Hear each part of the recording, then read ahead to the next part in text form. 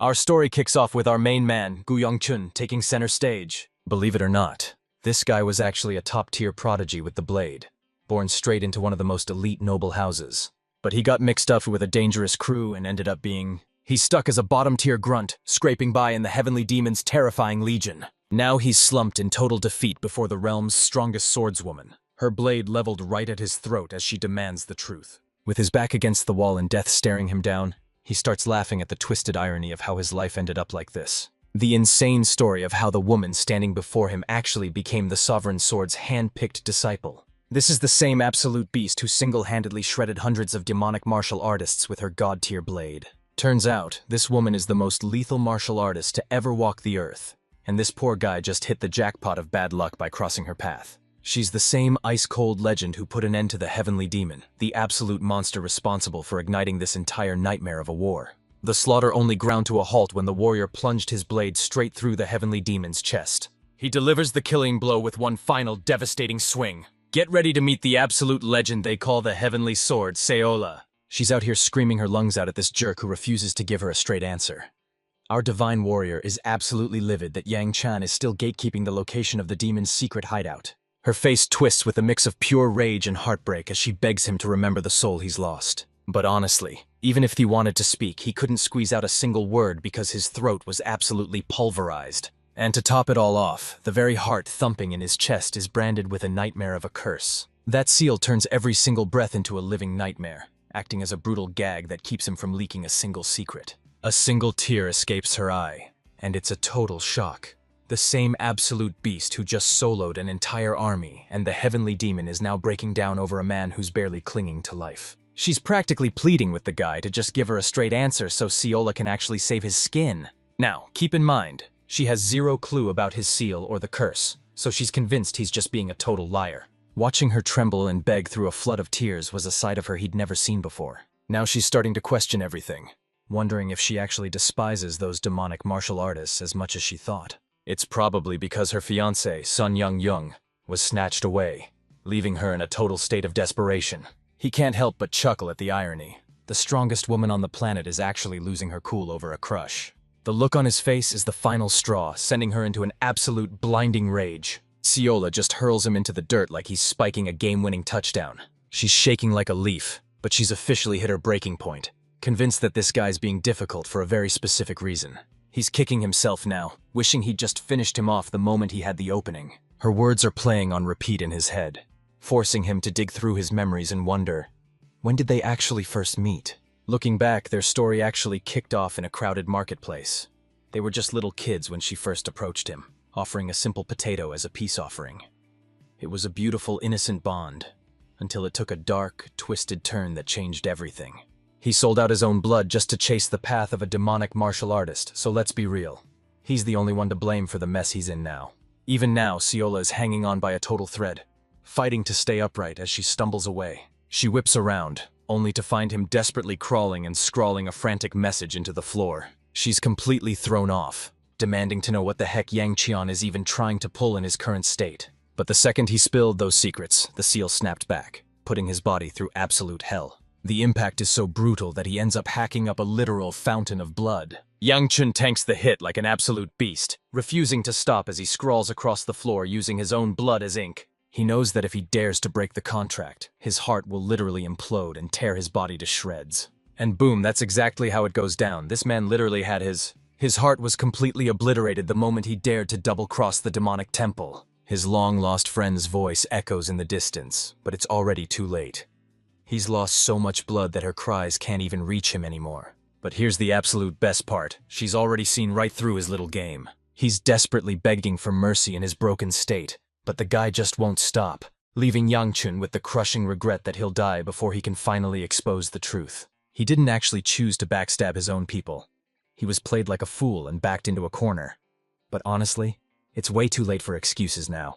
Yang Chun takes the hit like an absolute pro, owning his mistake while he finishes scribbling away. In one final act of loyalty, he hands Seola the exact location of the demon's secret lair. Suddenly, the seal's power backfires, unleashing a violent surge that starts shredding his internal organs from the inside out. As the light fades from his eyes, Yang Chun is haunted by one final question.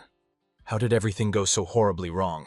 He's haunted by the soul-crushing memory of standing there, completely powerless, as his sister's life slipped through his fingers, sending him off with a heartfelt wish for the peaceful life he truly deserves. Sayola's voice tears through the alleyway, but he's already too far gone to hear a single word. Instead, Yang Chun is absolutely drowning in the crushing weight of every single regret from his totally wasted life. A jagged memory surges back into Yang Chan's mind the second he finds a woman desperately clinging to her final breath. Her heart absolutely broke for the guy. He's left standing there, completely paralyzed, his eyes overflowing with nothing but pure heartbreak and soul-crushing regret. Sayola's voice thunders through the air, screaming his name over and over as her emotions explode. Tears splash against his face, and after an absolute eternity, it's finally happening. Yang Chun flashes back to the agonizing moment he suffered yet another crushing defeat. As she lay limp in his arms, the white-haired woman looked up and whispered, "Wait, are you actually crying for me?" But Yang Chun kept his tough guy act on lock, playing it off like those were just raindrops on his face. With her very last breath, she asked about the moon, finally finding a sense of peace as she slipped away. That lethal gas inside her finally did its job, and she slowly faded away until there was nothing left. This is the same Yang Qian who once belonged to the legendary House Ku of Sanseo, a clan world-renowned for their absolute honor and righteousness. He spiraled into the ultimate betrayal, transforming into a terrifying demonic martial artist that the whole world despised. Now, his life is hanging by a thread, facing a cold death as the loser of a war that destroyed everything. This was supposed to be the final, tragic chapter of his story, and honestly, it's every bit as pathetic as it sounds. The moment he shuts his eyes, Ciella's voice finally snaps into focus, echoing loud and clear inside his head. But here's the kicker. It's that exact same little girl again, and she's still asking him if he wants a potato. Yang Kaon's jaw hit the floor the second he caught sight of him. He's standing right back in the middle of that busy marketplace on the very day it all started, with absolutely no idea how he just got sent back in time. Our boy is just standing there looking like a total deer in headlights, completely lost in the sauce. He's reliving every agonizing second of his own brutal death, the ultimate price for shattering that forbidden seal. I mean, his heart literally just detonated, and let's be real, nobody is surviving a hit like that. The last thing he remembers is Ciela desperately clutching him while screaming his name at the top of her lungs. But now his heart is thundering through his chest as if that entire nightmare never even happened. He's staring down at his tiny, shrunken frame, having regressed back to his childhood as if he's lost in a vivid dream of the past. Ciola's past self just stood there, staring him down with a look of pure, utter confusion. Yang Chun is racking his brain, desperately trying to pinpoint the exact words he said to her back in his past life. He just straight up smacks the potato right out of her hand. He left her paralyzed in shock as he brought his heel down and absolutely pulverized it. Visibly offended, Yang Chun showed zero mercy and absolutely humiliated her right in front of the entire crowd. That was his past life, but this time around he's refusing to let history repeat itself. He lets out a quick chuckle, finally deciding it's time to bury the hatchet and make things right. He actually reaches out and snatches the potato right out of her hand. He actually went out of his way to thank her, clearly trying to flex that Sigma energy just to look like a total boss in front of her. But the instant he sank his teeth into that scorching hot potato, the guy straight up scorched his tongue on that first bite. Yang Chun is totally floored that a dream could hit him with such an insanely vivid sensation. Watching him get completely wrecked by a single potato is just pure comedy gold. She's absolutely howling with laughter the second he goes and scorches his tongue like a total amateur. While Yang Chun stands there completely paralyzed, a servant from the Sanseo Ku comes charging in to find him. The kid suddenly vanished into thin air, leaving our guy absolutely freaking out. Wait, that guy is actually Muyeon, the elite personal guard sworn to protect Yang Chun at all costs. To make matters worse, our guy can barely even mumble a word because his tongue is absolutely fried. This guard is so paranoid he thinks the girl actually tried to take out the young master and nearly draws his blade. It's honestly wild how fast this man is ready to just delete her. But Yang Chun isn't following the script. He insists on settling this his own way, and he's demanding they hand over the Yakwa right now. It turns out there's only one left, so he snatches it right out of Muyan's hands. He actually hands it over to Ciola, leaving both of them completely floored. All the kid wanted was to return the favor after Ciola hooked him up with that steaming hot potato. She locks eyes with Yakuha, and man, he is looking like a total snack right now. Her mouth is watering and her eyes are sparkling, because this is the one thing she's been dying to try forever. But out of nowhere, Ciola pivots and rushes off to meet her grandfather. He bolts over in a total panic, desperate to make sure the little girl is actually okay. Man, it's like these kids are actually trying to stay lost at this point. He starts chewing her out for trying to be a lone wolf, but then Ciola managed to snag those potatoes and made it back in one piece. but her sweet grandpa was absolutely worried sick that she'd gotten herself hurt. But just seeing the guy in the flesh is enough to leave Youngcheon completely shell-shocked. She finally admits that she shared her precious potato with the little guy. Her grandpa reacts in a flash, yanking her back with total desperation. He actually stunned everyone by dropping into a deep bow, showing massive respect to the young master of the great house. But our boy just laughs it off, telling him not to sweat it since the girl was just hooking him up with a snack. Yang Chun keeps it classy, showing some serious respect by absolutely raving about the meal. He shares his food and even sweetens the deal by offering up a yakwa in return. Right from the jump, Seola's grandpa is looking dead serious and deep in thought. But the little girl is absolutely losing it, jumping around with pure excitement. And he's itching to snatch it up right this second. The poor girl is left absolutely crushed as her grandpa literally hauls her away from the scene. He felt like it'd be a total blow to his honor to accept such a god-tier snack from the young master. Our boy refuses to back down, shutting the old man up while still being a total class act by personally handing the little girl her snack. Sayola's eyes are practically glowing with pure hype, leaving her grandpa absolutely stunned into silence. From that one brief exchange, Seola's already convinced. They've finally tracked down exactly what they were hunting for. The two of them split up right after that encounter, while young Chen. Suddenly he's pulled back into a deep flashback of his past. Wait, it finally clicks. This old man is actually the Grandmaster of the entire Murim Alliance, and he is definitely not someone you want to mess with. He used to sit at the absolute peak of the martial world, reigning supreme as the strongest warrior to ever live. He was the single most feared monster on the entire demonic path, the legendary original sovereign sword, Hyojinwai. But he's completely stumped. He can't for the life of him figure out why this guy would even show his face here. Yang Chun's whole life is literally screaming past him in a split second. He catches a glimpse of the gorgeous girl watching him go, her eyes radiating a warmth that hits him right in the heart. Both groups finally part ways, turning their backs on each other as they head back to their own territories. With his life finally at an end, Yang Chun doesn't have a single regret left, deciding it's the perfect time to let this dream fade away for good. But even after he reaches the family estate, this nightmare refuses to break, and it's been dragging on way longer than it should. At this point, Yang Chun is seriously starting to suspect this is just a final nasty curse the heavenly demon threw out as a desperate last resort. He's completely in the dark about the massive secrets lurking right under his nose. But just then, a girl's voice rings out, catching him completely off guard. She rushes over to him, her jaw hitting the floor because she can't believe her brother actually made it back home. Feast your eyes on the legendary master of the flame himself, the Scarlet Fire Sword Yonsuku. Meet Yang Chun's second older sister, his absolute #1 hater who is, quite frankly, a total nightmare. Plus, he's absolutely floored to find out his dad is actually coming home today. Yonsu just won't shut up, relentlessly mocking him as a total delinquent who's bound to pull another one of his garbage stunts. Our guy shuts her down instantly, making it clear he's only there out of obligation, which causes her to absolutely go off on him for being a total ghost in the past. Forget getting triggered. Yang Chen actually humbles himself and promises to apologize to his father, proving he's finally dead set on changing his life, one small step at a time. And man, that sends Yonzo into a total white-hot rage. She screams his name with everything she's got, channeling every single ounce of her hidden power. He's practically radiating pure fury as he marches right up to challenge him. They start pointing fingers and calling him out, certain he's just trying to pull a fast one. She holds absolutely nothing back, telling him straight to his face just how much he's making her blood boil. He cuts her pity party short, pointing out that their old man has finally arrived. Let's be real, this entrance is absolutely stone cold.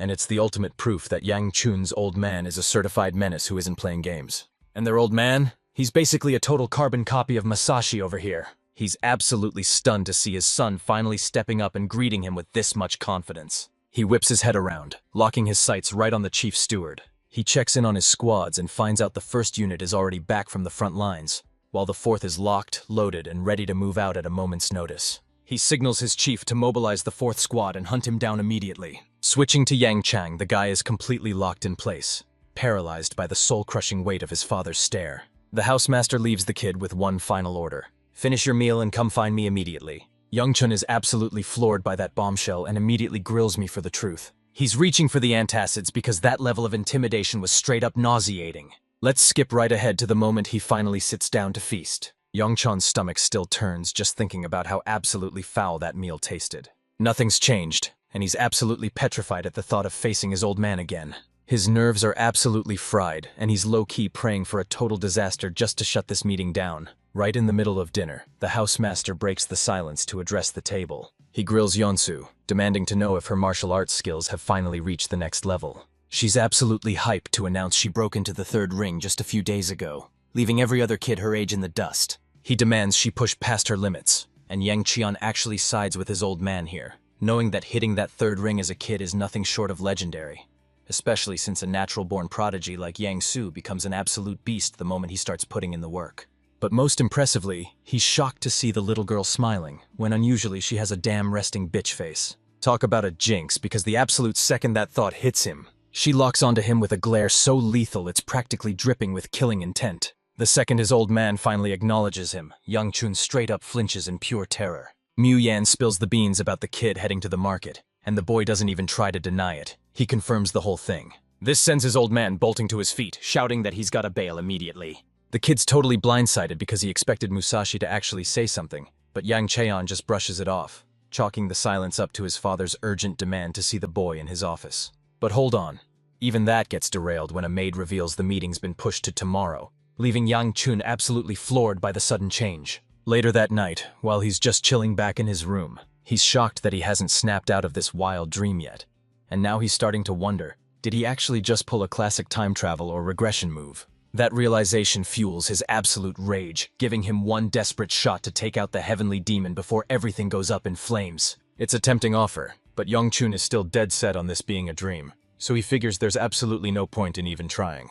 Plus, there's no way he can go toe-to-toe with the same heavenly demon who single-handedly wiped out 3 sovereigns. This takes him right back to the day he groveled at her feet just to stay alive, a choice that condemned him to the soul-crushing life of a demonic martial artist. Yang Chun is absolutely haunted by his past, and the guilt is eating him alive. His entire existence is basically the textbook definition of what it means to live in pure, unadulterated regret. It's the only emotion he has left, a crushing weight that's constantly dragging him down into the abyss. But deep down he'd always wondered, what if Yang Chun actually got a shot at a total do-over? He's dead set on rewriting his destiny, and he'll go to any lengths to make sure he never looks back. Since he's got the spoilers that Seola is destined to crush the heavenly demon and the entire demon temple, he figures his best bet for a peaceful life is to just lay low and play the ultimate long game of survival. Realizing this is his one and only shot at a redo, Yang Chang swears he won't screw up again, determined to bury his past regrets once and for all. He's pumping every ounce of that raw energy straight into his core. Yang Chun's feeling pretty down since he can barely muster more than a tiny, pathetic spark of internal energy. But his sister?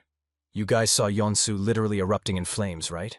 That's the massive gap between a regular person and a total prodigy who's already mastered the third ring. But honestly, this much energy is plenty for him, since he's banking on his family's legendary cultivation technique to do all the heavy lifting. The 9-flame blaze wheel art is straight up legendary. This was his ultimate chance to finally mend his wounds and get his body back in peak fighting condition. And once he breaks into that 4th ring, he'll finally be able to unleash a blinding inferno of raw internal power. The second he hits that 7th ring, just like his old man, his entire body is going to surge with a power that changes everything. But as it stands right now, our boy is stuck at the absolute rock bottom of the 1st ring. So he's on a desperate grind to hoard every scrap of energy he can find just to blitz his way into the 2nd ring. To make matters worse, his demonic powers are totally locked away, forcing him to survive this mission using nothing but his own grit and his family's secret martial arts. Deep in a trance, he funnels every ounce of raw power straight into his core. But there's a massive catch.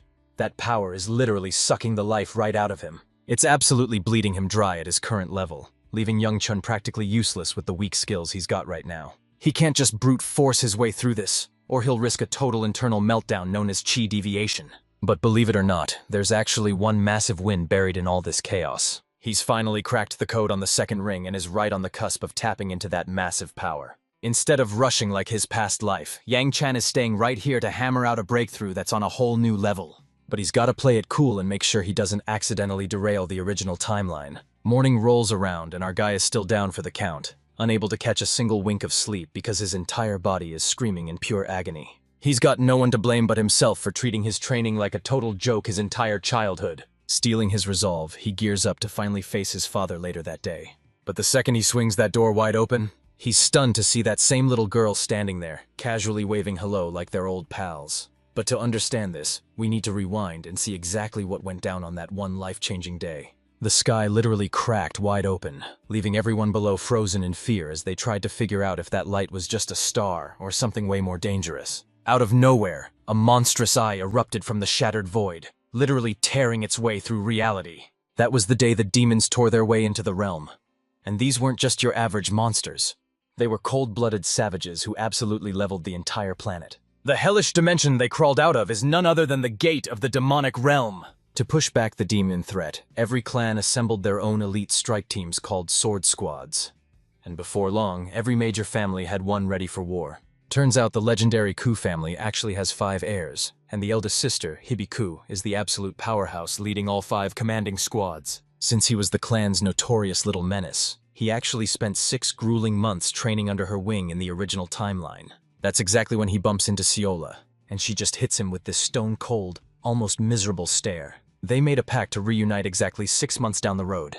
But get this, whatever he did must have made a massive impression, because the very next morning, she was already standing right at his front door. Our boy is officially done with this day and starts heading out. He tries to head back inside, but she suddenly yanks on his shirt to stop him right there. She jumps in to stop him, praying they can finally just play nice and get along. But before the poor girl can even get a full sentence out, Gramps wasn't having any of it and swiped her hand away instantly. He barks at his grandson, calling him a total brat for having the absolute nerve to lay a finger on the young master without permission. Young Chun is left completely tongue-tied as Siola actually drops an apology on him. He's still reeling from their sudden visit, and he's got absolutely no clue why her grandpa decided to tag along. He's absolutely floored when the man drops the bombshell. By the clan head's direct orders, he's officially been assigned to serve Yang Qian. Our boy is straight up reeling when this guy introduces himself as Manhwa instead of Hyogun Wei. And get this, Siola's officially on duty too, serving him right alongside her grandpa. But everything is spiraling out of control so fast that he can barely even process the chaos. He lets out a heavy sigh, knowing his old man is behind this mess. And while he offers a quick thanks, he's already convinced his life was doomed from the jump. Plus, he's totally over the formal titles and just wants them to use his name, but the stubborn old geezer isn't having any of it. Fast forward a few hours, and while the old man is busy scrubbing the place top to bottom, young Chiz, Leon spots him crushing his chores with a look of pure, unbothered satisfaction. He's completely lost as to what's happening, so he pivots his focus straight to Siola. This spunky little girl is dying to impress him, so she tackles a massive mountain of laundry all by herself. The other maids actually try to be sweet and offer to help, but Siola shuts them down, dead set on carrying the entire burden on her own shoulders. But all that swagger gets absolutely wrecked the second she trips over a rock and goes face first into the dirt with a massive thud. Ouch! She just ate the pavement head first, and you know that's gonna leave a massive mark. She completely breaks down, sobbing in pure frustration while a laundry basket lands right on her head. Watching her fail like this, Yang Chun realizes she's truly in a league of her own for being a complete disaster at everything she touches. Since he's a straight-up martial arts prodigy, he's completely baffled by her total lack of body control. Everything spiraling out of control right now is giving him one massive, throbbing headache. Siola mopes over to him looking totally heartbroken, somehow still looking adorable with that basket stuck on her head. She vows to follow him to the ends of the earth, but let's be real, she's just following a direct order from her gramps. Wait, so it turns out Siola is the kid's actual personal servant, not that old geezer. It's pretty obvious the other maids plotted behind her back, trapping her with this total nightmare of a job. Born into a powerhouse family, our MC is sweating over picking his own servant. Not just because it's Siola, but because her grandpa, the legendary Sovereign Sword, is going to be breathing down his neck while she fixes his robe. But honestly, even that is just a pathetic, soul-crushing tangle of wrinkles. He absolutely shatters her spirit by pulling it off solo, leaving him to wonder if the clan head is totally clueless about the Sovereign Sword's real identity. As Yongchun heads out to meet his father, he's certain that the answers he's been hunting for are finally within his grasp. Siola closes the distance in a flash, cutting him off before he can even think about escaping. But he shuts her down cold, telling her she's not going anywhere until she finishes her job right here. Those words hit way too hard, sending her into a total breakdown that even her grandpa catches. Yang Chun finally heads out, but not before letting his guard down and showing Siola a rare glimpse of his softer side. He strikes a deal. If she crushes her mission, he's bringing Yakwa straight back to her. That one tiny comment is all it takes to send her heart into a total frenzy. We cut over to Yang Chun, who's practically vibrating with nerves just standing outside his father's office door. Terrified of the fallout, he starts second-guessing himself, wondering if he should just pivot and ask about Hyogun and Siola instead. His slick plan gets totally trashed when the clan head creeps up behind him and scares the soul out of his body, before barking at him to get his butt inside. He's instantly hit with a wave of regret for swearing right in his dad's face, genuinely wondering how his heart didn't just stop from the sheer panic. They kick things off by jumping straight into a discussion about his brand new squad of servants. The kid is beyond grateful to get his hands on them, but he's still completely in the dark about the real reason why. His old man stays tight-lipped about the truth, betting that his son will eventually piece the mystery together on his own. Oh man, things just took a turn for the absolute worst. Yang Qiol finally realizes his father is definitely in on the secret of the Sovereign Sword, but the old man's true endgame remains a total mystery. The clan head tells him to drop everything and prep for tomorrow's massive 9-Dragon Council, and Yongchan actually follows orders. He's totally blanking on what the whole point of this council was even supposed to be. Suddenly, the realization hits him like a freight train, and he's shaking with pure terror the second he remembers that council's name. Yang Chun is so pushed to the limit that even death is starting to look like a sweet escape. While Mujan, his lethal personal guard, watched his back. He's starting to have serious second thoughts. Does he really want to stay on the sidelines while the council calls the shots? This council is actually a big deal. It honors the legendary sword squads who put their lives on the line to shield Sanseo from the demon realm. Every 6 months they hold this massive event to celebrate those heroes and scout out the next generation of elite warriors. Since he's a member of the main family, he's forced to attend the council. But bro is so over it that he literally orders Mujun to just chop his head off right then and there. Even his own bodyguard is convinced that if Yongchan refuses to go, his father is straight up going to kill him a second time. Plus, the second elder is running the show this time, and he's already sworn to beat Yang Qian into the dirt if he even thinks about skipping out. Things just spiraled into a total nightmare way faster than he ever could have imagined. This second elder is a total nightmare who's been making our boy's life a living hell since he was in diapers. But let's be honest, the kid is a walking disaster zone, so you can't exactly blame the old man for being on edge. Even so, he's putting his faith in the brat, demanding he finally step up and carry the weight of the family name like a true heir. Yang Shun is low-key terrified of the old man's brutal training and mountain of chores. But deep down, he's grateful because the second elder was the only one who actually cared while the clan head treated him like a ghost. It's a straight-up miracle he turned out so well in his original life, especially after surviving the absolute hell the second elder called training. All right, it's showtime.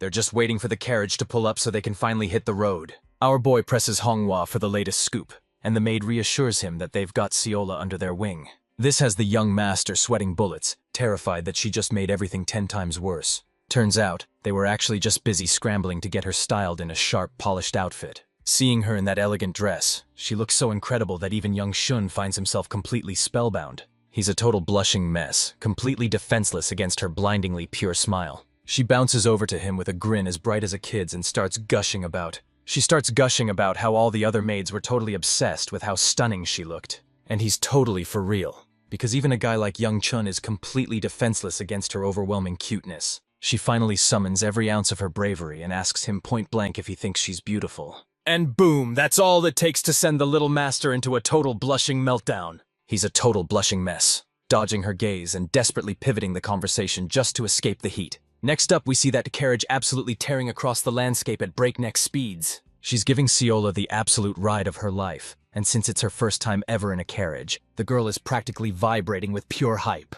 Muyan fills the young master in, revealing that the council is gathering in Cheonil's legendary commercial district, the absolute heart and soul of their entire territory. With a massive 4-hour trek ahead of her, Cheiyan figures her best move is to just knock out and catch some Z's. But that hyperactive brat behind him is yapping so loud he's about to lose his freaking mind. Young Chin jams a yakwa snack into her mouth, telling her to finally zip it for a second. That actually shuts her up for good, giving him the perfect chance to finally drift off into dreamland. But forget about catching any Z's, because he's jolted wide awake only a heartbeat later. He snaps back to reality, realizing 4 hours have vanished and they've finally reached their destination. Yang Qian hops out of the carriage and is instantly blown away by the stunning lights and the buzzing energy of the festival crowd.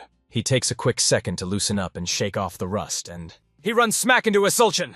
The district's head officer has been absolutely dying to finally get an audience with the young master. Yang Chun introduces himself with total class, making it clear he's hyped and honored to finally be standing in the presence of such a legendary figure. He finds out that the boy's sister and the second leader were the secret powerhouses who made Day One look like a total walk in the park. But honestly, just the sound of Yeonsu's name is enough to trigger him, instantly bringing back memories of her absolute garbage attitude. He's praying to every god out there that their paths don't cross. Turns out the big guy upstairs has a serious bone to pick with him because, wasting absolutely zero time, he tracks her down the literal second the scene cuts. Classic move. She hits him with a look of pure disgust, acting like he's got some serious nerve even daring to say hello. Yeonsu starts venting about what a total nightmare her little brother is going to be at the festival, warning him that he better keep his act together.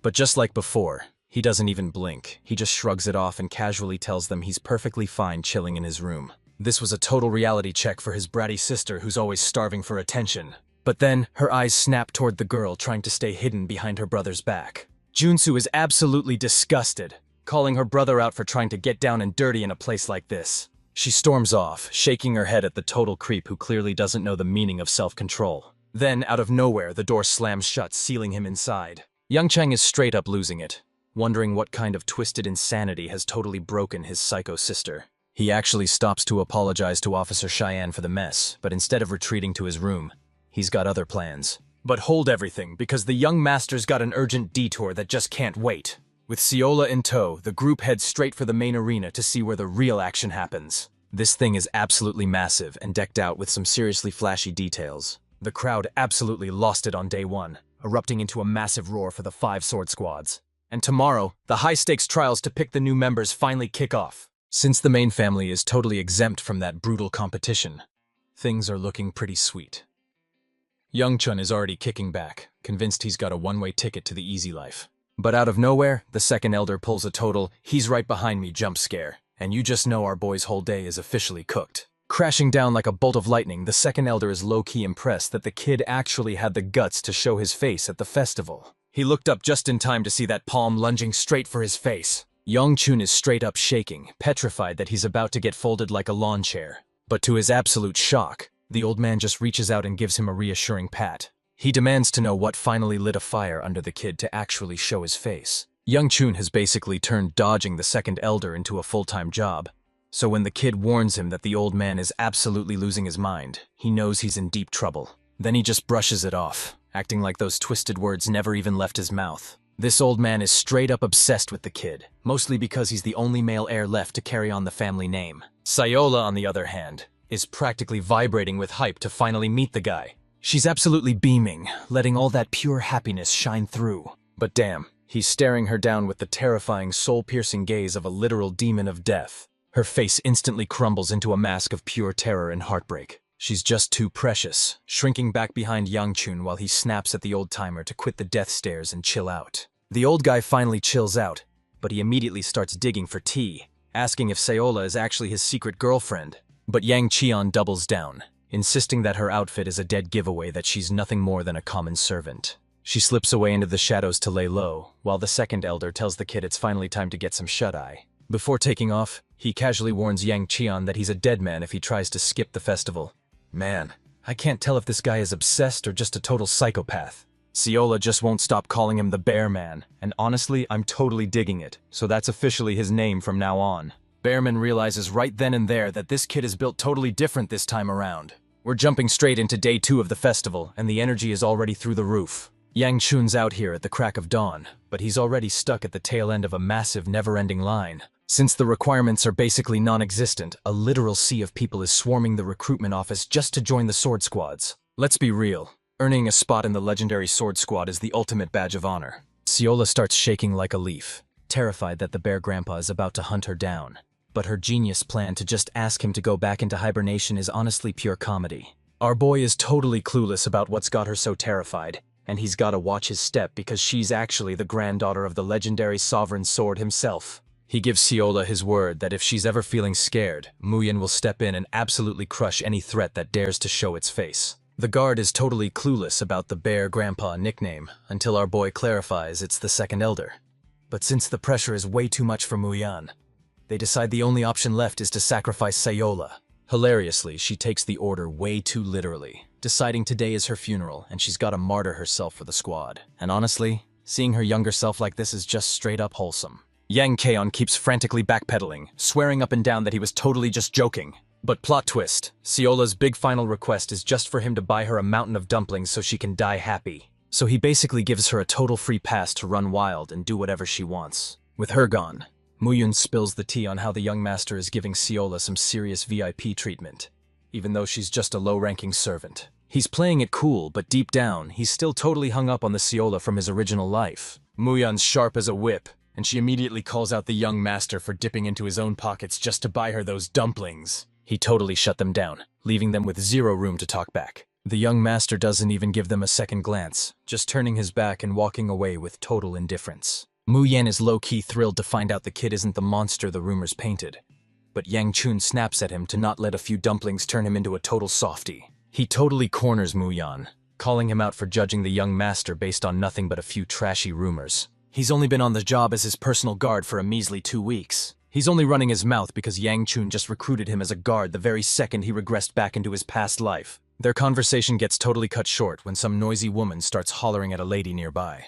He warns her that wandering off solo is basically a recipe for disaster. She tells them to back off, insisting she's got this entire situation handled solo. Plus, she's got a whole squad of absolute powerhouses from the House of Ku watching her back. Their voices are a dead ringer for young Chaeyeon, instantly sending him spiraling back into his memories. Yobi, the girl's loyal servant, is freaking out, insisting that crossing paths with the Ku family's young master would be a total disaster. But honestly, that family is crawling with boys, so Yang Cheon figures she could be talking about literally anyone. Even she knows that finding him in this massive sea of people is straight up impossible. Even Yang Cheon has a total meta moment, breaking the fourth wall because he's dead certain this is all just massive foreshadowing. She suddenly whips around, her eyes wide with shock. She nearly jumps out of her skin when she spots the young master standing right there, looking just as stunned as she is. Muyan leans in close, whispering a secret directly into his ear.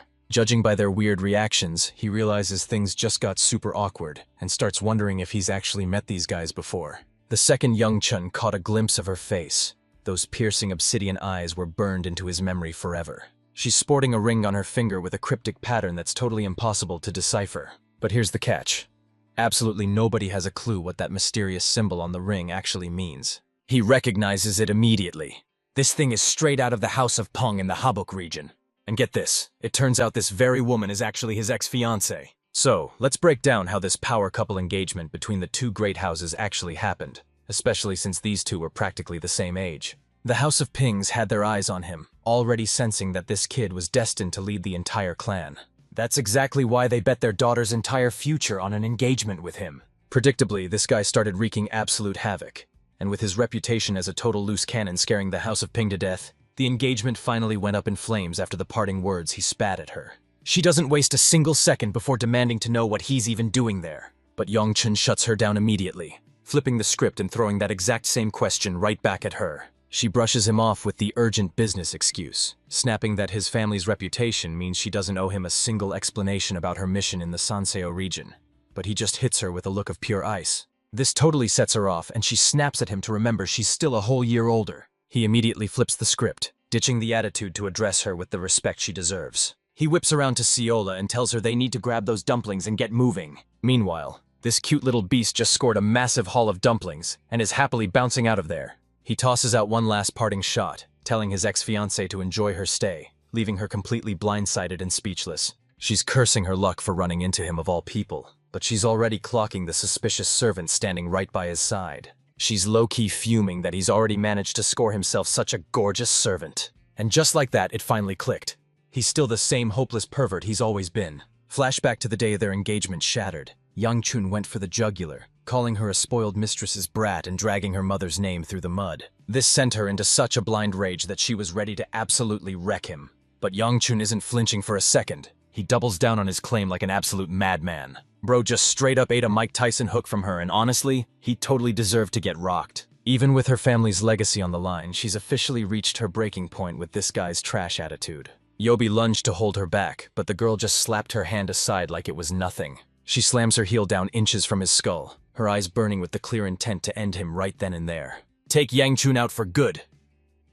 Looking back at her memories, that day was nothing short of a living hell. Even now, she's still desperately lying to herself, trying to believe he's the same guy he used to be. But get this, the kid is actually getting his hands dirty helping his servant with the dumplings, and you can just tell he's not the same person anymore. She brushes it off as a total fluke, convinced that a class clown like him is never actually gonna grow up.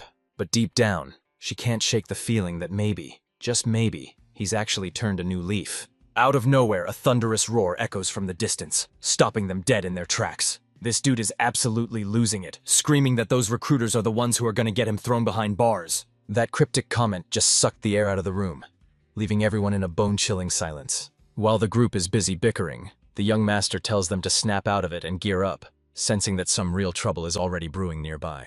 Muyan warns them not to lift a finger unless they're forced to, so they decide to just let the recruiters deal with that total nightmare of a guy. And yeah, that actually goes down, but here's the massive catch. He absolutely craters the recruiter into the concrete, betting that this brutal flex is more than enough to punch his ticket into the tournament. Naturally, his ruthless way of handling business got him slapped with a permanent ban from the premises. Muyan's ready to jump into the fray, but Seola is just vibing, totally hooked on the epic spectacle that just unfolded. The guard is absolutely floored. He can't believe the young master is just brushing off a crisis this big. Yang Chun pushes back, insisting he's just trying to dodge the massive headache of getting dragged into their mess. The tension skyrockets as the recruiters refuse to back down, and honestly, they have every right to stay stubborn since this guy is still hiding his true identity. Even after he just flexed his insane power, they're still refusing to let him through those gates. Fed up with the disrespect, he finally snaps and reveals his true identity as the rightful heir to House Ping. So it turns out this guy is actually Yang Chun's ex-brother-in-law. The news hits them both like a ton of bricks, and they're left reeling to see him actually entering the fray. Let's rewind the clock and see exactly how this whole mess got started. One morning, she's stunned to find her brother wide awake at the crack of dawn. She's left totally confused, having absolutely no clue why he's even there. Meanwhile, he's living his absolute best life, stuffing his face and soaking up the heat from a roaring fire he just sparked up. His sister couldn't care less about his antics. Her eyes locked onto the nameplate in his hand, while he just laughed and teased her about tossing it into the fire as spare kindling. But before he can even react, he gets absolutely clocked by a flying stone. His sister had officially reached her limit with his antics, so she decides to spill a juicy little secret about her brother. He actually shattered records as the youngest heir in House Ping's history. And that nameplate is a total flex, because the Lord handed it to him personally. She's desperately trying to keep the conversation serious, but her brother won't stop clowning around about the firewood until she finally snaps and knocks some sense into him. She's hammering home the massive responsibility that comes with being the next head of the family. Her words hit him like a gut punch, and his face falls as if he's terrified of the massive weight he's now forced to carry. His sister notices right away, hyping him up as a total prodigy who's been stacking up legendary achievements his whole life. But even after all that, the guy still looks absolutely miserable. He lets out a shaky laugh and scrambles to set her straight. He drops the bombshell that he's hitting the road and won't be back home for a long, long time. She finally stops bossing him around and tells him to go clear his head with a walk instead. That one little suggestion sparks a total brain blast, but it's definitely not the kind of plan his sister was expecting. 4 agonizing months have dragged by since that day, and the only thing she's got to show for it is a single cryptic note claiming he'd just be gone for a bit. She was absolutely fuming and let Yobi have it with a massive earful. She's the one who leaked that the Vagrant clan had a lead on him, desperate for any shred of news about where her brother had vanished to. But the Sanseo region? That place was a total enigma that she just couldn't wrap her head around. But her luck just ran out, because she just ran smack into that same loudmouth who was obsessed with forcing his way into the 9-dragon competition at any cost. He was busy picking a fight with the recruiters, shouting that he didn't have a single second to waste on their nonsense. The massive ruckus immediately caught the attention of our boy and the guard. They both heard him blabbering about the Black Knight Blade, a secret move belonging to House Ping. Our guy realized things were about to spiral out of control, so he tried to make a quick exit. But of course, Grandpa Bear had to kill the vibe at the worst possible second by lunging forward and snatching the kid right by the face. Blown away by the kid's ties to the legendary Peng family, he decided to give this troublemaker a shot and let him join the squad. That's when Wu Jin Peng finally steps up to introduce himself, making sure the second elder of the House of Ku knows just how honored he is to be in his presence. The old man starts howling with laughter, and since Wu Jin played him like a fiddle, he's more determined than ever to let the kid compete, even while the recruiters are losing their minds because of who he really is. The second elder buys it hook, line, and sinker, fully convinced that Wu Jin is telling the straight-up truth. Talk about a chip off the old block, the kid is the spitting image of his father. And if that wasn't enough, that ring on his finger is the ultimate smoking gun. Yang Chun is absolutely stunned since he was kept in the dark about Wu Jin too. But Grandpa Bear shifts the focus, questioning why the prestigious heir of House Ping is even competing in a trial meant for joining the great squads. Wu Jin doesn't hold back, boldly confessing that he's actually miserable every second he's stuck back at home. The second elder absolutely loses it and starts howling, while Yang Chun just watches them, convinced they've both officially lost every last brain cell. Wu Jin nonchalantly reveals he ditched his home, proving he's a total rebel who lives to break every rule in the book. That's all the old geezer needs to start cackling his head off yet again. Here's the crazy part. Wu Jin is actually 23, which is wild because he looks like a total teenager, and even the second elder is blown away by what House Ping has brought to the table. He shoots Yongchun a look of pure disgust, treating him like total trash for being so pathetically weak compared to him. Muyon and Siola start grilling Yongchun for answers, and all he can do is bark at them to zip it while he withers in embarrassment. But then it hits him. He's not even mad or jealous about what was said. The heir of House Ping is a straight-up dragon in human form, and it makes perfect sense, since this is the same kid who'll one day be feared as the legendary Heavenly Blade. Looking at him, it finally clicks. Yangchun realizes he's actually crossed paths with Wu Jin's sister before. Speak of the devil! Ahi Pen suddenly bursts onto the scene, frantically searching for her brother. Think we're about to get all mushy and sentimental? Yeah, not a chance. She doesn't even hesitate, absolutely burying her fist right into his face. He connects a massive shot to the guy's face and sends him cratering into the ground. Ahi is absolutely fuming because the guy literally ghosted the family the second he was named the heir. His face is a total disaster, and now Wu Jin is desperately scrambling just to call a timeout. But his sister is in full-blown John Wick mode, and she doesn't hesitate for a single second before she starts absolutely mopping the floor with him. As she's pummeling him, she mocks how pathetic he is for ditching his own family just to suck up to the House of Ku in their tournament. He's getting absolutely folded and starts screaming for a savior like a total princess. He laid such a brutal beatdown on him that she's left standing there, completely drenched in his blood. But the elder's officially seen enough, and he bellows for her to shut it down right this second. She nearly jumps out of her skin when she spots him, immediately stammering out apologies while trying to explain the massive mess she just dragged him into. Ahi swears he'll pay back the House of Q with interest later, but for now, he barks the order for everyone to move out immediately. But her stubborn brother refuses to budge, making her wonder if he's actually begging for another world-class beatdown.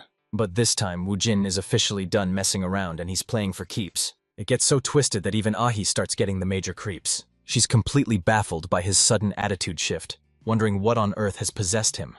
But the kid is dead set on his choice, convinced that the House of Peng is a total drag. In his eyes, literally anything is an upgrade compared to the soul-crushing life he left behind.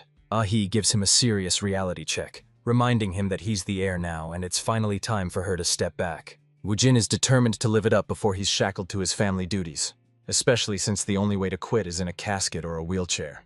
And since he's not a fan of either, he's found a secret third option. Wu Jin holds nothing back, spitting on the very idea of leading the family and declaring that the monsters of House Ping aren't even human anymore after the sick things they've done. Knowing he's the only one who can play the Invisible Man, he swallows his pride and takes the title just for his sister's sake. Yang Kaon is honestly losing his mind over Bear Grandpa letting Wu Jin join the fray, especially since this mess has exploded way past the competition and dragged in the other houses.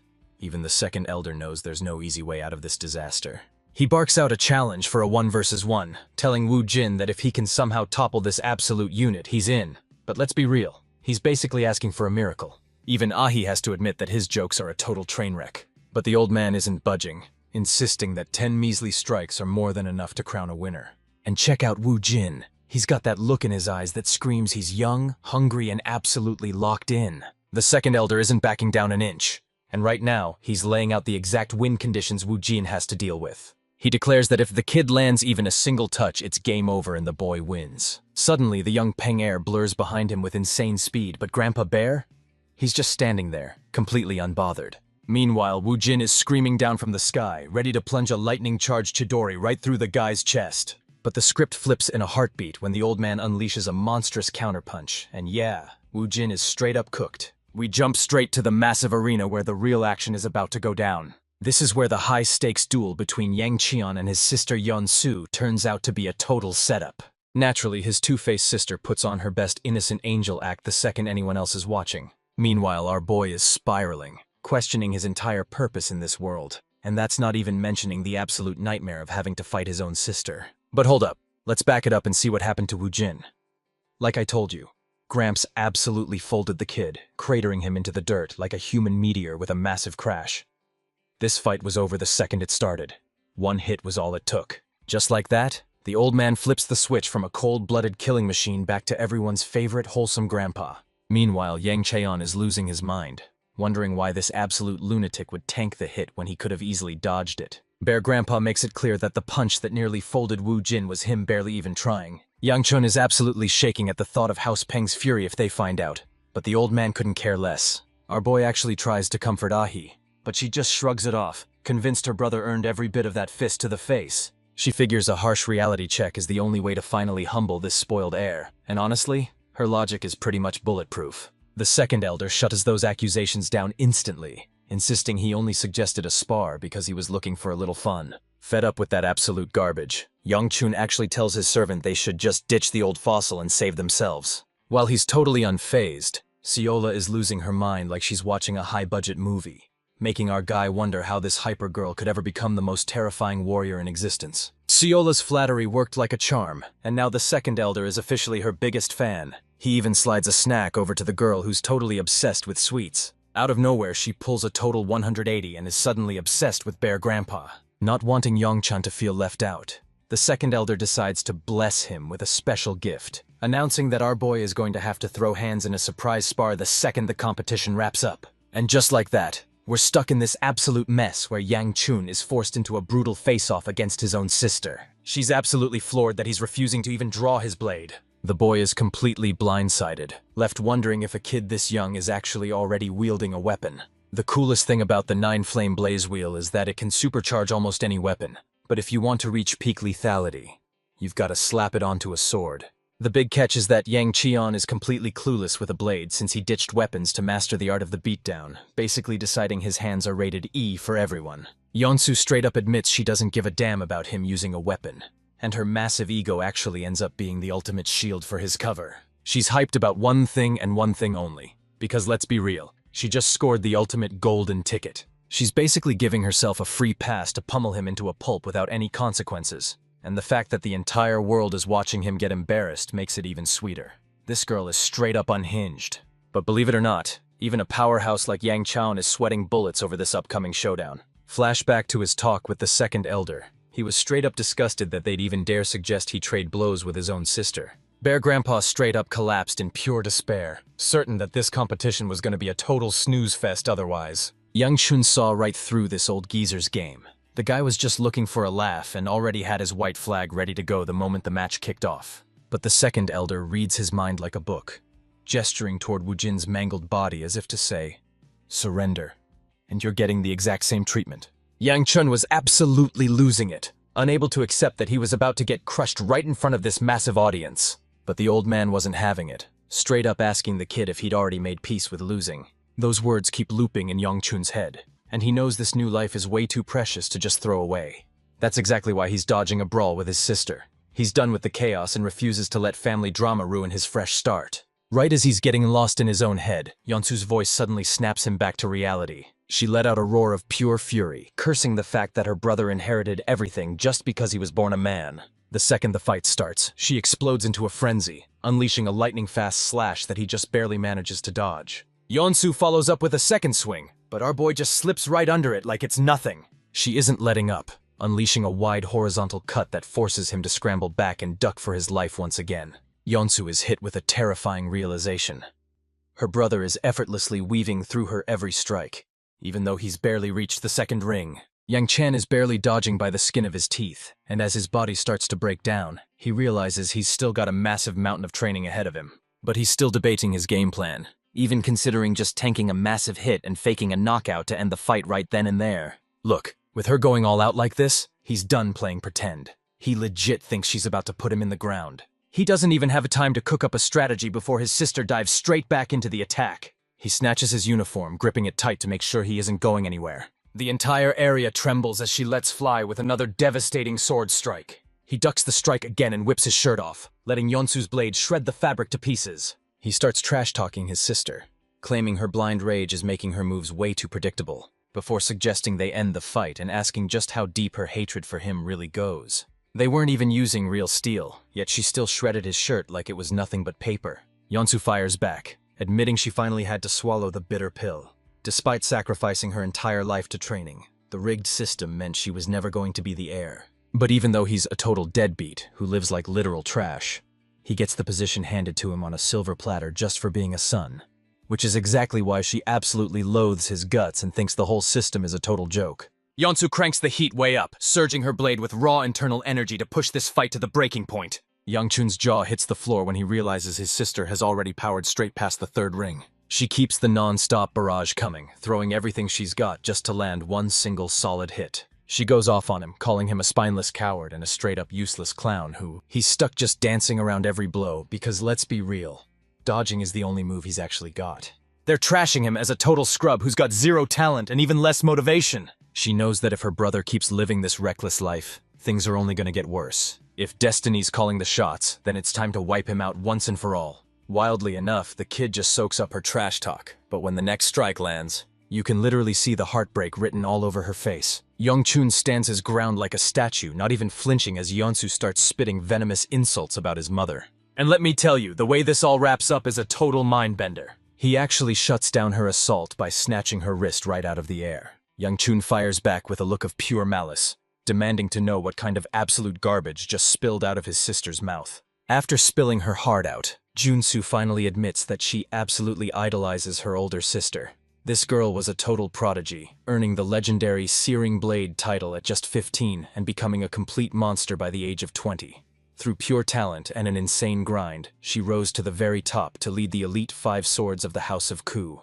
She was an unmatched warrior respected by everyone.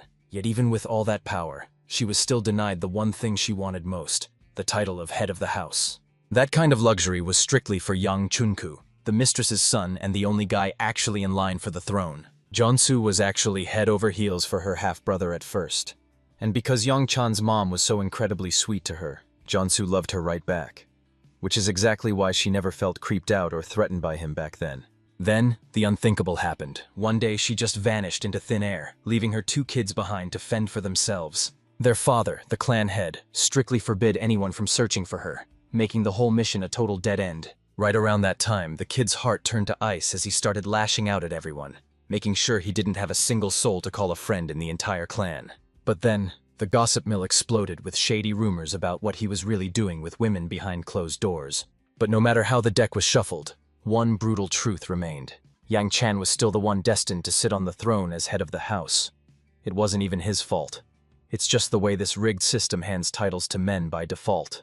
And deep down, Jeonsu knew there wasn't a snowball's chance in hell of that changing. She was completely eclipsed by her older sister's legendary talent, and that comparison sparked a dark, burning resentment in her heart. She grew to despise him, hating the fact that he was handed everything while barely even using the power he possessed. Back in the present, the second his sister mentions their mother, Yang Cheon snaps, locking onto her with a glare that's straight up terrifying. He strikes such pure terror into her heart that she bolts immediately just to save her own skin. But none of that matters now, because he's officially done playing games as he teleports right behind her. He unloads a massive punch straight into her face. Watching the fight go down, Ahi is completely blown away by Youngchun's sister's insane skills, especially since they're practically the same age. She catches the siblings trading words right in the heat of their duel, but frustratingly, no one can make out a single thing they're saying. The only reason this worked is because the second elder decided to flood the entire arena with his own overwhelming internal energy. Or, at least that's the claim Wu Jin is making. Plus, the poor guy walked out of that spar with his face looking like a total wreck. If I were him, I'd be hiding in a cave instead of showing my face in public after a beatdown like that. Even Ahi starts roasting the clown for his reckless antics. But she's terrified of heading to House Peng because she knows they're going to grill her for answers. They're both geeking out over Yeonsu's insane talent since she's already a third-ring beast with a blade. But here's the real twist. Wu Jin couldn't care less about the prodigy. He's actually locked in on her opponent instead. Ahi's jaw drops as Yobi steps in to drop the bombshell. These two are officially siblings. Watching that clash, Wu Jin realizes the House of Ku isn't just a one-trick pony. They've got a whole roster of absolute monsters. Just look at that face. The guy is absolutely beaming with pure joy. Ahi is absolutely crushed, realizing the brother she once knew is gone forever now that he's taken the cold seat as the head of House Ping. Back in the heat of battle, Yeonsu realizes her only move is to dodge her brother's deadly strike. She barely slips the attack and roars back with a final terrifying swing that spells certain doom. She's dead certain the fight is over, thinking she just sealed his fate by ripping right through that fatal opening. Yangchun shuts her down with words as cold as a blizzard. That's the moment you know you're about to get absolutely fried. It's a wrap when your opponent is literally roasting you while you're unleashing your final attack. He tells her he understands her pain, so he's not even going to judge her for wanting him dead. Her little jab definitely got under his skin, but Yangchun plays it cool and brushes it off, mostly because he's praying she'll forget the wild stunt he's about to pull next. He cocks his hand back and unleashes a massive surge of raw power. He delivers a devastating blow, absolutely clobbering Yeonsu with pure raw power. He slams her to the ground, knocking her out cold in an instant. The dust settles and everyone's jaw hits the floor because the guy they called a total loser, Yang Chun, actually pulled off the win. The dust has barely settled, and the kid is already drowning in regret over the way he handled that entire mess. He wasn't even trying to win, and now things look terrible because a lowly second-ring fighter just flatlined a third-ring elite. Yang Chuan just can't shake it. His sister's words are still echoing in his head like a ghost he can't outrun. And while he's busy wallowing in a total pit of despair, Muyan and his servant burst into the room, desperate to see if he's actually going to pull through. Muyan's about to drop a major bombshell on our boy, right as the entire city is losing their minds over how he survived a fight everyone thought he'd get absolutely wrecked in. The second elder has to jump in to wrangle the rowdy crowd, and since the speech is still dragging on, Yang Chun finally has a golden window to bolt before that old man catches him. Sayola's freaking out over his bleeding hand, but the truth is way worse. He lost his grip on his internal GY at the absolute worst moment. The precious Sayola tries to play nurse and bandage his wound, sending our boy into a total blushing meltdown. But man, the poor girl is struggling so hard she can't even figure out how to wrap it right. She's breaking down in tears, desperately clutching his hand and apologizing over and over for being so completely useless. That moment was pure perfection and had Yang Chun completely frozen in time. Right until Wu Jin decided to crash the party and absolutely kill the vibe. Even after all that, Yang Chun keeps it classy and greets him with total respect. Ah He is absolutely dying of embarrassment out here and is practically begging to just pack it up and go home. I seriously love how unbothered this guy is, treating Yang Chun like his day one homie even after the engagement with Ah He blew up. He's actually out here playing wingman for the two of them. Our MC is completely blindsided, left scratching his head and wondering how the heck he even ended up here. Wu Jin claims he's just looking to rub shoulders with the elite, and while he's always put his sister Hibiku on a pedestal, he never expected to find a hidden powerhouse like Yang Chun. The kid is completely blindsided that Wu Jin actually knows a thing about his sister. The vibe at House Peng proves these two are actually super tight, but he's still acting clueless about how she feels. Talk about a major contradiction. Yang Chun just laughs it off, treating the whole ridiculous situation like it's nothing but a joke. He watches Wu Jin disappear with Yobi, but get this. His ex-fiancée is still hanging around for some reason. She's finally done staying quiet and is ready to spill everything. She's apologizing for the chair smash, and honestly, it looks like she was just seconds away from finally burying the hatchet. But Yang Chen shuts her down mid-sentence, leaving her absolutely floored when he's the one who apologizes first. He knew he'd crossed a massive line by trash-talking her mother, so he took her retaliation on the chin and called them even. Ah He finally gives in, coming to terms with the crazy situation he's stuck in. As she heads out, she drops one last hint. He better go check exactly what her brother left behind for him. Yongchan scans his uniform and stumbles upon a mysterious little slab, but he has absolutely no clue what he's looking at. The night finally winds down as the two of them share one last bittersweet goodbye. Yang Kaon is finally erasing the blunders of his past life. But let's be real, he's still got a massive mountain of mistakes left to fix. While they were finally trekking back from the scene, Iola's lights are out instantly, and she hits the dirt like a total sack of bricks. Our guy is still totally moping over that massive showdown with his sister. In his past life, he never even got the chance to cross blades with her. And looking back at it now, Yang Chun is dead certain he shouldn't have been able to pull off that win. He realized that the strings of fate started twisting the very second Sayola began working under him. One simple act of mercy just flipped the script and completely derailed the destiny he was supposed to follow. He's still completely clueless about why this is all going down, so he's got to be dead serious about rethinking his next move. Out of nowhere, the kid's survival instincts scream as he feels something dangerously sharp closing in. He doesn't waste a single second, practically begging Mu Yan to inspect that cursed demonic talisman. The guard flashes a confident grin, assuring his master that there's absolutely nothing to fear because the talisman is working like a total charm. But just as Mu Yan's dropping that bombshell, the talisman suddenly surges to life. And just like that, he barks out an order to bring everything to a screeching halt. That talisman is going absolutely ballistic, meaning a demonic gate just ripped open right next to them, so Mu Yan orders his men to protect the young master at all costs. But to his absolute disbelief, that same young master is just chilling outside, casually stretching his limbs like the upcoming brawl is nothing more than a light warm-up. Mu Yan starts laying into him, constantly barking about how this mission is a total death trap. But Yang Chun just shuts him down, telling him to quit worrying and keep his eyes locked on the danger right in front of them. It was like a jagged rift just tore through the air, splitting reality wide open. Suddenly, a glowing green gate spirals wide open. They start unleashing these savage hound-like beasts, but thankfully, a green gate only spits out the absolute weakest demons in the bunch. He's locking in and charging up his signature move. Yang Qian goes on a total rampage, shredding through those monsters like they're absolutely nothing. Now listen up, because there's one crucial thing you need to know about every single demon out there. Every one of them has a glowing stone embedded in their chest that acts as their heart. It's a massive power core, sure, but it's also a fatal weak point that can be ripped right out of them. Another monster lunges from his blind spot, trying to take a massive chunk out of his back. But our boy's got lightning-fast reflexes, wasting no time as he starts ripping those demonic stones out like a total pro. Taking out those two left his energy reserves bone dry, making his 9-flame blaze wheel flicker and fade. But he's got to keep pushing, because stopping now just isn't an option. And things just got a whole lot worse, because 3 more of those hideous hounds are charging straight for them.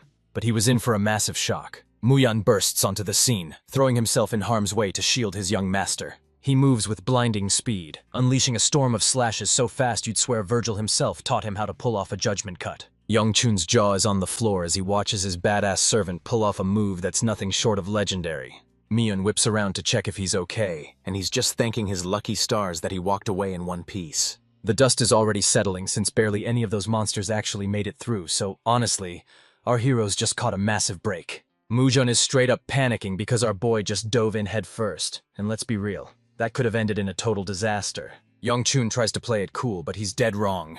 His hand suddenly erupts into a violent purple blaze, sending him into a total spiral of absolute soul-crushing agony. Not even Mujun has a single clue what kind of insanity is currently taking over his young master. Yang Chang lets out a frantic curse, his heart racing as he demands to know why the hell the Heavenly Demon's martial arts are suddenly going wild. This move right here is the Heavenly Demon's legendary signature, officially known as the Heavenly Absorption ability. We're diving headfirst into a legendary flashback for the ultimate demonic beast, Yang Qian. He'd just single-handedly shredded an entire battalion, leaving the broken survivor to desperately ask why he was so heartless. Why slaughter them all for absolutely no reason? Just as he was about to deliver the killing blow, Yang Chun looked him dead in the eye and asked if those were really the last words he wanted to go out on. He stared down at the elder's severed head and let out a gut-wrenching scream of pure agony. Suddenly, a massive shadow blotted out the sun, looming over the entire horizon. A massive dark dragon erupts from a crimson portal, and the heavenly demon wastes no time leaping down from her mount. He marched right up to Yangchun, who was still stuck on his knees. He basically admits he could have put way more effort into keeping her entertained. Feeling a little satisfied with his progress, she decided to hook him up with a brand new skill. And that brings us right back to the present, where the boys are absolutely losing their minds. The 9-flame blaze wheel kicks in and purifies his absorption technique into a legendary merging effect. Something so insane he never even saw it in his past life. Meanwhile, Siola and Mujon are absolutely freaking out over him as he finally drags himself back to his feet, brushing it off and insisting he's totally fine. He's worried he took some hidden damage during that showdown with his sister. And while Muyan is scrambling to find a doctor, our guy plays it cool because there's no way he's letting anyone find out he's been snacking on demonic energy. Meanwhile, Seola's over there whimpering and throwing a total fit like a lost puppy. She's literally mashing his cheeks together, begging for the truth because she honestly feels bad for how pathetic he looks. Thankfully, the other servant steps in and drags her away to give Yangchun a break, while Mu Yeon practically begs them to see a doctor one more time. But the young master's over it, figuring they should just head back home so he can crash and sleep off his total burnout. As his men gear up to hit the road, the boy realizes something mind-blowing. He doesn't feel a single drop of demonic energy left in him, proving his family's secret technique really did its job. He catches the stone's color draining away, confirming the demonic energy was totally devoured, but he doesn't waste another second overthinking it. He grinds the stone to dust in his palm, realizing he's got to kick his master plan into high gear immediately. The very next morning, Seola's legendary sweet tooth is back in action and hunting for sugar. But our boy Stone Cold ignores her begging and pulls a total 180, completely flipping the script on her. Yangchun throws it back in her face, reminding the girl that she's the one who's been holding on to this the whole time. He's basically just sticking around for absolutely no reason. But hey, moving on. Muyan's seriously scratching her head, wondering why on earth they've dragged her out to a place like this. The kid is still barely back on his feet after what went down, so it makes zero sense that he's wandering the market instead of getting some much-needed rest. Mu Yan kindly offers to help him track down whatever he's looking for, but while the young master appreciates the gesture, Yang Chun decides he's better off handling this one solo. He zeroes in on a specific street and starts scouring every inch of the dark alleyway. This just sends Muzan spiraling into even more confusion. Yang Chun sends the girl packing, orders Mu Yeon to tail him, and tasks Seola with delivering a message home that he'll be back just in time for dinner. She's sweating bullets right now, terrified that her gramps is gonna blow a fuse and give her the lecture of a lifetime. Young Chun plays right into her greed, dangling 10 delicious yakwa snacks as the ultimate bribe to get the job done. Out of nowhere, she's radiating pure confidence and demands a side of dumplings to seal the deal. Young Chang is absolutely thrilled. He's all in on those terms. And they seal the deal with a handshake, acting like they've been ride or die bros since day one. Back in the alley, Muyan is dying for some answers, but our boy is playing it cool and keeping him in the dark. The guard is scanning the area like a hawk, sensing the danger in the air, but even Young Chun knows they're walking straight into a death trap. After all this time, he's finally tracked down exactly what he's been hunting for. He's freaking out at first, thinking he's completely lost the trail. Muyan's left scratching his head, wondering why the young master is so obsessed with this specific building. He even admits his gut is screaming that something is seriously wrong with this building. Yang Chuan gives him props for those killer instincts and swings the door wide open. A pack of low-life thugs starts harassing the kid, thinking he's just some lost brat. But their smirks vanish the second they spot the weapon his bodyguard is packing. Which basically means it's the perfect opening for them to finally finish these two off. These punks have Muyan on high alert as he tightens his grip on his blade, ready to throw down. One of the guys demands to know why this kid would ever choose to show his face in a place like this. Yang Chun doesn't even sweat it as he drops the bombshell. He's actually just a customer. But that smug attitude is the final straw, and the thug starts barking threats right in Yang Chun's face. Muyan is itching to slice every single one of those scumbags down right then and there, but the young master holds him back, knowing they have to wait for the perfect moment to strike. He reveals that every single one of them clocked his identity the second he stepped into that alley. And while Yang Chan asks if they're shaking over the House of Ku's power, he's actually there for something else entirely. Rather than turning the guy into mincemeat, our hero actually stops mid-swing to try and strike a deal with the manager. Stunned by the kid's pure nerve, the thug mocks him, claiming Yang Chun clearly never learned a single shred of respect. But our sly young master claps back instantly, reminding those thugs that they're definitely no saints themselves. The thug just lets out a cocky snicker, clearly finding the whole thing hilarious. And instead of going along with the boy's offer, he commands all of his men to slice the kid down. In a split second, the entire group lunges at him from every single angle at once. Muyan's patience finally snaps, and he goes on an absolute rampage, wiping out the entire group. He's pulling every single punch, making sure everyone walks away from this brawl in one piece. After that massive flex, Yang Chun doesn't even flinch, basically chilling like he's on a farm while his guard mows down the entire crowd. The punk's jaw hits the floor in absolute disbelief. He's honestly not even shocked that Yang Chuan brought such a monster for backup. But let's be real. There's zero chance he's actually giving in to the young master's demands. Out of nowhere, the thug gets a ping from the big boss, and it looks like the higher-ups already have their eyes on the kid. The messenger steps forward to deliver the news, breaking down the high-stakes situation they're facing. Meanwhile, our boy's gears are turning as he starts second-guessing what kind of shady game they're actually playing. He's totally over this waste of time, so he orders Muyan to just step in and wipe them all out. But out of nowhere, the thug stops cold and drops a bombshell. The big boss actually wants a face-to-face, so there's no reason to keep swinging. Yang Chun is low-key fuming that they didn't just lead with this, but he still tells Muyan to stand down. They stay hot on the heels of those thugs, shadowing their every move. Mujan is still totally clueless and hunting for answers, but the kid finally drops a massive hint about his secret master plan for the Vagrant clan. Now, let's dive into the Vagrant clan. These guys are ranked among the elite 10 great clans for one reason. Their scouting and intel network is straight-up god tier. But don't let that power fool you.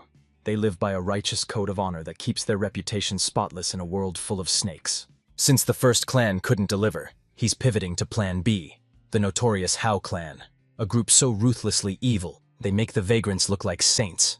And that's exactly why he's here. He drops straight down to the level below. Our hero finally tracks down the man running the show in this region, the branch manager, Wen Chu-do. She apologizes for her men's aggressive welcome, explaining that they only lashed out because they were totally rattled by the boy's sudden arrival. Yang Chun couldn't care less about any of that, though. He's demanding to speak with her face-to-face. The branch manager wastes no time, demanding to know why a big shot like him would ever set foot in a dark and twisted clan like this. The kid shuts them down instantly, firing back that there's absolutely no way he's honoring a request from a clan of vagrants. The manager finally apologizes for the interrogation, admitting that his ties to the House of Ku had the entire staff breaking into a cold sweat. Yang Chun totally gets the mess they're in, but he's not making a move until they finally give him a straight yes. Wen Chu-do makes it crystal clear. His clan will take on any job, no matter how insane, as long as the price is right. Relieved they're finally playing ball, he reveals he's hunting for a specific kid over 10, and whips out a detailed sketch to show them exactly who he's after. He's tearing through the details of this mysterious file. The branch manager recoils in a panic, admitting that there's absolutely no way they can handle a request like this. But here's the catch. Someone beat Yang Qiang to the punch by hunting for the kid's guardian first, sparking a massive conflict of interest that neither side is ready to swallow. Yang Cheng flashes a smug grin and offers to settle the score by demanding intel on their clan leader, instantly earning him a death stare from every guard in the room. They instantly whip out their blades, ready to carve him into mincemeat. But Mu Yan is a total cheat code, swooping in to parry all 4 of their blades at the exact same time. This guy is an absolute beast. The manager's sweet mask instantly shatters into pure bloodlust as he demands to know how this kid uncovered their most dangerous secrets. Yongchen shrugs it off, pointing out that since both sides have major dirt on each other, they should just call it even.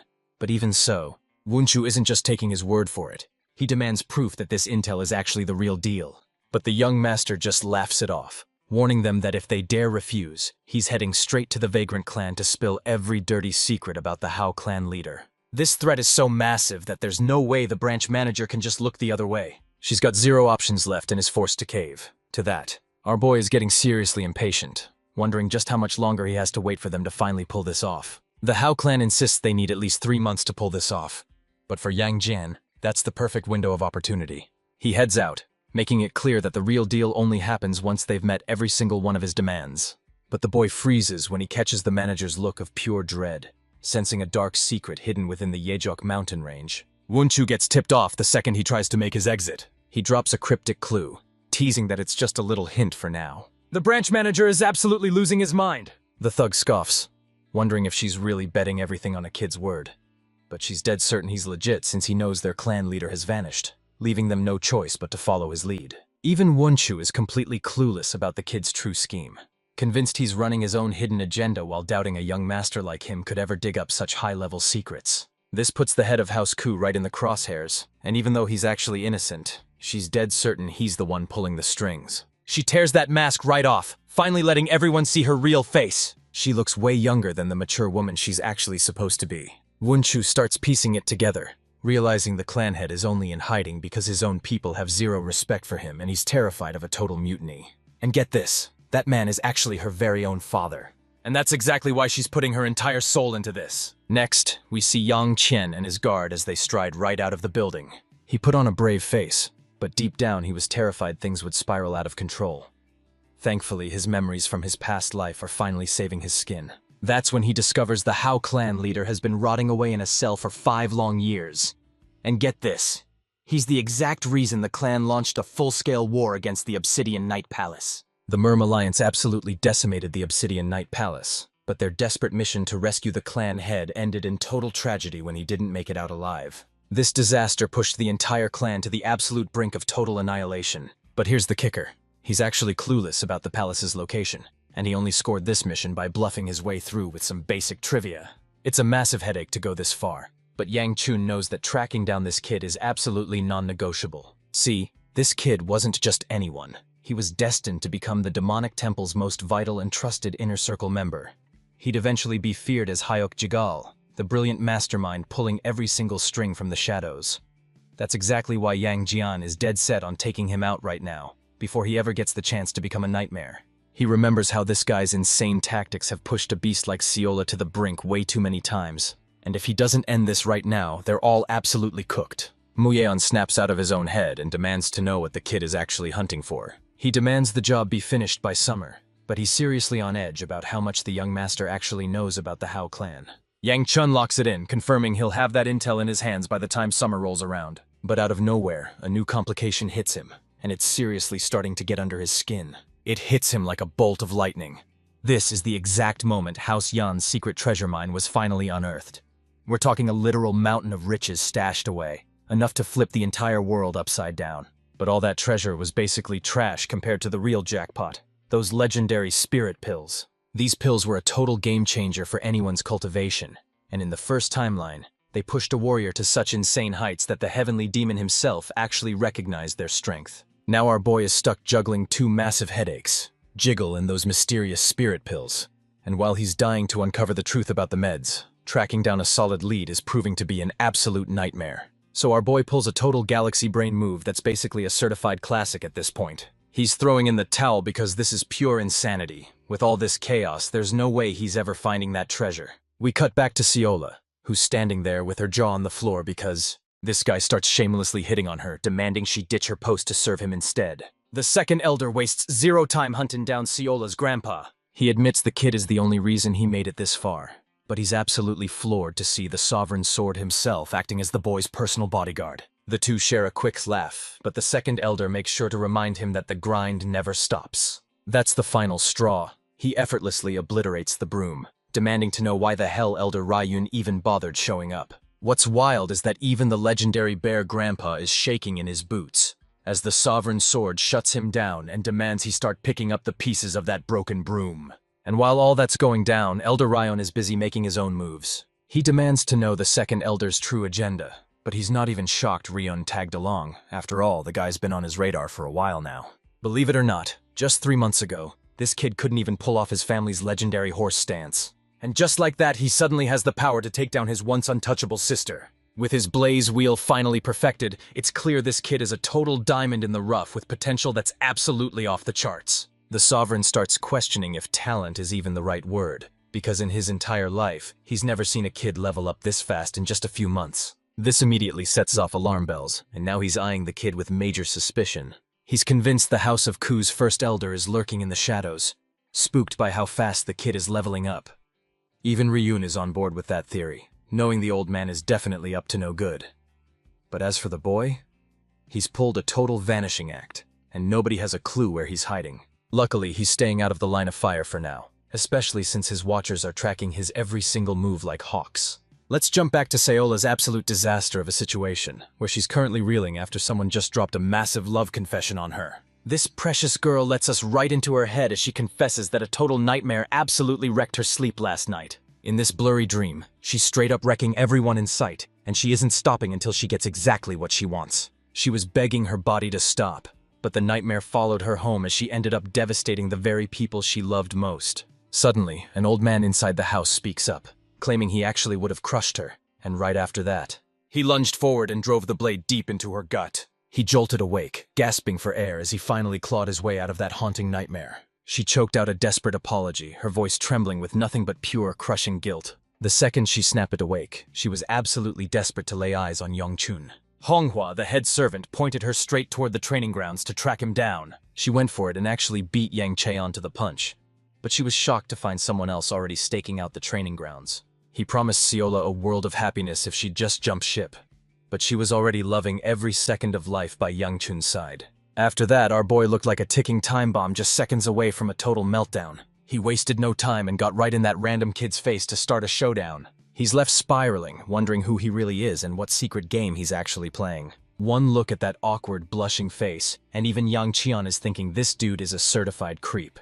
He apologizes for skipping the formal intro, but then flips the script by revealing he already knows exactly who the young master is. He likely introduces himself as Jolie Upku, and he's already itching to throw hands in a sparring match. But our boy doesn't waste a single heartbeat, shutting that offer down before they can even finish the sentence. The kid is absolutely floored because walking away makes Yang Chun look like a total coward, but he honestly owns it with zero shame. This sends the other kid into a total rage, and he starts mocking the young master for being a pathetic weakling. Our guy isn't even trying to act tough anymore. He's straight up owning how weak he is because at this point, why even bother lying? The kid is left completely stunned, but here's the real kicker.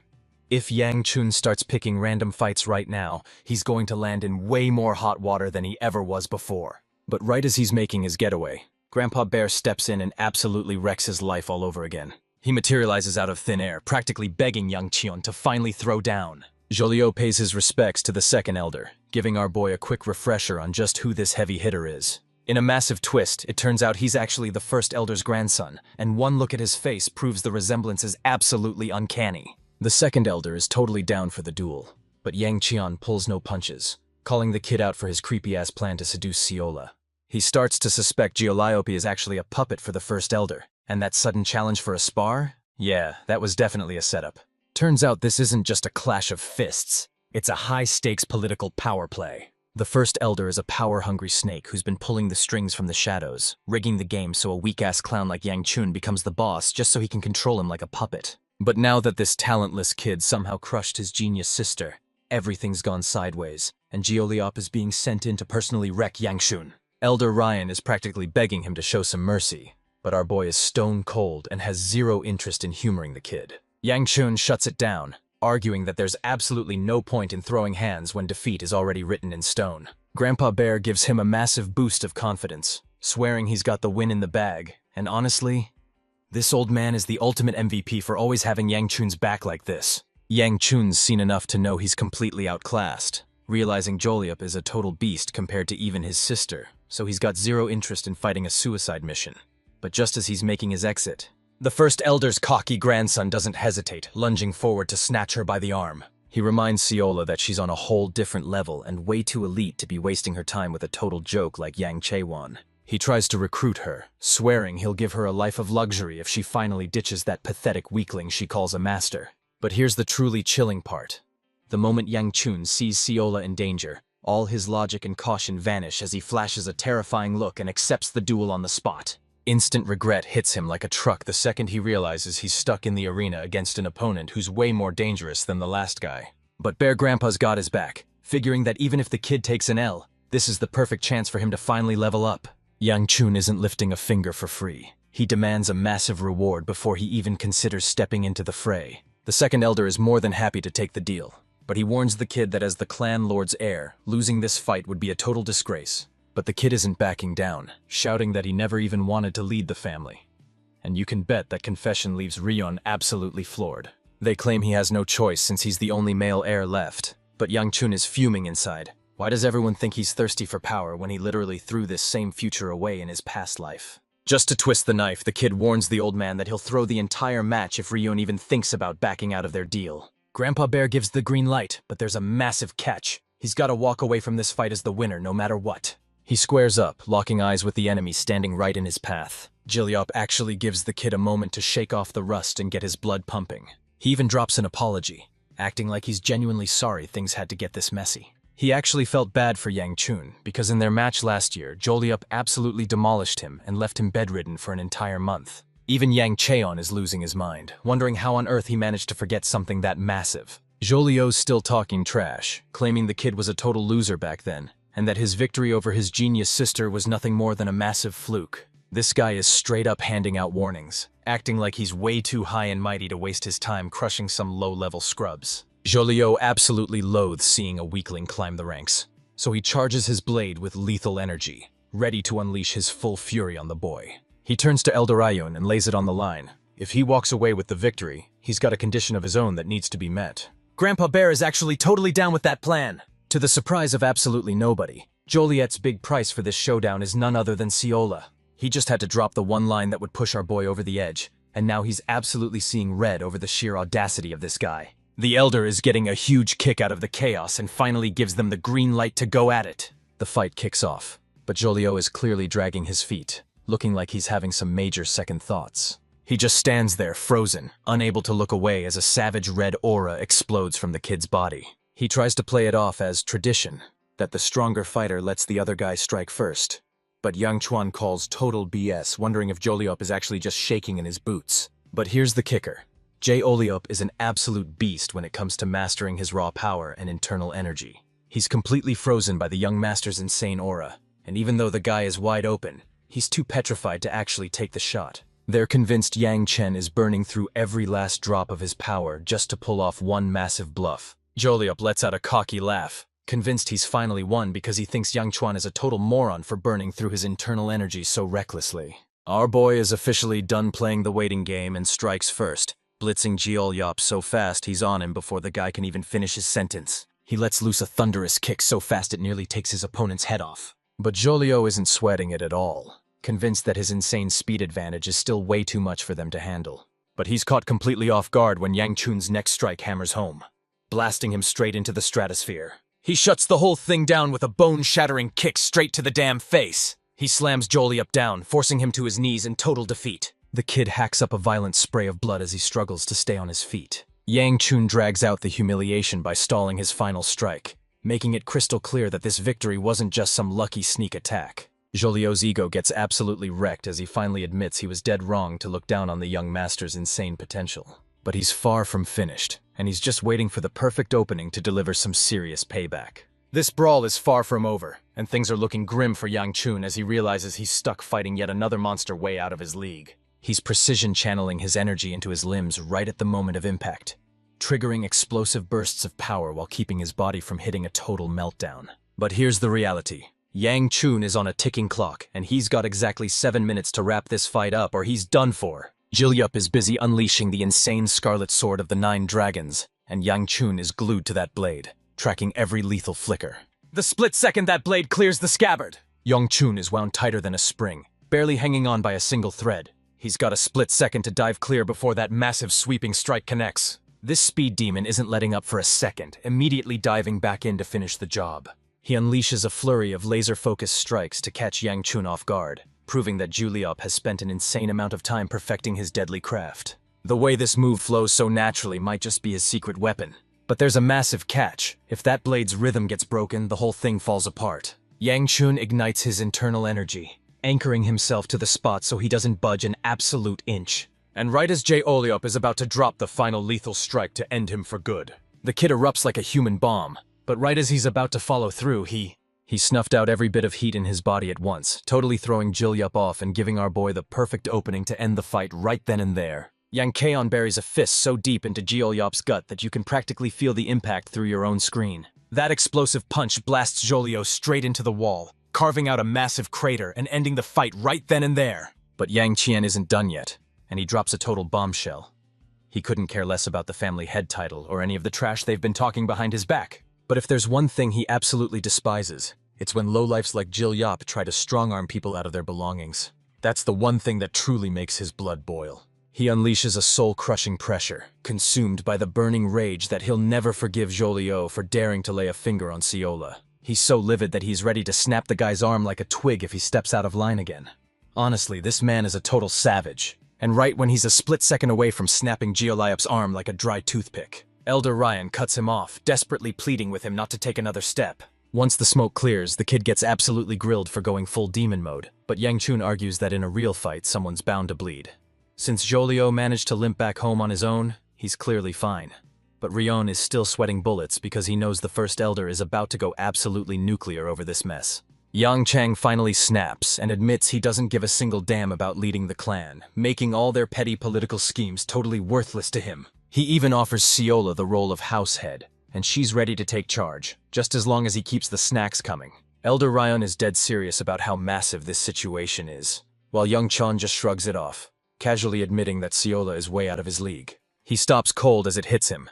He actually has no clue when she officially became a beast with the blade. The Sovereign Sword should have been drilling his star pupil by now, but he hasn't even seen Siola touch a blade yet, and it's totally tripping him up. Especially since she seems way more clueless in this life than the last. Now he's left questioning what kind of person she really was at this point in her life. Yang Chun is drawing a complete blank on the details, which is crazy because he definitely should remember this, while the adorable girl next to him asks if he's actually doing all right. Yongchan suddenly smacks her across the face, desperate to snap her back to reality. Finally, the second elder drops the whole househead debate and tells our boy to go get some much-needed shut-eye. But Yang Chun is way too sharp for that, stopping the old man dead in his tracks to remind him about the little deal they made. Alderaan is visibly irritated, but a deal's a deal, so he sucks it up and asks the kid what he's actually after. Young Chan plays the second elder card, figuring a guy with that much clout would find this favor to be a total walk in the park. With those words, he flings his hand out to the right. He makes his move, demanding a one-way ticket straight into Sachi's territory. Talk about a massive headache.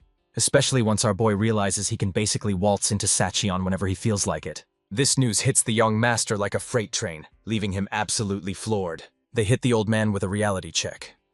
Sachion is way out of reach, and he can't just go rogue when he's being watched and guarded every second of the day. Grandpa Ryun steps in with a brilliant idea, suggesting he use the House Dang weapons exhibition as the perfect cover story for his secret business. Zoom in on his face, and he looks like his brain just completely short-circuited. He remembers the annual Weapons Expo, a massive tradition where families flock to see the most mind-blowing gear imaginable. Even if he doesn't have to show up, he's definitely using this event as the perfect cover story. Out of nowhere, Yang Chun flips the script and reveals his true goal. He's really just after the cold, hard cash. The sharp-eyed elder sees right through him, realizing the kid is absolutely desperate to reach Sachion at breakneck speed. But truth be told, he's actually stoked to ship the kid off to Sachion. Yongchan's starting to sweat bullets, realizing that asking this guy for help might have been the biggest mistake of his life. But Grandpa Bear lets out a feral roar, screaming that he's booting him out of there right this second. The young master pulls him back, reminding him that filing a proper report isn't something they can just rush through. Grandpa Ryun shuts down all the drama by declaring the boy's departure an official decree, sending the caretakers into a total panic to get him ready. Before Yang Chun could even process the madness, he suddenly realized he was already back inside his carriage. That old geezer played our boy like a fiddle and sent him packing. Meanwhile, the Sword Sovereign dumps a mountain of chores on Ryun, claiming it's only right for the youth to serve their elders. Ryun pulls the Sword Sovereign aside for a private moment, desperate to finally unload the heavy secrets weighing on his soul. Word on the street is the clan leader is hunting down the divine physician, and he's definitely got a secret agenda. Feeling the heat, the second elder gets totally rattled and desperately pivots the conversation. He confronts Sayola, dropping a bombshell. He doesn't see a single trace of humanity in that girl, like she's something else entirely.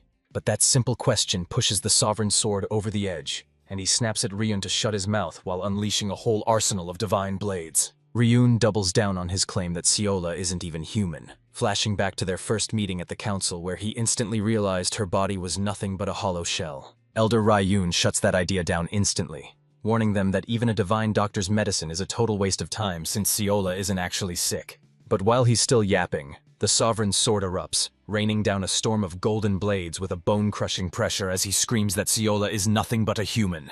Ryan isn't buying a single word of it, so he just turns his back and lets the Sovereign Sword take the lead. Get this. Her grandfather is actually convinced he can fix her broken soul just by turning her into a real human. He's ready to throw his life away in a heartbeat, all just to guarantee his granddaughter grows up healthy and strong. A few hours tick by before her grandfather finally realizes she's vanished from their room. They've been grinding on the road for days, yet Sashon is still nowhere in sight. Mu Yon is sweating bullets over the young master's disappearance. But Yang Chun actually ditched them for some peace and quiet. Turns out he's just bored out of his mind without Sayola around. But here's the kicker. Our boy is actually grinding like an absolute beast, pushing himself until his body literally hits the breaking point. But let's be real. The guy's still a total scrub, gassing out after throwing just a few basic punches. 10 full days into this journey and Yang Chun has hit a massive dead end. No matter how hard he tries, that next level breakthrough is nowhere in sight. That showdown with Joliot forced him to face a brutal truth. His internal energy reserves are straight up pathetic. Step 1. He's got to head back and grind his internal energy until he pushes his cultivation to its absolute breaking point. He finally pulls the trigger, unleashing the terrifying power of his demonic art of heavenly absorption. He realizes this thing is literally draining the life force out of every living soul nearby. Here's the catch. This insane power slowly eats the user alive from the inside out. But thanks to the blaze wheel technique, he completely dodges those deadly side effects. Since he's got zero demonic energy, his potential is basically infinite. Every demon he slaughters just fuels his internal power even further. But here's the thing. Rocking the heavenly demon's martial arts is a massive liability in this new timeline, and he's dead set on avoiding the same tragic end that took him out the first time around. Out of nowhere, a piercing shriek rips through the air, snapping him right out of his zone. Our hero bolts straight for Mujon, desperate to finally get some real answers. The personal guard spills the beans that something absolutely wild is going down inside that carriage. This leaves our boy hungry for answers, so he starts digging for the truth all on his own. Right then, Sayola pops out of nowhere with a huge, beaming smile. She plays it totally innocent, acting like she just happened to wander all the way out here. Let's rewind the clock 10 days to see the exact moment everything started spiraling out of control. Sayola was strictly forbidden from even setting foot in the Sachin region thanks to her overbearing, iron-fisted grandpa. He only let her attend the Nine Dragons Council because he knew she had a massive safety net. But out in the Sachian region, she's flying completely solo. And that spells serious trouble for our girl. The old man wasn't taking no for an answer, barking at them to quit stalling and dive straight into the laundry. Sayola was totally spiraling, realizing Yang Chun wouldn't be back for an entire month. And since she's a disaster at chores and has zero special skills, she knew she'd just be dead weight if she tried to tag along. But out of nowhere, a voice rings out, making the poor girl jump right out of her skin. She frantically scans the room, remembering that mysterious voice from the box as she desperately hunts for any kind of answer. But out of nowhere, a hand lunges out and shoves her straight to the ground. She loses her balance and goes tumbling headfirst right into the middle of the rationing zone. Sayola didn't even want to step foot inside, but she fell right into a trap, leaving the poor girl absolutely terrified and screaming for someone to save her. But those same spectral hands start working their magic, lulling her straight into a deep, hypnotic slumber. And just like that, it all went down in the blink of an eye. Seola hit the dirt, out cold, while that voice actually had the nerve to apologize for knocking her senseless. The carriage lurches forward as those final words echo through the air. Seola is the one who's supposed to be their shield. But get this, the little girl finally spills the beans, basing her whole explanation on, the three of them are completely frozen in place, their brains totally fried by the bombshell she just dropped. The look on their faces has Seola spiraling, wondering if she just made a massive mistake. She doubles down, hammering the point home one last time as she finally brings her story to a close. She claims a ghost lured her into that carriage. But let's be real. Nobody is ever going to believe a story that wild. Young Chun wanted to send her home. But at this point, there was just no turning back. They were pushing through the dead of night when, out of nowhere, an owl circles just above, but Seola is too busy eyeing the local wildlife and gleefully describing exactly how she's going to devour them. Even our boy is straight up shook because this girl has absolutely zero chill when it comes to her appetite. He initially wanted to ship her right back to the House of Ku, but since they're already running on fumes, he realized that trip would just bleed their resources dry. Seola dangles a wiggling worm right in his face, trying to score a yakwa in exchange. He's so fed up that he hurls his food aside, officially regretting the moment he ever let her join the squad.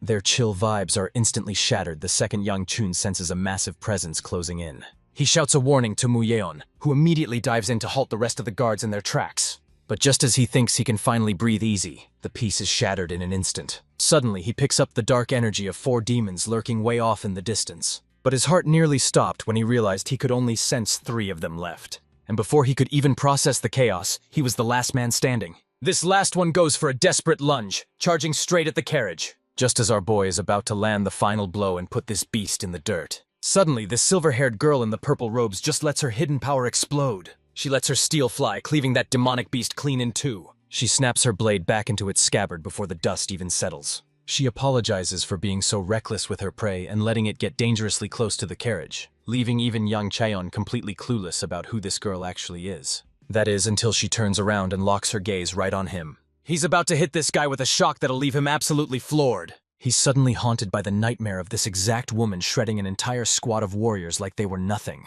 He locks eyes with the absolute smoke show from his memories, the same girl he coincidentally crossed paths with during his past life trek to Sacheon. History repeats itself as that very same girl steps up, begging to join their party in this timeline too. This stunning beauty is Nam Gung, but to Young Chun, she's the literal madwoman still haunting his every nightmare. Let's rewind to the absolute nightmare that was their first meeting in the previous life. This woman just ruthlessly wiped out every single warrior in the area without showing a shred of mercy. Meanwhile, the demon martial artist Yang Chen was left doubting if she really had the power to slaughter every last one of them. Turns out they're actually on the same team, and now Namgung is itching to know exactly what their master has planned. He finds out Yang Chaeyeon was sent to reel her back in before she went on a full-blown killing spree, and he absolutely tears into her for being a total psycho. The irony is peak. She's a stone-cold killer, but her sense of direction is so trashed she can't even tell left from right. Realizing this idiot is nothing but a massive waste of time, he just snaps at her to shut up and keep up. Young Chun finally tracked down a fresh job for her to take care of. Namgung couldn't help himself, leaning in to ask just how much god-tier power that sovereign sword was actually packing. He warned her to steer clear of the sovereigns, since they're the heavenly demons' rivals, not theirs. But Namgung's curiosity was through the roof as she burned to see how her blades stacked up against theirs, or even her master's. She spent the entire day just yapping away without stopping for even a second. Our boy finally snapped and unleashed a devastating strike straight at her. She didn't even spare him a glance, casually cleaving that energy blast right down the middle like it was nothing. Confused as hell and ready to square up right then and there, this girl is seriously just out here farming aura. Young Chun lets a blast fly just to snap her out of it, barking at the idiot to quit wandering off and just stay on his heels. As they trekked onward, she was totally driving him up the wall by firing off yet another question. But this time, Young Chun wasn't bluffing. He was ready to tear her limb from limb if she dared to mention those sovereigns one more time. But then, she catches him totally off guard by pointing out a hidden shortcut that could save them a ton of time. Young Chun stood there with a blank stare, having absolutely no clue what this girl was even yapping about. But before he could even blink, she'd already vanished into thin air. And guys, the payoff is absolutely hilarious.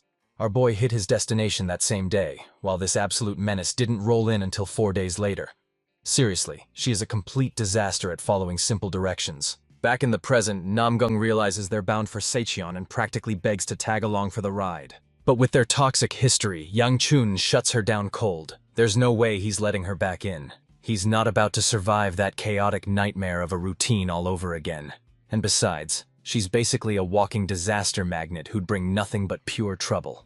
Yang Chan cuts straight to the point and makes it all about trust, basically telling the guy there's no way he's betting his life on a total stranger in the dead of night. She finally realizes that if she wants him in her corner, she's gonna have to work for every shred of his trust. She blasts a pinpoint surge of high-voltage lightning. She's straight up ascending to Super Saiyan 2 with the sheer amount of raw power she's pouring into this next blast. The moment Mu Yan unleashes that ruler's sword style, her survival instinct starts screaming that she's in massive trouble. This move triggers a massive supernova of energy that erupts straight from her body. But before she could land a single scratch, Mu Yan lunged in and shut her down right then and there. Bia just wanted to flex her insane power to prove her identity and finally win over their trust. There's no turning back now. Yang Chun is officially forced to accept her deep-rooted connection to the Namgung family. He doubles down with a second excuse, claiming he can't risk letting a monster with such a terrifying power tag along.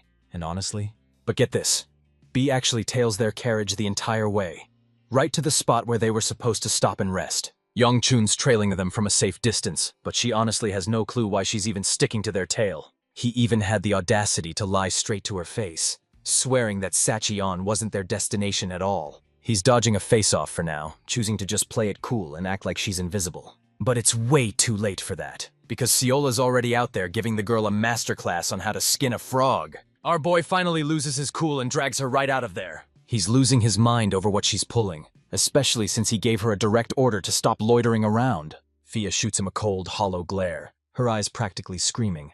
What is your actual problem? Our hero asks what she's doing out in the sticks all by herself. But it turns out B actually started this journey with her family right beside her. But get this, the dummy actually managed to get lost, which is exactly what Yang Cheon expected since her sense of direction was absolute garbage in her past life too. He confronts her, demanding to know why she's still sticking to them like glue after he made it dead obvious they aren't even touching the Sacheon region.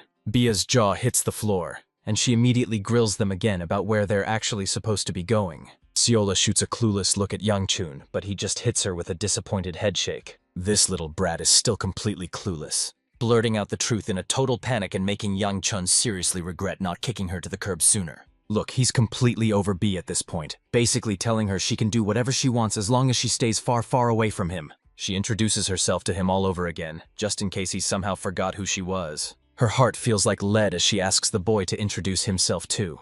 He goes full undercover by hijacking Jilyup Ku's identity and claiming the House of Ku as his own, since it's the only way to keep his secrets safe. Flash forward 2 days and Siola and Bia have already become thick as thieves. Their progress slowed to a crawl because this adorable little potato kept ditching the carriage just to go gossip with the other girl. Yang Chun was fuming because even after he'd laid his cards on the table regarding Bia, she still refused to play ball. Running on fumes, he gasps for air and asks Mu Yan how much longer until they finally reach their goal. The OP guard drops a bombshell. They should have arrived in a single day, but at this sluggish pace, it's gonna take them at least 3 more. Talk about a total nightmare. He's got no clue why Yang Chun is so spooked by this girl, but he figures letting her hitch a ride is the fastest way to get where they're going. By this point, our boy has officially reached his breaking point and just straight up throws in the towel. He ducks into a nearby village to catch his breath and hammer out his next big move. The young master and his servant are huddled together, mapping out every detail of their next move. There's only 1 single day left on the clock before they reach their destination. And thank goodness they didn't have to spend the night shivering in the dirt since they dodged having to camp out. Siola is practically begging Bia to crash with them, but Bia's stuck overthinking whether that's actually a good move. Yang Chun's jaw hits the floor seeing a high-class lady like Bia actually lugging around a common servant. But she's got a heart of gold and insists on helping the exhausted girl. Yang Chun isn't buying the drama though, and suggests that if she's really that wiped out, Siola should just pass out in the carriage.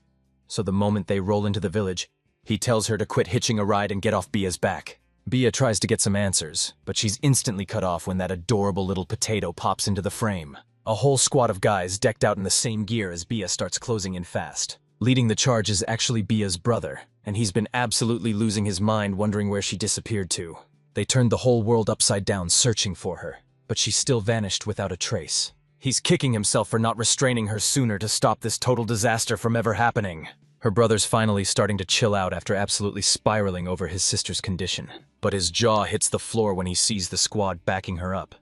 Sayola steps forward to introduce herself first, while Yang Chan is absolutely fuming because she still won't get off her back. Staring down Bia's brother, it finally clicks for our MC. This is the legendary lightning sword, whose godlike speed was once the stuff of nightmares. He was destined to become one of the 5 greatest swordsmen on the planet. A legendary title for sure. And yet, he greeted him with total kindness, introducing himself as the Lightning Dragon, Cheonjun Namgung. He nearly blows his cover by blurting out his real name, but he quickly pivots back to Joliop, playing it cool and telling the legend what a massive honor it is to meet them. Cheonjun is totally losing his cool, blushing hard now that everyone's treating him like a straight-up legend. But the second his sister's involved, he drops the act and gets dead serious. Shaking like a leaf, Yang Chun scrambles to claim they just met on the road. But the idiot accidentally spills the beans that Sashian was their actual destination from the start. But BR is way too sharp, and he sniffs out that lie in a heartbeat. Things just went from bad to worse, but Cheonjun isn't sweating it since he's used to his sister's chaotic energy. So he offers the House of Ku a place to crash, only for Yang Chun to shut him down, insisting they were just doing the right thing. It's a tempting offer, but our guy is officially done with this absolute lunatic and is desperate to find a way out. Mujan drops the cold truth that they don't have a single room booked. And the moment his young master suggests camping, Mujan shuts him down hard. He points out that the servants are already dead on their feet, so trying to force another camp setup is going to be pure chaos. And just like that, with his back against the wall, he finally had no choice but to take the deal. Let's rewind to Bia's past life as a demonic martial artist, where the very first thing she did was absolutely slaughter her entire clan. This is the same cold-blooded killer who slaughtered her own father and brother before wiping out her entire clan, earning her the terrifying title of the Demonic Sword Empress, and a legendary reputation that haunts the world. Yang Qian is still reeling, trying to figure out what possessed her to slaughter her own family in cold blood, especially since he didn't catch a single spark of hate between her and her brother earlier. The craziest part about her is that ruler's sword technique. Even a tiny glimpse was enough for him to see she's leagues stronger than her brothers. Yet despite all that raw power, she still hasn't earned a legendary title like the Lightning Dragon. Now he's starting to suspect that a massive power struggle is tearing this family apart from the inside. The moment he bursts out of his room, he accidentally crashes right into Cheongjun, but he keeps it wholesome and greets him with total kindness. Yang Chun is left absolutely stunned when the jerk doesn't just blank him, he straight up shoves him out of the way. He delivers an icy reality check, making sure our boy knows exactly where he stands in the pecking order. Yang Chen is left standing there completely shell-shocked, with absolutely no clue what just went down. Cheonjun makes it crystal clear that a piece of trash like this kid has no business getting anywhere near his sister. He's convinced his naive sister has been totally played, and he's ready to cut Yang Chuan down the middle if he even looks her way, especially after seeing that servant literally hitching a ride on her back. But the second Bia pops into the frame, he flips a switch and instantly transforms into the most wholesome, welcoming kid you've ever seen. Yang Chan's just standing there with his jaw on the floor, finally realizing that every single person in the Namgung family is a total psycho. Later that day, Mu Yan tracks down his master to break down the high-stakes drama surrounding the Namgung family. But our boy has officially reached his limit and is ready to bounce. Mu Yan gives the green light to head out right after breakfast, which is music to our boy's ears since he's been itching to hit the road for hours. He's doing everything in his power to make sure he stays off the Namgung family's bad side from here on out. He rolls up to grab a bite, only to find Siola and Bia already there, totally vibing over their breakfast. Our boy is absolutely sweating bullets sandwiched between these two, totally rethinking his life choices. And honestly, things are about to get even wilder. The very second he finally drops into that seat, Bia's brother is a literal ticking time bomb right now, burning a hole straight through Yang Chun with a look that screams murder from across the table. The real comedy gold is how BA just can't stop stealing glances at Che every single time June is in the picture. This man pulls a complete 180 and starts acting like a literal angel, leaving even Yang Qian wondering if this is some high-level mental technique or just straight-up sorcery. He totally gets why Qian Jun is acting out, but the best part is, they won't be crossing paths at the Weapons Expo ever again. Young Chun wolfs down the rest of his food and bolts out of the room like he's on a mission. He gives Bia a final, heartfelt goodbye before heading off to his next destination. Suddenly, she catches a whiff of some seriously foul, dark energy oozing right off of him. Cheon Jin marches right up to his sister, ready to finally have it out with her. He demands to know why she's actually throwing her lot in with the House of Ku. She catches one glimpse of Cheongjun and her eyes instantly lock on. Then it hits him. That nasty reek is actually coming from his own body. The lightning dragon warns her to stick with her own house next time, and Bia doesn't even try to argue. She just swallows her pride and apologizes. She catches sight of Yongchun and the squad making their move and immediately scrambles to tail them. She ducks back into the carriage, telling the group she just needs to crash for a while. Her brother is still totally lost, unable to wrap his head around why she's so obsessed. She finally tracks him down, and man, our guy is absolutely fuming that she's still shadowing them. Cheongjun goes full Tokyo Ghoul mode, hitting us with that legendary Kaneki finger crack. He's spitting pure venom, making it clear that he absolutely loathes anyone who dares to trespass on his turf. He lets young Cheon in on the secret. That girl isn't some creepy stalker. She actually wants to join their squad. Houseku's young master is totally baffled.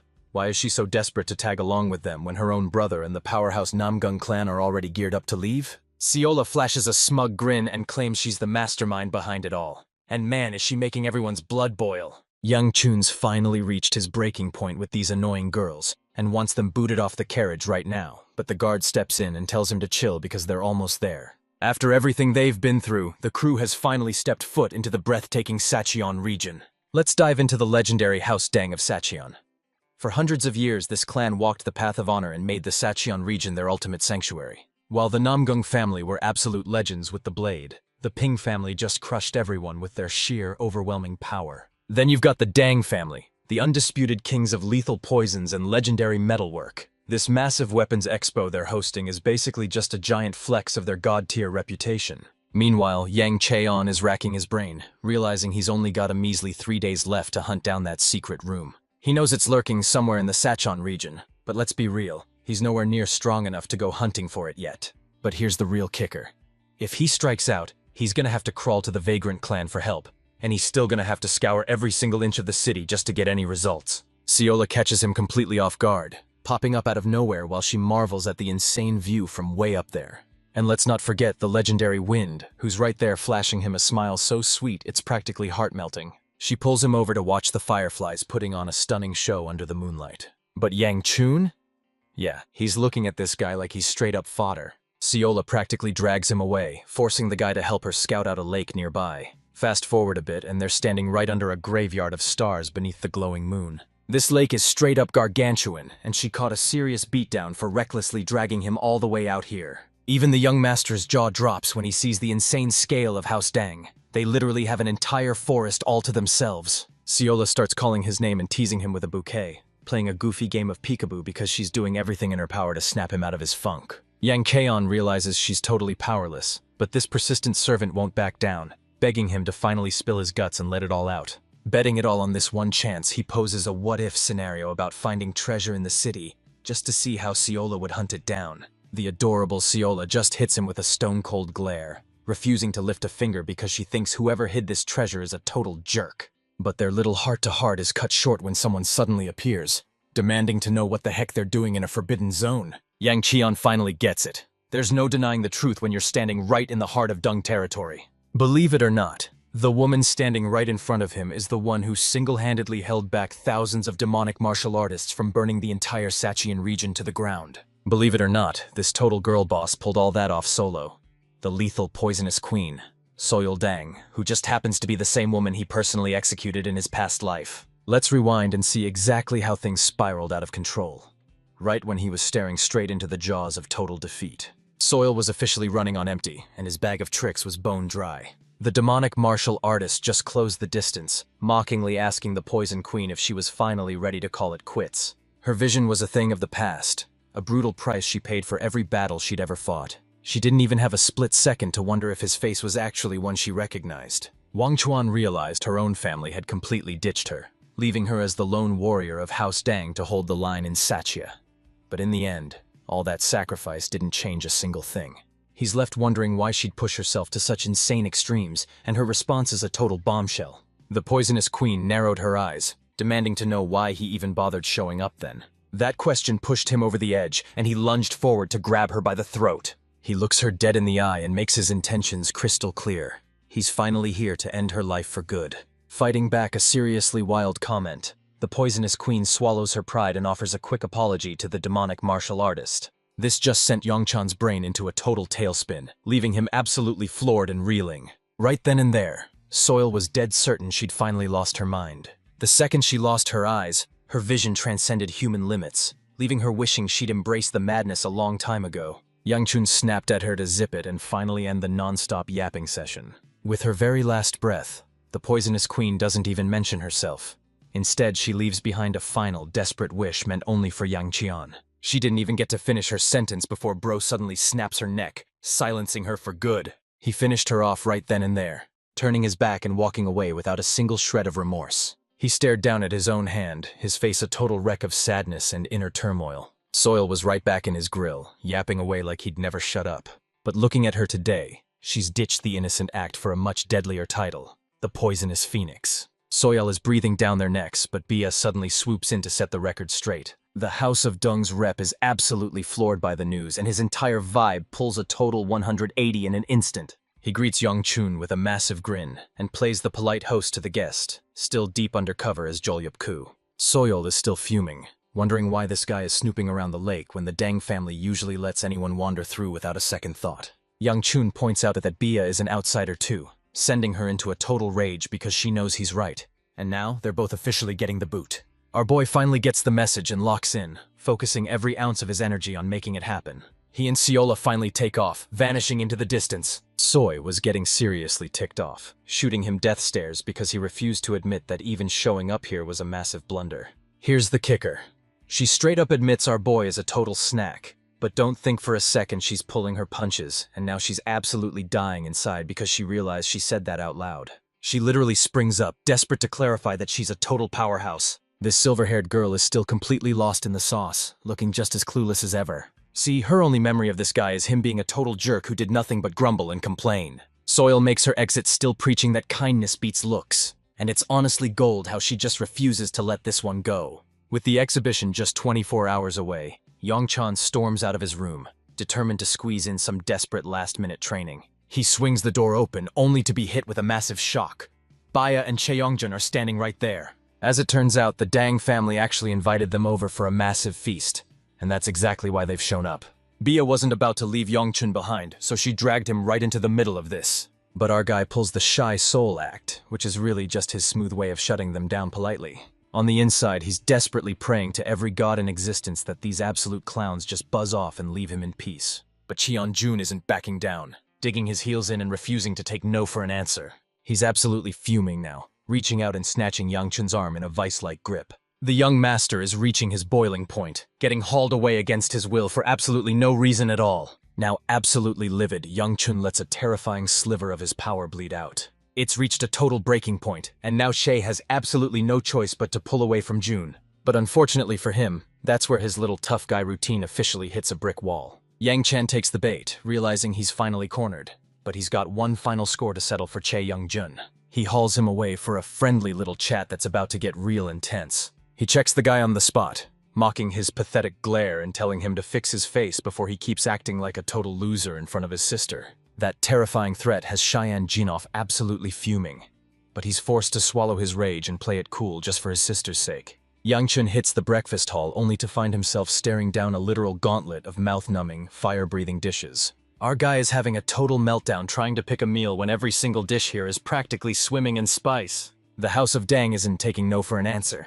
They're demanding everyone feasts until they're ready to burst. Yongchun gets cold feet and retreats to his ultimate safety net, the ever-reliable dumplings. Just as he's about to snag one and pop it right into his mouth, he locks eyes with his poisonous queen, who's sizing him up with a cold, calculating stare. She's burning a hole through him with that same look from his past life, making him seriously wonder what her deal actually is. Getting seriously sick of that same moody stare, the young master just shrugs it off and shoves a dumpling into his mouth. That spice hits him like a freight train, and now he's desperately praying for a way to spit it out without looking like a total jerk. This spice is so lethal, even the ground itself is struggling to survive the heat. Bia holds out a drink, acting as his literal lifeline to keep him from the brink. He actually shows some mercy and offers him a slice of meat that won't set his entire mouth on fire. Watching her act so casual with him, the young master is left completely baffled, wondering what her real angle is. Meanwhile, you've gotta love how Che Young-jun is absolutely obliterating his chopsticks out of pure, unadulterated rage. Finally, Soyul makes her move and slides in right next to our boy. She starts acting incredibly shy, leaving him totally scratching his head in confusion. At this rate, our boy is basically building a massive harem, snatching up new girls from every single corner of the map. Youngchun starts roasting Soil for having so much on her mind, and she's already turning into a complete blushing disaster. She's feeling so bold, she's about to ask if he's falling for her looks, but Cheongjun totally kills the vibe by barging in to ask for a place to train. Too bad for our hero, because this spot is strictly family only, and man, they've kept it looking absolutely flawless. Cheongjun's actually itching to check it out, so the whole crew decides to roll out together the second they finish their food. Meanwhile, Young Chon's gut is screaming at him because he knows this guy is definitely cooking up something shady behind his back. Cut to the arena, and man, this training ground is absolutely massive compared to the tiny spots they used before. Even today, the Dang family heirs are completely clueless about how their ancestors became such a powerhouse. But Cheongjun just finds the whole mystery hilarious. The crew finds out that Soil basically grew up on these mats back when she was still addicted to the rush of sparring. Young Chun is thanking his lucky stars he isn't in her brother's shoes right now. But you've gotta love how the deadly poisonous queen actually turns beet red the second her brother starts spilling her secrets. Cheongjun figures the best way to settle his stomach is with a little training, so he finally pulls the trigger and challenges Yoongjung to a straight-up spar. That smug grin says it all. This creep is itching to tear our boy apart, but our MC isn't about to just walk right into his trap. Yang Chun keeps it real, confessing he's just a bottom-tier hack and that there's absolutely no point in even starting a fight. Soil roars as she charges in, shouting that it'd be a total tragedy if Cheongjin laid a single finger on our boy's handsome face. Especially when you consider the age gap. This fight is basically a crime against beauty. I just love how she's completely down bad for him, and isn't even pretending to hide it. Cheongjin declares they're benching their internal energy, turning this clash into a high-stakes masterclass rather than a real fight. He drops the new offer and just smirks, staring Youngchan down with total confidence as he waits for his move. He just heard the news. Internal energy is strictly off limits, turning this into a raw, brutal slugfest. Youngchan literally starts cracking up, wondering if this fight is even physically possible. But that smug idiot doesn't have a clue what he's getting at. Our boy doubles down and repeats himself, basically demanding to know if Cheongjun even has the authority to boss him around. Just as the tension hits a breaking point, Soyul's brother steps in to check Youngchan's attitude, reminding him to show some respect to his elders. But get this, Princess Smugface is actually bold enough to step up and take the bait. He lets his aura surge, dying to see if this guy is actually worth the hype. Cheongjun doesn't even give him the satisfaction of the first strike. She's already all over him. Yang Chun shuts the guy down mid-sentence and boldly claims the second spot for himself. This sends Cheongjin into a total blind rage, and he is absolutely fuming. He lunges forward in a total rage, desperate to land that opening blow. Yang Chang effortlessly dances around the blade, and even though that strike was a total wrecking ball, Cheongjun is already doubling down on the pressure. He follows through with a vicious jab, forcing our boy to scramble back for dear life. As the blows fly, Yang Chun catches on that his opponent is a total trickster, constantly baiting him with fakes and feints. Luckily, he's got Cheongjin's moves completely read, letting him dance around that blade without breaking a single sweat. Soyul's got a front row seat as this entire clash kicks off right before his eyes. This gives us the perfect opening to dive deep into her backstory. From the very second she was born, it was clear she was nothing like the rest of her siblings. While other kids were busy chasing puppies, she was casually vibing with literal wolves and tigers.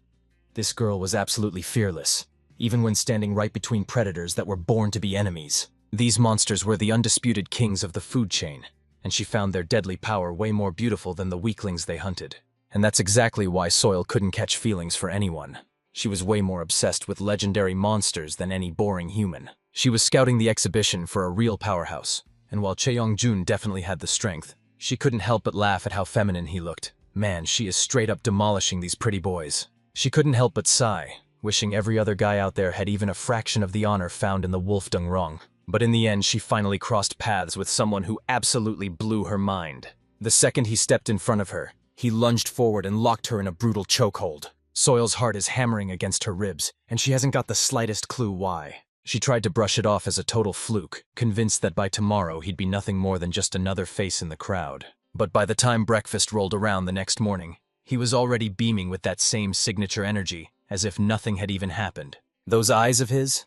They were on a completely different level from anything we've ever seen. He's got zero tolerance for spice, basically folding the second a single chili flake touches his tongue. He barely even lifted a finger, but that one tiny move was enough to make this obsessive girl fall absolutely down bad. Before she even realized it, she was already slumped down right next to him, her emotions finally hitting their breaking point. Finally realizing her feelings were the real deal, the fearless Soyal was just a heartbeat away from dropping the ultimate confession. And just like that, we're caught up to the present. Right as Cheyoung's wooden sword gets absolutely wrecked, sending a jagged shard flying clear out of the ring.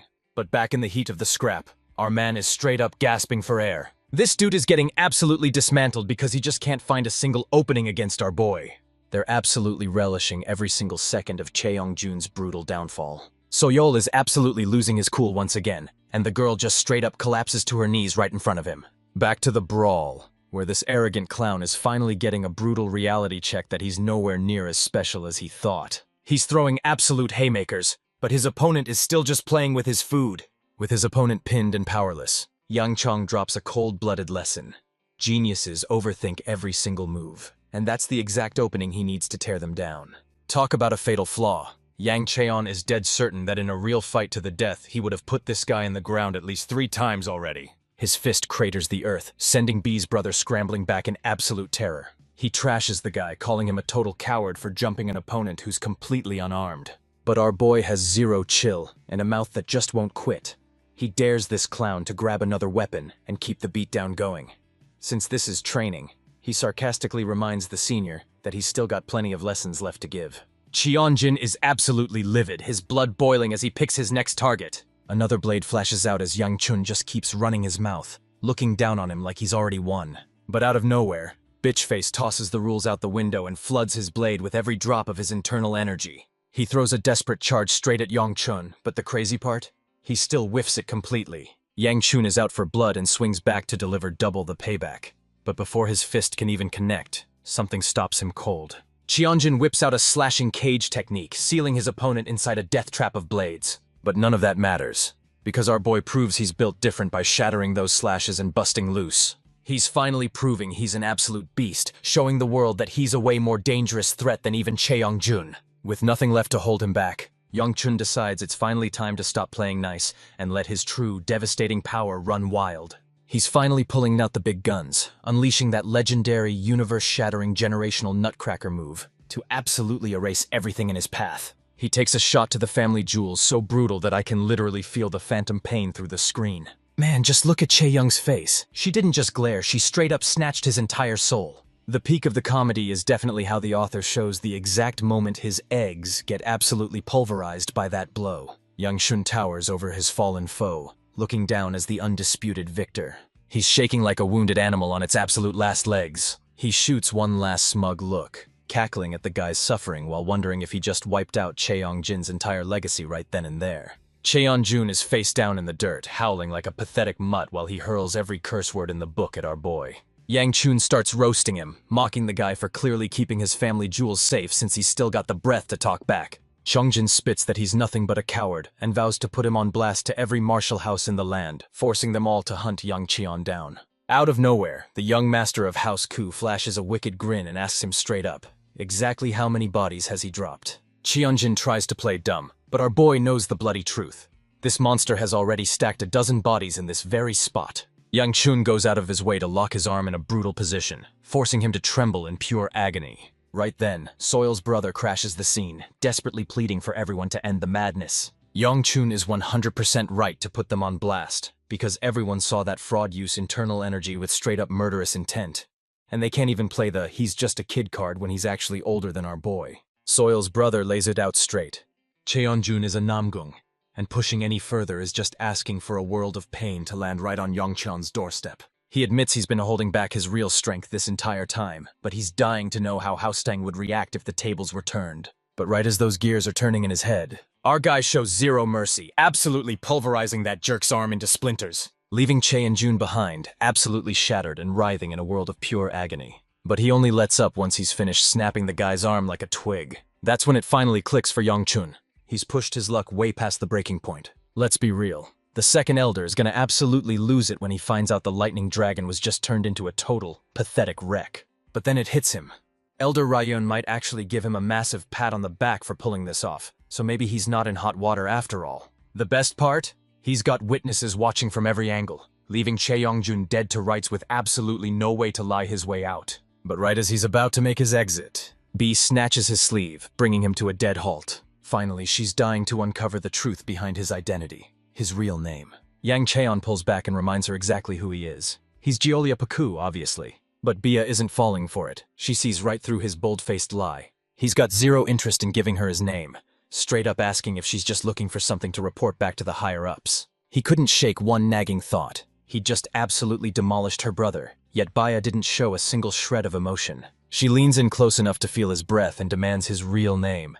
Man, our guy is straight up getting rizzed by every single house at this point. He immediately checks her for acting way too comfortable and dropping the formalities. Bia quickly pivots, slapping on her best manners and honorifics as she asks him who he really is. Young Chun demands she stop lurking in his shadow, and she actually gives her word to quit the stalking act. He paused for a heartbeat, weighing his next move. Finally, he drops the act and reveals his true name to her. Her heart was doing backflips as all those feelings started to swell inside her.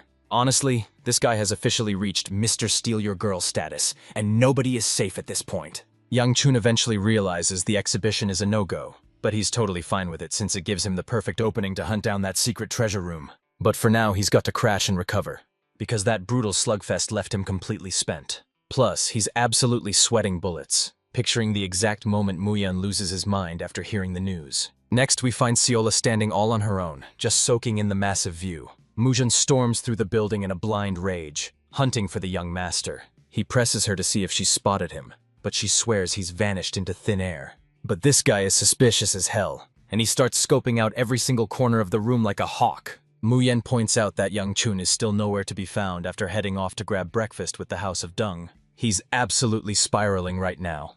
Just as the news breaks that he actually clutched the win against Cheongjun, Seola's back on the grind, scouring every inch of the city once again. We're shifting gears to House Yan of the Gumcheon region, a name that used to strike fear and respect into everyone.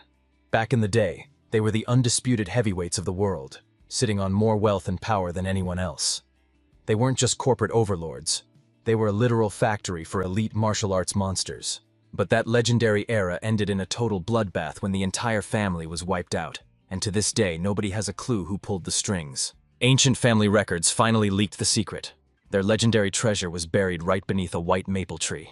But tracking down that exact same tree has become a massive headache for our boy. Youngchun is striking out big time. He can't even find a basic maple tree, let alone one that's supposed to be pure white. He's been scouring the area since sunrise with zero luck, and at this point, he's convinced this legendary tree is nothing more than a total lie. Youngchun tries to catch his breath, but the guy is clearly running on absolute fumes. After barely surviving that fire-breathing breakfast and a brutal battle, our guy had to spend the rest of the day scaling a massive mountain on an empty stomach. Out of nowhere, Seola suddenly blurs into view, catching up in an instant to offer him a yakwa. It forces him to start respecting her in his own weird way, and he's honestly floored by the massive mountain of snacks she hauled along for the ride. The absolute best part?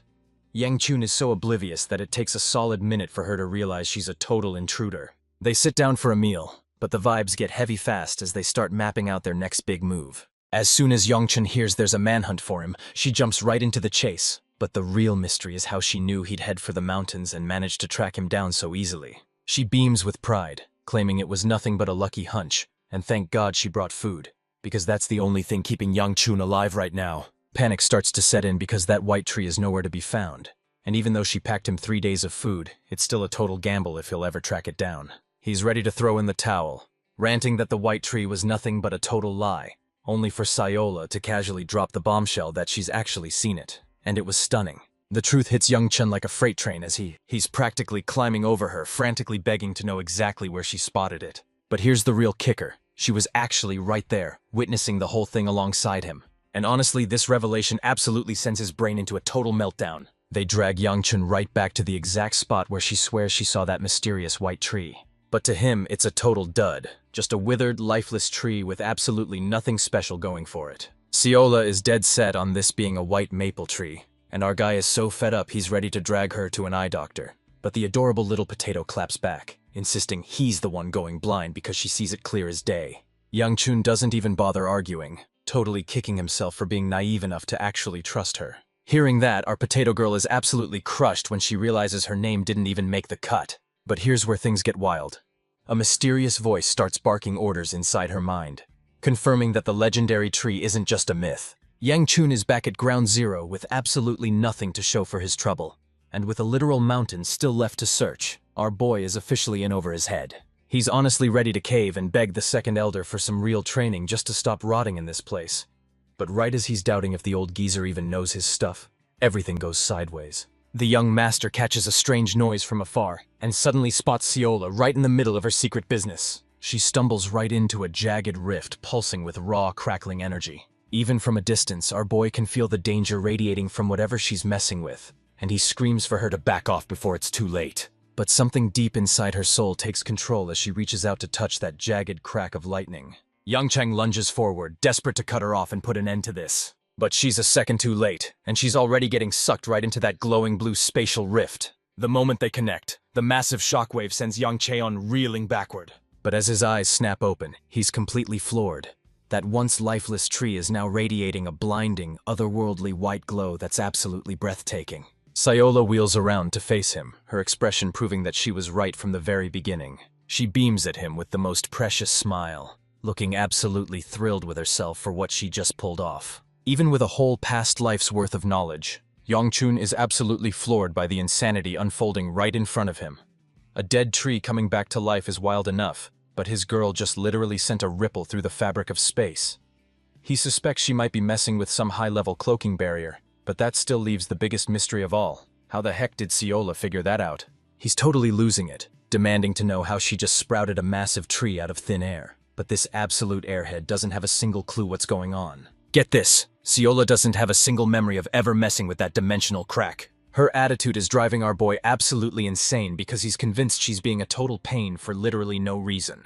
Yang Chun pushes the interrogation aside, locking his focus onto the real mission before things get even crazier. He's got to hunt down the treasure hidden in that tree, and since the ground looks totally normal, he knows the loot is stashed somewhere nearby.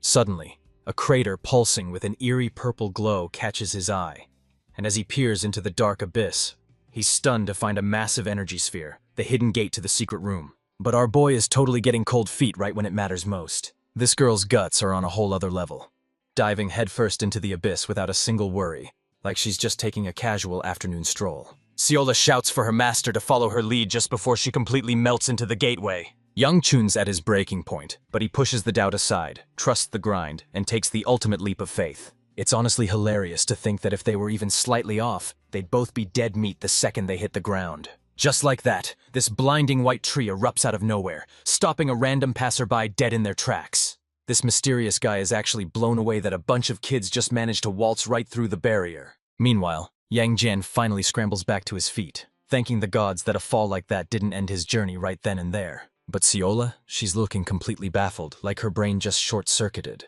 They're staring down two different paths, and now the big question is, which one leads straight to the treasure?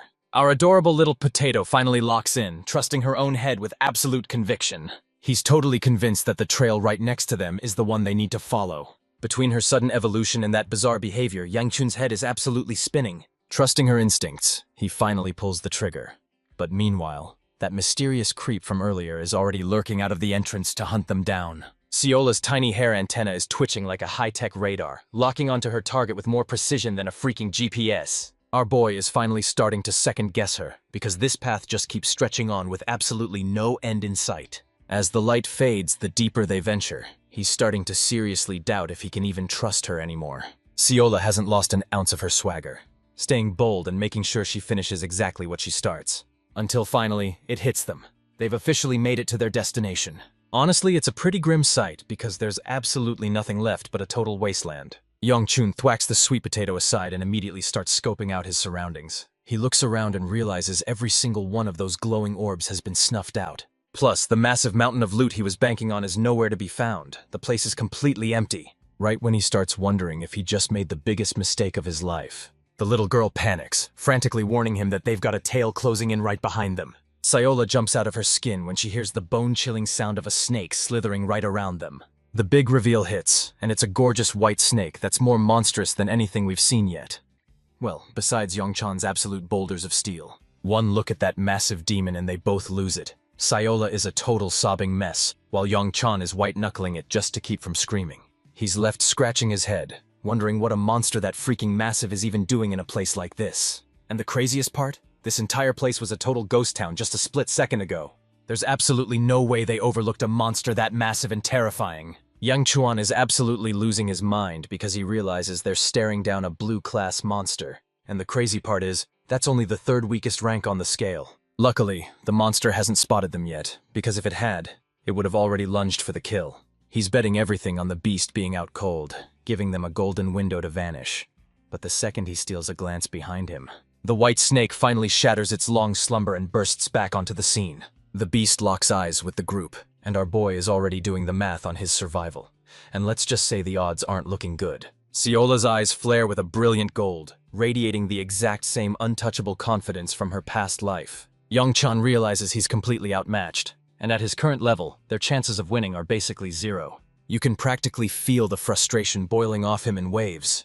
He's sacrificed way too much to get here, and there's no way in hell he's letting some monster ruin everything now. Yang Chao decides right then and there. If he's going down, he's going out in a blaze of glory. But right as he's funneling every last drop of energy into his final strike, the monster actually opens its mouth and orders the kid to stop charging his power. And honestly, just hearing a demon speak is enough to make anyone's jaw hit the floor. Yang Chun finally realizes that this snake isn't a threat. It actually has zero intention of hurting a single soul. Yang Qian is stunned that a monster can actually speak, but the snake just laughs in his face, firing back by asking how a total outsider like him managed to break into the Yan family's secret treasure vault. Our boy just plays it cool and reveals he's been doing some serious digging behind the scenes. That answer gets the creature absolutely fired up, and it immediately grills the kid on why he even came looking for this place to begin with. Yang Kaon scrambles for an excuse, swearing he just stumbled into the place by pure luck. And honestly, it's a genius lie, because if that snake really is a guardian, it would have ripped him to shreds for trying to loot the family vault. It's honestly hilarious when Yang Chan catches himself treating a literal snake like a refined gentleman, calling it sir without even thinking. The monster straight up tells the kid he's out of luck, because there's absolutely nothing of value for him in this place. He leans in close, getting right in Yongchun's face to ask if the kid even has a clue what fate actually means. This question is such a massive, open-ended headache that Yongchun is literally 1 second away from cussing someone out just for bringing it up. It's honestly hilarious. The snake was practically salivating for some profound, high-level wisdom, but the kid's actual response completely blindsides him. The beast just starts howling with laughter, finding the entire situation way too hilarious for his own good. Even Yangchun's starting to wonder if this psycho snake is actually tweaking out of its mind. The snake admits that was a weird question to ask, especially since he knew the House of Yan was already ancient history. Yet for some reason he's still haunting these ruins without even knowing why. Maybe it was the crushing weight of regret, a twisted way of punishing itself for everything it had done. Yangchun's totally fed up with the yapping and tries to dip out of there as fast as he can. Surprisingly, the snake is so hyped from the battle that it leaves them a massive parting gift as a thank you for the fun. It's a radiant golden stone, looking way more divine and powerful than any regular demonic core they've ever seen. The beast realizes this treasure is bound to be claimed by someone eventually, so it figures our boy might as well be the one to pack it away. As he reaches out to snatch it, the beast cryptically claims he's the only one who can handle its power if he accepts a mysterious burden, leaving Yangchun totally scratching his head. That golden stone suddenly flares with a blinding yellow light, and the kid's heart drops as its power starts surging right through him. Young Chuan is totally blindsided, his mind racing as he tries to figure out what's going on. He scans the stone, but there isn't even a trace of demonic energy coming off it. His absorption technique suddenly kicks into high gear, but for the first time ever, it's not looking for demonic power. This feels like something else entirely. It's pure torture as he desperately fights to keep the stone's insane power from spiraling out of control. Suddenly, a hand reaches out and gives him a soft, reassuring pat on the back. First up, we've got Siola, and before he can even process what she's up to, she's already made her move. Yongchun's lights are completely out as he collapses face down onto the floor. Here's the kicker. That snake was only playing Mr. Nice Guy to win Siola over, even though she's totally beating herself up for the way she handled things. She's suddenly radiating this insane heavenly glow, and let me tell you, she looks nothing like the cute little potato we're used to. Look, this aura alone is literally erasing Yangchuan in seconds, and if she doesn't back off right now, the sheer pressure is going to end him.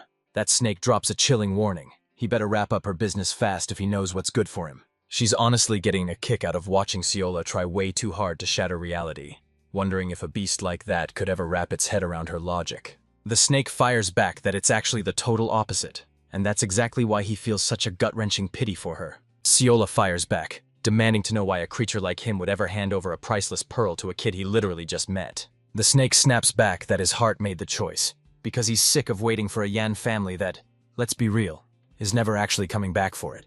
As its physical form literally crumbles into dust, it finally finds peace, serving as a cold reminder that sometimes you just have to stop fighting the inevitable and embrace reality. With her form rapidly fading, Seola looks genuinely panicked as she reaches out for the smoldering remains of the snake's skin. He's left wondering if that beast's life ended in nothing more than a total pointless waste.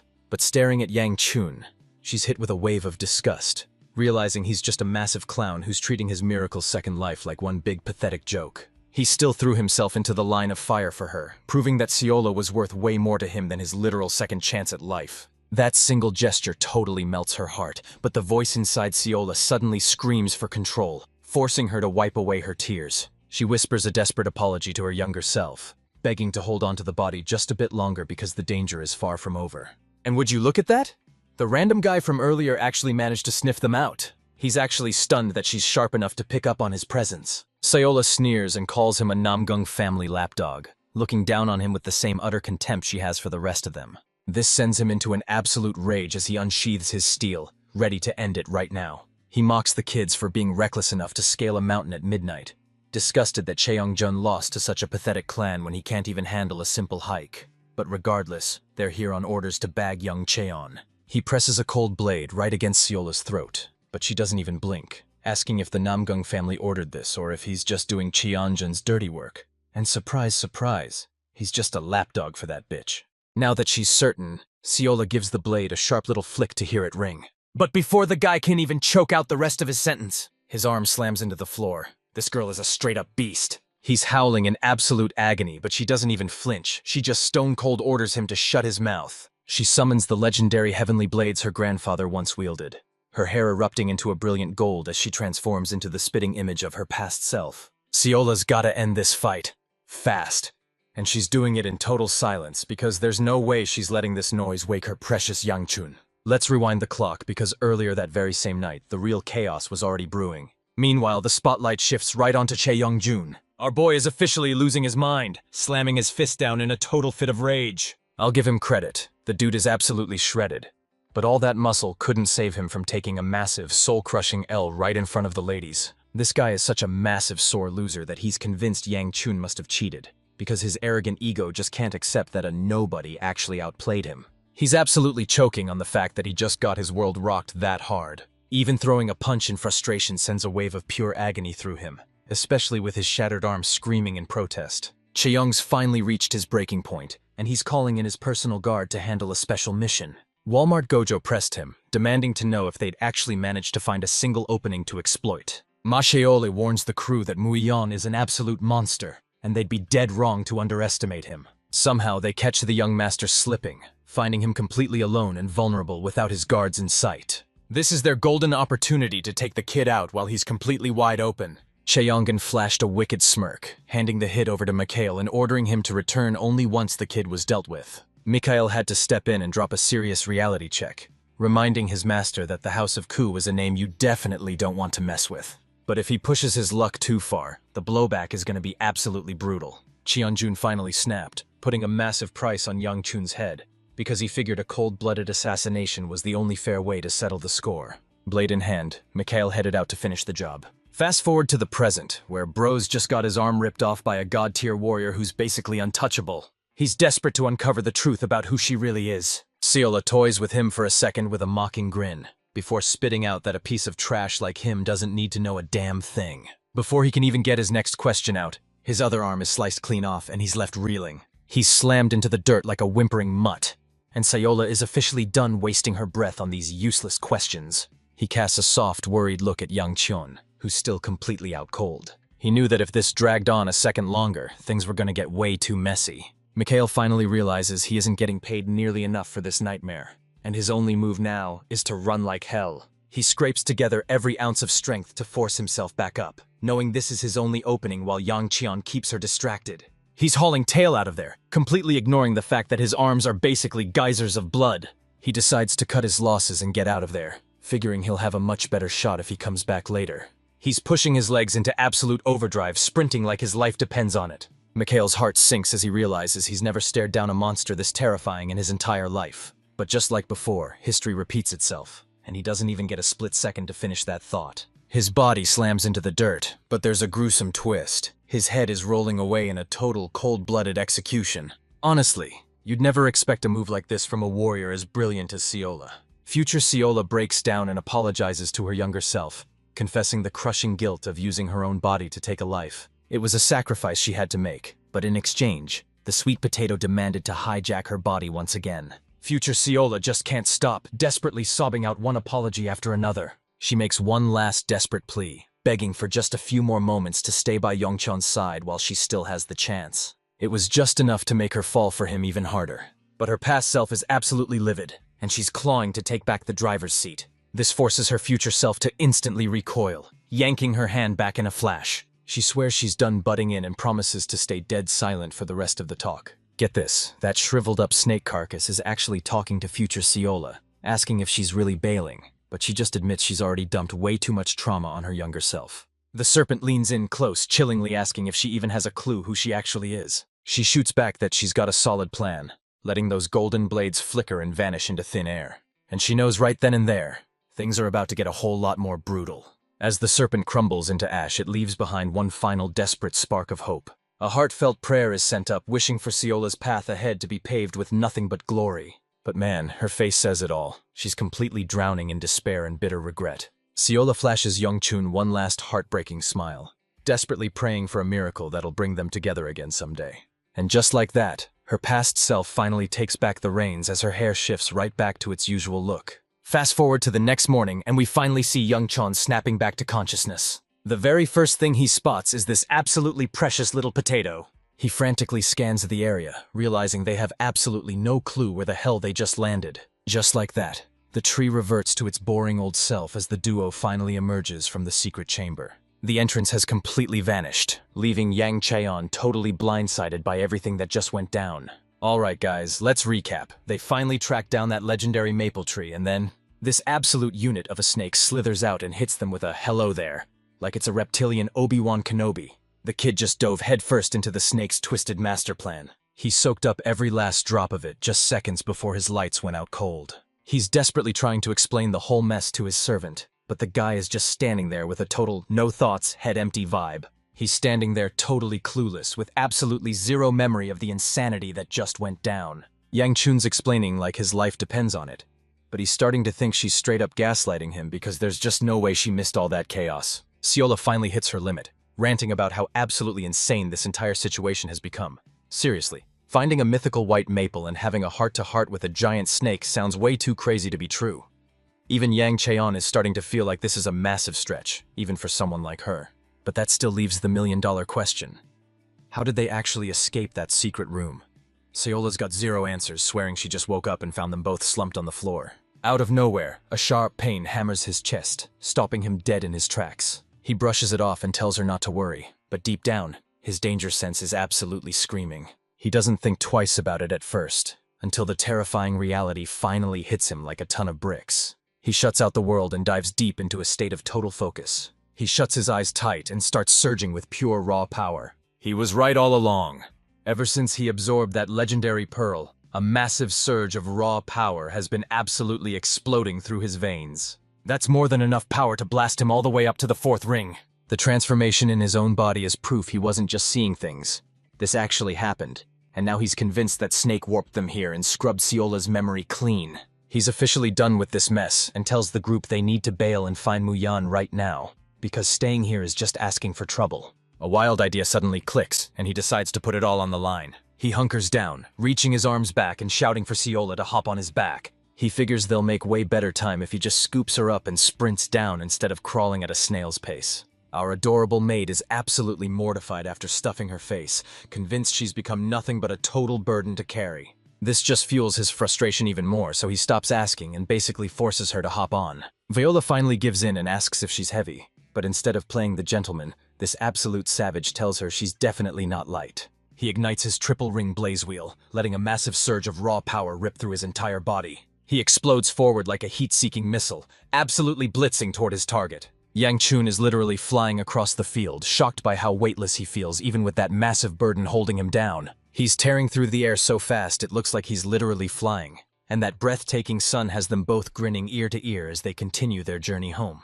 Switching gears to Muyan, the man is absolutely spiraling because the young master has been MIA for 24 hours, and he knows that if so much as a hair on that kid's head is touched, his life is officially forfeit. He's caught completely off guard when that same young master casually calls out to him from right behind his back. He finally makes it back to Yangchon, but his jaw hits the floor when he sees Muyeon standing right there. The guard is absolutely losing his mind, screaming at the top of his lungs because the kid just vanished on a journey without leaving so much as a goodbye note. Yang Chung just shrugs it off like it's nothing, acting all casual about making it back in one piece. And yeah, the one piece is definitely real. Muyeon is absolutely bawling his eyes out, completely convinced that his young master had already met a tragic end. He wipes his eyes and demands the truth. Where exactly is he and how did he end up in this mess? Siola's about to spill the beans on their run-in with that colossal snake, but our boy shuts her down before she can say another word.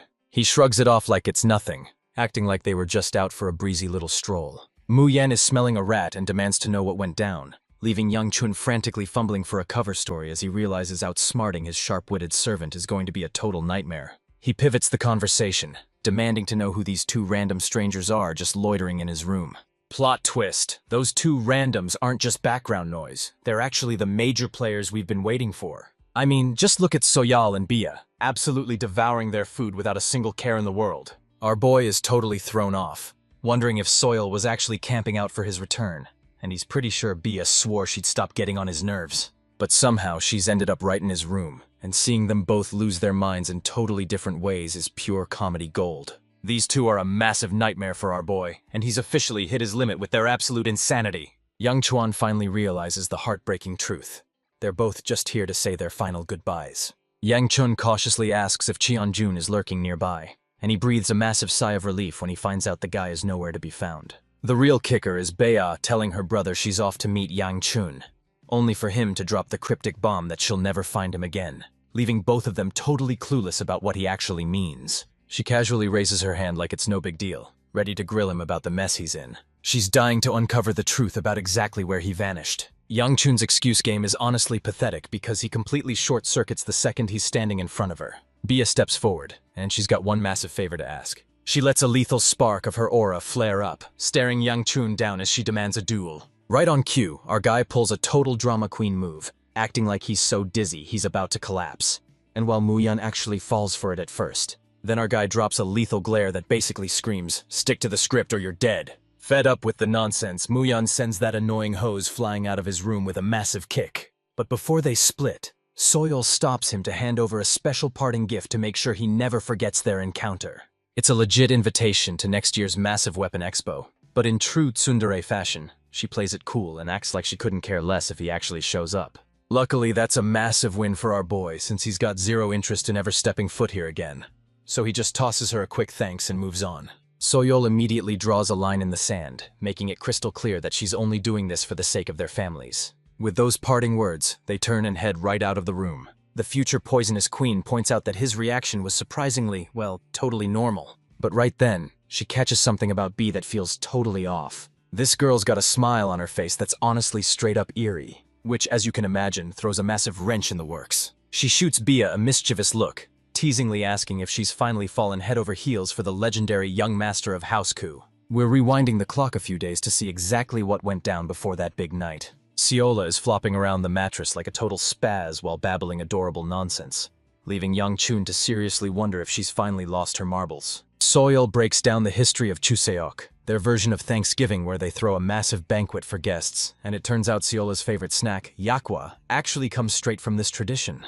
Hinchin snaps at his pesky servant, barking that there's zero point in faking a tradition that doesn't belong to them, leaving the poor girl a sobbing mess all over again.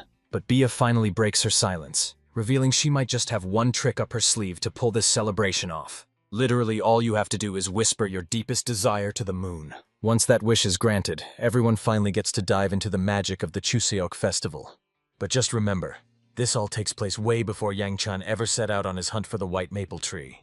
Back to the main event, we're right in the middle of Soyol putting Bia on the spot as he takes a tense moment to mull things over. The Namgung girl is left questioning everything, wondering what it even means to actually fall for someone. This legendary future queen just did a total 180 and turned into a complete blushing disaster. He's totally at a loss for words, so Bia quickly shifts gears and asks about that special item Soyal insisted on bringing along. Here's the kicker. That invitation was actually meant for Bia, but she totally choked. So Soil ended up handing it right to her crush, Yang Cheon.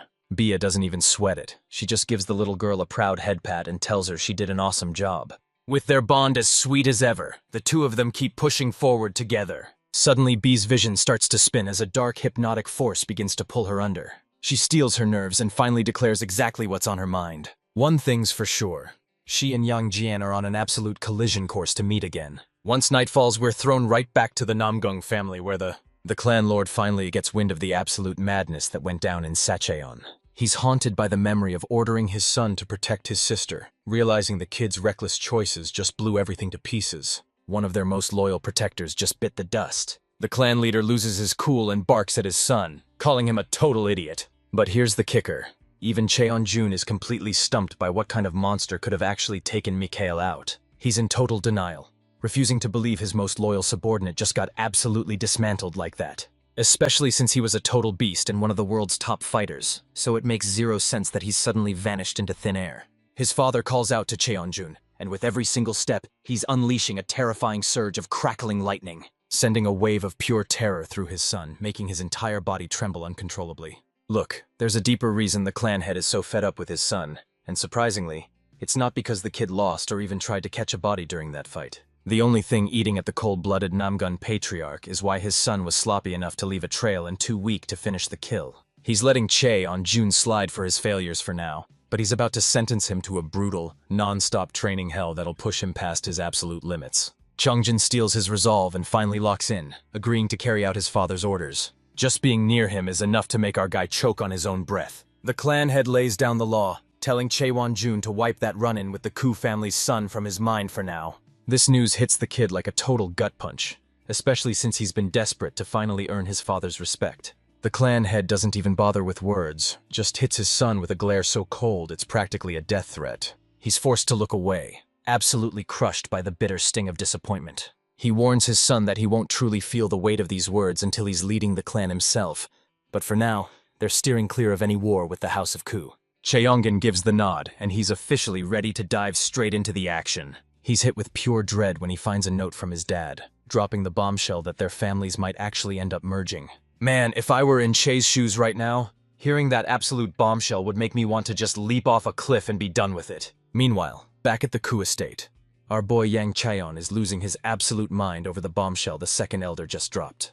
Before he can even blink, his new engagement date is already set in stone. Our guy starts losing it, venting about how he barely survived a death-defying mission to Sashan, only to come home and get hit with a surprise engagement. And let's not forget the absolute disaster of his failed engagement with the House of Peng. Ryun knows all about that disaster, yet he's still shoving this guy into another romance. Talk about being the ultimate wingman. He's dead set on ending Yang Chun's single streak, convinced that an engagement is the only way to go. Sayola's low-key spiraling, terrified he's falling for another girl, but our boy shuts it down immediately, swearing to her that there's absolutely nothing going on. But here's the kicker. She has zero clue what an engagement even is, and literally thinks it's some kind of snack. Muyan hits up the young master for the truth and gets the shock of her life. This whole engagement mess is actually 100% real. While he was working the beat in Sacheon, he heard the rumors spreading like wildfire, and the funniest part? Literally everyone was in on the secret except for the guy who was actually supposed to be getting married. Yang Kaon is straight up floored that someone actually took the bait and agreed to marry him, especially after his last engagement ended in such a massive train wreck. Unable to hold back, he demands to know which brain-dead family was actually crazy enough to sign their daughter over to him. Grandpa Rion just brushes it off with a laugh and starts scribbling away. He's right in the middle of shouting Namgung when he gets cut off mid-sentence. Young-chun cuts him off mid-breath, finishing the thought before he can even get the words out. Yeah, bro is absolutely cooked. He has no clue why the Namgung family is even messing with him, especially since they already signed off on an engagement with the House of Koo. The pieces finally click into place as he realizes there's only one girl from the Namgung house. Elder Ryan drops the truth bomb. They actually crossed paths back at the exhibition. Young-chun's expression turns the room ice cold, and just like that, the truth finally clicks. Believe it or not, his bride-to-be is none other than the gorgeous Bia. Needless to say, our boy is absolutely fuming that he's stuck dealing with this total psycho. Elder Rion shuts him down fast, warning him to watch his mouth when talking about his future bride. Too bad for our MC. He's got zero say in the matter because his family already called the shots. If he wants to complain, he's gonna have to go toe-to-toe with the head of the Ku family himself. But here's the kicker. There's a way bigger disaster brewing that needs his attention immediately. And just as Yang Qian is wondering how things could possibly get any worse, the old man flashes a knowing grin as he drops the bombshell. His sister is finally back. This bombshell absolutely shatters our boys' confidence, and honestly, they're spiraling. Forget Yeonsu. They're actually talking about the legendary older sister who commands all 5 squads. We're breaking down every single word spoken by the legendary sovereign fighter of destruction. He once proclaimed that a glorious golden age was finally dawning upon their world. Suddenly, geniuses started popping up in every single family like falling stars, with every clan boasting their own elite prodigies and wouldn't you know it? His big sister was born right in the middle of that insane era. Yongchun lived his entire life trapped in his sister's shadow, cursed with the reputation of being the unlucky child born in the wrong era. Sure, the kid had talent, but compared to his sister's genius, he couldn't even hold a candle to her. Enter Hibiku, the searing sword and pride of the Ku clan, a woman whose raw power and god-tier talent are in a league of their own. And that's exactly why Yongchun grew up absolutely loathing the very sight of her. The second he hears she's arrived, Yangchun's survival instincts go into overdrive as he desperately scrambles for any place to hide far away from this nightmare. But Grandpa Ryun isn't having any of it, shutting down the kid's hiding spot instantly because he knows it's finally time for that big reunion with his sister. Yangchun is practically on his knees, begging the old geezer to just look the other way and act like he doesn't even exist. But Ryun sees right through the act, realizing Yangchun isn't just being dramatic. He's actually shaking in his boots over the absolute nightmare his sister is about to unleash on him. So he's making it his absolute mission to drop off the map and stay ghost for at least the next few months. Elder Ryun clutches his head in disbelief, wondering if the kid caught a case of brain damage or Sacheon poison to be acting like such a total brat. Just as the conversation pivots to Hebe's big return, a massive blast rocks the training grounds, and our hero knows that sound anywhere. Big Sis is finally making her move. Turns out that flaming beast is actually dying to get its hands on him. Yang Cheon isn't feeling the hype though. He barks at Mu Yan to quit stalling and barricade that door immediately. Like a pathetic scrap of wood is actually gonna stop his sister from breaking through. You honestly can't make this up. Their absolute ultimate defense for the entire gate was literally just a broomstick wedged into the door. The guard looks over, asking the young master what his move is gonna be once his sister finally smashes her way inside. Hebe just laughs from the other side, sounding low-key annoyed that her little bro is actually gatekeeping the door when she's this hyped to see him. Even Muyeon's jaw drops when the gate starts spiderwebbing the second her hand grazes it. The second she finally gets a clear visual on her brother, he obliterates the door and sends Muyeon hurtling through the air. Hebe marches right up to him, radiating a deadly red glow while demanding to know why her brother has to be such a massive headache. Young Chun's probably ready to meet his maker right about now, but he's in for a massive reality check. She just tosses him a casual wave and schools the kid on, showing some respect to his elders. Even he's caught off guard by the fact that he's just standing there like a statue, completely paralyzed. Yang Chun is completely blindsided by the question, asking if he's actually supposed to be handling something else right now. Realizing he just messed up big time, he slams his knees to the ground to show her some serious respect. He doesn't even try to talk down to him. Instead, he just reaches out and gives him a wholesome head pat. She's thrilled to finally catch up with the second elder, and Grandpa Ryun admits he's blown away that she's still the undisputed legend leading the sword squads. PB isn't some arrogant diva. She's the first one to hype up her squad and give them the massive credit they deserve. Our boy is desperately hunting for any plan that'll let him bust out of this place for good. Hebe corners her little brother, demanding to know if he's even realized the 2 massive blunders he just pulled off. Yongchun finally comes clean, admitting he tried to barricade the door just so he could make a desperate run for it. The hilarious part is she's so hyper-focused on that one detail that she completely misses the fact that he's already planning his grand escape. Suddenly it hits him like a ton of bricks. Did he just make a massive mistake by taking Yeonsu down? Heibe's jaw hits the floor when she finds out he actually crushed Yeonsu, since she was completely in the dark about the whole fight. Yangchun sees her acting totally clueless, and just can't wrap his head around why she's so ticked off at him. She rests a soft hand on his head and points out the bombshell of the boy's engagement. He was sitting on a secret so massive, he didn't even breathe a single word about it. She's absolutely fuming that he went and got engaged behind her back, and now she's ready to straight up delete our boy from existence. Yang Chun scrambles to explain that he was just as blindsided by this engagement as she was, and frankly, he doesn't need her permission for anything. Hebe's jaw hits the floor when she realizes he's finally found the guts to stand up and talk back to the adults. He turns to Mujeon, practically begging for a miracle to save his skin. But one look from those eyes, yeah, he was looking straight through their souls. She literally scares the soul right out of him, and just like that, the elite guard who swore to die for his master folds after a single death stare. Hebe shifts her focus back to her brat of a brother and decides it's finally time to hand him a legendary beatdown. But out of nowhere, Siola lunges forward and snatches her arm. This didn't just stun Yang Qian, it left even Hebe herself completely floored. The young master knows his servant messed up by jumping in, so he puts Kiola in her place while surprisingly shielding her from his sister's wrath. But trust me, he's just getting started. Hebe watches as the servant goes to absolutely insane lengths just to keep Yang Chun from getting a single scratch. She steps away for a heartbeat and suddenly erupts into a massive wave of scorching aura. Everything's about to spiral out of control now that his sister has finally unleashed her terrifying aura. Hebe shouts over to her little brother, pointing out that the kid is practically crushing her arm with a total death grip, and demands to know what the hell is actually going on. Yongchan is shaking in her boots, desperately pleading that she's just a rookie servant who's still learning the ropes. To his absolute horror, he unleashes a devastating flame strike and sets his sights on hunting Siola down. Yongchun calls her a straight-up psycho and charges in to snatch his servant from the jaws of death. Siola, though, she's already braced herself for the absolute chaos she's about to unleash. The big finale is a total bait and switch, ending with Hebe just squishing the potato girl's face because she's so freaking cute. She's absolutely losing it over how ridiculously squishy and pinchable Siola's face actually is. Yongchan is losing his mind that his sister flexed her internal energy just to mess with Siola's face, but Hebe's way more pissed that her brother kept Siola a secret this whole time. In fact, she's such an obsessed fangirl that she's dead set on snatching Siola up and claiming the girl as her own. He's not about to let her go, so he shuts them down with a stone-cold rejection. Hebe's actually stunned. Her brother has never denied her a single thing in his entire life.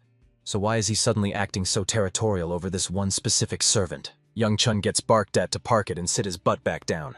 But suddenly he spots a massive, game-changing shift taking place within the boy. His energy is so bizarre that she's starting to wonder if the elder secretly had a hand in his insane growth. Our guy is banking on the fact that she's sharp enough to have already connected all the dots. Ryan swears he didn't lift a finger, but Hebe's not buying it. She's still losing her mind over how the kid leveled up so much in just a few short months. She whips around and commands the kid to see the clan head right this second, leaving Yongchuan standing there looking completely blindsided. She was honestly ready to tear him apart, but luckily she's cooled off, so our boy gets a lucky pass to live another day. After parting ways with Yongchun's sister, the trio wastes no time heading straight for a high-stakes meeting with the clan head.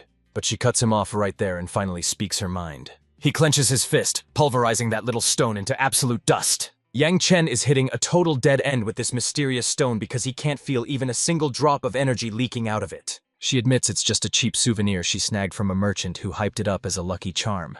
So she's passing off this total piece of junk to him, praying it might actually be useful for once. Hebe gets right in the brat's face, warning him that if he even thinks about losing, he's done for. She's about to give him a front-row seat to even more of her twisted, obsessive love. That's all the proof Yang Chun needs. He's guarding that charm with his life, or die trying. And for the first time, he lets out a grin that's actually 100% real. Hebe is absolutely beaming with pride seeing her little brother grind his heart out lately. This scene is a brutal callback to the moment he lost Hebe in his past life, where even in her final seconds, her only wish was for him to find happiness. Man, that's a real sibling for you. The kid blanks out for a split second, his mind racing as he realizes he can. He charges ahead, refusing to slow down until he finally tracks down his old man. Hebe squares up to the second elder, dying to know just how deep Grandpa Ryun is involved in this mess. She's seriously worried because just last year, her brother was stuck at the very first ring, failing to even tap into his energy or move with any real precision. But look at him now. Not only is his power perfectly stabilized, but his energy has literally doubled. And with his movements looking this surgical, she's more convinced than ever that something major went down after his fight with Yonsu. But seriously, the way her brother is evolving at this breakneck speed is straight up mind-blowing. Even Grandpa Rion is forced to admit it. The way this kid just tapped into his hidden power is absolutely legendary. Hebe didn't even bother teasing her little brother about his insane growth spurt, knowing he was way too stubborn to give her a straight answer. She could read him like an open book, and one look into his eyes told her he was already planning to shut her down. But she isn't done yet, because Hebe is getting some seriously bad vibes from that servant who keeps hovering over the boy. Grandpa Ryan already knows the truth, but he's playing it cool and letting Hebe tell her side of the story first. Hebe warns him that she could sense something was seriously off about that kid in particular. She wasn't even sure what her body was made of anymore, so she gave her face a good squeeze just to make sure everything was still solid. Sweating bullets, Grandpa Rion plays it totally cool, acting like the kid is just another servant and there's absolutely nothing weird going on. Hebe falls for it hook, line, and sinker, getting played like a fiddle by the old geezer's silver tongue. She figures her instincts might be totally fried after months of non-stop warfare against those endless demonic hordes. Deep down, Bear Grandpa is low-key hyped she caught on to Siola's secret, and now he's dead certain that both of them are destined for legendary growth. Ryun gave her a gentle head pat, pouring his heart out as he finally showed her some real gratitude. This family is straight up cold, a bunch of distant strangers who wouldn't think twice about turning their backs on their own flesh and blood. Even though the entire clan treats Yang Chaeyeon like total garbage, Hebe is the only one who's actually stayed in his corner and looked out for him. Rune's honestly just over the moon that someone's actually looking out for the kid. He's stoked because a huge weight is finally off his shoulders. No more stressing over keeping the kid alive. Meanwhile, the second elder is shaking his head, thinking she went way overboard and should have definitely kept her cool about the engagement. And we can't forget about the absolute bombshell who just crashed the party as the boy's new fiancé. Hebe's blood boils the second she thinks some girl is eyeing her brother. And I'm living for how she'll throw hands to protect Yang Chun, even if it's against his own lover. Forget the filler. We're diving straight into the high-stakes showdown with the clan head. Lord Ku's already heard the insane rumors that this kid actually shattered the lightning dragon's arm. Yang Chun scrambles to save face, playing it off like he barely even grazed the guy's shoulder. His answer drops like a bombshell, leaving nothing but a heavy, dead silence hanging between them. Lord Ku takes a smooth sip of his drink and immediately pivots, hitting them with a totally different question. He's demanding to know why the kid had to go to such brutal extremes just to snap the guy's arm. Yang Chaeyeon is clearly not vibing with being put on the hot seat by such a savage question. He sucks in a lungful of air, desperately trying to steady his nerves. He reveals how the fight spiraled out of control. He was supposed to just spar, but once he saw his opponent was actually out for blood, he stopped playing nice and went all out. Lord Ku's jaw hits the floor as he frantically asks if anyone else saw the chaos, but Yang Chun just smirks, revealing that a whole crowd had a front row seat to the entire beatdown. Even Lord Ku is caught off guard, finally admitting that the kid's power has reached a whole new level. He's actually loving it because nothing gets him hyped like watching his son finally crush his limits. Yang Chuan is losing it internally because even though his dad knows he just crushed a lightning dragon and hit the third ring,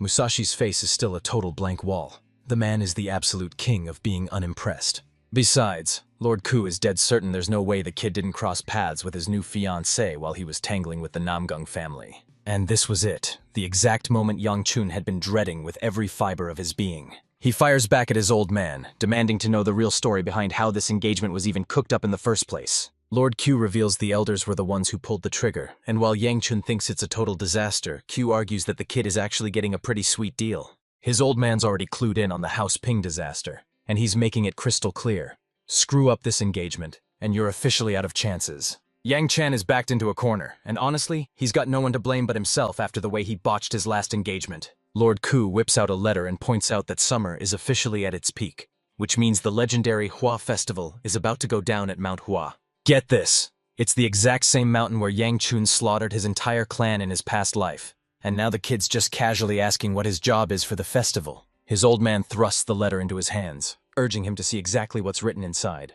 Chung Chun pauses for a second, wondering why the heck he's the one being saddled with this responsibility. Lord Ku shuts him down mid-sentence, barking an order for the boy to hunt down a certain someone and drag them back to the house. He's personally guaranteeing that Yang Chun gets escorted within 10 days, but the kid is not feeling it and shuts the idea down immediately since he's still wiped out from his grueling trip to Sashan, and luckily, his dad is actually happy to let him skip the job. And without wasting a single second, our boy dives straight into it. But then his dad drops a massive bribe. Pull this mission off, and he'll be rewarded with a legendary Great Sage Pill, and right as they're hashing it out, Mu Yan and Siola are bored out of their minds waiting outside the office, praying for Yang Chun's return while knowing that meeting is going to drag on for at least another 2 hours. Siola is absolutely running on fumes after that brutal journey, but since they're both stuck on guard duty, there's no hitting the hay until their master finally decides to call it a night. They're hunkered down in the shadows, frantically scarfing down snacks while trying to stay completely invisible. The young master nearly gives Mu Yan a heart attack by appearing out of thin air, dropping the bombshell that they're heading to Mount Hua in just 10 days. Looks like they're about to dive headfirst into another brutal grind. But this is a direct command from Lord Ku himself, so saying no is completely off the table. Mu Yan's dying to know what the real endgame of this journey actually is. He's dead set on making it back home with his other sister, who he's currently locked away in total isolation, sharpening his spirit through intense meditation. Next, Yang Chun starts lurking around the corner, desperate to see if that troublesome old man and his nightmare of a sister have finally cleared out. The Namgung family has officially descended upon Sacheon, and get this, Hebe is already right there on the scene. Just when our boy thought he could finally catch his breath, he gets hit with yet another soul-crushing chore. Young Chun is so absolutely drained he ditches dinner entirely, and just faceplants straight into bed. Fast forward a few hours, and while our guy is totally dead to the world, suddenly a sinister member of the clan stalks right into his room. There's no mistaking it, that's Hebe, and she's actually showed up with a fresh batch of dumplings. Instead of a sweet wake-up call, she decides to scare the soul out of him by straight-up lunging for his throat. His older sister is a total saint who refuses to let Yang Chun skip a single meal. And honestly, seeing a sibling bond this wholesome is such a massive breath of fresh air for a manhwa. Completely plastered, she aggressively stuffs a dumpling right down his throat, until he's got no choice left but to launch himself right off that mattress. Yang Chun demands to know what the hell she's doing in his room, snapping that this is his private space and she can't just waltz in whenever she feels like it. But Hebe goes full comrade mode, declaring that if it's his room, it's officially our room now. She's already absolutely hammered, but she's still ready to knock back even more. Young Chun's sister was freaking out after he ghosted their dinner, so she's checking in to make sure he's still in one piece. Plus, she's absolutely fuming that Yang Chun actually ended up hitched to that Namgung snake. His jealous big sister is absolutely seething because he loses his cool every single time someone even whispers his fiancé's name. Our boy isn't about to waste his breath on a drunk mess who's completely tuned him out. He just wants her to pack up her booze and hit the road. Hebe thinks this is the perfect chance for some quality sibling bonding, and pushes for them to share a room. But Yang Chan isn't having any of it, and nopes the hell out of there. Hebe's convinced he's just being a massive jerk, but Yang Chun is positive that's the only way to handle her annoying attitude. As the night drags on, they're just getting more and more hammered. Hebe absolutely lives for the bottle! He's just standing there, eyes glued to the breathtaking sea of stars twinkling outside. His sister turns to him with a smirk and suggests they have some fun. But get your head out of the gutter, because she's actually challenging him to a high-stakes duel. Yang Chun just hits the ignore button, acting like he didn't just hear her drop the most unhinged nonsense imaginable. He mocks her, claiming she's reached a god-tier level of wasted to say something that brain-dead, and orders her to go sleep it off in her room. Her voice drops to a deadly serious tone as she asks if he's actually sure about that, leaving a totally baffled Yang Chun wondering what she's even getting at. So he jabs a finger right at his own tiny chest. She's completely baffled, admitting she has no clue what kind of insane training he went through to reach this level. But it's clear his body can't handle all that raw power, and if he doesn't stabilize it soon, he's basically a walking ticking time bomb. Yang Chun realizes that Snake Pearl hasn't fully fused with him yet, mostly because his body is still way too weak to contain such a massive surge of energy. Hebe's done waiting around. She knows they have to make a move right this second. That's exactly why she challenged him to a spar, but don't be fooled. She's got a much deeper motive hidden up her sleeve. She flashes a wicked grin and admits the only reason she suggested this was because she's just in the mood to kick his ass. Yang Chan is starting to realize that his siblings are straight-up lunatics with the way they've been treating him. Next we see Maybe limbering up at the training grounds, realizing it's been a hot minute since she last threw hands with her little brother. She's caught totally off guard seeing him switch to a swordless style, and when Yang Chuan announces he doesn't even need a blade anymore, she's left absolutely speechless. Which is a total game changer, especially since he's been strictly sticking to swords until this very moment. She levels her wooden blade right at him, wondering if her little brother's ego has gotten so massive he thinks he's too good for a weapon, so she dares him to take the first shot. Yang Chun's eyes bulge in pure shock as he frantically tries to jog their memory. He lets her know that this entire showdown is just his way of venting all that insane power building up inside him. Hebe lets out a sigh, realizing she doesn't even need to go for the kill. After all, when you spend your days butchering high-level demons, a fight like this is basically child's play. But right as she's pouring her heart out, bro, he pulls a fast one, catching Hebe completely off guard as he lunges at her with insane speed. His very first strike actually lands, burying his fist straight into her gut. It clips her side, sending her stumbling and completely wrecking her balance. He doesn't waste a heartbeat, immediately launching into a second attack. That strike connects with insane force, launching his older sister straight into the wall. He's finally got his inner energy on a total leash and his control is looking sharper than ever. But what's really eating at him is the absolute nightmare waiting to strike the second his own assault ends. From across the distance, his sister starts cackling. And this isn't some cute giggle. She sounds like a straight-up anime villain. Bibi is totally blown away seeing the legendary stuff her brother has managed to pull off. She ignites a wild, raging inferno that swirls all around her. Staring at her raw power, Yongchun can't wrap his head around her being just a 5-ring. Because honestly, she's already swinging with the force of a 6-ring monster. He unleashed his ultimate trump card right out the gate, but Hebe just shrugged it off and is standing there with a terrifying grin. Realizing he's about to get absolutely cooked, he desperately tries to wave the white flag before things get even uglier. But his sister is far from finished. In fact, she's just starting to have the time of her life. She slammed her feet down with pure fury, cratering the earth with every single step. She's a towering pillar of absolute destruction, strolling through the chaos like a human nuclear reactor with the insane amount of energy she's venting. Young Chon can't even force his eyes open against the crushing weight of her aura.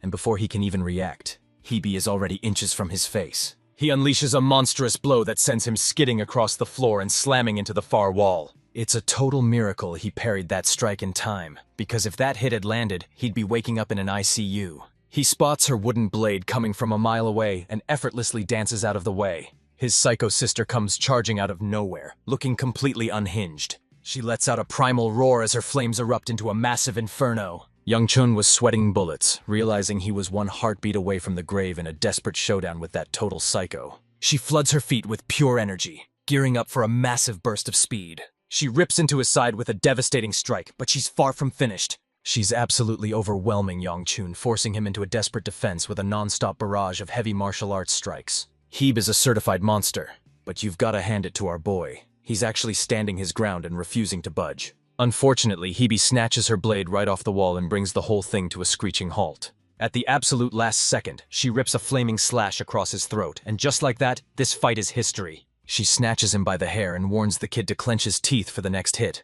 or he's leaving with a shattered jaw. Man, talk about a terrifying threat. The ending is a total gut punch, leaving Yang Chun right on the brink of a complete emotional breakdown. He's left waiting for death as his screams pierce the night sky. Then we pivot to the Namgung family, where Bia has officially ghosted them, leaving a final note for the clan head. She's absolutely dying to see her fiancé, so the girl bolts from the estate and stays in hiding. And when Lord Namgung catches wind of it, he absolutely loses his mind with rage. And he's not asking nicely. He's barking orders for her to get back home this very second. Our farmer is out there sizing up his harvest when he suddenly spots something totally insane. He's hitting rock bottom, completely losing himself to a wave of pure despair. This harvest season has been an absolute nightmare for the local farmers. But right as those thoughts are racing through his head, suddenly, a woman in flowing purple robes leaps right over his head. One look at this girl and he's already completely under her spell. He's left completely starstruck, convinced that a literal angel just descended from the heavens. Bia pops up with a quick hello, but she's actually desperately hunting for a map to the Shangxi region, since her sense of direction is a total disaster. She finally gets a lead. Her target is waiting for her deep in the east. She vaults back with insane speed and vanishes into the night. She just dropped a silver ingot worth enough to keep an entire family fed for months. The farmer is absolutely floored, thanking this gorgeous angel for her incredible kindness. He's scratching his head wondering why she's wandering west instead of east. But it's official. This girl is so directionally challenged she'd get lost in her own backyard without a GPS. Right now she's gunning it straight for Manhwa in the west. And that's when the second elder finally steps into the spotlight. Who's the one actually pulling the Sword Sovereign aside to talk about the divine doctor staying at Mount Hua? The Sword Sovereign explains that this doctor is a total nomad who never stays put, so finding the divine physician hiding out at Mount Hua is a massive shock. Elder Ryun is totally baffled by the rush to find this guy, so he suggests sending Yang Chun ahead to scope things out first. The Sovereign Sword has gone through hell to keep his identity a secret, so if he blows his cover now, everything he's worked for is toast. He's totally down with Ryun's strategy, but he's adding a savage little twist to spice things up. Just as they were ready to set off, the Sword Sovereign drops a bombshell. He's tagging along for the entire journey. And honestly, bro is just standing there with his jaw on the floor. He was every bit as blindsided as his totally stunned second elder. When the regular coachman suddenly goes on vacation and the legendary Sword Sovereign steps in to take the reins, you just know something massive is brewing behind the scenes. Yang Chun was especially suspicious, since he knew for a fact that Ciola and her grandpa weren't on the original roster, meaning some serious drama must have unfolded overnight to flip their entire travel plan upside down. He's got a gut feeling that something massive is moving in the shadows, but for now, the master plan is totally out of his reach. The second elder corners him and grills him about that weird look on his face, but Yang Chun just plays it cool and says it's nothing. But his loyal old mentor warns him to stop hunting down kids, and at first, Yang Chun is convinced he'd never stoop that low. But looking back at every insane mile he's covered on his journey so far, it finally hits him.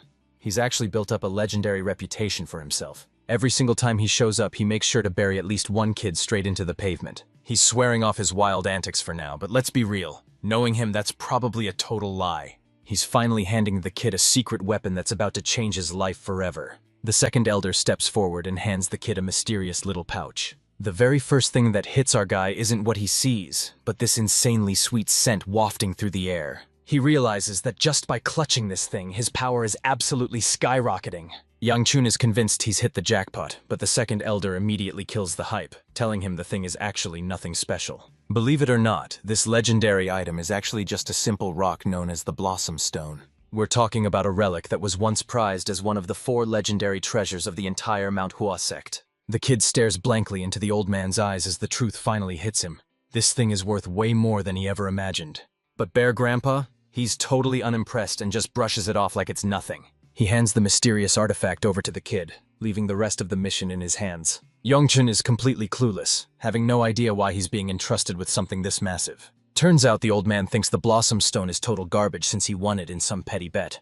But Yangchun is low-key panicking because handing over a treasure like that in broad daylight is just asking for trouble. But the second elder is sticking to his guns, dead certain that he put his trust in the perfect person. Yang Xian is totally lost and can't wrap his head around what that message even means. That is, until his eyes land right on Siola's grandpa. This guy seriously hit the jackpot by scoring the most legendary bodyguard to ever do it. Yang Chun finally realizes that Ryun is only this chill because he's definitely got a lead on the Sovereign Sword's true identity. Mujan lets the young master know that the stage is finally set and all their preparations are complete. With absolutely no way to talk himself out of it, our hero finally caves and accepts the legendary gift. From inside the carriage, he tosses a final goodbye to the old man, who's heading off to let Hebe know he's officially hit the road. Yang Chun tracks down his missing sister only to find her weeping over his departure, proving she's the only sweetheart in a clan crawling with absolute maniacs. Right as he's making his exit, Yang Chun asks the second elder to say goodbye to his sister for him, proving that deep down he actually cares about her more than he lets on.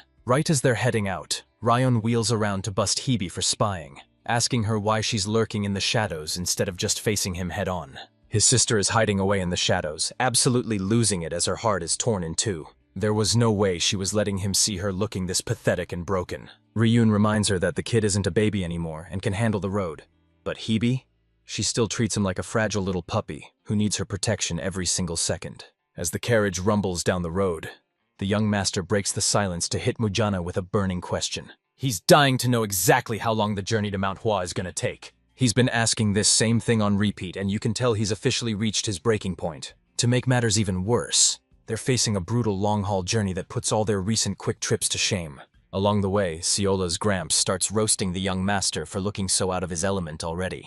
Our hero puts on a brave face and insists he's doing just fine. Deep down, Yongchun is freaking out because the Sword Sovereign is getting personally involved, and honestly, how do you even act normal around the strongest swordsman on the planet? Meanwhile, the Sword Sovereign's air-headed granddaughter is just vibing, making it her life's mission to inhale every snack in sight. Siola starts acting like a straight-up mastermind plotting a scheme, but the truth is, she's so hangry she needs a snack ASAP just to function normally. Siola's day hits rock bottom when a servant drops a total bombshell.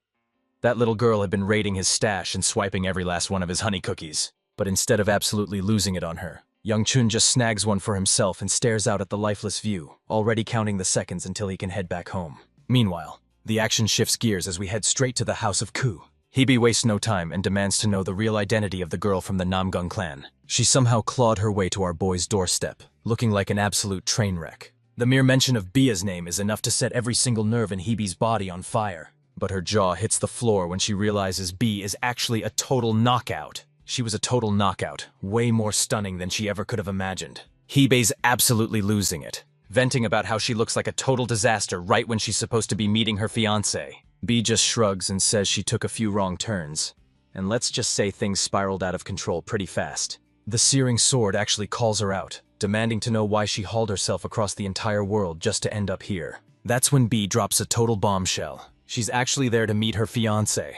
Hebe throws a cheeky smirk her way, teasing that for now, absolutely nothing is set in stone.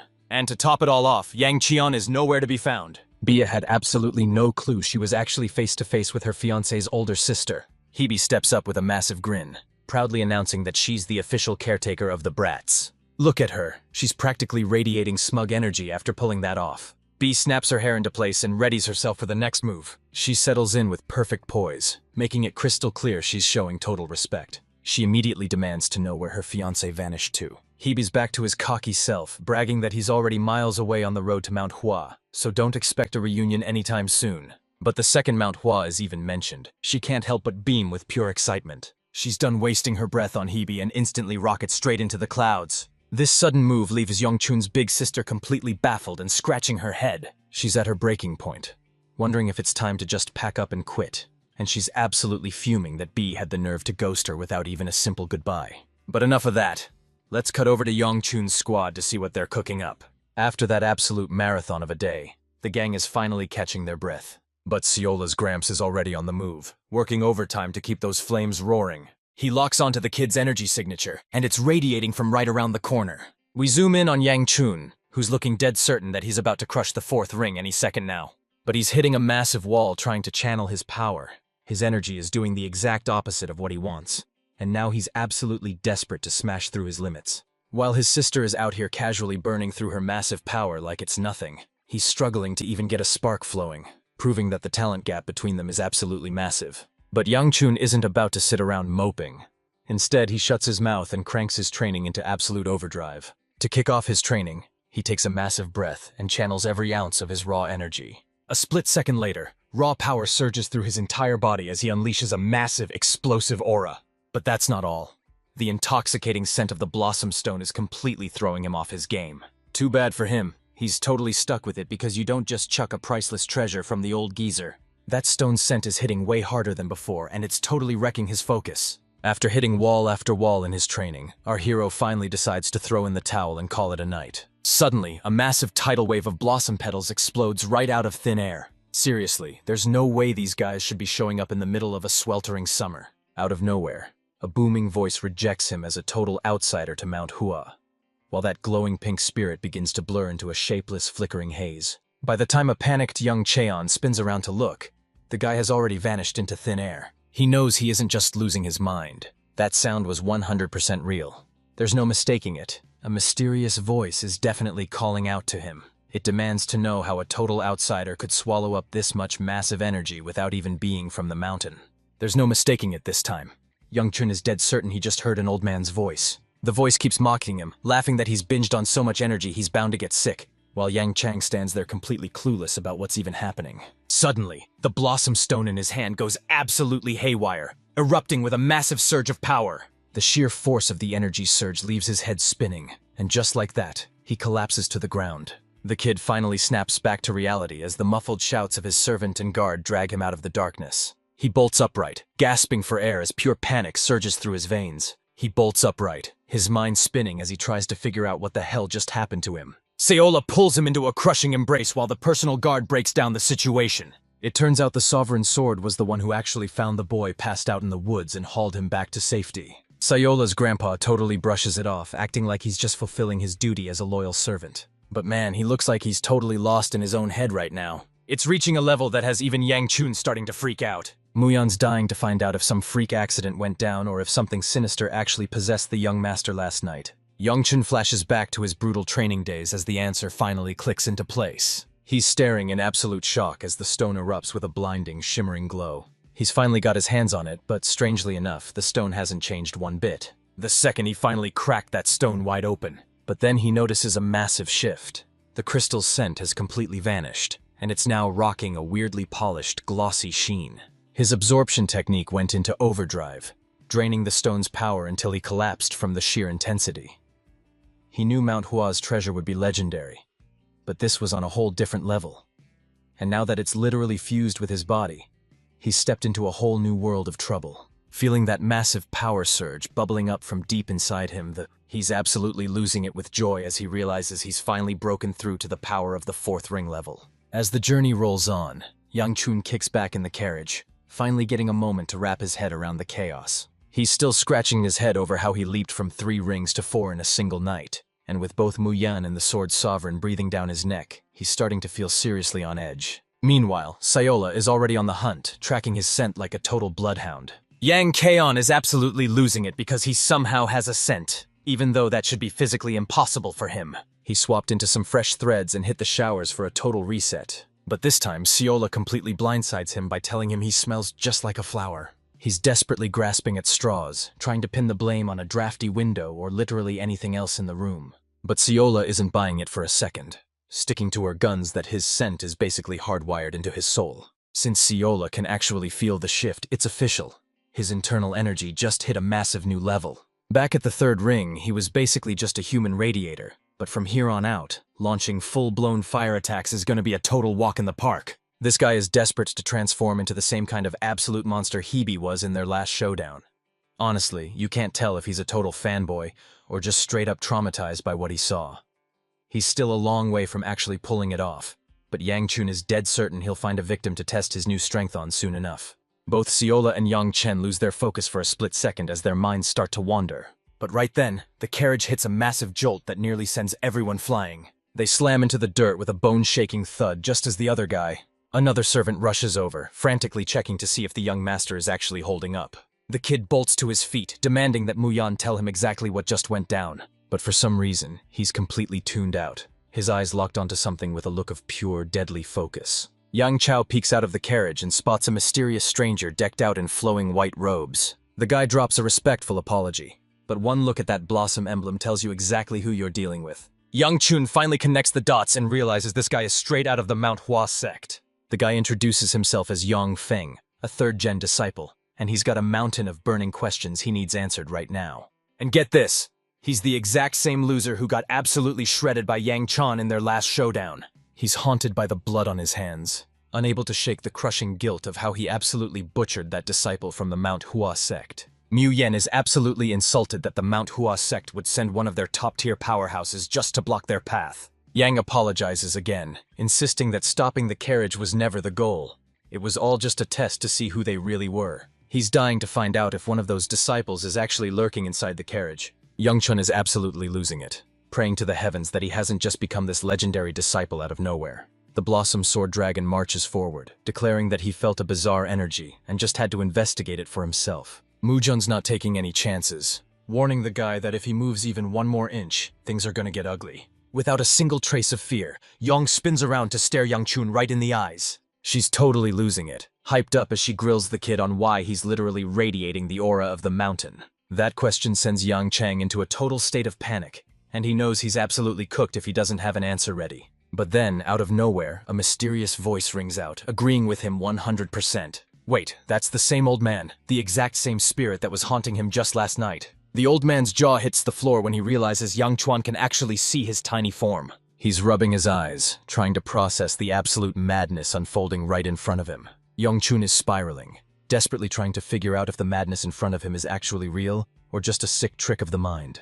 But get this, the floating old man hovering right in front of him isn't a hallucination. He's actually real and he's starting to talk. Yang catches him spacing out and immediately snaps him back to reality. Yang Chun is losing his mind, questioning if he's tripping on some crazy drugs or if his brutal training finally fried his brain. The little elder takes it personally and snaps at the kid, making it crystal clear that this isn't a game, it's the real deal. Yang is panicking over the boy's condition, but the young master just wants to know if he can see the mysterious figure hovering right next to him. Check out this ancient geezer who's literally no bigger than a tiny insect. Yang is completely oblivious to what's happening and just stares at the kid like he's lost his mind. Even Muyan is left totally stumped when she's hit with that same question. He's looking at him like the young master has officially gone off the deep end. He plays along like it's all just a big joke, but the vibe shifts the second he realizes Yang Chan isn't kidding. He's dead serious about every single word. At this point, his reputation is in the gutter, and the old man thinks he's just making a total clown of himself by desperately begging for backup. Yang Chun is completely losing his mind, convinced that some bizarre spirit is actually hijacking his body. Turns out the old man isn't possessed at all. He just had a massive brain fart about what he ate for lunch. At first, the kid is completely lost and has zero clue what this guy is even yapping about. But then it finally hits him. He's been carrying the Blossom Stone's raw power inside his own body this whole time. And suddenly, everything clicks. The old man gives Yang Chun a harsh reality check, reminding him that this absolute moron devoured their sacred treasure despite not even being a member of the Mount Hua sect. Talk about ungrateful. This tiny old master literally saved the kid's life when his body was about to explode from all that power, yet here he is getting roasted and called an insect-sized old man. Totally baffled, Yang Chun demands to know who this pint-sized old man actually is. The spirit is absolutely stunned that the kid is this oblivious, straight up roasting him for being a total airhead with zero situational awareness. Meanwhile, Mu Yan and Yang are standing there looking totally baffled because, from where they're standing, the young master is just straight up arguing with thin air. The floating spirit decides to show some class and finally gives a proper introduction. Turns out, he's actually the legendary leader that the entire clan bows down to. To truly understand the weight behind the legendary immortal sword Shin Chul, we have to look at why he's such a massive game changer for this story. But first, we've got to dive into the absolute chaos of the legendary war that tore the world apart before the heavenly demon ever showed his face. The great demon blood war was finally crushed, all thanks to 5 legendary powerhouses who stepped up to save the world. These were legendary masters of combat whose names are still carved into the halls of history, long after the smoke of the war finally cleared. Shin Chul is the absolute GOAT of the Manhwa sect, a legendary ancestor with a reputation that's straight up untouchable. Fast forward to today, and that same legend has shriveled into a tiny old man who's completely invisible to everyone except our boy Yongchun. Here's the kicker. Yang Chan has zero privacy because this old man is straight up eavesdropping on his every single thought. Now the kid finally realizes he's a straight up legend with a reputation that precedes him. Shin Chul's crossing his fingers that everyone will finally start putting some respect on his name. But in classic Yangchun fashion, he stays acting high and mighty, demanding to know how the old man even got sealed inside that rock. The sad truth is, the poor kid is completely in the dark about his own secret, basically just waiting for Yang Chan to step in and connect the dots for him. They're both completely blindsided by how sideways things are going, but the only thing eating at Shin Chul is the massive question, why? This total outsider just defied every law of nature by absorbing the Blossom Stone's power, a feat that should have been straight up impossible. Hit with a question like that, the kid is left completely stunned into silence. That reaction was a dead giveaway, and the old man realizes right then that Yang Qian is definitely hiding something big. Honestly, the smartest move this kid has left is to just look away and pretend he didn't see a thing.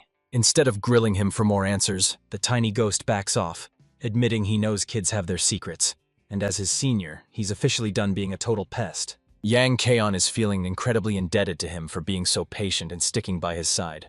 But right at that moment, Shin screams at him to keep his eyes peeled, because something massive is about to land right in front of his face. He was dead right. A whole squad of hostiles bursts from the tree line and surrounds the carriage. One look at those matching robes and it's a dead giveaway. These guys are definitely disciples from the same clan. Yong brushes off the danger, making it crystal clear that these guys aren't even worth breaking a sweat over. Mujan's done playing games. He drops the guy with a vicious knee and holds a blade to his throat, keeping a sharp eye on the rest of the crowd. Muyan's gut is screaming that this isn't a friendly welcome. It's a total setup for a deadly ambush. Talk about getting shoved into a brutal spot like that! The Mount Hua disciples are on high alert, hands on their hilts and ready for a total showdown. Even Yongchun starts to worry his guard is crossing the line, but Muyeon shuts him down, convinced they haven't gone far enough. The second they stepped onto the field, their raw bloodlust hit him like a physical wave. Yong's desperately pleading for them to just hear him out, completely baffled by his clan's murderous rage.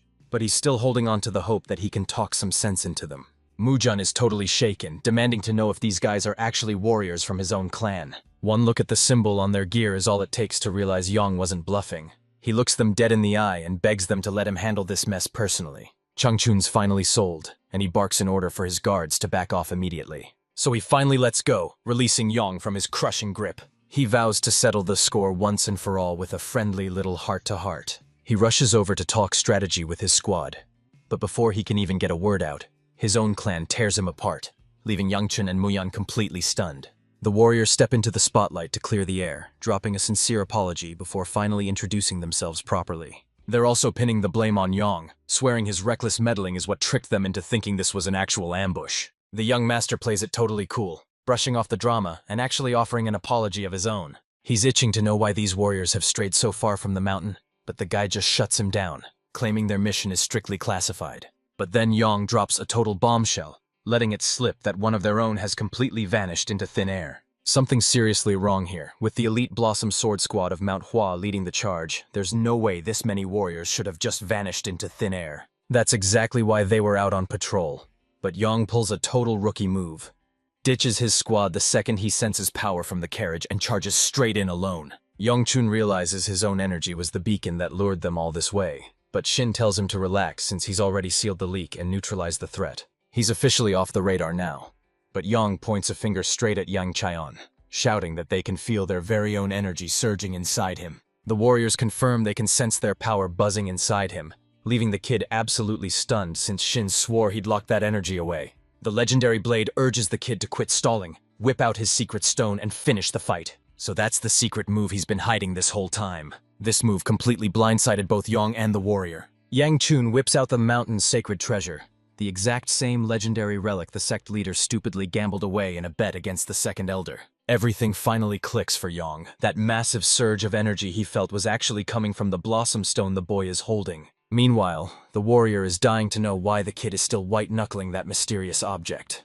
Yang Chuan finally steps out of the shadows, announcing himself as the true heir of the Ku family and declaring that he's here to bring the treasure back to the sect. Just hearing the name of the Ku family is enough to put the entire Mount Hua sect on a hair trigger. This immediately sets them off, and before you know it, they're diving headfirst into a total gossip fest. The leader immediately starts backpedaling, apologizing for his hostility once he realizes Yang Qian is basically high-tier royalty compared to them. Yong's clearly deep in his own head, but he finally breaks the silence to drop a question that changes everything.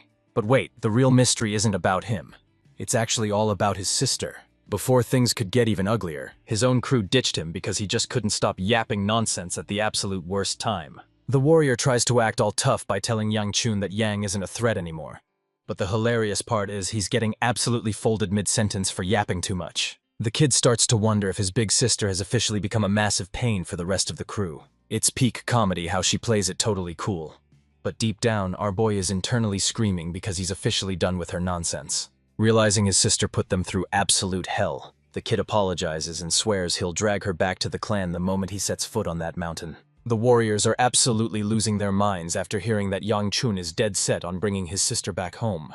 Believe it or not, the crew is so hyped by the news that they give him a legendary send-off, showing massive respect for him finally stepping up to take responsibility for his sister. Muyon and Yang Chun are left dead silent, and you can't help but wonder just how much trauma she hammered into these poor warriors to leave them this broken. Later that night, the spotlight shifts over to Yang Chun's sister, and there she was, standing right at her teacher's doorstep. But right before he even stepped through those doors, the old woman is absolutely floored by this kid's insane spirit, seeing how she braves the dead of night every single evening without a hint of fear.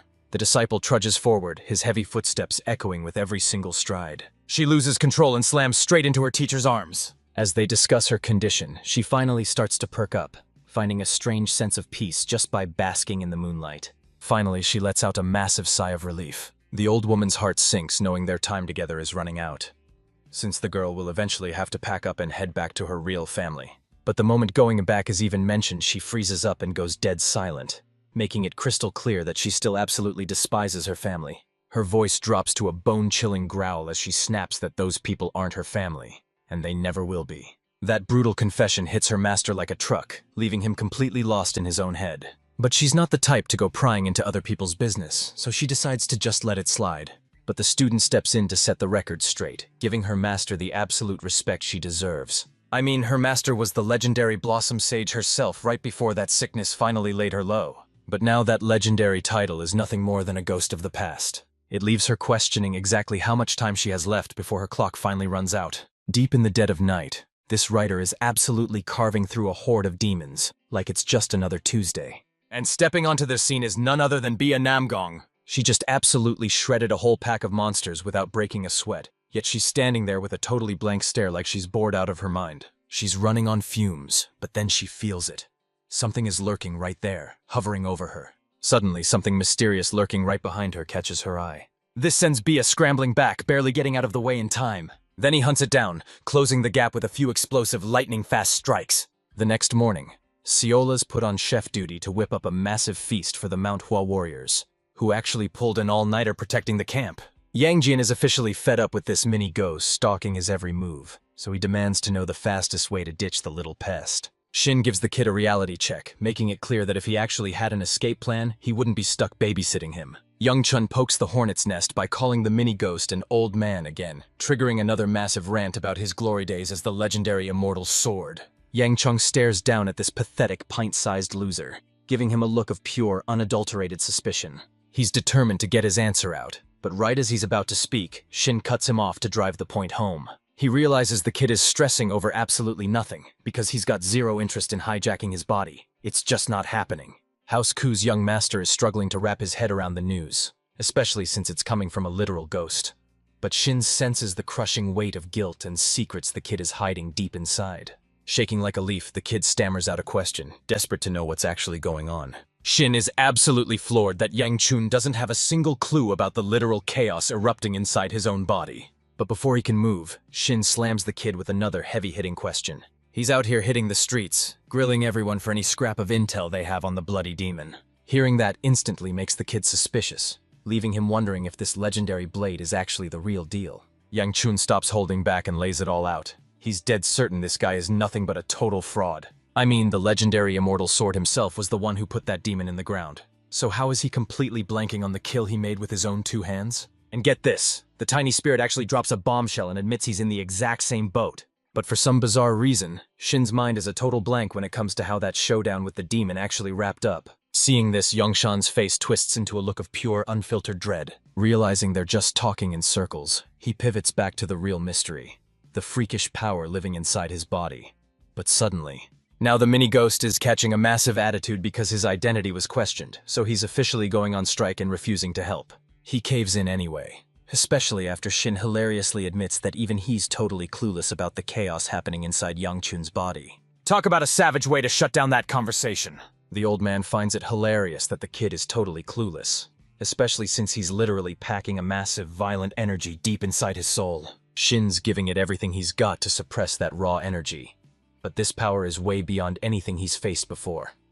Yang Chan totally miscalculated, never dreaming that things would actually get this serious. So this pint-sized phantom dares him to take it for a spin and see what it can really do. But before he can even get a single no out, the immortal warrior finally lets go of his iron grip. This unleashes the insane flood of dark energy buried deep within Yang Chun. This nasty, throbbing energy is completely swallowing the kid alive. And it tries to swallow him whole, desperate to devour every last bit of his soul. Shin slams the brakes on his power, knowing that little flex was more than enough to get the point across. The kid is shaking like a leaf, his mind completely reeling from the absolute nightmare he just lived through. The immortal sword makes it crystal clear. He's the only thing keeping that power in check, but even he's clueless as to why it's buried inside Yang Qian. The kid is dying for answers, but Shin decides to shut the conversation down for the day, even as Yang Qian digs his heels in with a massive attitude. Shin points a finger toward the heavens, letting everyone know he's got some serious business to settle up there. Our guy scans the area, but everything looks completely and utterly normal. But the second he lets his guard down, he's in for a rude awakening. Suddenly, a massive pillar of purple light crashes down from the heavens, slamming into the earth right next to the kid, absolutely scaring the living daylights out of the poor guy. Yang Chun lets out a roar of pure fury at the man who, just seconds ago, nearly sent him to his grave. This absolute unit of a guy stands tall, declaring that his clan has been bound by an ironclad code since the dawn of time. And that rule? You've got to throw hands just to earn the right to call someone a friend. Yang Cheng's brain basically short-circuits as he stares at the guy, wondering what kind of absolute nonsense he's even spitting. Shin's honestly just relieved to see that his clan's legacy is still alive and kicking. The young master of House Ku is staring in total shock, unable to believe these guys actually call this absolute chaos a sparring match. Young offers a quick apology for the sudden ambush, but admits his curiosity got the better of him. He just had to see what this martial artist was really made of. Yang Chun claps back, boasting that his own Manhwa sect is packed to the brim with elite masters he can call on whenever he wants. That comeback leaves Yang totally cornered, and his face instantly drops in pure disappointment. Shin looks Yang Chun dead in the eye and lays it out. This kid isn't just some random brat, he's the key to their entire future. This kid is officially the youngest elite prodigy to ever rise through his clan's ranks. He stands there like a massive, towering wall of pure, unstoppable talent. It's honestly tragic, but that's exactly why Yang is drowning in self-loathing. His god-tier talent has basically turned him into a total social outcast. Shin's jaw drops when this kid starts spilling secrets about a total stranger. But let's not forget, this mini-ghost is literally reading his mind, and I'm dying to see how that chaos plays out. To everyone's shock, Yang Chun actually accepts the challenge. Normally he'd dodge a fight like the plague, but this time he's locked in and ready for war. The second Yang hears that, a massive grin breaks out across his face. He gives a respectful bow to kick things off. But then, electricity starts crackling all over him, making you think he's finally unleashing his own secret power. But here's the kicker. That massive attack didn't even belong to him. And just like that, this mystery person lunges out of nowhere and absolutely levels the poor guy with a bone-shattering tackle. He hurls him like a total ragdoll straight into the middle of the lake. Even Yang Chun is losing his mind seeing Bia Namgung show up here. But you already know the Namgung clan is about to light the place up with their signature lightning. She's instantly obsessed, absolutely losing her mind with joy now that she's finally tracked down her long-lost fiancé. Let's rewind the clock and dive straight into the past. Disaster strikes young Chun yet again as he watches his most loyal comrade get ripped away from him. And standing right there was B, the girl with the iconic snow-white hair. The light in her eyes starts to flicker and fade as she slowly drifts into the dark. She was completely floored, unable to wrap her head around why a guy like him was actually shedding tears for her. Chung Chon, being the stubborn guy he is, just brushed her off and insisted he was totally fine, claiming it was nothing but the rain. His explanation finally clicked, but honestly, the truth was a total gut punch. Desperate for the truth, he shouts out, demanding to know why she just charged off and left him in the dust. She had a million ways to walk away, but instead, she threw caution to the wind and dove headfirst into total chaos. She threw herself right into the path of the strike, taking the full, devastating force of the hit to protect him. To this day, young Chun still can't wrap his head around why she'd go that far just for him. As her life slipped away, Bia locked eyes with him and claimed she did it all on a total whim, her final breath spent asking how the moon looked. Young Chun points to the sky, reminding her that the moon is still high and the night is far from over. Bia smiled as she saw her 2 moons were safe, realizing Yang Chuan was truly one of her most precious people. And that thought alone made her tragic end a whole lot easier to bear. A heartbeat later, her eyes fluttered shut and her body went cold as she slipped away from this world for good. Suddenly, this arrogant warrior struts onto the scene, mocking the idea that it's even possible for demonic humans to fall in love. He kept relentlessly mocking the demon, promising that he'd be reuniting with Bia in the grave any second now. Yang Chun just roars his name in a total rage, swearing to the meteor sword that he'll personally make his death a living nightmare as he lets his crushing demonic aura explode. The flashback snaps back to reality, but Bia's smile was the spark that sent a massive tidal wave of memories crashing through his mind. Young Chun is totally rattled and wants zero to do with her, immediately wondering what her real angle is. But right as she's about to spill the beans on why she's actually there, Suddenly a warrior's voice booms through the air. He's dying to find out if Yang Chao is actually in league with that woman. He's convinced she's some kind of intruder, and he's already gripping his blade, ready to cut her down on the spot. Yang Chun is absolutely paralyzed with fear as the Mount Hawa warriors swarm him, unsheathing their steel to finish her off for good. He's frantically scrambling for an excuse, his brain short-circuiting because Bia just absolutely leveled Yang, making it impossible to claim their teammates. But before he can even open his mouth, Bia just drops the ultimate bombshell and spills the truth. They're actually each other's fiancé. That one simple explanation sends the entire squad of warriors into a total tailspin of confusion. And yeah, that even includes that bizarre little geyser just hovering in midair. Young Chun's officially backed into a corner, and he's got no choice but to play along with her game. But the real kicker is watching everyone lose their minds because a literal goddess like Bia actually settled for such a bottom-tier scrub. He grills her, demanding to know exactly what she's after. Yang Chen finds out Bia is actually there for him, and suddenly every warrior in the room stops staring at her and starts burning holes through our boy, trying to figure out if he's the real deal or just a massive fraud. Yang Chun's baffled why she'd go nuclear just to get a meeting, but Shin just sighs, telling him he's still totally clueless about the vibes. The spirit takes one look at her and realizes Bia is running on pure fumes, having pushed herself past the breaking point just to reach her lover. She's so delirious from exhaustion that she didn't even care who the enemy was before lunging in to save Yang Chaeon. Our boy is still losing his mind over how far she's willing to go, but hey, that just proves she'll move mountains to reach him. This girl is the absolute definition of ride or die. In a wild twist, Yang Chun actually backs up the Manhwa warriors, declaring that they aren't letting this disrespect slide for a second. But his jaw hits the floor when he realizes even his own flesh and blood Yang is stepping onto the scene. He's out here completely starstruck because the princess is looking like a literal goddess. Young Chun is absolutely losing his mind because he can't believe this guy is being such a massive simp for his duties. Riding a wave of pure arrogance, Bro challenges Yang Chen to a showdown, proving that Biao's earlier strike didn't even leave a scratch on his massive tank-like frame. Under the cover of darkness, the warriors watch in dead silence, holding their breath as the tension reaches a breaking point. All the while, Yang's heart is still doing absolute backflips. He completely loses his cool, his eyes wandering over to the absolute knockout standing on the sidelines. Yang Kaon is actually starting to sweat over the guy's insane obsession, giving the floating old man the perfect opening to roast him for being jealous. It's not even about jealousy anymore. Our guy is absolutely livid that he took this fight as a total favor, only for this backstabbing snake to turn around and try to steal his girl. Shin sees this as a golden opportunity for the kid to step up, snatch a win, and walk away with something huge. Realizing Yang Chun is way too thick-headed to get the memo, Shin figures this is the absolute perfect moment to put the boy's insane new strength to the test. Back with the group, Ciola and her friends are vibing together, but they're dying to know exactly when and how Bia crashed the party. In the middle of this chaotic showdown, Muyan is the only one actually freaking out about the young master's safety. The Manhwa disciples are already throwing down cash, placing their bets on who's gonna walk away the winner. But let's be real.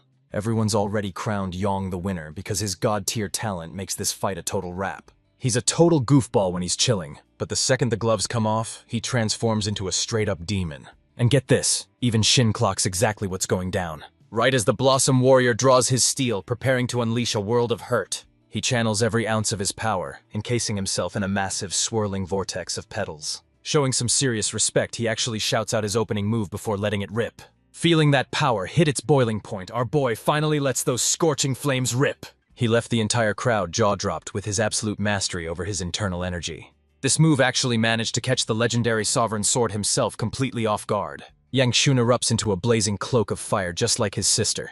But deep down, he's wallowing in self-pity, convinced his flames are nothing but a flickering candle compared to Hebe's unstoppable inferno. His massive aura catches his foe completely off guard, leaving Yang looking absolutely shell-shocked. Yang Cheng starts to wonder if his opponent is finally shaking in his boots now that his power is hitting a whole new level. He white-knuckles his hilt, ready to unleash absolute chaos. The Blossom Warrior doesn't even blink as he lunges forward, ready to take the young master head-on. He opens up with a basic strike, but it's fueled by pure, blistering speed. He unleashes every ounce of his power, leaving a glowing wake behind him as he charges straight into Yang Chun's blazing inferno. Yong finally drops the hammer, letting loose a monster of an attack. But our boy doesn't even flinch, just hitting him with a stone-cold stare before. Or he just brushes the strike aside, steering it toward the sky with a casual flick. A heartbeat later, Yang Chun's other fist becomes a total blur as he buries it deep into the warrior's gut.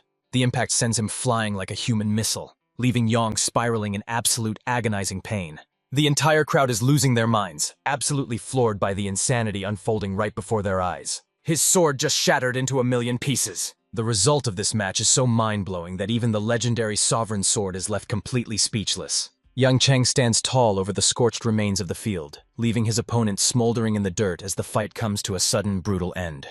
Without wasting a second, Bia bolts from the group to face down her fiancé. He's not wasting a single second. He's challenging her to a fight right now. He thinks she's spiraling again, and has to remind her that he literally just got done fighting for his life against another opponent. Corby has got 0 comebacks left, so she just resorts to hitting him with the ultimate adorable death stare. She's absolutely fuming, and that floating blade is just waiting for the signal to strike. Spirit clocks it the very second it happens. Yang Chun knows that if he keeps stalling, she's just gonna be a massive nightmare later, so he seizes the moment and locks in their next showdown right then and there. Overjoyed that he's actually down for the brawl, his fiancé grabs his hands and beams at him with a look of pure satisfaction. Fast forward to the dead of night and things are about to get way more intense. Yang Kaon is just sitting there in total zen, but his flaming aura is literally detonating like a bomb. Shin's absolutely floored that a fourth ringer can already tap into the central core, but Yang Chan just shrugs it off like it's no big deal. Shin insists the kid is packing a terrifying amount of raw talent, but warns that if he pushes his core too far, the whole thing might just go into total overdrive and blow up in his face. Yang Chun digs into the secrets of his power and discovers a dangerous catch. His core reacts directly to his energy, meaning the more power he unleashes, the more crushing pressure builds up inside him.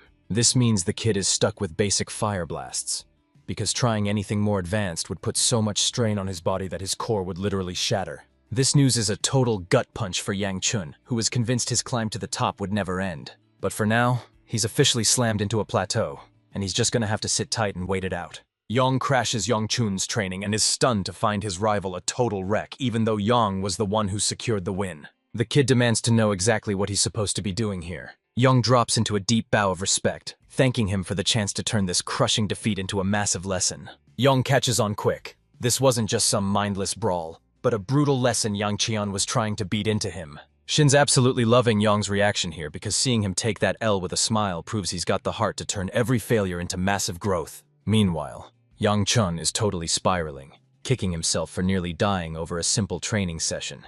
But he tells Yang that even though he had no real plan, he's just stoked the guy actually leveled up from their brutal clash. Yang just got a massive reality check. Back at the Manhwa sect, everyone gassed him up as the ultimate prodigy of his generation.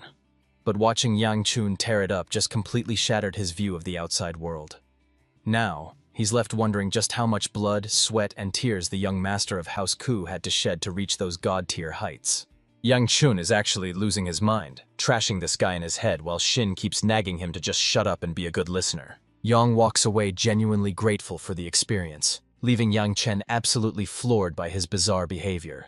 To make matters even more twisted, Thay is the exact same pathetic guy he literally carved up piece by piece back during his brutal reign. This seriously grinds his gears, but hey, let's keep the momentum going.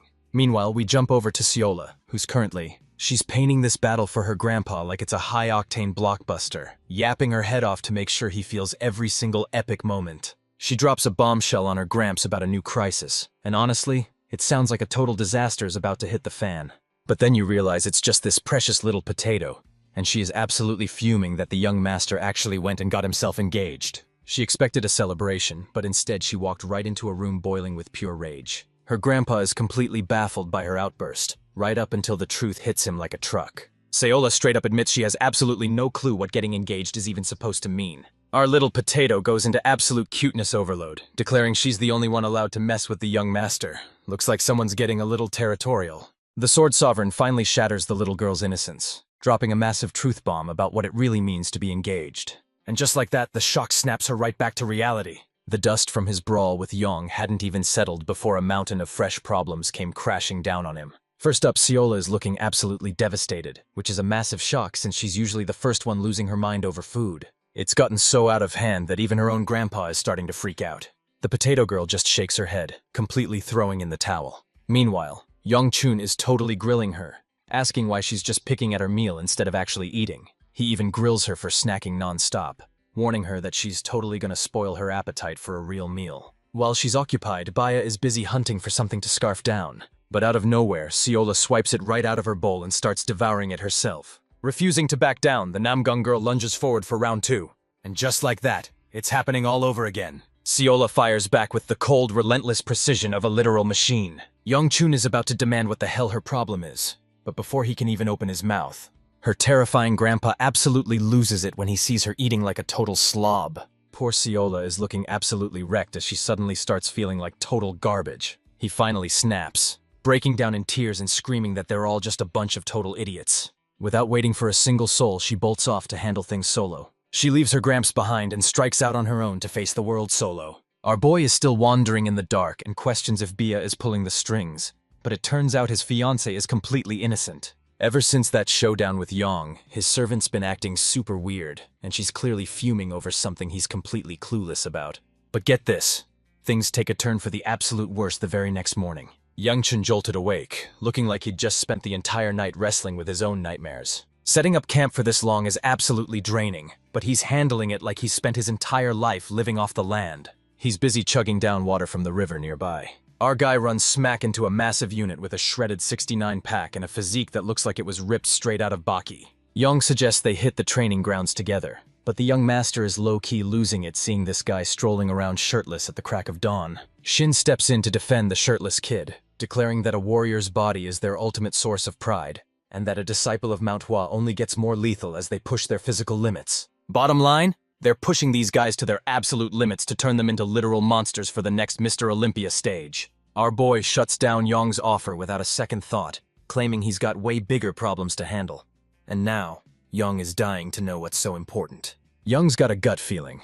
Is today finally the day his whole world flips upside down? Yang Chun pauses for a second, finally letting the massive weight of this day sink in. We cut back to him as he keeps pushing forward, rattling along inside his carriage. After a grueling journey, they finally made it to the heart of the Mount Hua clan's headquarters. Cut to the next scene and Yongchan is absolutely losing it, cursing out whatever lunatic decided to build a base on top of a literal mountain. Honestly, it's a total breath of fresh air that these warriors are actually reasonable, unlike the rest of those toxic clans. The sect warriors actually suggest Yang Chun just hunker down in the carriage for the night and wait until sunrise to tackle those stairs. But with the legendary Blossom Stone in his possession, the young master knows he can't waste a single second. He's got to get to the top right now. Hearing that, Yang warns him he better seriously rethink his next move. Yang Chun decides to hunker down and spend the entire night right there in the carriage. He leaves the Mount Hua disciples to wrap up their nightly reports, ordering Yang to stay glued to the young master, and guarantee he makes it to the destination in one piece tomorrow.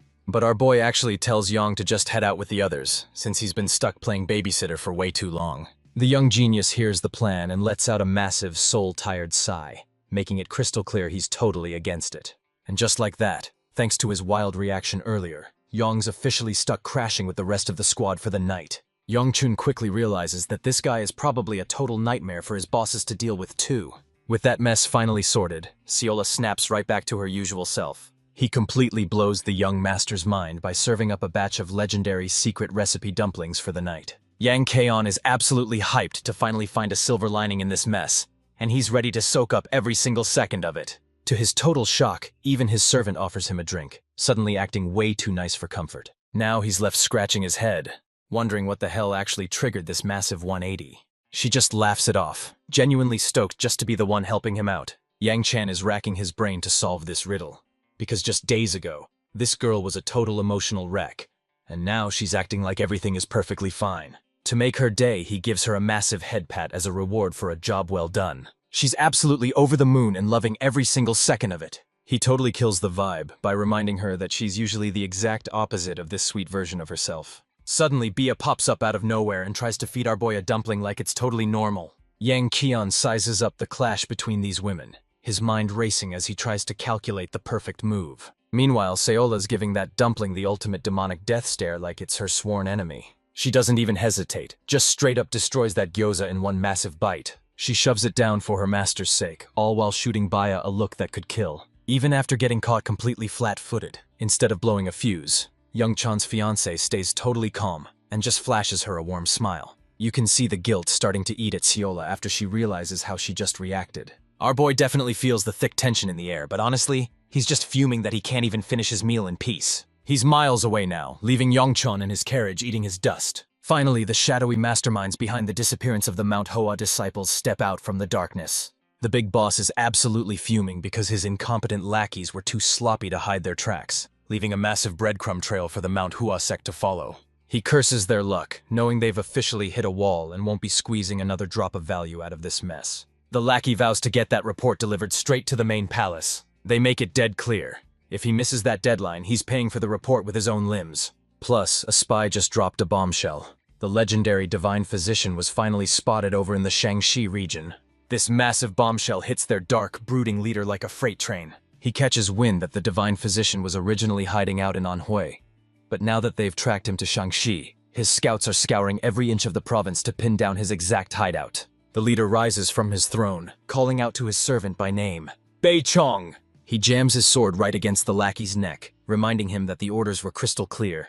Never use their own men for the job. Shaking like a leaf with a sword at his throat, Bei Chang panics and screams that he's just following orders from the palace head himself. It's the one and only thing that can actually keep the boss from flying off the handle. He's scratching his head over what they want with the divine physician, only to realize their twisted goal is to lock him away forever in a secret underground dungeon. But for our main man, this whole display is nothing but a total snooze fest. And get this, the leader just got the green light to absolutely demolish anyone or anything standing in their way. This means he's got the green light to drop anyone in his path just to make sure the divine physician is captured. This absolute psycho is grinning ear to ear, practically vibrating with excitement at the chance to go on a total killing spree just for the fun of it. Back at Mount Hua, Yang Chun is wheezing his lungs out as he finally conquers the summit, having been absolutely destroyed by those stairs just like Po from Kung Fu Panda. He's absolutely losing his mind, screaming every curse word in the book at the genius who decided to build this fortress in the clouds. Yang adds insult to injury by claiming the elders used this brutal climb to teach them a lesson about hard work, leading Yang Chun to hilariously grill the annoying spirit for the truth. But the best part is that even Shin thinks building this place so high up was a total disaster. Seola scales the cliff like it's a total breeze and even offers to carry him, but his massive ego won't let him take the help.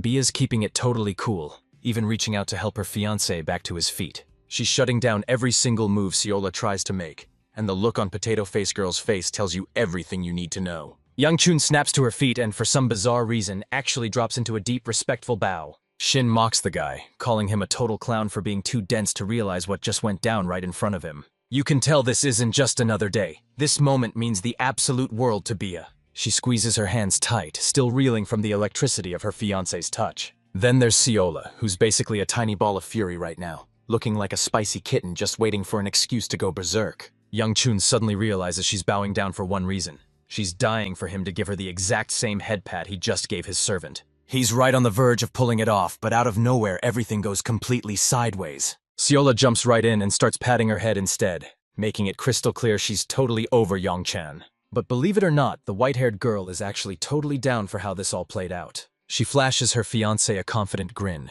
knowing deep down that there's always going to be a next time. Every time she flashes him that smile, you just know our boy is absolutely cooked. Desperate to clear his head, Yang Chang shifts his focus to see how the rest of the squad is holding up. Sayola's grandpa and Mu Yan look like they're totally in the clear for now, but the piece is about to shatter. Meanwhile, the other servant is gasping for air and clinging to life on the climb, totally content with being ditched like useless baggage. But our boy isn't about to let her throw her life away on those stairs, so he steps up and finds someone else to back Honghua up.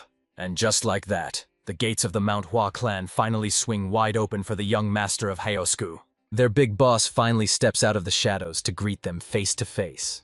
And get this, the old man is a total spitting image of that legendary immortal sword spirit. The clan leader lunges forward and seizes the kid by the shoulders. He's grinning ear to ear, gushing about how he's been dying for the kid to finally show his face. Ever since the leader got absolutely schooled by Elder Ryun and gambled away the Blossom Stone, the rest of the clan elders have been straight up out for his blood. Meanwhile, our boy is out here giving it everything he's got just to introduce himself.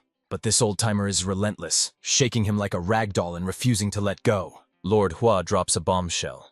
Ryun actually sent a letter right before the kid arrived, making it clear he's only here to return the stone and bring his sister home. Yongchun is absolutely stoked because he can finally stop wasting his breath explaining every little detail to these people. He confirms it right then and there. Those two things are the absolute reason he showed up. But wait, Lord Hua points out that Ryun left out one massive detail. The insane energy he's sensing radiating right off Yangchuan. Just hearing that name has our boy instantly locking in, because he knows things are about to get absolutely wild. But the real shocker? He was completely blindsided when the Sovereign Sword himself crashed the party and he was playing it cool, blending in like just another face in the crowd. Even so, Lord Hua holds back and refuses to really get in the kid's face. He figures they're totally spent, so he commands a guard to personally handle their stay and make sure they get some serious R&R. And just like that, they finally break through, stepping into a hidden sanctuary overflowing with a sea of cherry blossoms. Stuck in this bizarre mess, Yang Qian turns to Shin for guidance, fully expecting the guy to drop some absolute gold on him. The floating old spirit just laughs it off, knowing this wild reaction is totally standard once the kid starts vacuuming up the stone's raw power. The Blossom Clan leader barely gives them a second to breathe before hauling everyone into an emergency meeting, apologizing for the lack of sleep. He's totally losing it because the kid absorbed all that Blossom Stone power and is just strolling around like it's no big deal. Changchun actually shrugs off their worries and falls right into line with him during the meeting. The leader replays the reports in his head, questioning if Yang Chang's body really just accidentally sucked up all that insane power from the stone. For a second, the kid just stands there, looking totally locked in deep thought. He huddles up with Shin to plot his next move, and the floating spirit tells him to stop overthinking and just stick to his story. The clan leader is absolutely reeling because this kid didn't just devour the stone's power. He's somehow juggling a whole cocktail of conflicting auras, and that spells major trouble. He finally gets off of the kid's back and decides to step up, making it his mission to reunite him with his sister first. Yongchon is forced to shadow his lead, dying to know where they're actually headed, but the old man just brushes it off with a cold, mocking laugh. He drops a chilling reality check, reminding the kid that after devouring a stone that legendary, there's no way he's getting off scot-free. The kid just nods along to the plan, looking completely unfazed and stone cold. The clan head is left reeling, but Yangchen doesn't even flinch, coolly explaining that surviving his nightmare of a second brother has made him impossible to scare. Just hearing Ryun's name sends the sect leader into a total rage, acting like even being compared to the guy is a massive slap in the face. All jokes aside, the leader drops the hammer. It's finally time to meet the kid's sister. We're jumping ahead to a peaceful corner of the temple where the chaos finally fades away. We cut back to that high-status lady from before, who's currently undergoing a tense medical exam to see how she's really holding up. The results are a total nightmare, showing her blood flow is surging wildly out of control. Her body is completely failing to contain her energy, and she's basically rotting away from the inside out with every passing second. And even after surviving all that soul-crushing agony, she's putting on a total power front for her disciple, acting like that agony is absolutely nothing. But the healer sees right through the act, knowing she's only faking that confidence to look strong for her student. Our healer is hit with a total bombshell when she realizes she's been suffering from this sickness for 4 whole years. Now, if you're wondering exactly how she got her hands on it, the story is actually insane. The mere memory of that scene hits her so hard she completely freezes up mid-sentence. Yang Chang's sister is absolutely sick with worry for her master, her face twisted in a mess of regret and frustration. Her coughing fits are spiraling out of control, getting more violent by the second. This forces her disciple to lunge into the fray just to save her skin. She doesn't explain a single thing, she just gives the doctor a quick thanks and bolts. The healer suspects a hidden seal is the real culprit behind her sickness, but even he couldn't find a trace of it in her energy. And get this, he's not just some local doctor, he's the legendary divine physician himself. But man, he absolutely loathes that name, insisting everyone calls him Elder Tay instead. She finally breaks and asks the one question that's been eating at her. Exactly how much time does she have left before her clock runs out? You can see the pure heartbreak on her face just thinking about the pathetic state her master is in. Elder Tay drops a bombshell, revealing the grim reality that she won't survive past this next winter. Instead of cowering at the announcement, the master doesn't even flinch. She just looks her grim fate right in the eye. But you can clearly see her entire body is shaking like a leaf. Memories of her glory days come flooding back, reminding her of the time she was a legendary high-flying powerhouse for the Manhwa sect. And now she's completely trapped in this state with no way out. Elder Tay vows to give it his absolute all to save her, and tells the kids to clear out, but the girl is visibly shaking with doubt. Her master snaps at her, making it crystal clear that she better start following orders. Her cough suddenly turns violent, and before she knows it, she's hacking up blood right into her napkin. Absolutely fuming, the kid has no choice but to cave and obey, but that's not even the half of it. Our boy is losing his mind, getting absolutely wrecked by these infinite flights of stairs ever since he set foot in this nightmare of a base. The clan leader pushes him over the edge by preaching that same hard work nonsense, so he starts venting his frustration to the immortal sword spirit living inside his head. Yang Chuan spots his sister stumbling out of the temple, her face a total mess of tears and her nose glowing bright red from all that sobbing. She skidded to a dead stop, her jaw dropping when she realized her own brother was the last person she expected to see standing there. Even the legendary Yang Chun was caught completely off guard. His sister isn't having it, immediately cornering him to demand what he's even doing there. She slammed on the brakes so fast that the person trailing behind her crashed right into the back of her head. They slam into each other head-on, and the massive impact leaves both of them absolutely wrecked. Yang Chan immediately zeroes in on this kid with those unmistakable white streaks cutting through his jet black hair. Seeing this guy should be no big deal, but for some reason, it sends our boy into such a blind rage that he completely loses it, letting every ounce of his crushing power explode out of him. Let's rewind and see exactly what pushed our hero to the brink the moment he threw open those ancient temple gates. Yang Chun finally stood toe-to-toe with the brilliant mastermind pulling the strings for the heavenly demon. He gave the demon martial artist a massive shout-out, hyped to see the beast finally make his grand return. And he could feel it in his gut. Something was seriously wrong. Yang Chun was absolutely seething, his face twisted in a rare, explosive rage as every step he takes just deletes these demonic humans like it's a walk in the park. Now that is what I call a legendary aura flex. The strategist was dying to know exactly what could have sparked such an absolute inferno of rage deep inside Yang Chun. He immediately linked it all back to Bun Am Gung's death, convinced that his murder was the spark that set off this brutal retaliation. At this point, our boy is surging with such an insane level of raw power that his aura was so crushing that the strategist's legs were actually buckling under the pressure. He kept twisting the knife, mocking Yang Chun with the fact that this was all the heavenly demon's master plan, and there wasn't a single thing he could do to stop it. Absolutely livid, Yang Chun storms forward and gets right in his grill. He floods his hand with a surge of raw demonic power, right as he lunged forward to unleash his devastating blow. With some slick psychological tactics, they hammered home the fact that the Demon Queen is his superior, leaving the martial artist with absolutely no choice but to follow her every command. Those words hit like a brick wall, forcing Yang Chun to freeze his attack mid-air. You could feel the pure, unadulterated rage as he stared down the bastard, itching to end his life right then and there. And yet, he held back. Facing down this total scumbag, he's forced to fire his attack wide just to survive the sheer pressure. He just turned his back on him, giving him the ultimate cold shoulder. Just as he was about to head out, the strategist stopped him cold, reminding him that the Heavenly Sovereign had already been dealt with. And it won't be long before the Aura Sovereign is next up to claim his spot. And finally, the third Sovereign, Siola's own grandpa, actually lost an entire arm in that desperate clash against the Heavenly Demon. With all three Sovereigns finally wiped out, the strategist was dead certain the Heavenly Demon was about to completely flip the script. He'd just dumped that massive burden on someone else, and in his mind, Yang Chun was the perfect target to step up and take over the nightmare of ruling the demons. Just reliving that nightmare sends him into such a blind fury that he lunges out and snatches up the mysterious stranger. He's crushing the life out of him with a look so cold, it's like he's not even human. That demonic power deep inside him is finally starting to boil over. His sister is shaking in pure terror, watching her brother finally snap and descend into total madness. Yang Chun looks like he's finally snapped and gone completely off the deep end. This forced the stone-faced clan leader to finally step in and take charge. Lord Hua reaches out to shield the boy's eyes and he gives the kid a grim warning. What he's about to do is gonna hurt like absolute hell. The scene cuts back to the divine doctor and his patient, who are suddenly jolted by a boy's blood-curdling scream echoing from right outside. Lord Hua is thrilled the doctor is already on the scene, especially since he just showed up with a brand new patient. And get this, that patient is actually the young master himself, lying there completely out cold. Elder Tay gets triggered the second anyone dares to use that special title of his. This guy's legendary reputation is so massive it practically walks into the room before he does. To the rest of the world, he's the god-tier miracle worker who can slap a cure on literally any disease. And wouldn't you know it, this is the exact same legend who ends up treating Yang Chun. Standing in his way is the fearsome Blossom Sword Queen, and get this, her star pupil is Rian Huaku, who also happens to be our MC's half-sister. And get this, the divine physician's star pupil is actually Yeagle Hook, the man destined to become the legendary mastermind behind the Demon Empire. The entire weight of the situation lands right on the young master's shoulders the moment he finally wakes up.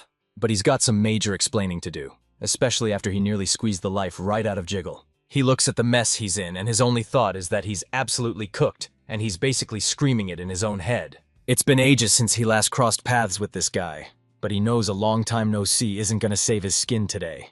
The absolute craziest twist is Jiggle's secret tie to the legendary physician Elder Tay, especially since every single one of his plans is currently crashing and burning. And get this, even Shin's spirit has totally ghosted him, leaving Yang Jian to face this nightmare all on his own. The kid is drawing a total blank and has absolutely no idea how to answer that. Somehow, the clan head reads our boy like an open book and asks point blank if his memory is a total blank. Yang Chun is completely blindsided, left reeling by those shocking words. And get this, even the clan head is completely clueless about what sparked that insane idea. We're breaking down the absolute madness of how it all went down. Lord Hua begs Elder Tay to examine the kid just one more time, but the legendary doctor throws a massive tantrum and flat out refuses. While those two old fossils are busy duking it out, the Blossom Queen takes the chance to corner our boy for a little one-on-one chat. He's completely blindsided that she actually knows who he is. After all, she was the absolute ride-or-die best friend to his mother, Che On-hee. Her words hit him like a ton of bricks, leaving the kid completely speechless. But believe it or not, the Sword Queen is actually hyped that they've finally come face to face. And Ryong Hua? She's totally on edge, keeping her guard way up and watching her back. She tells Yang Qian his aura is a total mirror of his mother's, praising him for having such a massive golden heart. With those parting words, she turns tail and bolts out of there. But the clan head flips the script, offering up a priceless dragon herb leaf just for the chance to examine Yang Chun's body. And man, he was absolutely fuming. Elder Tay finally gives in, agreeing to handle one last favor for Lord Hua. Yang Cheon doesn't hesitate for a second, casually holding out his hand so the elder can start the inspection. Elder Tay's skin crawls as he senses a massive, suffocating surge of dark energy festering deep inside the boy, and finally yanks himself free from the kid's desperate grip. Lord Hua is instantly hooked by the strange power lurking deep inside the kid's body. Elder Tay kicks things off by dropping a total bombshell, revealing that they're dealing with way more than just one massive problem. The bottom line is, Yang Chang is nothing more than a literal walking corpse. This bombshell sends a chill down the boy's spine, leaving him shaking even though he's still totally clueless about the real danger. The divine physician is stunned to find a chaotic cocktail of clashing energies inside the kid.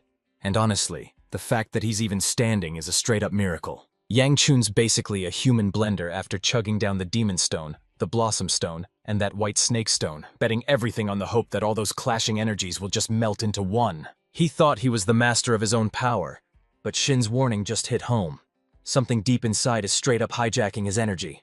Out of nowhere, the mini-ghost materializes just to shut the kid down and tell him he's dead wrong. The kid's completely blindsided, demanding to know where the hell this guy was when his life was literally falling apart. That tiny ghost swears he lost the link the second our boy went full-on berserk. And after hearing Elder Tay's verdict, the immortal sword finally realizes the terrifying truth behind the kid's condition. The only reason he's even alive is because of that sinister dark energy pulsing through his veins. That dark energy is fighting for total dominance, clamping down on the other forces just to keep them from spiraling into pure chaos. With a massive storm of energy now swirling inside him, Yang Chun is already itching to see what his next big move will be. Even Elder Tay thinks the kid is a goner, because he's one heartbeat away from detonating if that power goes haywire. There's a massive chance this kid's body just detonates right on the spot, and even the legendary divine physician is totally useless when it comes to Yang Chuan. To top it all off, he reveals the kid's body is so unstable that he could literally drop dead at any second, even while just grabbing a bite or taking a bath. That news is a total gut punch for Yang Chao Yuan. And for Lord Hua, this news isn't just bad. It's a total nightmare that's way worse than he ever imagined. Reincarnates is absolutely floored. How is her brother acting this chill when his life is literally hanging by a thread? The kid just brushes it off, telling them that as long as he's still breathing, they've got absolutely nothing to worry about. Their words fade away, leaving the entire room buried in a heavy, suffocating silence. He's catching his breath for the moment, but his mind is racing with worry for Reincarnates, who's in desperate need of medical help and a way back home, even though she dug her heels in and flat out refused to go back home. Yang Chun warns her that staying is her choice, but she better be ready for the absolute storm their father's gonna kick up once he hears she's defying him. His words cut deep, forcing her to admit the brutal truth.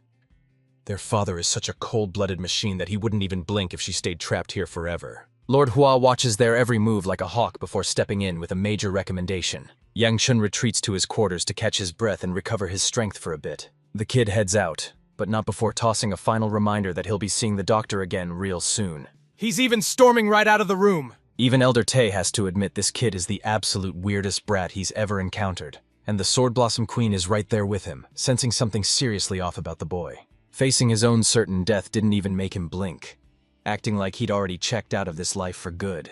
When night falls, we catch the young master taking a casual stroll all by himself, looking like he hasn't got a care in the world. The ancient spirit is absolutely losing it, wondering how this kid can stay so ice-cold even after hearing such a nightmare of a revelation. Shin asks if the master plan is seriously just to keep stuffing their faces until the world ends.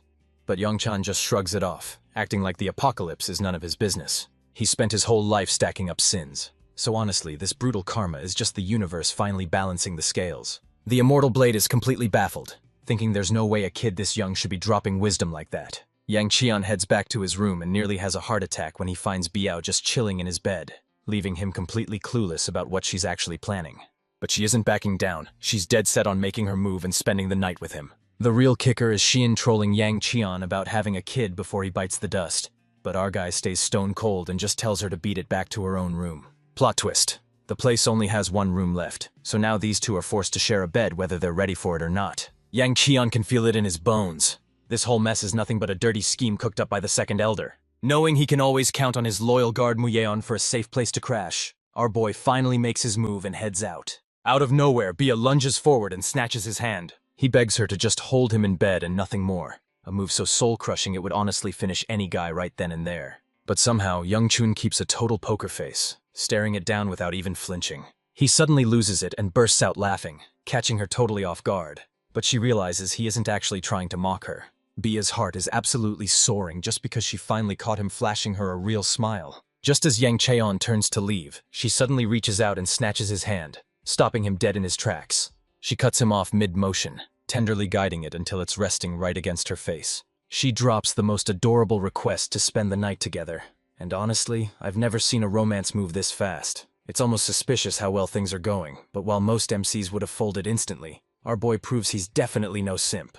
Meanwhile, the Sword Sovereign crashes Lord Hua's place in the dead of night, finally tracking down the divine physician he's been dying to meet. Meanwhile, the legendary masters of Shaolin and Wudang are also hunting down the Sword Sovereign. Lord Hua is starting to sweat, convinced that the crafty Sword Sovereign has already tracked down the physician's secret location. Ciola's grandpa actually backs this up, knowing full well he's being shielded by a massive energy barrier. But surprisingly, he didn't just barge his way in, choosing instead to show some serious respect for the Mount Hua sect. The Sword Sovereign demands a private one-on-one with Elder Tay. Lord Hua shuts him down, reminding him there's already another patient on the table and dropping a cold truth. This meeting is definitely not going to end the way he wants. Amidst the dancing cherry blossoms, Lord Hua offers a sneaky alternative to fix his mess, but it's gonna cost a major favor. Morning rolls around, and the kid looks like a total zombie, clearly still wrecked from that absolute nightmare of a night. He actually ended up sharing a bed with her, but the dude was so wound up and on high alert that he didn't catch a single second of sleep. Shin is absolutely floored that these two didn't make a move, but the young master snaps at him to zip it because he's already a total wreck from lack of sleep. But despite all that drama, he still ended up spending the night with her anyway. Young-chun only played along because after he rejected her, she was surging with so much internal energy he knew she'd absolutely demolish him if he didn't start listening. That little floating ghost is just relieved Seola didn't walk in on them sharing a bed. Young-chun is totally oblivious at first, not realizing it wouldn't have mattered anyway. But then, the gears finally start spinning, and everything starts clicking into place. Seola's been a total salt mine ever since Bia rejoined the squad, and the best part is watching our guy scramble like crazy to make sure she never catches them together. His heart drops into his stomach as he realizes she's already looming right behind him, and honestly, the look on her face is straight up demonic. And right on cue, his fiancée decides to crash the party too. He snaps awake and immediately whips around to face the servant. She asks Seola if she slept well, but the servant snaps, her fury boiling over into pure, tearful heartbreak. She spits venom, calling them all selfish while fuming over her missed night with the young master, and her pathetic begging just goes on and on. Young Chan is absolutely losing his mind, but his fiancée just shrugs and casually mentions that she wouldn't mind if they actually went through with it. She's totally down to let her tag along, but man, this story is heading in a wild direction I never saw coming. But honestly, Seola's just vibing, totally stoked to finally be part of the crew. A second later, she's diving onto the bed, absolutely losing it with hype now that she's finally invited along. Young-chun's fiancé is absolutely loving the sight, and the kid? He's just rolling with it, not offering a single word of protest. Young barges right into their room and suddenly all hell breaks loose. Young Cheon opens his eyes to find himself living the dream, sandwiched right between two girls in bed. This guy's face says it all because he's losing his mind just as hard as we are. He vanishes in a literal flash, bolting away at light speed to let them handle their business. Shin swears the one saving grace of the Manhwa sect is that its members are actually sane and way too busy to go around spreading petty rumors. Shin was obviously lying through his teeth, because the very next scene shows Lord Hua roasting Yang Qian for getting caught with two women in his bed. But now the kid's got a massive new headache to handle, and since he couldn't care less about this meeting, he just turns around and bails. Out of nowhere, the clan leader stops the kid and grills him about that little shop he visited yesterday. But there's no way Yang Chun could ever forget the day he met absolute legends like the Sword Queen and the Divine Physician. Lord Hua whips up a drink for him, but the real surprise is the mysterious scroll he suddenly unveils. He ordered the kid to deliver it straight into Elder Tay's hands, face to face. Look, this mission seems straight up weird for our boy to handle, especially since he's got no business being there in the first place. Lord Hua drops a massive truth bomb. The entire clan is completely clueless that their legendary Sword Queen is actually fighting a secret illness, which is exactly why every message has to be delivered in total shadows. Lord Hua is keeping this intel on lockdown, knowing that another run-in with Elder Tay will lead to an inevitable showdown, and he can't even risk using his disciples as messengers since this whole operation is strictly top secret. That's exactly why Yang Chun is the only one for the job. The kid owes him big time, making him the perfect messenger. Our boy is straight up rethinking his life choices every time this creepy old geezer sneaks up behind him. Lord Hua gives the kid the green light and sends him charging off on his journey. Cut to Ryongwa, who's currently locked in and grinding away at her business empire. He's just wandering through the busy marketplace until she finally catches his eye. He finally skids to a halt right in front of the shop. She dives headfirst into this realm, only to vanish the moment her job is finished. He hits the market to gear up with every single essential he needs for the journey. Ryongwa scrambles all the way back to the top to finally drop off the goods. Suddenly, her eyes snap toward a herd of deer living their absolute best lives in total, cozy bliss. This sight hits her hard, instantly dragging her mind back to those days at the House of Ku. Right before her father's eyes, she witnessed the soul-crushing brutality unleashed on young Yang-chun and his mother. Just one glimpse of that absolute nightmare was enough to make her vow never to return, and after making that crystal clear, she vanishes into thin air, pulling off a secret stealth technique passed down by her clan. The Shadow Organization's spies are left reeling when she vanishes into thin air, leaving them sweating over whether she's actually onto them. One of them steps forward to investigate the carnage and see what just went down. He suddenly realizes the sect leader actually dropped a massive energy barrier to seal the area off. This insane barrier is basically a brick wall, keeping every single one of those guys from ever setting foot inside. But honestly, this just handed those assholes the perfect "I told you so" on a silver platter. Turns out the Divine Physician is actually being kept under heavy guard right under their noses. For now, they're pulling a tactical retreat to live and fight another day. They're backing off, convinced their regional boss would love nothing more than to step in and finish the job himself. He's charging up that massive mountain of stairs, pushing through the absolute grind. She stumbles right upon our boy, and man, he's absolutely trashed right in front of her eyes. Our guy is absolutely hitting his limit, gasping for air like his lungs are straight up on fire. Meanwhile, Ryunghwa is totally disgusted the second she even catches a glimpse of him. The kid finally snaps, demanding to know why she's staring a hole right through him. She turns to him, demanding to know what he's even doing out here. Yang Chun makes it clear he's not just out for a casual stroll. He's actually on a mission to deliver a package. Ryunghwa snaps upright and barks at him to stay on his heels. And you'd better believe he's pushing himself way past his limits. Yang Cheng's half-sister is still haunted by the brutal, ice-cold words Elder Tay spat at her. They've realized the kid's life is hanging by a literal thread, and he could drop dead at any second. But meanwhile, the real madness is just getting started. Our pint-sized hero is absolutely losing his mind seeing everyone breeze up those massive stairs like it's a total walk in the park. Ryunghwa gets right in his face, demanding he hand over that delivery immediately. He vows to deliver it in his place, a total curveball that catches everyone completely off guard. But since he's a massive troll who lives to push everyone's buttons, he just can't help himself. Yang Chun calls her out for clearly being worried about him. But that just hits a nerve, causing her to snap and throw his kindness right back in his face. She starts roasting him, calling him a total snail for dragging his feet. Yang Chun brushes it off, confident that he can just kick his speed into overdrive to handle it. While he's heading up, the girl frantically shouts out, desperate to know if her brother is still alive. Yang Chun suddenly switches gears, demanding the full report on the divine physician's grandson, to find out if Jiggle has been making any shady moves behind the scenes. Surprisingly, Ryunghwa actually admits she's never seen anything like that before. With those words fueling him, he snaps his head back up and keeps pushing toward the peak. That tiny floating spirit suddenly locks its eyes right on the girl. Michael's face completely fell as the soul-crushing weight of disappointment set in. He makes it clear that Ryunghwa isn't even a bad kid, so there's absolutely no reason for these siblings to be at each other's throats. But honestly, even Yang Qian is scratching his head, wondering why these guys are throwing down for absolutely no reason. Shin's clearly on edge, asking the young master if this whole situation is turning into a massive headache for him. Yang Chun admits his absolute biggest nightmare right now is his totally wrecked body. That floating spirit steps in to remind him that family is everything, and that the kid is still a vital part of the picture. Our MC was totally blindsided because he thought the whole conversation was about Jae-gal, the doctor's grandson, and it turns out he literally couldn't care less about his own sister.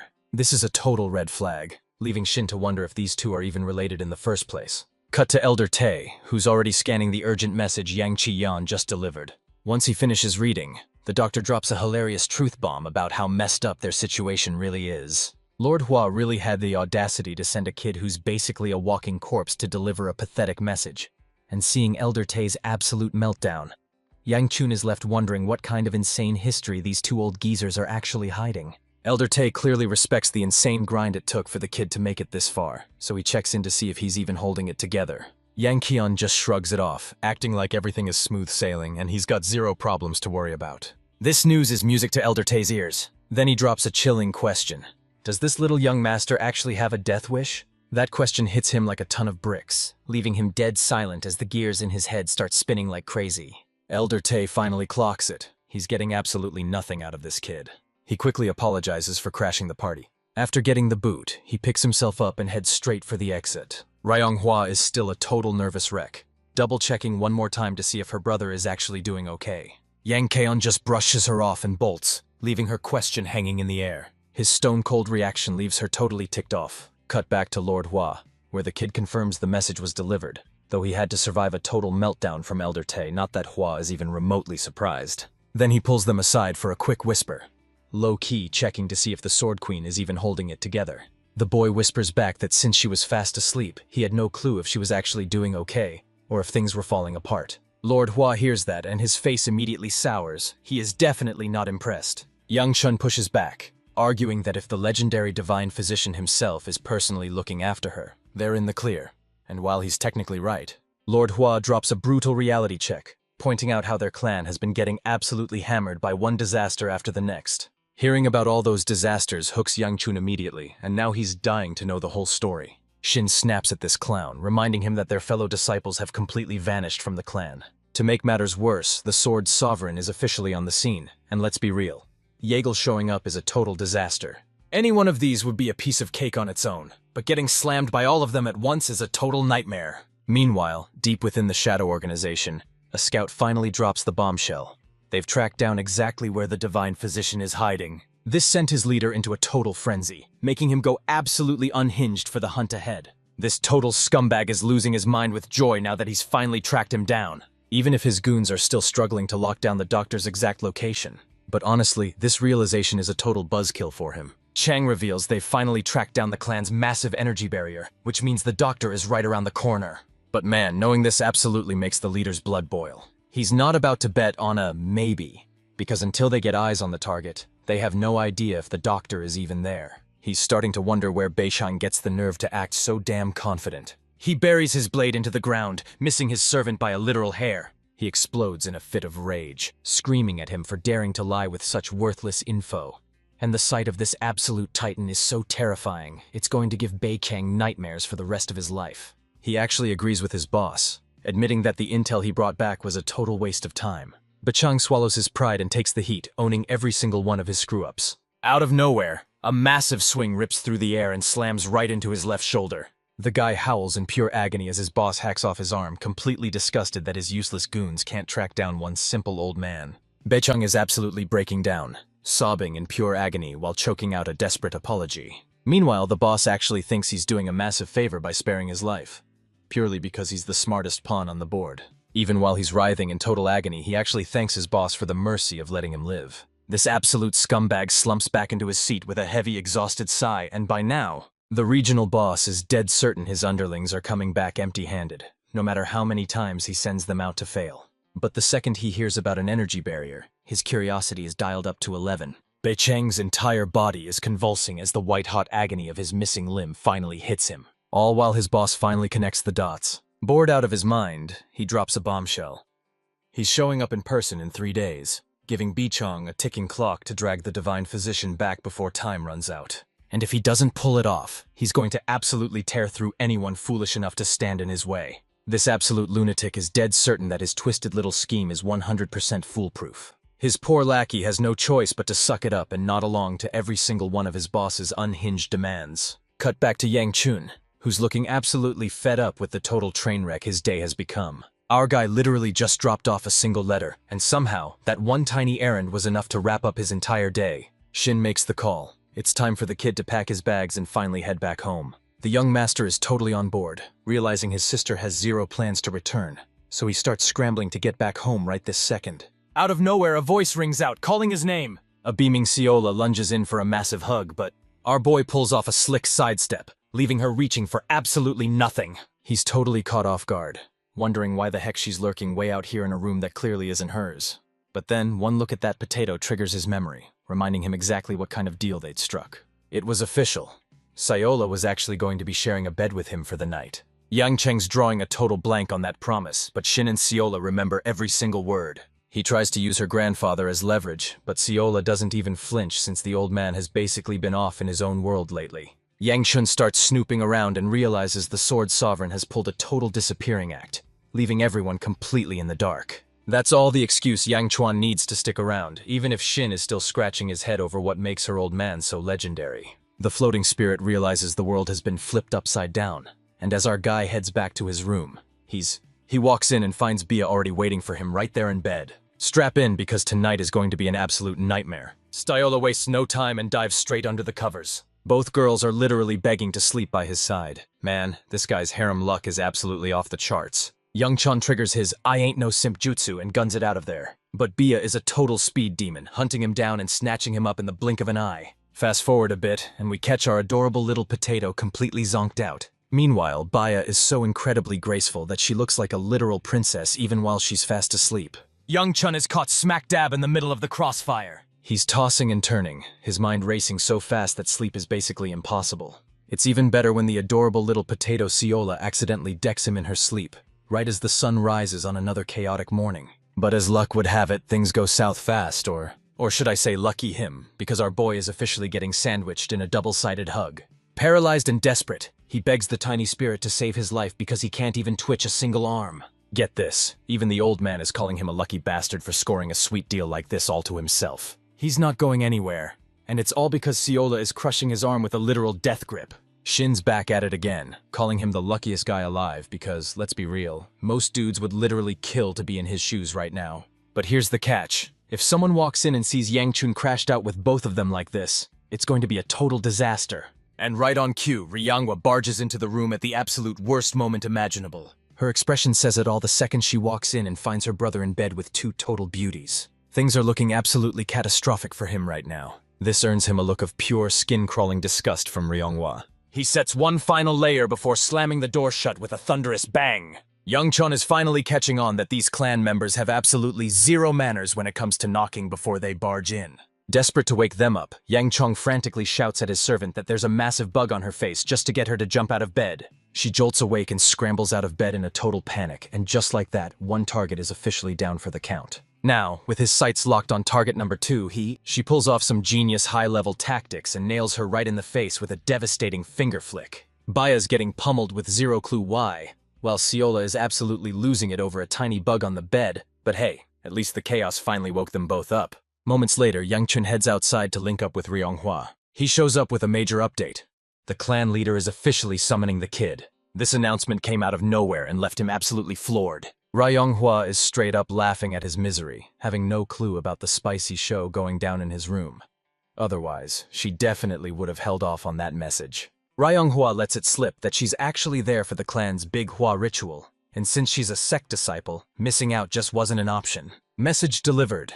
Ryonghua prepares to bounce, but not before trashing Bia and Seola as total eyesores, sneering that no actual beauty would ever be caught dead with her creep of a brother. But everything changes the second she spots Bea and Seola. Seriously, these two aren't just cute, they look absolutely stunning. Yangchun demands to know what they're plotting. But even though everyone is dying to meet Ryonghua, the kid completely leaves them hanging without an introduction. Just catching a glimpse of them is enough to make Ryonghua's blood absolutely boil. She storms out of there, looking absolutely fuming. Our boy is left wondering what her deal is, but Bea catches a major red flag the second she watches her walk away.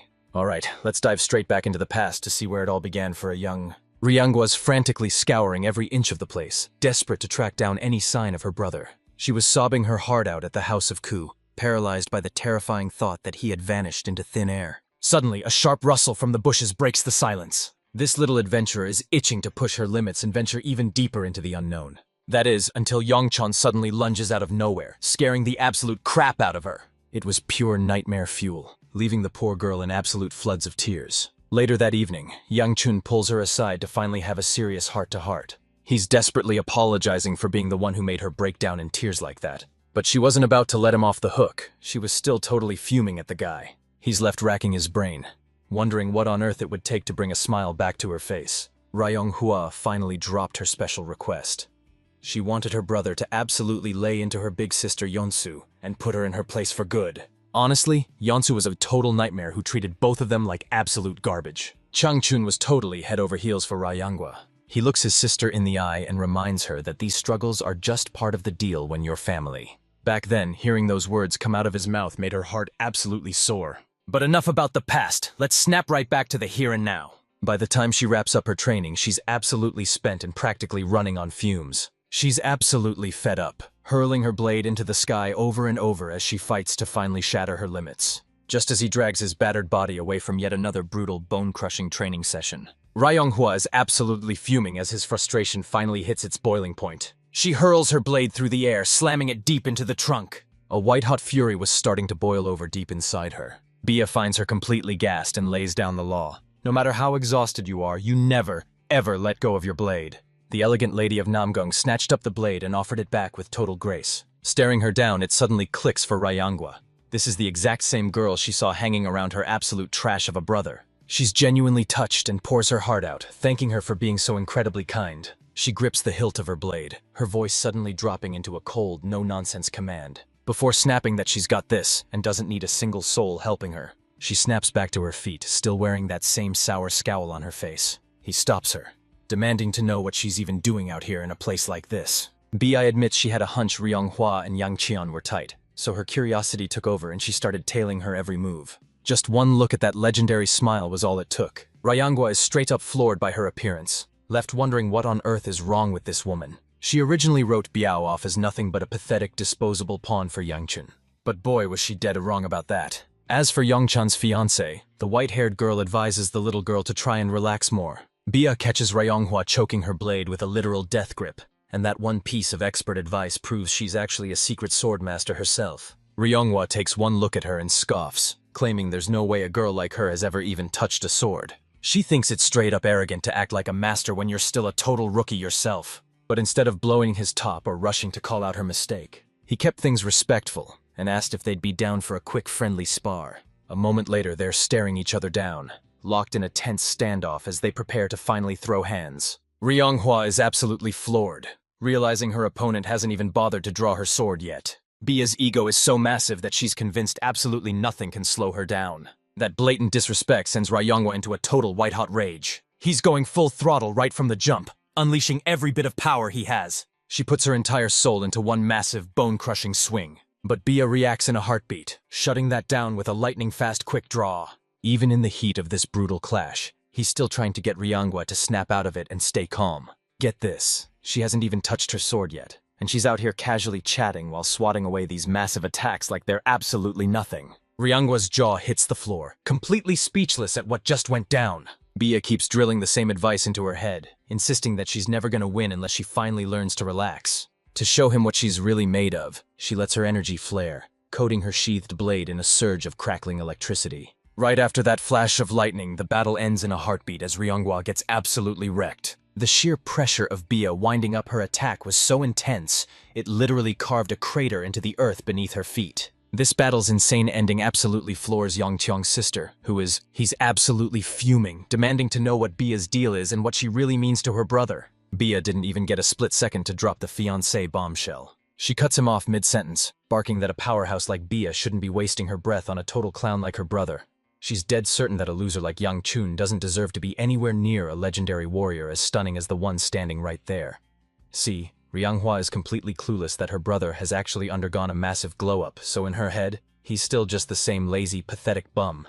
Next to a literal goddess like Bia, the guy is basically just straight-up garbage. For the first time ever, that perfect poker face finally cracks as Yang Chun's fiancé shows a real flash of frustration. She immediately jumps to his defense, shutting down the haters by insisting he's actually a total heartthrob. Suddenly, her cool composure shatters as she surges lightning through her blade, warning Reincarnates to watch her damn mouth, or she's gonna make her regret it. As she lets her power rip, our boy blurs into motion, tanking the hit and coming out completely unscathed. Reincarnates is left absolutely speechless as the very brother she just mocked for being weak and ugly suddenly steps in to be her shield. Yang Qian is absolutely losing his cool, cornering his fiancée to demand what the heck has gotten into her all of a sudden. Now is absolutely fuming because that girl had the nerve to call him ugly, and honestly that's total queen energy. She was ready to throw hands just to defend his honor. But Yongchan? He just shrugs it off like it's absolutely nothing. But man, you can tell his fiancée is absolutely fuming. He's obsessed with digging up the truth behind this pint-sized girl and her secret identity. Let's be real, Yongchun wouldn't just blindly side with her for no reason, and here's the proof. Reincarnates doubles down on her ego, sneering that she doesn't need a single person's help and definitely doesn't want anyone taking her side. She lets out a feral roar at her brother and immediately bolts into the distance, leaving the two of them alone to finally settle the score face to face. Ku's young master is convinced his sister ditched every etiquette class in the book with how bratty she's acting, but Bia isn't backing down. She's obsessed with uncovering this mystery girl's identity. Instead of backing his own fiancée, Yangchun flips the script and starts tearing her a new one. He hits her with a revelation so massive it leaves her jaw on the floor. They're starting to get this sinking feeling that they're actually long-lost siblings. Bea freezes dead in her tracks, her mind absolutely blown by the reveal that these two are actually blood-related siblings. But get this, the irony is that Bia is actually freaking out, convinced she just made a fatal mistake by laying a hand on her sister-in-law. After that bombshell dropped, Bea spent the rest of the trip in a total trance, drifting around like a ghost of her former self. She's totally out of it, stumbling blindly while chanting the same words over and over like a broken record. With the day finally behind him, Yang Cheon retreated back to his room that night to clear his head. And this time, he walks in to find Seola already kicked back in bed, just waiting for him. He's hit with a massive shock the second he realizes Bial has completely vanished. It's a total red flag, especially since she hasn't stepped foot in her room a single time all day. Now his mind is racing as he tries to figure out what could have possibly snatched her away. Before long, word got out that she had completely vanished into thin air. Yang Chun's dying to know when the legendary sword sovereign is finally going to show his face. But the girl is just as clueless. It looks like her grandpa is taking the longest detour in history. It's clear the young master has to handle this one solo, or he's going to be stuck there way longer than he planned. The next morning rolls around, and we find a merchant absolutely working his tail off. Buckle up, because we're diving headfirst into the brutal world of leather and bones of the demonic. He saw these beasts as a total goldmine just waiting to be cashed in. Yang Chun rolled in with his guard, absolutely hungry to get his hands on those demonic stones. The merchant is completely blindsided by the request.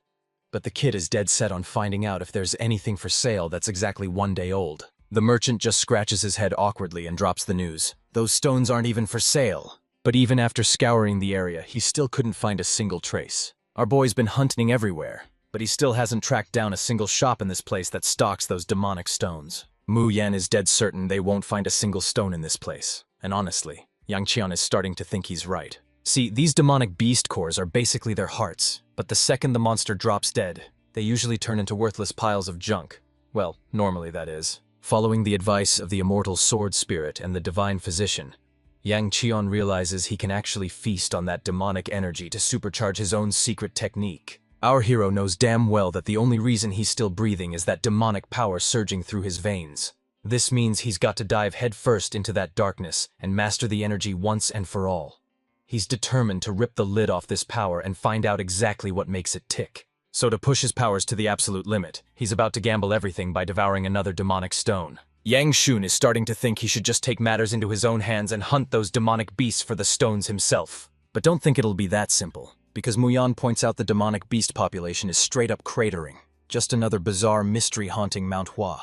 Even so, Yang Chun seriously relieved his guard actually came through with some major intel. Despite the Sword Queen's life force fading and Elder Tay breathing down his neck, Yang Chun is realizing that bringing Mu Yan along was a total stroke of genius. That grueling search left him totally drained, and now his stomach is absolutely roaring for a meal. With the work done, it's finally time to head back and dig into a serious feast. Our boy is practically drooling, just waiting to finally get a taste of Honghwa's legendary cooking. He heads home only to find a total disaster waiting on a plate. Seriously, Gordon Ramsay would probably have a stroke just looking at this monstrosity. Bad news for everyone's taste buds, because Siola just decided to try her hand at cooking fish today. Yang Qian and Mu Yan are staring at this absolute mess, and let's be real, they can't even tell if it's supposed to be a fish anymore. One look at her face says it all. Our precious little potato knows she just absolutely blew it, until she finally hits her limit and starts sobbing her eyes out. Yang Chun blows off this meal the second he hears Honghwa is whipping up a fresh feast just for him, so he's told to just kick back and get some rest. But the young master's got some personal business to settle, and he's heading out to handle it himself. Mu Yan isn't taking no for an answer, dead set on the idea that they have to stick together for the journey ahead. But our boy is stubborn as a mule, insisting he's better off striking out as a lone wolf for a while. Let's switch gears for a second and see what's going down with Bia. She's actually busy putting Rionghua through the ringer, sharpening her blade work and hammering out every tiny flaw in her stance. They both snap their heads back at a sudden noise from behind just as young Jun. He blows his cover, lunging headfirst through the brush. He's totally blown away to see his sister grinding right alongside Bia, even if Rionghua looks super salty about having to admit it. Yang Chun is absolutely floored by this turnaround, especially since these two were trying to end each other just 24 hours ago. His sister finally spills the truth. She wasn't actually salty about the elegant swordswoman. It was him she was fed up with the whole time. Bia eventually swallowed her pride and apologized. But now Rionghua won't stop hounding her to finally teach her the way of the sword. Seeing they're totally safe, Yang Chun finally breathes a massive sigh of relief and makes his move to head back. She shouts out to the group, letting everyone know it's finally time to chow down. Bia's totally down for it, even going as far as to invite Rionghua to pull up a chair and dig in. She's freezing up for some reason, just as Yang Chun's voice echoes from the distance, screaming for her to get her tail over there right now. She takes off, leaving the boy's sister to fend for herself. Wait, you're telling me he pulled all that off from just 1 day of training? Rionghua looks down at the thick calluses on her hand, realizing just how hard she's been white-knuckling that blade. This takes us right back to that blurry memory of her as a kid, standing in their old house for some mysterious reason. Yang Chun suddenly went ice cold and started spitting venom, even blowing his top and screaming at her just for calling her own brother. He basically told his sister to stay off the radar and live a quiet life where she'd never catch anyone's eye. Fast forward a couple of hours, and Rionghua is still locked in, grinding through her solo training with insane focus. Suddenly, a memory of a stunning woman gazing at her with pure love flashes back, and it's almost definitely Cheong-hee, Yang Chun's mother. She slices right through the air with explosive speed. The entire world is practically screaming for this flower to finally burst into life. The spread hits the table piping hot, featuring piles of fresh berries and massive grilled skewers. Meanwhile, Rionghua is having the absolute time of her life, soaking up every second of those festival vibes. She spots a little girl nearby, practically drooling over the exact same skewer. But Reincarnates isn't exactly in a giving mood. She's been grinding through days of brutal training on an empty stomach, and she's convinced that if it tastes this legendary, Thinking back on her master's rough condition, she knows this is the perfect recommendation to get him back in the game. Yonghua flashes back to her master's constant advice. Never skip a meal and always make sure to grab some grub while she's out and about. The sight freezes her dead in her tracks before she can even take a single bite. In the end, she actually caves and hands the entire skewer over to the little girl, before she finally retreats, forced to head out all by herself with absolutely nothing to show for it. Ryanga kicks it into overdrive, pushing her speed to the absolute breaking point. She was desperate to stay by her master's side until the very last second. She finally reaches the inner sanctum, right where her beloved master is waiting. She's absolutely buzzing, dying to brag about her epic clash with the Namgung lady and the insane new sword secrets she's been mastering. Out of nowhere, a blade streaks toward her. The regional leader goes for the kill, aiming to take her head off while she's wide open. But Biaz's god-tier reflexes kick in just in time to dodge a strike that literally cleaves through the trees. Ryangua's brain is absolutely short-circuiting from the shock, while Bia just locks eyes with that massive mountain of a meathead. He starts cracking jokes about how a total knockout just plummeted straight out of the clouds and into his life. Yonghua leaps back to create some space and demands to know who this freak is. His name is Yahiljok, but since he's being such a jerk, I'm just gonna call him Trash for the rest of this recap.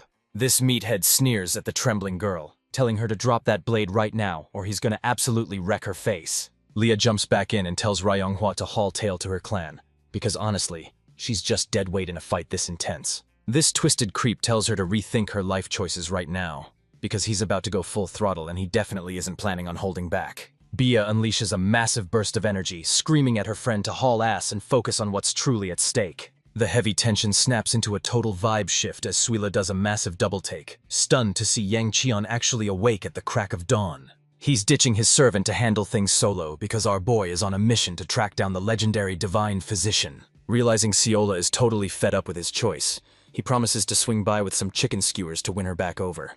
Before he heads out, he shoots her one last warning to stay out of trouble and keep her wild side in check. His loyal servant flashes a bright smile and tells him to watch his back, cheering her heart out for the young master's victory. Young Chun pushes ahead, but he's hitting a wall, realizing that his brutal daily training is finally pushing him past his absolute limit. Shin absolutely blasts him for being a whiny brat about his training, reminding him he's a massive chick magnet who should be grateful, before hilariously roasting Yang Chan's bug eyes by calling him a straight-up mantis. Our MC hits the spirit with a cold reality check, reminding the little guy he's way too small to be talking trash about looks, especially since the old geezer actually thinks he's some kind of heartthrob.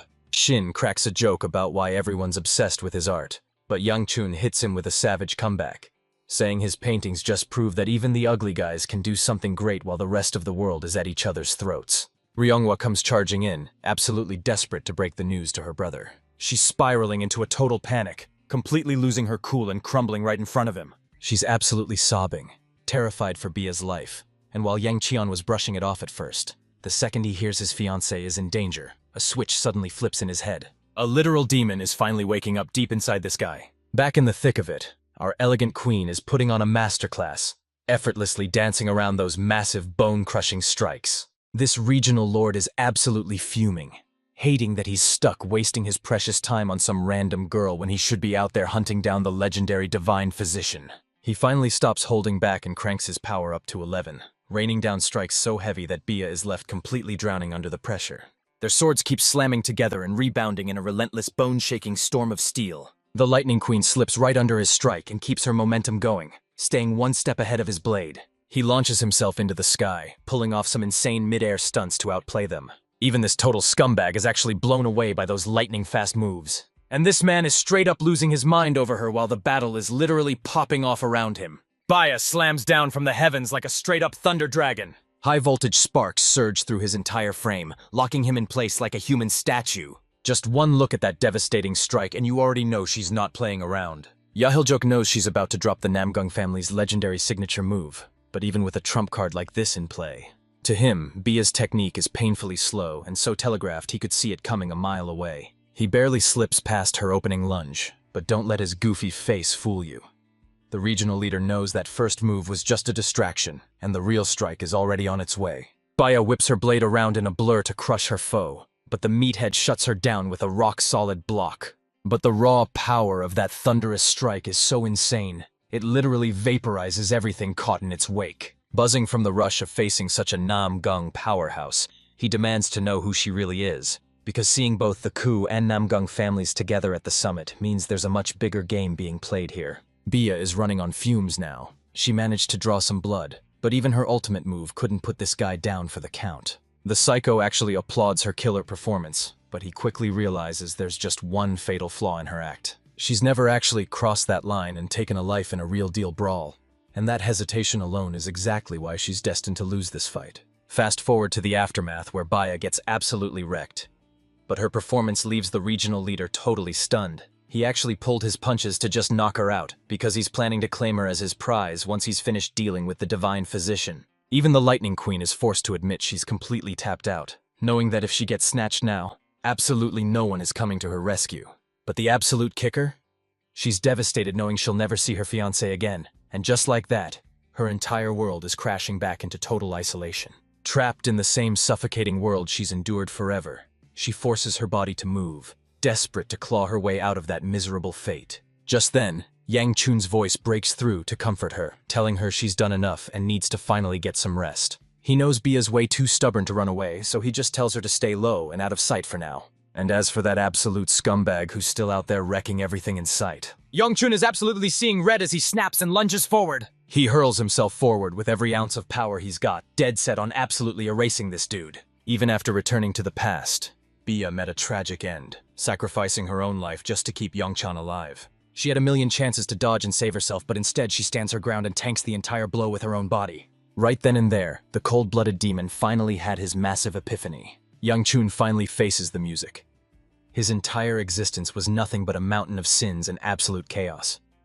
He's got absolutely no one waiting for him on the other side, not a single soul to offer him a warm welcome. He played the villain so well that even the idea of redemption felt like a total pipe dream. But fate's got a twisted sense of humor, because suddenly he's handed a second shot at life. He saw this as his ultimate shot at a clean slate, a way to reclaim everything he'd lost, bury his failures, and finally fix every single thing he'd broken. But seeing Bianam Gung completely out cold like that sent him spiraling back to a dark memory from his previous life. That was a massive reality check, making him realize that if he doesn't play his cards right, this second life is going to end in the exact same tragedy as his last one. This isn't a second chance. It's a sick punishment, forcing him to relive every agonizing nightmare from his past life in a never-ending loop of death. It's got him wondering if the heavenly demon is personally dragging his soul straight into the pits of hell for eternity. Yang Chong wasn't about to let his life spiral into that same pathetic nightmare again. Not this time. Suddenly, an unquenchable fire erupts in his core, blasting out a massive wave of raw energy. He's swearing a blood oath to rewrite history and make sure that nightmare future never happens again. Meanwhile, the regional leader is desperately hammering away at the Manhwa clan's energy barrier, and he's finally starting to see those defenses crumble. His eyes bulge out of his skull in pure, unadulterated terror as the kid launches himself like a human torpedo, closing the gap in a total blur. He was absolutely buzzing with power as he hammered a brutal barrage of strikes straight into his gut, so the impact was so insanely powerful that it triggered a massive, earth-shattering explosion. The blast turned the world to ash and sent Yang Cheng's foe reeling, leaving him in total disbelief that another House of Ku member has actually shown up. He was ready to pull up on the kid himself until his master shut it down. And looking at Yang Chuan's state, even the regional leader can feel the terrifying bloodlust radiating off him. He's the spitting image of his father right now, looking exactly like the legendary flame demon Lord Ku. But at the end of the day, none of that changed the cold, hard truth. The kid was still just a total greenhorn standing before a seasoned pro. Yang Chuan goes absolutely ballistic, unloading a non-stop flurry of blows that hammers his opponent straight into the ground. When even the resident psycho thinks you've lost your mind, you know your battle plan is straight up unhinged. He lands a heavy blow and immediately lashes back with a desperate swing of his blade. Yang Chun's movement is so insanely fluid that he weaves right under a clean horizontal swing, leaving even the regional leader totally speechless. This absolute lunatic is actually having a blast toying with Yang Chun every time they clash. And even though our boy is fuming with rage, he's being shoved back so hard that the buff psycho thinks his spirit is finally breaking. Tired of the yapping, our boy launches right back into the attack and absolutely wrecks the guy. She's gonna hit him with some serious affection just to force him to swallow every insult he ever spat. The absolute audacity of this move. The stakes are skyrocketing with every passing second, but then, out of nowhere, the script gets completely flipped. Plot twist. The villain is actually the only person here who hasn't completely lost their mind. Shin's spirit is hovering right there, begging the kid to chill out because his rage is making him sloppy. And Yang Chun feels that mistake instantly the second he recklessly lunges forward. But his body was finally screaming enough as he hit his absolute breaking point. Out of nowhere, the kid's energy core suddenly fractures right down the middle. He shatters the attack as the kid plummets from the sky, stepping in right as the enemy was about to deliver the final blow. Suddenly, a chilling voice echoes in Yang Chuan's head, screaming at him to devour everything in sight. Out of nowhere, his powers surge back to life as he snatches Yahaljuk's blade right out of the air. He snatches the blade right out of the air, pushing the guy's shock to a whole new level. The regional leader is losing his mind that a monster like this kid even exists, especially since his elite Dark Palace warriors can't even touch the level Yang Chuan is at right now. Right on cue, our boy buries a vicious hook straight into the guy's gut. He erupts a massive pillar of explosive energy right from his opponent's body. And I'm not even kidding, this man is straight up pulling moves from Dragon Ball Z. That punch absolutely shattered the meathead, sending him hacking up blood, but young Cheon is still seeing red and he's far from finished. The dust finally settles, and as Bia regains consciousness, she's met with the sight of a landscape that's been completely scorched to ash. Then her fiancé just snaps, ruthlessly pummeling the guy's face into a total bloody mess. The sickening slosh of churning blood fills the air, all while a totally helpless B.O. is desperately pleading for him to quit. All of a sudden, that same foul, shadowy stench from before starts pouring off him in waves. She's never felt an energy this straight-up disgusting in her entire life. Youngjin has already finished the guy off, but his twisted mind isn't satisfied yet, as he keeps absolutely pulverizing the man's face into the dirt. Bia scrambles through the scorched wasteland, her voice cracking as she desperately begs him to just stop. He's completely tuned her out, so she throws her arms around him to snap him back to reality, shouting that his enemy is already dead and he can't let this bloodlust swallow his soul. Your voice is the only anchor that can pull him back from the brink of total madness. It's finally more than he can handle, and he just slumps over, blacking out right in her arms. Back at headquarters, the Shadow Organization is losing their minds, because their regional leader is officially MIA. But even though they're sweating bullets, they're strictly forbidden from making a move without orders. They're gearing up to unleash a massive all-out assault the second the sun peeks over the horizon. Out of nowhere, this mysterious old man manages to track down their secret base and just waltzes right in. It's the most legendary old monster of all time, the Sword Sovereign. And he's absolutely livid that these punks are the ones behind the disappearance of the Manhwa disciples. This clown seriously thinks he's just some senile old geezer who wandered in without a clue. Just like that, the Sword Sovereign slices the guy clean in half without even blinking, proving this man's aura is on a whole different level. The rest of the group is left shaking in their boots, wondering what kind of monster they're even looking at, because their brains can't even begin to process the absolute insanity that just unfolded. The Sword Sovereign drops a bombshell, claiming a blade is at its peak beauty when it's tucked safely away in its sheath. He's dead set on the idea that dark urges should stay locked in your head and never poison your soul. And he makes it crystal clear. Those wicked thoughts better never ever cross the line into cold, hard action. During his sit-down with Lord Hua, he learns the disciples have vanished into thin air, and they're positive the Dark Knight Palace is the one pulling the strings. With the clan leader unable to move, he unleashed the Sword Sovereign to hunt down and erase every last one of those scumbags. Just before he wipes them off the map, the old geezer gives him one final shot to drop their blades and surrender. But naturally, these overconfident idiots try to jump him, thinking they're pulling a Jujutsu Kaisen special. With just a casual flick of his hand, his blade flashes through every single warrior in his path, wiping out the entire squad in one devastating strike. All while the legendary Sword Sovereign just scoffs at how absolutely idiotic they're being. Switching gears back to our boy, Yang Chun jolts awake in a total state of panic. His survival instincts just kicked into absolute overdrive. Thank God the Divine Physician is right there to swoop in and keep him from totally losing his cool. Turns out, the kid's been out cold for 2 whole days while the doctors scrambled to keep his body from literally exploding after that insane power surge. Our boy's looking like a total human pincushion right now. And let's just hope his little master stayed out of the line of fire, while Yang Chuan spots smoke pouring from Elder Tay's mouth and wonders if he's witnessing a totally new kind of ascension.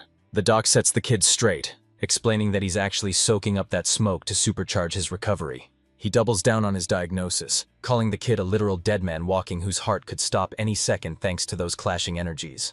He's practically running on fumes, yet Yang Chang looks terrifyingly composed. Both he and the doctor are left stunned, but he doesn't give a damn about that right now. His only focus is making sure Bia and his sister are actually okay. Thank goodness they're both safe and sound, giving him the massive wave of relief he desperately needed. And as for those girls, they actually passed out cold on the floor, totally exhausted from waiting around for the young master. And just like that, Muyon is out like a light too. Back in his room, Yang Cheon is reeling as he processes the fact that he just took his first life in this new world. But it's not the kill that's haunting him.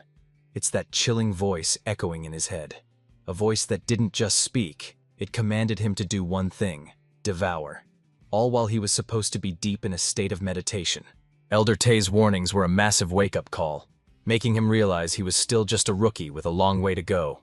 He immediately dives deep into his own soul to make sure his internal energy wasn't about to go haywire. He immediately feels his blood circulation getting choked off, but his raw power is surging so fast he's about to blast right through that bottleneck. And the craziest part? That chaotic energy has evolved into something absolutely god-tier. It's official.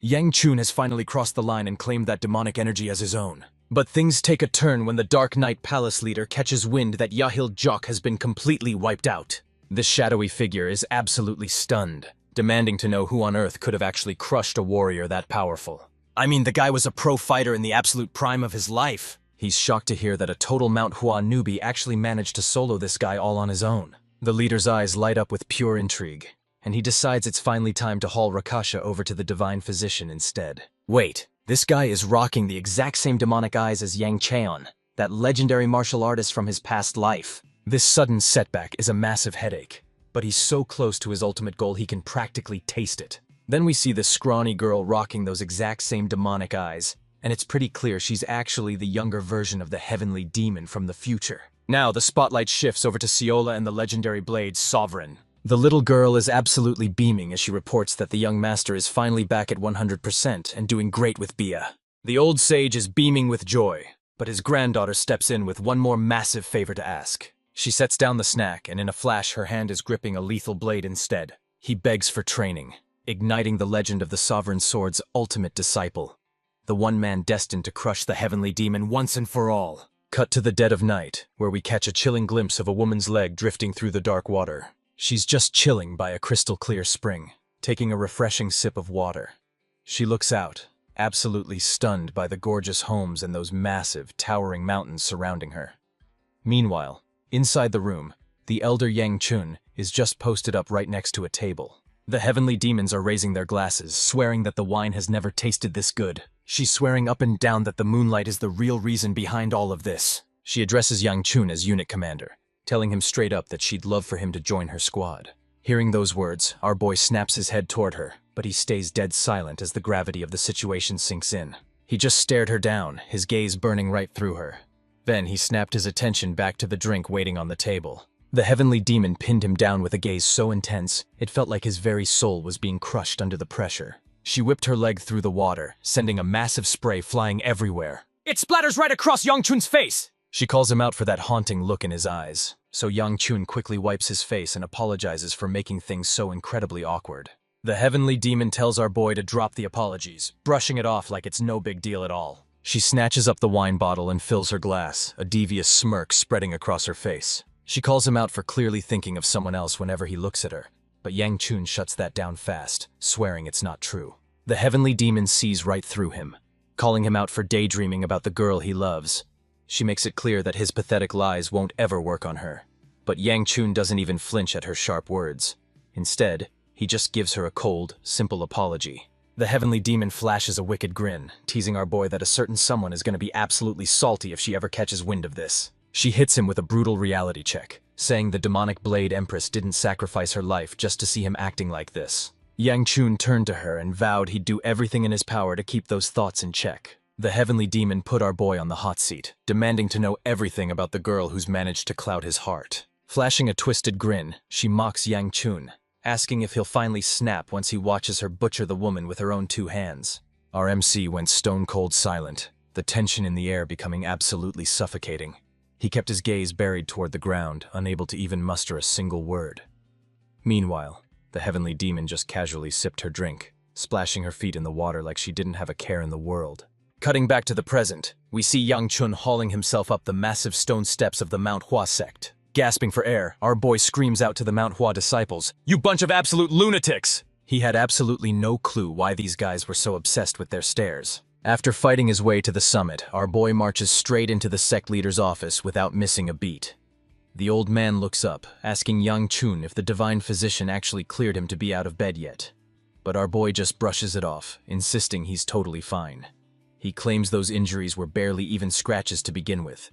The sect leader actually bowed his head, apologizing to our boy for dragging him into that absolute death trap. Jun looks him right in the eye and promises that he's gonna be just fine. He pressed him on whether it was finally time for the Manhwa ceremony, reminding him that he knows just how much this ritual means to the future of their sect. The sect leader drops a bombshell that the event should have kicked off by now, but they've officially put it on ice and our boy is instantly demanding to know what the holdup is. Gramps gives him a nod, promising that this whole mess is about to be handled. Yang Chun was absolutely floored.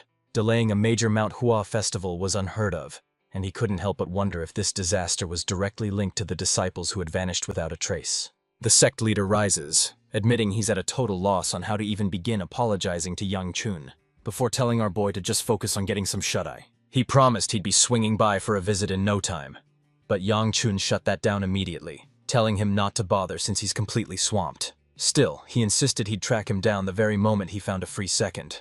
Honestly, our guy was just itching to head back home now that the plum blossom stone was finally delivered. The sect leader suddenly remembered that a mysterious visitor was dying to meet our boy. He tells him to head outside and see for himself.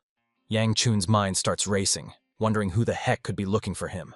He's racking his brain wondering if it's Bia, Ciola, or Feng, praying it's one of the girls because he is so not in the mood for a brohang today. Yang Chun steps out into the open, greeted by the stunning sight of plum blossoms basking in the golden sunlight. He thrusts his hand out, reaching for the heavens. There was just something about that freezing mountain air that hit different. He scanned the empty street and realized nobody was there to meet him. But the second he felt alone, a chilling gaze locked onto him from the shadows of a doorway. He whipped around to catch a glimpse, but the figure vanished behind the door just in time. Suddenly, a figure is shoved into the open, and it's none other than his own sister, leaving Yang Chun completely blindsided and reeling. Reincarnates demands to know why his sister is even there, begging her to reconsider. But Bea stands her ground and insists she has no other choice. Yang Chun catches his sister muttering to herself and asks what's up, but she quickly brushes it off, claiming it's absolutely nothing. She marches straight up to her brother, tells him he better listen close, and then softly whispers to ask if he's actually holding it together. Yang Chun completely missed what she just said, so he had to ask her to run it back one more time. Ryonghwa leans in to check on her brother, asking if his body is finally back in one piece. Yang Chun just looks at her confused, asking why the heck she's whispering all of a sudden. He lets her know he's finally patched up and back on his feet. Ryonghwa tries to say something else, but it's just a faint whisper. Our boy is totally clueless and can't catch a single word. He leans in close, practically pressing his ear to her face, and asks why she's acting so shy and mumbling again. He tells her to quit being quiet and just say it already. Yonghwa roared at the absolute top of her lungs, screaming a massive thank you to her brother. With those words hanging in the air, she took off like a shot. Yang Chun screamed after her, demanding to know if she'd finally lost her mind. He clutched his head, howling that she'd just absolutely obliterated his ear. But Ryonghwa wasn't having it, snapping at her brother to just shut his trap. Bia steps out of the shadows and drops the news that his sister is actually dying of embarrassment. Just to say thanks? Yang Chun scoffed, calling her out by saying she'd have followed him straight to his front door if she was actually that grateful. He spots the bandages tightly wound around Bia's arm and asks what the deal is, but she reveals she's actually required to wear them every single time she steps outside. Our boy frantically explains he had no clue she was injured, but Bia just waves it off, insisting she's totally fine. She tells him she's only got to tough it out in that outfit until tomorrow. She asked our boy if he was really holding it together, and Yang Chen knew exactly what she was hinting at. He remembered the exact moment he snapped, and how Bia was the only thing pulling him back from the edge of total madness. He clears his throat and plays it cool, telling the girl he's doing just fine. He looked her right in the eyes and finally gave her the massive thank you she deserved for having his back. Bia is absolutely floored by his words, but our boy just asks what's with the shock, explaining he really just wanted to say thanks and finally talk to her like a normal human being. He gave her a total out, promising they could go right back to the way things were if she wasn't feeling it. Bea gently rests a hand on his arm, her voice softening as she tells him just how much she truly appreciates everything. Our boy's face turned bright red the second he caught a glimpse of this. He confesses that his mind is a total blank, but he's dead certain about one thing. She was right there by his side through it all. The second those words hit her ears, B's entire face turned absolutely beet red. Yang Chun was beyond grateful, thanking her for being the guardian his sister needed to stay out of harm's way. Bia spins on her heel and bolts for the hills. She's not about to let our boy see her face turning bright red. Yang Chun shouts after her, wondering where on earth she's even headed. He stood there completely clueless, having no idea why everyone was suddenly bolting for their lives. Next, we find Yang Chun collapsed and gasping for air after that brutal climb to the Sword Queen's house. But he still manages to wheeze out a suggestion to Shield that they go find someone to beat up. Right then, he realized the old man hadn't said a single word since the brawl, and Kyol's warning about his lethal temper came rushing back to haunt him. Yang Chun's head was on a swivel as he scanned the area, desperately wondering where the heck Chae Young had vanished to. He's gasping for air, lungs burning, when a shadow suddenly falls over him. Looking up, he realizes it's none other than Hyuk standing right there. Yang Chun barks out a question, desperate to know why the kid has shown up now. But instead of an answer, the boy just flashes him a mysterious, knowing grin. Yang Chun bolted upright as the realization hit him.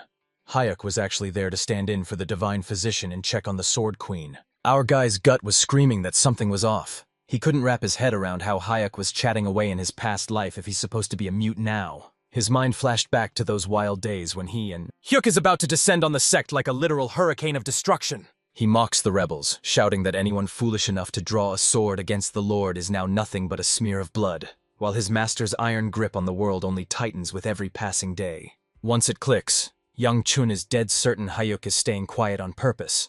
And since he has no clue what the kid is plotting, he knows he can't lower his guard for even a second. The moment he stepped through the door, the Sword Queen was already on Hyuk's case, demanding to know exactly who had come to visit. Yang Chun clasped his hands in a respectful bow, announcing he was there for a visit, and the Sword Queen immediately beckoned him to step inside. Our boy breezes right past Yuck, catching him with a savage shoulder check just to let him know who's boss. The Sword Queen confessed she was worried sick when she heard about the accident, but seeing Yang Chun standing there in one piece, she finally let out a massive sigh of relief. The Sword Queen felt terrible for greeting Yang Chun while stuck on her back, but our boy just waved it off and told her not to sweat it. Just as he finished speaking, Yang Chun felt the vibe shift instantly, and the Sword Queen forced herself up to tell our boy that she'd heard all about his heroics in Ryangwa, calling what he did absolutely legendary. She flashes a grin and tells Ryangwa that he's got one heck of a brother in Young. Chun was kicking himself for missing it earlier, especially since this energy felt way too familiar for him to have overlooked it. Our boy's instincts scream as he picks up on a massive wave of demonic energy radiating off the Sword Queen. It hit him like a ton of bricks. This was pure, unadulterated demonic energy, the exact same terrifying power the heavenly demon himself wields. Yang Chun's mind raced, questioning if this was the hidden poison slowly draining the life out of the Sword Queen. He couldn't wrap his head around it. Why would a legend like her be stained with such foul demonic energy? Then a terrifying thought hit him. Had she already crossed paths with the heavenly demon himself? Our guy knew you couldn't just grit your teeth through demonic energy, so he was absolutely floored that the Sword Queen was tanking a power that literally shreds you from the inside out. Choking back a cough, the Sword Queen sighed that she wished they'd met sooner just to share a meal, but Yang Chun told her to stop stressing over it. The Sword Queen reached out and grabbed his hand, reminding him that no matter what, he's still the son of her dearest friend. She promised to get her health back on track, all just to make sure he could finally stop worrying. Yang Chun's heart absolutely ached for her. Before he could even get a word out, a surge of pure demonic energy ripped right through him. He straight up swatted the Sword Queen's hand away, showing her he wasn't intimidated one bit. Her jaw hits the floor as she watches our boy pull off the impossible. It clicked. This was the Demon Well absorption art, and he had no clue it could literally rip the energy out of other people. As he stared down at his hand in shock, he hears someone bark an order at Hyuk to slam the doors shut before the wind tears through the room. Yang Chun whips around only to find the divine physician looming right behind him, and the old man wastes no time demanding to know what he's doing there. Cut to Ryangwa, who's absolutely grinding and pushing his limits in a brutal training session. She guided her blade with surgical precision, pouring every ounce of her focus into every single strike, as she lets her blade rip through the air. She flashed back to Heeljuck's voice, asking where a total beauty like her could have possibly come from. She still gets chills remembering his twisted, haunting smirk as he looked her in the eye and told her to toss her useless stick aside. Ryangwa stared down at her blade, convinced it was nothing but dead weight, and desperately wondered what she could even achieve with it. She flashed back to that moment, remembering the overwhelming urge to just make it back to her sect. He had to get the word out and make sure the entire world finally knew the truth about Heeljuk. Bia's harsh words about her being useless flashed through her mind, But then Bia suddenly bolted past her, screaming at her to start running. Reincarnates was absolutely reeling, unable to process that she actually survived by tossing her warrior's pride straight into the trash. He's shouldering a massive burden, fueled by a heart that's actually, get this, genuinely kind. Ryan's lungs are absolutely burning as he desperately gasps for air. Manhwa calls herself a total failure, letting her blade clatter to the ground as she collapses to her knees, admitting she's nowhere near the legendary warrior her master expected her to be. A stranger walks up and catches her mid-grind, asking if she's really putting in that work. They look her over with concern, wondering if she's pushing herself way past her limits. Reincarnates snaps her head up to find Feng standing right there, handing her a bottle of water and telling her she'd better stay hydrated while she's grinding through her training. He offered her the world on a silver platter, and that's when it clicked for Reincarnates. Feng was the youngest Blossom Swords Inspector in history. She was certain that if Feng were in her shoes, he never would have turned tail and run the way she just did. Feng, on the other hand, had absolutely no clue why she was suddenly burning a hole through him with that intense stare. Reincarnates flashes back to the Divine Physician desperately working to save her brother. The old man warned her that things would have been a total nightmare if her big bro hadn't stepped in to save the day. He told her she better give Yang Chun a massive thank you the second he finally opens his eyes. The Divine Doctor looks her dead in the eye and asks if she realizes just how insane this whole situation really is. But Reincarnates just blinks, totally clueless about what he's even trying to say. Elder Tay dropped the news that her brother just crushed a demonic monster that Bea couldn't even lay a finger on. He grilled her, desperate to know exactly how Yang Chun pulled it off and what kind of secret technique he unleashed. The Divine Physician knew our boy's energy was a chaotic mess, but he never imagined he'd weaponize it in such a wild way. Reincarnates was absolutely floored. She never imagined her weak and selfish brother actually had it in him to pull off something this insane. That's when it hits Reincarnates. While everyone else is out there forging their own path as a true warrior, she's still just a spoiled brat clinging to her master's side. She stared at the petals, her mind racing as she wondered exactly what kind of plum blossom she was looking at. She's finally going to build something, even if the only thing she's ever mastered is running for her life. She reached out and snatched up her blade, ready for action. Feng checks in, asking if she's really going to keep pushing her limits. He tells her he's leaving the bottle right there for her. He asks her to just bring it back to him when she's finished. But Reincarnates shuts him down, telling him to just forget the whole thing. She brushed right past him, making it crystal clear that he needed to back off and leave her alone. Feng was completely blindsided by this. He whips around only to see the girl absolutely booking it. Mid-sprint, she gasps out a desperate apology to Feng for giving him the cold shoulder earlier. Her master's voice echoed in her mind, warning her not to rush, because the Sword Queen knew that whether her path was paved with agony or pure heartbreak, any road she chose was hers to conquer. It was pure, toxic jealousy, the kind of envy that rots a person from the inside out. She pulled Reincarnates aside and dropped the massive bombshell that they're both going to be grinning from ear to ear the moment she reveals that absolutely insane mountain of loot. Now that she's finally picked her path, every swing of her blade erupts into a beautiful but deadly bloom. Fast forward to the dead of night, when the world finally goes quiet. Reincarnates hurries toward her master's door, worried sick that the Sword Queen hasn't touched a single scrap of food all night. Reincarnates was just about to swing the door open, when she overheard the Divine Physician begging Yang Chun to stop making him laugh. Our guy makes it crystal clear he's not playing games, and Reincarnates instantly recognizes her brother's voice. She flashed back to the moment she totally lost her cool and screamed right in his face. She was absolutely kicking herself for that brain-dead move, totally lost on what to do next, while the Divine Physician put Yang Chun on the spot, demanding he prove his medical genius before he'd say a single word. Yang Chun drops the bombshell that medicine isn't the answer, leaving the Divine Physician stunned as he demands to know how they plan on curing anyone without it. He demands to know if Yang Chun is actually following along, and our boy just gives him a confident nod to show he's locked in. He steps up and boldly claims that his secret technique is the only thing that can save the Sword Queen. Reincarnates' jaw hit the floor the second he heard that. She burst through this door and immediately started grilling them. She grills her brother to see if he's actually for real, catching Yang Chun completely off guard by her sudden appearance. She desperately asks if he can actually save her master, but our guy keeps it real. Nothing's guaranteed just yet. Reincarnates cornered her brother, demanding to know his plan since even the legendary Divine Physician had officially thrown in the towel. Yang Chun dropped a bombshell on his sister. He's going to step up and cure the Sword Queen, just as long as the Divine Physician gives him the green light. The Sword Queen slides to the edge of her bed, demanding to know his game plan, and Yang Chun reveals he's about to unleash his family's ultimate secret technique. He broke it down for them. This technique uses blistering heat to incinerate every drop of corruption, before dropping a bombshell on the divine physician. He can actually feel a dark energy devouring them.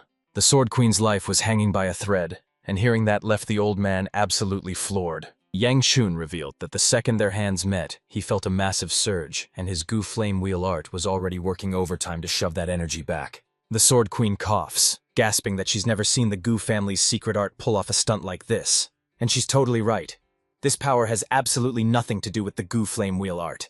It's actually a deadly trick that only the Demon Well Absorption art can pull off. Our boy couldn't risk the truth, so he lied through his teeth, claiming it was just a secret power of the Gu Flame Wheel art to win her over. Yang Chen realized there was no turning back now. Everything rested on that legendary sword. Queen is reaching her breaking point with that demonic energy, and it's about to finish her off. Even if she survives, she's gonna ghost the entire world and vanish without a trace, just like she did in our MC's past life. Yang Chun was wrestling with the weight of rewriting destiny to save her, but his sister snapped him back to reality by yanking on his clothes. She looks him dead in the eye, desperate to know if he's actually got what it takes to save her master. Tears streaming down her face, Ryonghua desperately pleaded with her brother to step in and save her master's life. Yang Chun wasn't buying those crocodile tears for a second, knowing damn well his sister only turns on the waterworks when she's fishing for a favor. But seeing her break down in tears was the final push he needed to finally make his choice. He spun toward the Divine Doctor, practically begging for the green light to step in and save her. Elder Tay drops a bombshell. He might actually be able to purge that energy using the Gu family's ultimate secret technique. He dropped a chilling reminder on Yang Chun.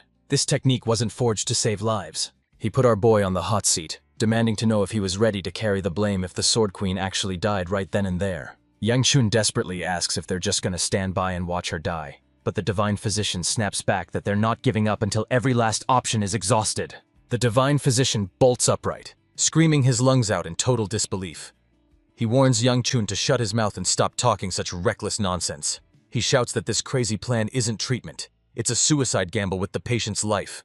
But the Sword Queen cuts him off, declaring that they need to let Yang Chun take the shot. The Divine Physician whipped around at her words, but she just looked him in the eye and told him she couldn't stand watching herself rot away, reminding the old man that he'd already exhausted every single cure in his arsenal. She actually confessed that the moment Yang Chun touched her, she felt a spark like never before. Coughing through the pain, she gasps that she's finally ready to brave this path. She looked Yang Chun dead in the eye and promised him that if everything goes south, he shouldn't blame himself for a second. She confesses that her clock is ticking down, so she's decided to take a leap of faith and put all her trust in him. And just like that, the Sword Queen was finally ready to put our boy's insane method to the test. The Divine Physician finally made his move and threw his full weight behind her. He looked Yang Chun dead in the eye and swore he'd dive right into the chaos the moment things got ugly. The Sword Queen settles into a lotus position with Yang Chun right behind her, and our boy can't help but think back to the thousands of lives he snuffed out in his past life, realizing the insane irony that the same hands he used for slaughter are now being used to save a life. It finally clicks. This crushing weight on his shoulders is the exact responsibility the Divine Physician warned him about. Yang Chun knew right then and there that he had to go all out and push past his absolute limits. Because if he just sits there and does nothing, it's game over for everyone. He won't be able to save a single soul now that Ryonghua and the Divine Physician have locked their sights dead on him. He stepped up and pressed his palm right against the Sword Queen's back. The second he pulled that off, a massive wave of demonic energy slammed right into him. Right then he triggers his Gu Flame Wheel art and lets it rip. Yang Chun's soul gets yanked across dimensions into a brand new world, and the sight that greets him is... His veins began to bulge as pure demonic energy surged through them. Our boy's jaw hit the floor, absolutely stunned that the Sword Queen was packing such a monstrous, overwhelming amount of demonic energy. He was absolutely floored that she'd somehow managed to cheat death for this long. As he's staring down that swirling demonic energy, the Sword Queen's actual consciousness suddenly starts manifesting right before his eyes. Suddenly, a terrifying entity manifested right above her. It reached out, clamping its hands onto her head and arm. It looked like the thing was literally pinning her to the ground. Yang Chun crept closer, his heart pounding with every step. He realized instantly that the situation was a total disaster. He knew it was game over if he... His focus slips for a heartbeat, and he starts spiraling, wondering if his body can even survive swallowing this much insane demonic energy.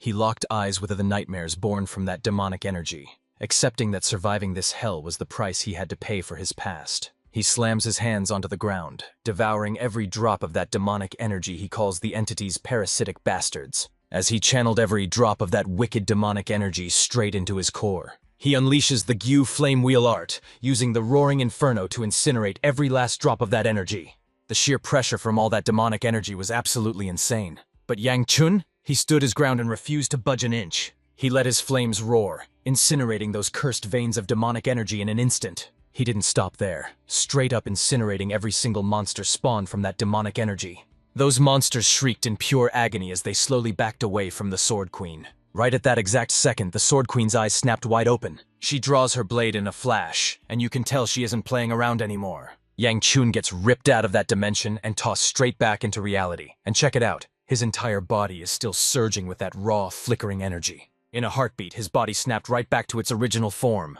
Yang Chun's vision blurs as he collapses to the dirt, his sister's desperate scream echoing in his ears. Just as his world plunges into darkness, he's hit with one final soul-crushing realization.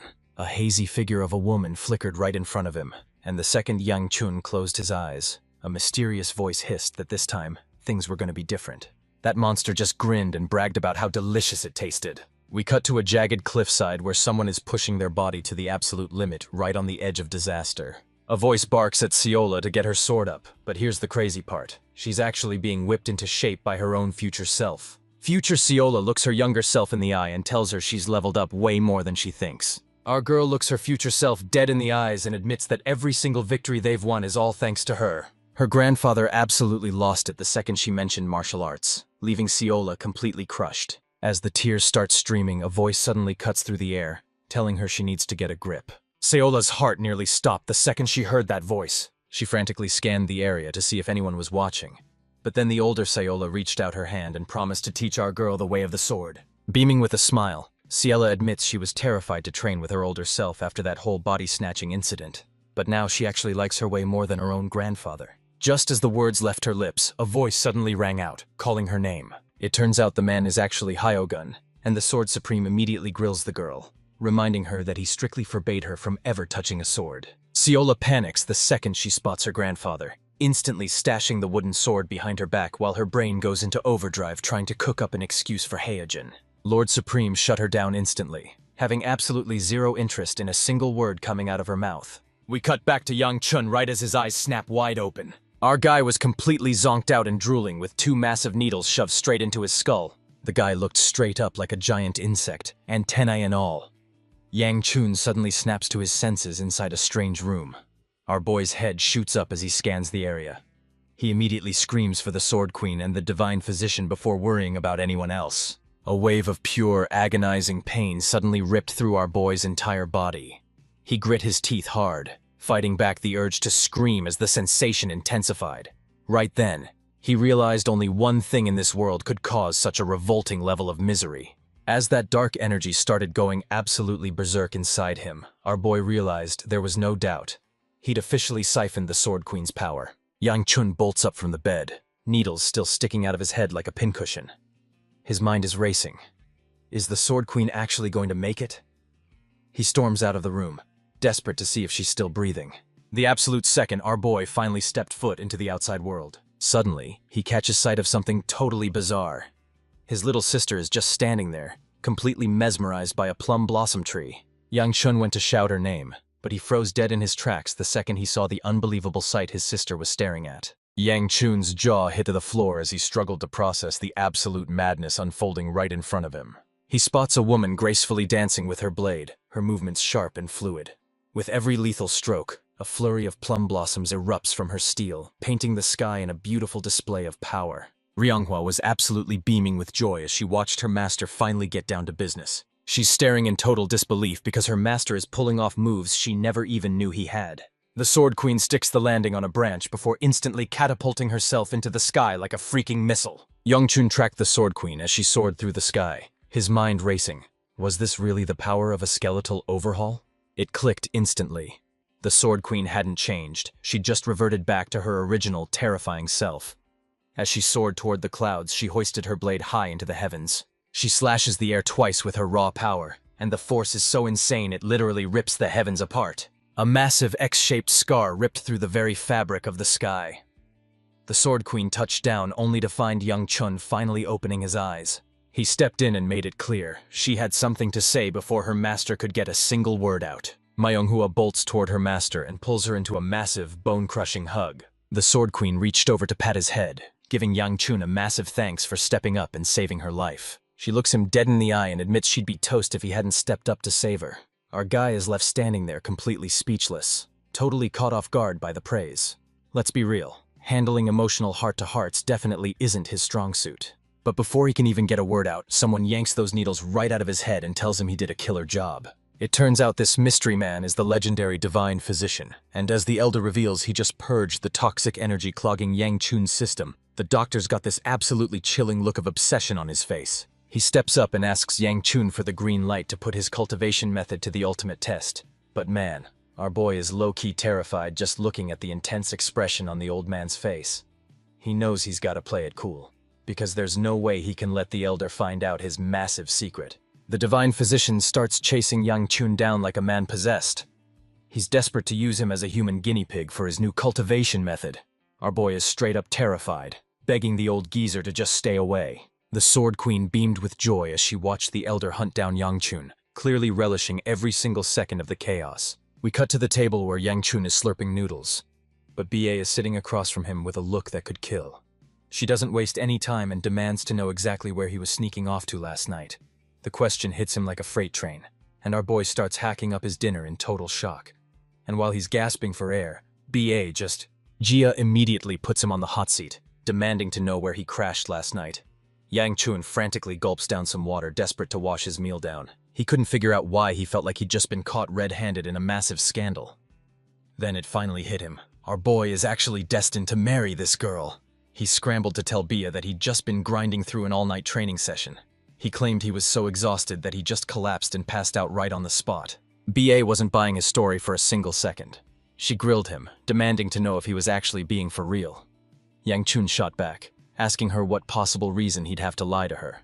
Meanwhile, our boy was left wondering why he was even being interrogated like a criminal in the first place. BA slams her chopsticks down and grills Yang Chun, telling him he should have let her know he wasn't coming home because she was worried sick when he never showed up. She snaps to her feet and demands that he gives her a proper heads up next time. Yang Chun catches her mid-bite to ask where she's rushing off to, and she just casually drops that she's heading straight back to the grind to train. Our boy's eyes were locked on her as she finally walked out of the room.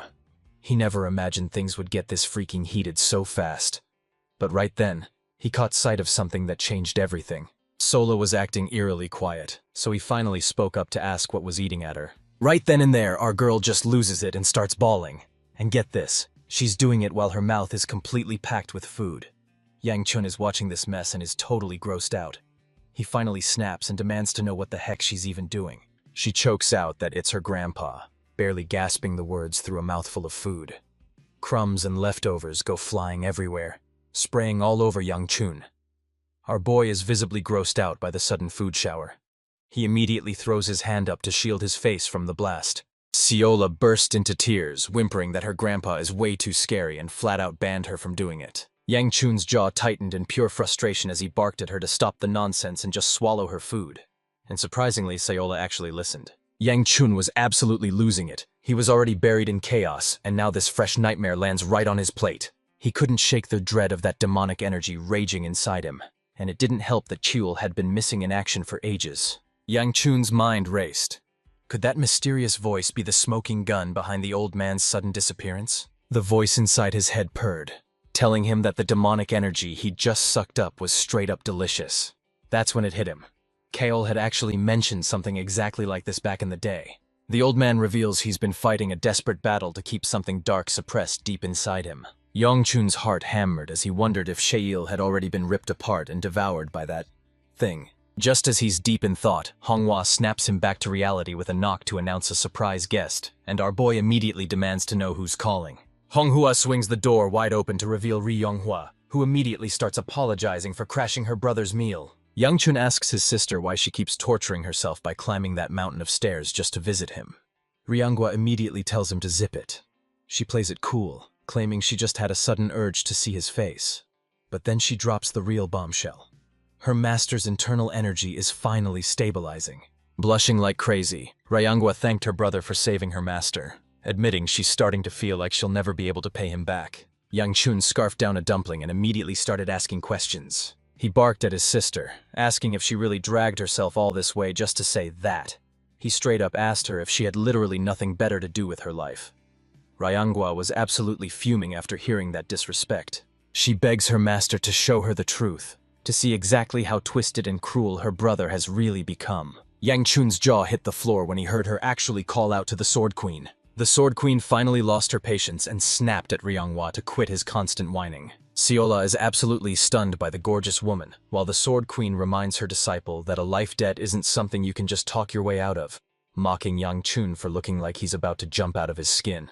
Yang Chun is hyped to see her back in top form, while the Sword Queen admits she never expected to bounce back this lightning fast. He asks if she's finally back at 100%, but the Sword Queen just smirks, asking if she looks like she's still hurting. Yang Chun points out that she's looking way more lively now than when he first saw her back at her quarters. The Sword Queen pulls up a chair and tells Yang Chun straight she's only here because she owes him big time, and it's finally time to settle the score. Flashing a smile, she told our boy to name anything he desired, even swearing she'd lay down her life for him since he was the one who saved it in the first place. Yang Chun was absolutely stunned, demanding to know why she'd gamble with her life the very second she got it back. Beaming with a huge smile, the Sword Queen admits she'd be a goner if it weren't for him, and offers to grant his every whim.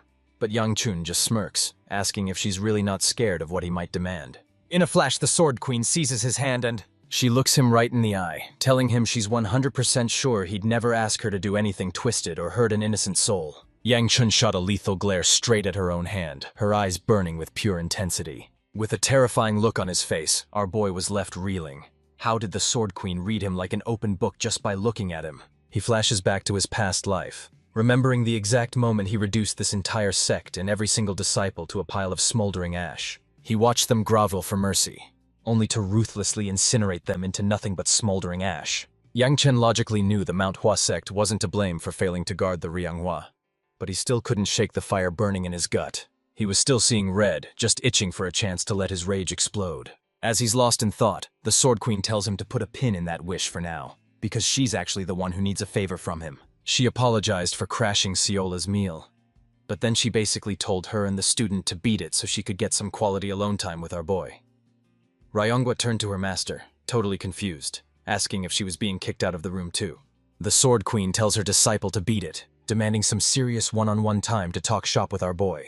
Ryonghua finally drags himself out of the room, leaving Yang Chun to turn towards Seola and ask if she's planning on sticking around too. Determined to finish every last bite, she told Yang Chun she'd just plug her ears and asked if she could keep right on eating. Yang Chun didn't waste a single second, practically booting her right out of the room. The Sword Queen takes a deep, relaxing breath and admits his room actually has a pretty great vibe. She tells our boy straight up that it's been a long, long time since she's felt this much at peace.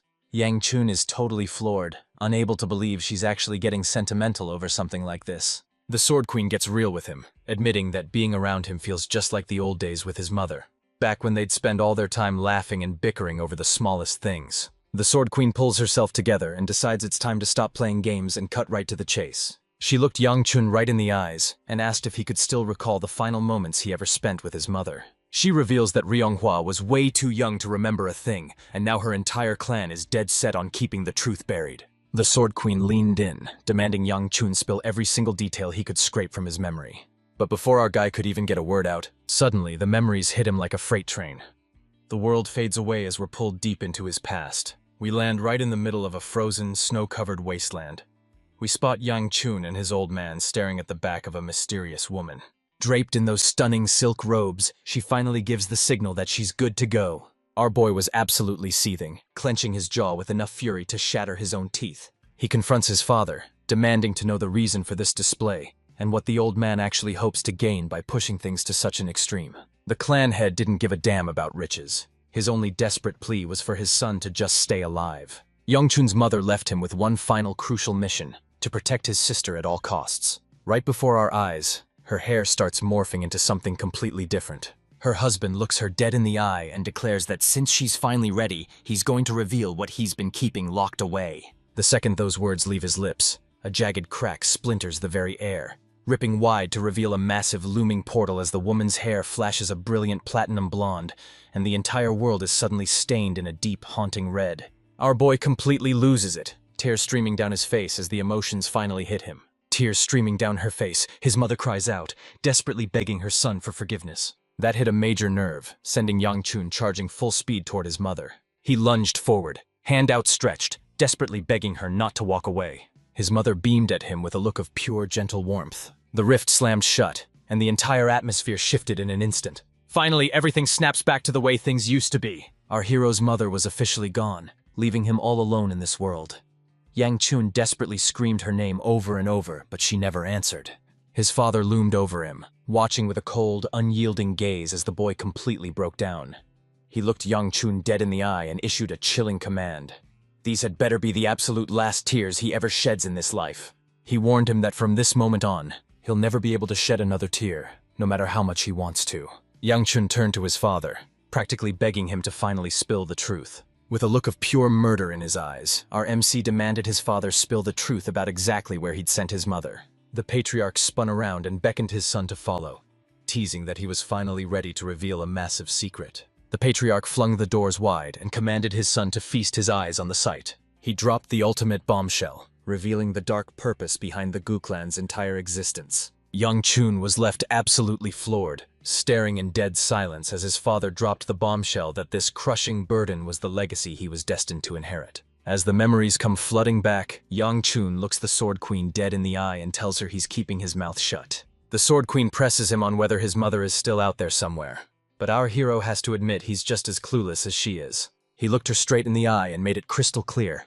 No matter how many times she asks, his answer is never gonna change. No matter what he said, the Sword Queen stood up and told him she finally got the picture, swearing she wouldn't pry into his secrets anymore. She gives Yang Chun a soft apology and a sympathetic head pat, acknowledging that he's caught in a total nightmare of a situation too. She drops the bombshell that she heard a pretty girl was helping Reincarnates train and asks if it's Seola, which honestly makes our boy lose it because he can't believe someone actually called her pretty. The Sword Queen put him on the spot, demanding to know. If it's not Seola, then who the hell is it? Yang Chun's internal alarms went off because it was super weird for his sister to even bring something like that up. That's totally out of character for him, but he realized right then and there, his sister was definitely talking about Bia. Sensing the mood, the Sword Queen decides to switch things up. She looks over at our boy and asks if he's planning a trip back to his clan anytime soon. Yang Chun confirms that he'll be hitting the road pretty much any day now. The Sword Queen presses him for details, wanting to know exactly when he's planning to head out. But our boy drops a bombshell, revealing that Reincarnates actually has zero interest in going back home. A sharp grin spread across the Sword Queen's face as she immediately barked a command to her disciple. Reincarnates didn't hesitate for a single second, firing back an answer to her master instantly. The Sword Queen emerged from the room and asked her student why she wasn't heading home, but the girl confessed she was just way too worried about her master to leave. The Sword Queen makes it crystal clear she's still got one mandatory trip back home to make. Huang Hua was left totally speechless, but the Sword Queen caught onto her panic and promised she had the perfect fix for her jitters. With a confident smirk, the Sword Queen dropped a bombshell. She's actually coming along to the clan. Reincarnates was absolutely over the moon, her face lighting up with pure joy at the news. But Yang Chun? He was completely floored, unable to wrap his head around what he just heard. Reincarnates looks her master in the eye and asks if she's really tagging along. The Sword Queen confirms it, revealing she's got a massive score to settle with the Gu clan.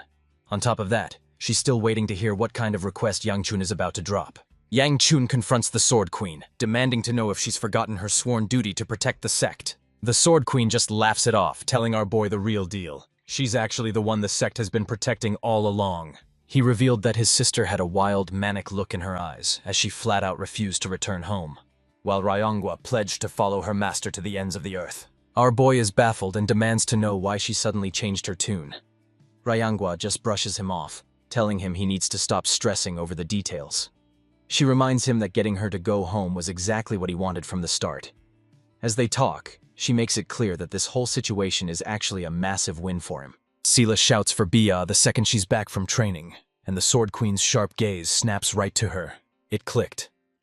Bia was the mystery savior her disciple was talking about, so she turned to the girl and asked if she really was the one who pulled Reincarnates to safety. The Sword Queen seized her hand, her voice overflowing with emotion as she thanked her for everything. She told Bia that Reincarnates had been raving about her, specifically mentioning the gorgeous girl who stepped in to save the day. Hearing that made Bia's face turn beet red in a heartbeat.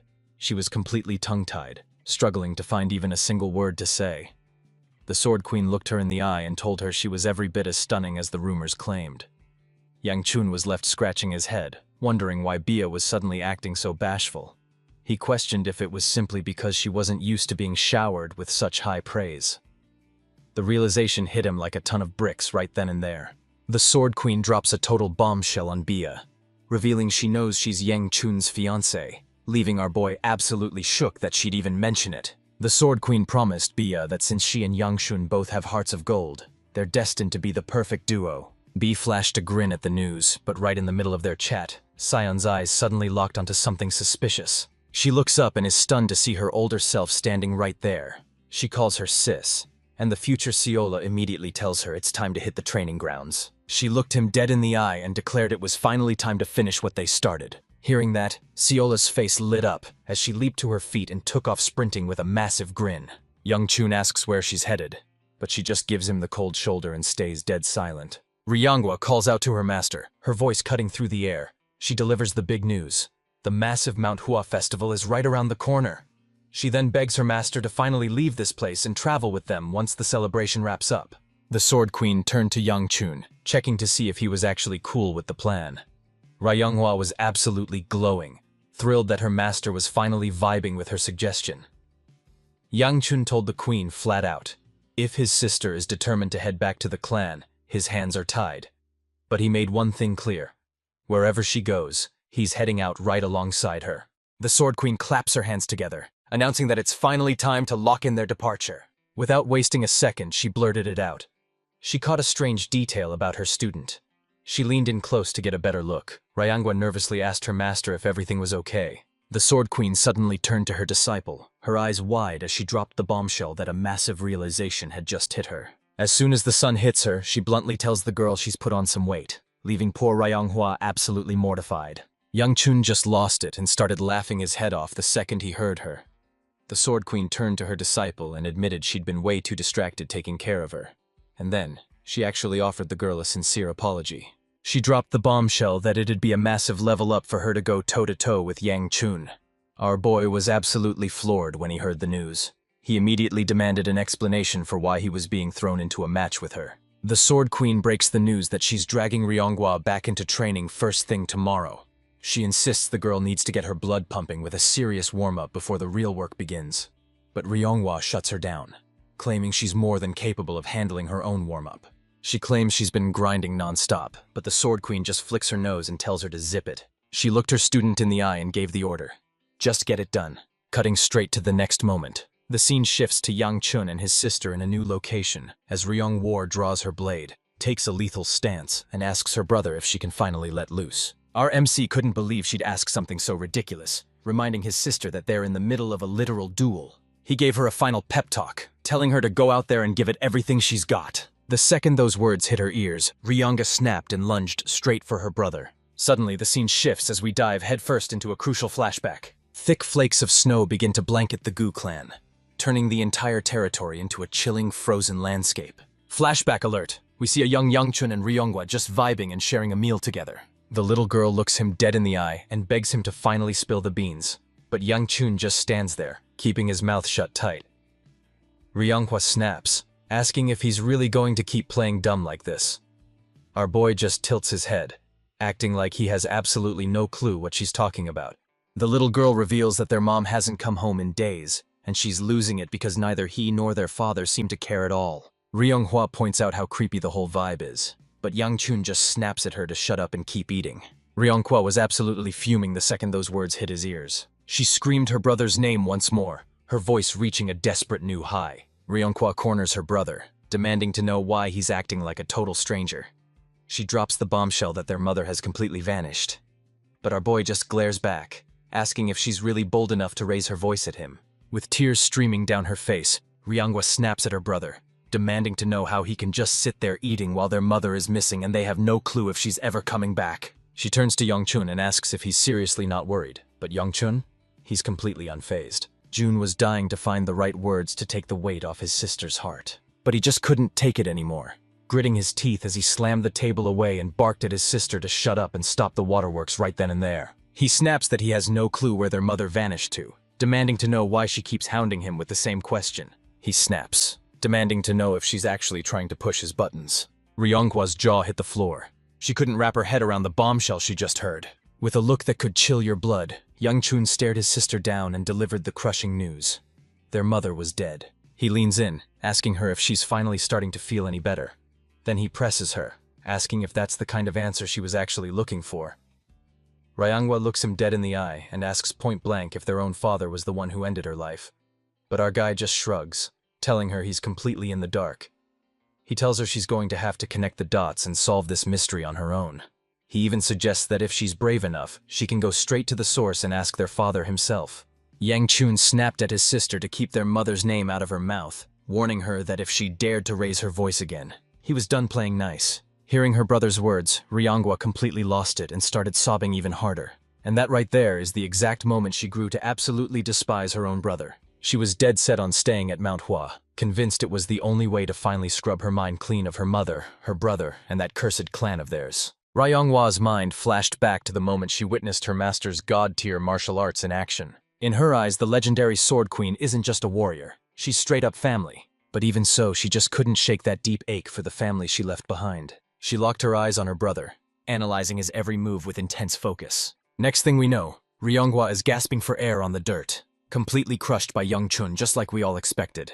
Our boy gives her some major props, admitting her power is the real deal, and her blade is lightning fast, proving the Sword Queen taught her everything she knows. Gasping for air like his lungs are about to give out, Youngwa looked her brother in the eyes and pleaded with him, asking if they could ever go back to the way things used to be. Yang-chun was completely blindsided, so he stepped in close and demanded his sister spill the beans on what she actually meant. He just sneered, telling them straight up that it was way too late for any of that now. The second Ryong heard those words, she was locked, loaded, and ready for action. A soft smirk played on her lips, finding it absolutely hilarious that her brother didn't even try to put up a fight. Right at the foot of the massive Huashan waterfall, the water crashes down with the thundering roar of a dragon god screaming a challenge to the heavens. One man stood defiant, refusing to budge even as the absolute chaos of the storm crashed around him. It was Mu Yan, the ride-or-die guardian who'd give his life for Yang-chun. Every swing of his blade was lethal, slicing the very air and exploding raindrops into a blinding spray of white foam.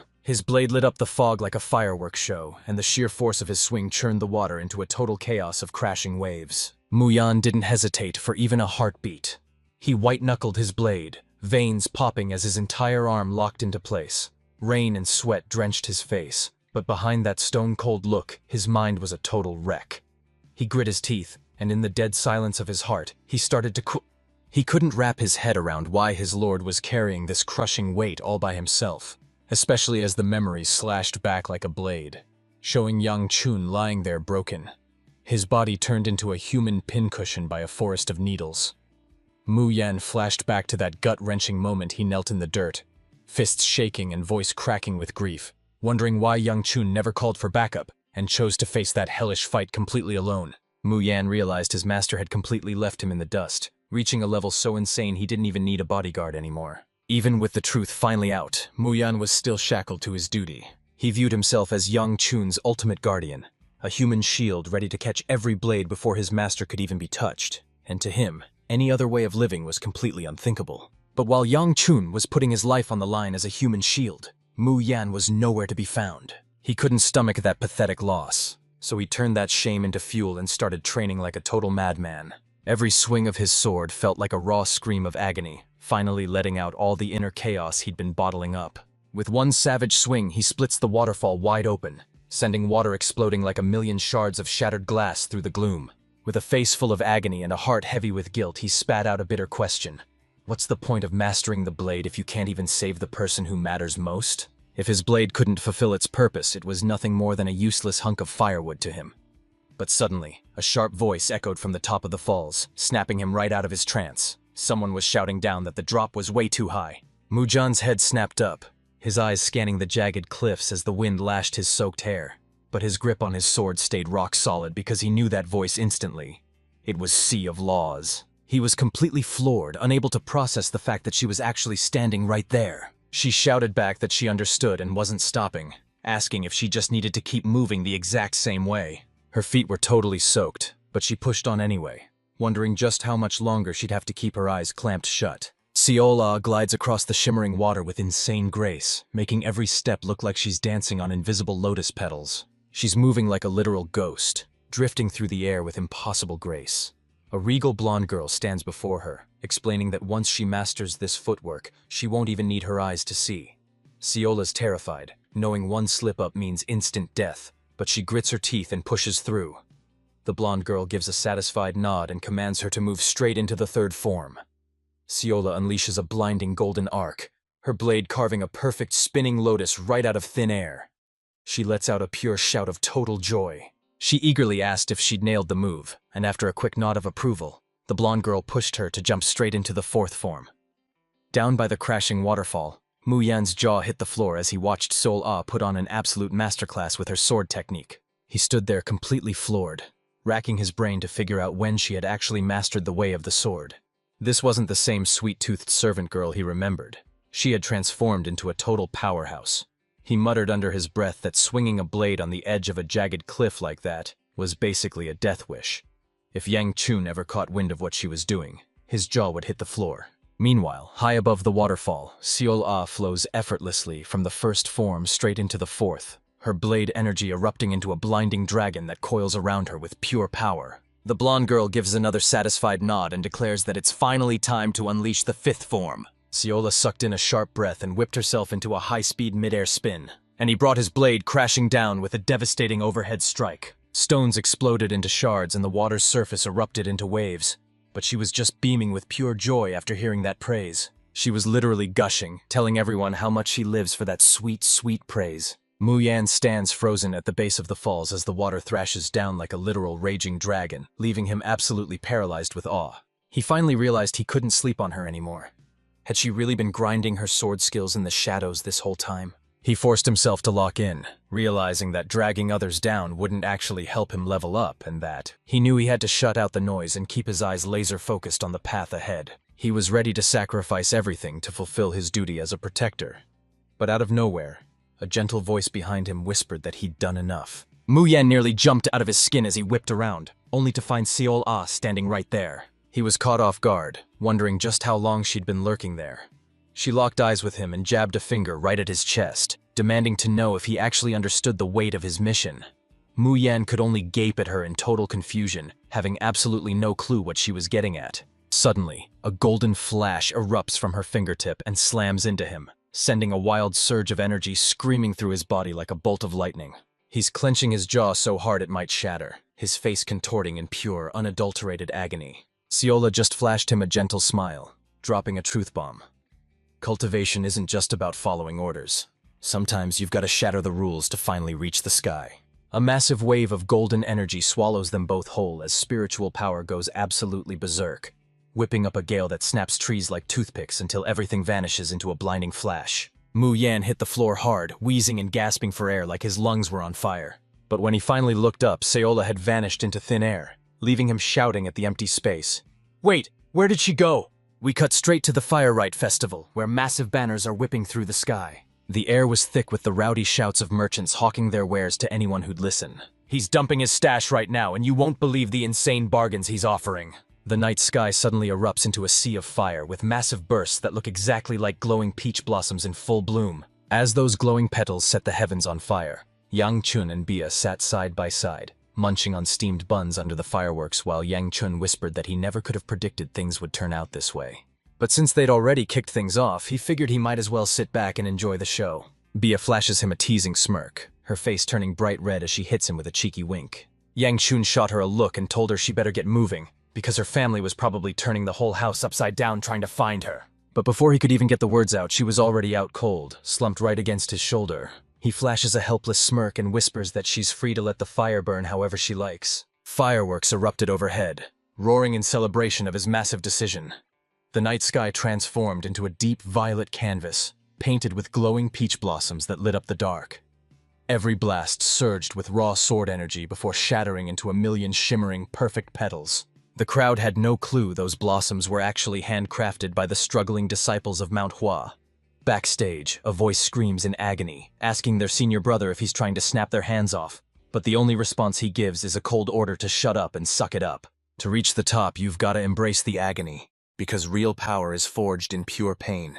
Under the glow of a pale moon, fireworks shattered the night sky as Yang Chun and Nam Kung Pi shared a quiet moment on the porch. The whole scene felt so legendary. It was like watching a classic inkwash painting come to life right before their eyes. As the sparks danced in Fian Nya's eyes, she couldn't help but let out a soft gasp of pure wonder. Yang Chun stayed dead silent, but if you looked closely, you could see a rare, tiny smile finally tugging at his lips. But deep inside the house, something else was brewing. The vibe shifted instantly, getting thick with a tension that felt like a storm about to break. The Swordmaster sat directly across from the Divine Healer, staring him down. Their eyes locked in a deadly, silent stare-down. It was so quiet you could hear a pin drop, if it weren't for the faint crackle of fireworks popping in the distance. After an agonizing silence, the Divine Healer finally breaks his quiet with a voice that commands the room, admitting he knows exactly what the Swordmaster is after. But does he really think he's got what it takes to pull it off? His tone was... He was clearly exhausted and full of doubt, but the Swordmaster stayed stone cold, asking who else but the healer could actually pull this off. He cut straight to the point with a question so sharp it made the healer flinch. The man just shook his head, his eyes filled with pure defeat. He admitted that despite his divine physician title, he was just a regular guy, not some miracle-working god. It was a brutal reality check that hit the Swordmaster like a bucket of ice water, instantly killing his last shred of hope. The Swordmaster's eyes went dark with despair, but he fought to keep his voice steady as he asked the ultimate question. Is there really no other way? His question hangs there like a desperate final prayer, the entire room dropping into a suffocating silence as the healer stares off into the distance, clearly wrestling with a secret that could shake the world. Refusing to back down, the Swordmaster's voice drops to a hopeful whisper, betting everything on the idea that the healer's silence means they still have a fighting chance. The healer let out a heavy sigh, his voice dripping with pure dread. He warned them that this situation was way more complicated than it looked. Messing around with someone's meridians without a plan is basically a total suicide mission. And pulling that stunt on a kid who's clearly built different? That's just asking for trouble. Every Dantean is supposed to have a standard energy vessel. But the power core inside this kid was something else entirely. The place was so impossibly wide and deep that it felt like a massive, hollow void with absolutely nothing inside. Turns out that bizarre little quirk is exactly why he's been flying under the radar this whole time. The healer's words hit the Swordmaster like a freight train, sending shockwaves straight through his soul. He stands there completely paralyzed as a massive tidal wave of memories comes crashing back into his mind. He can still see it perfectly. Little Viseola standing there with a wooden sword, her eyes burning with a desperate fire to learn to fight. But in a moment of total stupidity, he lashed out with words that still haunt him, sneering that she was just a lowly servant who'd never be strong enough to make the world tremble. And then, losing his cool completely, he shattered her wooden sword into splinters and screamed right in her face. She had to step up and finally shoulder the massive burden everyone expected of her. Even now, the memory of her hanging her head with tears welling in her eyes absolutely shreds his heart. And as the self-hatred boils over, his fist shakes while he lets out a desperate, broken plea. He's desperately pleading with the doctor to just let Seola live a normal life for once. The legendary doctor went dead silent, his eyes flickering with pure doubt as he wrestled with the gravity of the request. He'd already warned the Swordmaster that what he was asking for was light years beyond the reach of any medical science. But the Swordmaster didn't even flinch, firing back that the impossibility was the exact reason he was begging for a miracle. The doctor basically told him he was asking to rewrite the laws of time and space itself, and that's not even counting the insane amount of prep work required for a miracle like that. The Swordmaster didn't hesitate for a second, stepping up to shoulder the entire weight himself and swearing he'd have everything ready. But the doctor stopped cold, wondering if this hero was actually hiding a desperate motive of his own. He was doing it all for his grandson, and those words hit the Swordmaster like a physical blow, freezing him right in his tracks. He presses the doctor, asking if he's actually talking about the legendary white-tear spiritor. The physician is left completely paralyzed, his face frozen in total shock. He slammed his fist onto the table, demanding to know what the Swordmaster had heard. But the master didn't even flinch, staring him down with nerves of steel. He told him straight up that their hearts were in total sync, both fueled by a burning desire to protect the next generation. She begged him one last time for the sake of the kids, making the doctor go dead silent before he finally asked a single chilling question. Why? The Swordmaster flat out banned the kid from training, which is crazy because in a world this lethal, knowing how to scrap is the only thing keeping you alive. Letting out a deep, soul-crushing sigh, the swordmaster looked up with eyes full of grief and fired back with a question of his own. Would coming clean finally get the doctor on his side?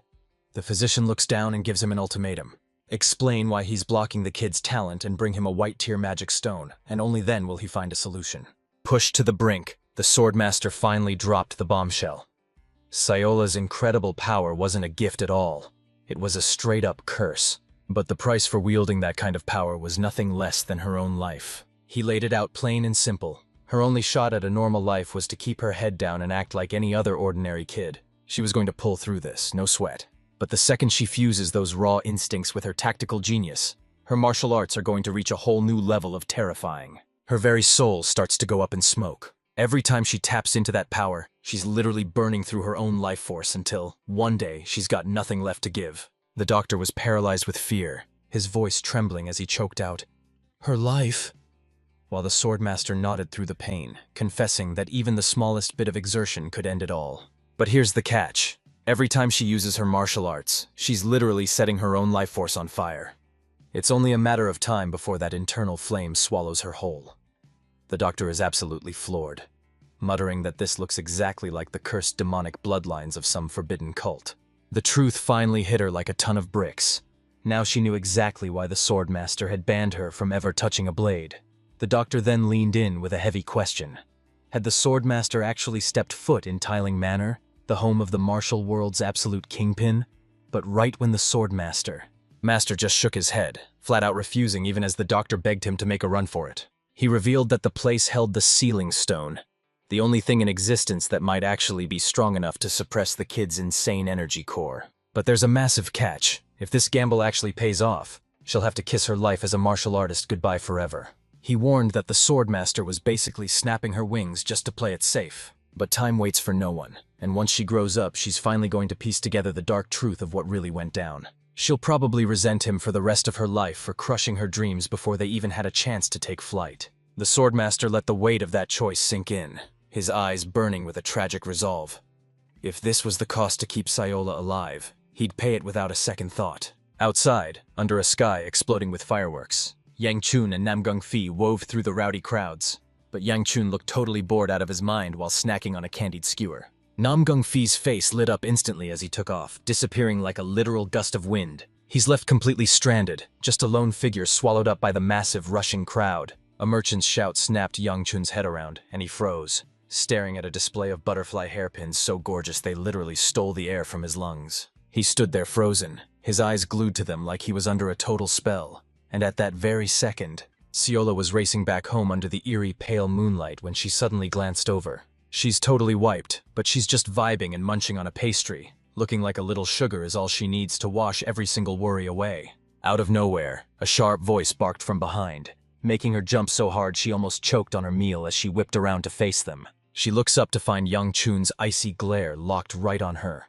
and she's so terrified she can barely choke out the words, "Young Master." Sweat starts pouring down her face, and her hands shake like crazy while she clutches a pastry. And as Yang Chun steps in close, his voice is dripping with pure, cold fury. He looms over her, demanding to know exactly where she's been hiding all day.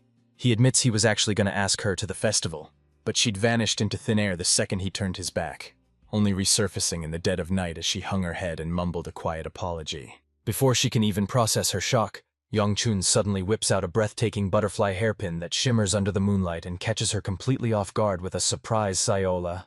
He stares in total shock, demanding to know what the heck he's even looking at. He fights to keep his stone-cold poker face despite the awkwardness, playing it off like it's just a tiny bonus for all her hard work. Sayola's eyes sparkled with pure joy, while her heart hammered against her chest like crazy. Blushing hard, Yang Chun told her to just take the thing, making up some lame excuse about his arm getting tired.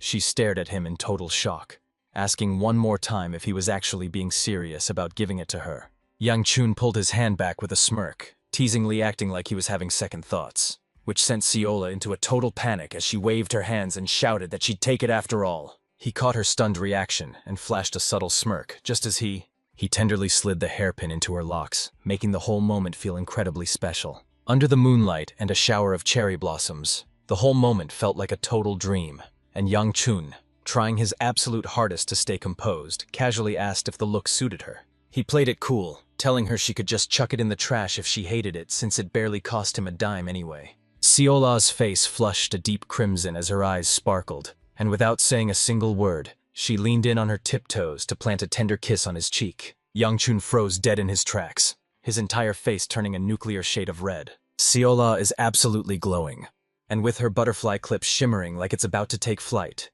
the whole room turns pink as her smile sends his heart into a total tailspin. The next morning hits, and as the sun cracks the horizon, we cut straight back to Bia. She's practically sleepwalking, yawning and stretching like she's still in bed. But Seola is a total ball of energy, shouting at everyone to hurry up so they don't miss a second of the grand tournament. She spotted Yangchun taking his sweet time and playfully barked at him to pick up the pace, while Yangchun, watching her vibrate with endless energy, couldn't help but marvel at how she'd managed to bounce back completely after just one night. Seola's face instantly tightened with concern as she leaned in, asking if he was actually feeling all right. The moment she teased him about his bright red face, Yangchun completely locked up and started tripping over his words. Visions of last night's encounter flickered in his mind, but he quickly shook them off, nodding to himself that he's not some scared kid anymore and it's time to just let it go. Next, we're dropping right into the Manhwa tournament grounds, where the hype is real and the crowd is absolutely roaring. The crowd is buzzing, wondering if the legendary sword dragon is finally stepping into the ring, but a quick reality check reminds everyone he was a total ghost last year, and he hadn't even earned that epic title yet. But this year, you'd better believe he was finally going to show his face. As the group keeps moving, a sudden question pops up about who actually won last year's title, and right on cue, a newcomer steps in to drop the answer with total confidence. He swears it had to be the Guardian Saint, nodding in total agreement while his curiosity starts to go off the charts. Just as everyone starts questioning who this guy is, Yongfeng steps forward with a confident grin and reveals he's one of the 3 elite disciples of Mount Hua, leaving the crowd absolutely stunned as they wonder if he's actually the legendary genius sword dragon. Yongfeng just plays it off with a humble head scratch, claiming the praise is way too much, but right then, Yangchun happens to stroll by and freezes, wondering what on earth Yongfeng is even doing there. While everyone else is stressing over the flower ceremony, Yongfeng spots the group and shoots them a massive friendly wave. The second he was called the heir of the Gu clan, Yangchun stopped dead in his tracks. Yongfeng rushes over to ask if Yangchun is heading to the flower ceremony, but Yangchun is stunned to see him, wondering how he has a second to breathe with all those preparations piling up. Yongfeng just flashes a chill smile, reassuring them that everything's basically under control. Behind him, the Mount Hua disciples are working like dogs, hauling heavy equipment across the grounds. One guy totally loses his cool, barking at the others to pick up the damn pace. He's fuming because the flower ceremony is right around the corner, yet it feels like half the disciples have just vanished into thin air.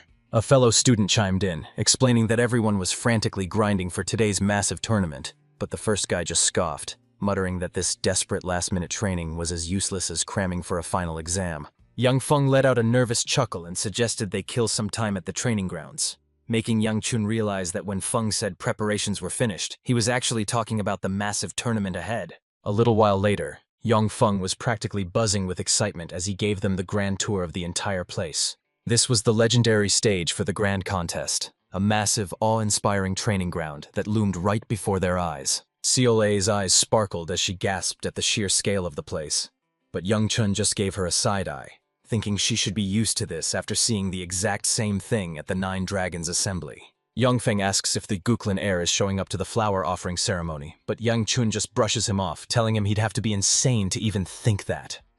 Yongfeng lets out a huge laugh, admitting he's just messing around. After all, it's common knowledge that the ceremony is strictly for the Mount Hua disciples only. Yangchun went dead silent, the gravity of the situation finally sinking in. His mind immediately raced to Ryonghua and the danger she was heading toward. Who was the monster they were going to throw her against? He just prayed she wouldn't get absolutely demolished in the ring. But out of nowhere, Yangfeng broke the tension by pivoting to a completely different topic. He looked at Yangchun and asked if the word had reached him yet, that he was the one stepping into the ring to face off against Ryong.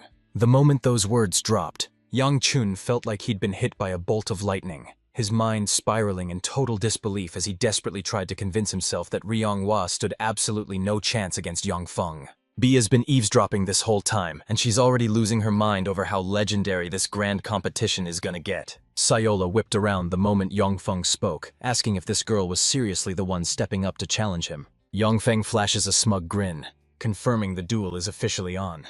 But then he has the nerve to ask the Gu heir for a brutal play-by-play, leaving Yang Chun absolutely floored that this guy is still demanding a live review. Suddenly, a booming voice echoes across the stadium, ordering everyone to clear the arena immediately. The main event is finally here. The flower offering ceremony is about to kick off.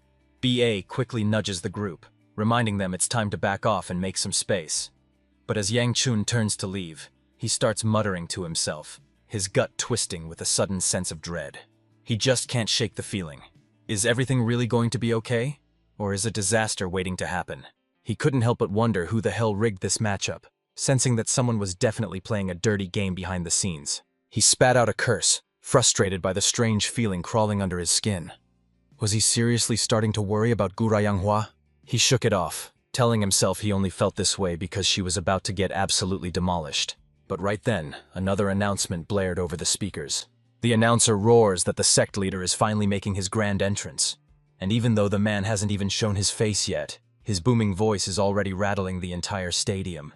It's the same mystery every year. No one can figure out why they're forced to trek up this massive mountain in the blistering heat just for such a random ceremony. Sayola completely tuned out the Manhwa leader. Her eyes locked onto the peach blossoms as they danced through the sky. Following that trail of petals, a blinding pillar of light suddenly tears through the sky and slams right into the dead center of the arena. As the blinding light finally clears, the silhouette of the Mount Hua sect leader emerges from the haze. He thanked them from the bottom of his heart, telling everyone to keep their eyes glued to him so they wouldn't miss a single second of his absolute genius. The Mount Hua disciples had bled and sweated through hellish training to reach this level of power. From the sidelines, Yang Chen's patience was wearing thin as he glared at Siola. She was here for the big showdown, but she didn't give a single damn about the fight, way too busy with her own weird antics. Right then, the Mount Hua disciples roared out in perfect unison, shouting that they were the ones who should be saying thank you. Because if there's one thing this sect stands for, it's never forgetting anyone who fought to keep their legacy alive. With a booming voice, the sect leader finally signaled the start of the first massive duel. In a flash, the falling petals erupted like a victory firework, and when the blossom in Siola's mouth blew up too, her jaw hit the floor in pure shock. The stadium erupted into a total frenzy, with the crowd's deafening roar turning the air into pure electric hype. Just seconds later, the air exploded with the relentless ring of clashing steel as these two Mount Hua disciples just stole the spotlight with a performance so insane, it left the entire crowd speechless. The crowd is going absolutely ballistic for Wu Einsen, and you can just feel it. The hype this year is on a whole different level. One duel bled right into the next, and the non-stop action didn't let up until the sun finally vanished behind the mountain peaks. Meanwhile, a couple of Mount Hua disciples rush over to Rionghua, worried sick because they've never seen her handle a real blade before, especially since training swords are basically feathers compared to the real deal. And they nervously ask their junior sister if she's actually ready for this. Rionghua goes dead silent for a beat, letting the tension hang heavy in the air. He shuts his eyes tight, letting his mind race as he cooks up a plan. She gave a soft, humble, "Thank you." And man, those two disciples were so touched they straight up started bawling, with one of them shouting in total shock that she actually showed them some gratitude. Feeling cocky, another guy offered to teach her his secret ultimate move, but right as he did, Yang Chun burst onto the scene and called her name. The two disciples whipped around with murder in their eyes, barking at him for daring to speak to their junior sister so casually and asking if he was literally begging for his own funeral. Yang Chun let out a cold, cruel smirk at their shock, his eyes gleaming with malice as he dropped the bombshell. He's actually her older brother. He spat insults, calling them nothing but filthy toads, and in a flash, both disciples were left in a mangled heap with their faces beaten to a pulp. Yang Chun marched right up to Rionghua, admitting the rumors were the only reason he'd rushed there. He cut straight to the point, asking if she was actually going to duel the sword dragon, and with a soft, steady voice, Rionghua confirmed it was all true. Yang Chun quickly backtracked, claiming he wasn't trying to insult her. But if the Sword Queen was the one calling the shots, they'd better scrap the plan immediately. The second he finished speaking, the two disciples practically snapped back to life, leaping up and demanding to know who this random guy even was. They trashed him for killing the vibe, but a stone-faced Yang Chun shot back that the real tragedy was having to face a monster like the Sword Dragon. In his eyes, the fight was over before it even started. But right at that moment, Tuit Hua finally spoke up, catching even Yang Chun completely off guard. She tells him her mind is already made up, but she's genuinely touched that he cared enough to come check on her. She admits she didn't expect to see him there, but she needs him to shut up and listen to what she has to say. She explains that if she keeps running from her battles like a coward, she'd be betraying every single person who ever showed her kindness. From her master and senior brothers to Bia and Yang Chun himself, they'd already given her way more than she could ever hope to repay. Right then, she swore to settle the score with her own two hands, declaring that winning or losing wasn't even the point anymore. Because for the first time ever, she was done running and finally ready to stand her ground. The sun dipped below the horizon, but the energy at the Tahoe Pavilion was still hitting a fever pitch. Over in the Silver Victory section, the crowd was absolutely losing it, caught between wild cheers and total heartbreak, while one guy screamed at the top of his lungs, completely blown away by the insane display. While the rest of the crowd wallowed in regret, the next match was announced, a total rarity. And stepping out from the Gold Gate was the absolute monster known as Manhwa's top prodigy and its only hope for the future. Get ready for the legendary tale of the sword dragon himself, Yongfeng. The second Yongfeng stepped into the spotlight, the entire arena went absolutely nuclear. The wait is finally over, because they're about to come face to face with the legendary sword dragon itself. Right there in the spotlight, Ryango's mind flashed back to the very first time her brother actually lost his cool and went ballistic on her. She started out just bitter toward her brother, but as his non-stop rage spiraled out of control, that spite curdled into a paralyzing fear she couldn't help but hate. The terror her brother sparked was snowballing fast, and it was spiraling into a total nightmare, until she grew to despise the entire world and vanished, cutting herself off from every living soul. She finally found her master, the only person who ever made her feel safe. But looking back at her broken past, a sudden realization hit her like a truck. She traces the mark, questioning if her own brother was truly the one who branded her with that scar. It finally clicked. She'd actually sniffed out her own fatal flaw way faster than the rest of those kids ever could. Once the gravity of the situation finally clicked, Ryangwa didn't hesitate to make her choice. Even though she absolutely loathed her brother and the rest of her toxic family, she's officially done running. It's time for her to turn around and face them head on. She lunges at F with everything she's got, but the sword dragon shuts her down effortlessly, parrying every strike like it's child's play. Right as she slammed her blade against his in a shower of sparks. Right then and there, it finally clicked for Ryangor. He was an absolute beast. In that moment, it finally clicked. She was witnessing the raw power that earned him the legendary name of Sword Dragon. She coats her blade in a surge of raw energy and lets it rip right at F. Her strike erupts into a violent explosion, and while Fum manages to tank the hit, the raw force sends him skidding back. Ryangwa blitzed across the gap, closing the distance before they could even blink. She kicks things into overdrive, her speed becoming absolutely terrifying. Every time her blade flashes, a storm of plum blossoms explodes into the air around them. But F is a total wall, effortlessly parrying every single strike she throws his way. He flashes a smirk and tells her straight up that she's actually got some serious skills. She drops into a combat stance and starts unleashing a blindingly fast barrage of strikes. Feng flashes a grin, noting that the seed the Sword Queen planted hasn't just bloomed, it's absolutely exploded into something fierce. He lunges at her full tilt, mocking her by shouting that her every swing is way too easy to read. It's a flashy show, but he effortlessly slips her strike and calls her out for being way too predictable. The instant he says it, he's already lunged for her waist, leaving Rangwa paralyzed with shock as Fun delivers the chilling news. She's already dead. Rather than finishing her off, he slammed his shoulder into her and barked at her to keep her resolve steady. He coats his blade in a surge of raw power, calling out Ryangwad because he knows she's still hiding her true strength. He's dying to see the absolute monster she'll become once she finally shatters her limits. He turned to Ryangwa and told her to make every single thing at the festival burst into bloom. The second those words left his mouth, he unleashed a blinding slash right at her. The crowd's jaws hit the floor as they witnessed his absolute masterclass in action. Nobody in their right mind expected Ryanga to be packing this kind of insane heat. Watching his sister, Yongchan realized she'd finally leveled up and shattered the chains that had been holding her back. A massive grin spread across his face as he soaked in the sight, absolutely loving every second of it. A grin spread across his face as he realized he'd finally witnessed something truly worth his time. It finally clicked. His sister was totally right to stop obsessing over the victory. With that burning question finally answered, he spun around and started walking away. Baya called out, demanding to know exactly where he thought he was going. Yan just smirked and told her he'd just remembered some very important business he needed to handle. He looks her in the eye and begs her to tell his sister one thing, that she did an absolute hell of a job. Cut to Yan Shan, and man, he is absolutely booking it toward his next destination. With everyone's eyes glued to the festival, our boy seizes the moment to sneak off and investigate. He made a beeline straight for Hijik's secret hideout. The Manhwa disciples had finally tracked the place down. Our guy needed to see the truth with his own eyes before the Murim Alliance swarmed the area. He scanned the perimeter, making absolutely sure those Alliance guys hadn't shown their faces yet.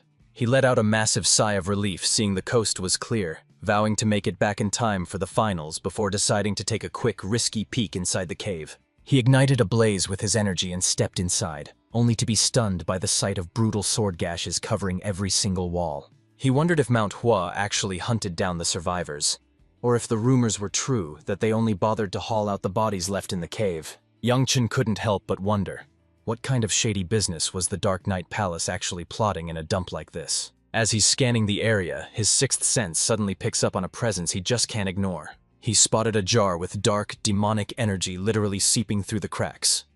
Right then and there, he knew he'd finally hit the jackpot. He yanks back the curtain and steps into the final chamber, where the crushing demonic pressure confirms every terrifying legend he's heard about the Dark Knight Palace. Our guy knew the drill. A place like this is practically guaranteed to have a hidden room. He inches toward Hijik's throne, scanning the room for that unmistakable pulse of demonic energy, knowing these secret hideouts are always locked behind some devious hidden switch. He scans the area, his eyes darting around as he takes in every single detail. Yongchan's eyes narrowed as he realized something about that armrest was seriously sketchy. As soon as he hits the switch, the massive throne grinds back, revealing a secret staircase leading deep into the unknown. Yongchan's jaw hit the floor as he stared in pure disbelief at the impossible sight right in front of him. He's honestly starting to wonder if these guys are sharing a single brain cell between them. He didn't give a damn, honestly, because this entire situation played right into his hands.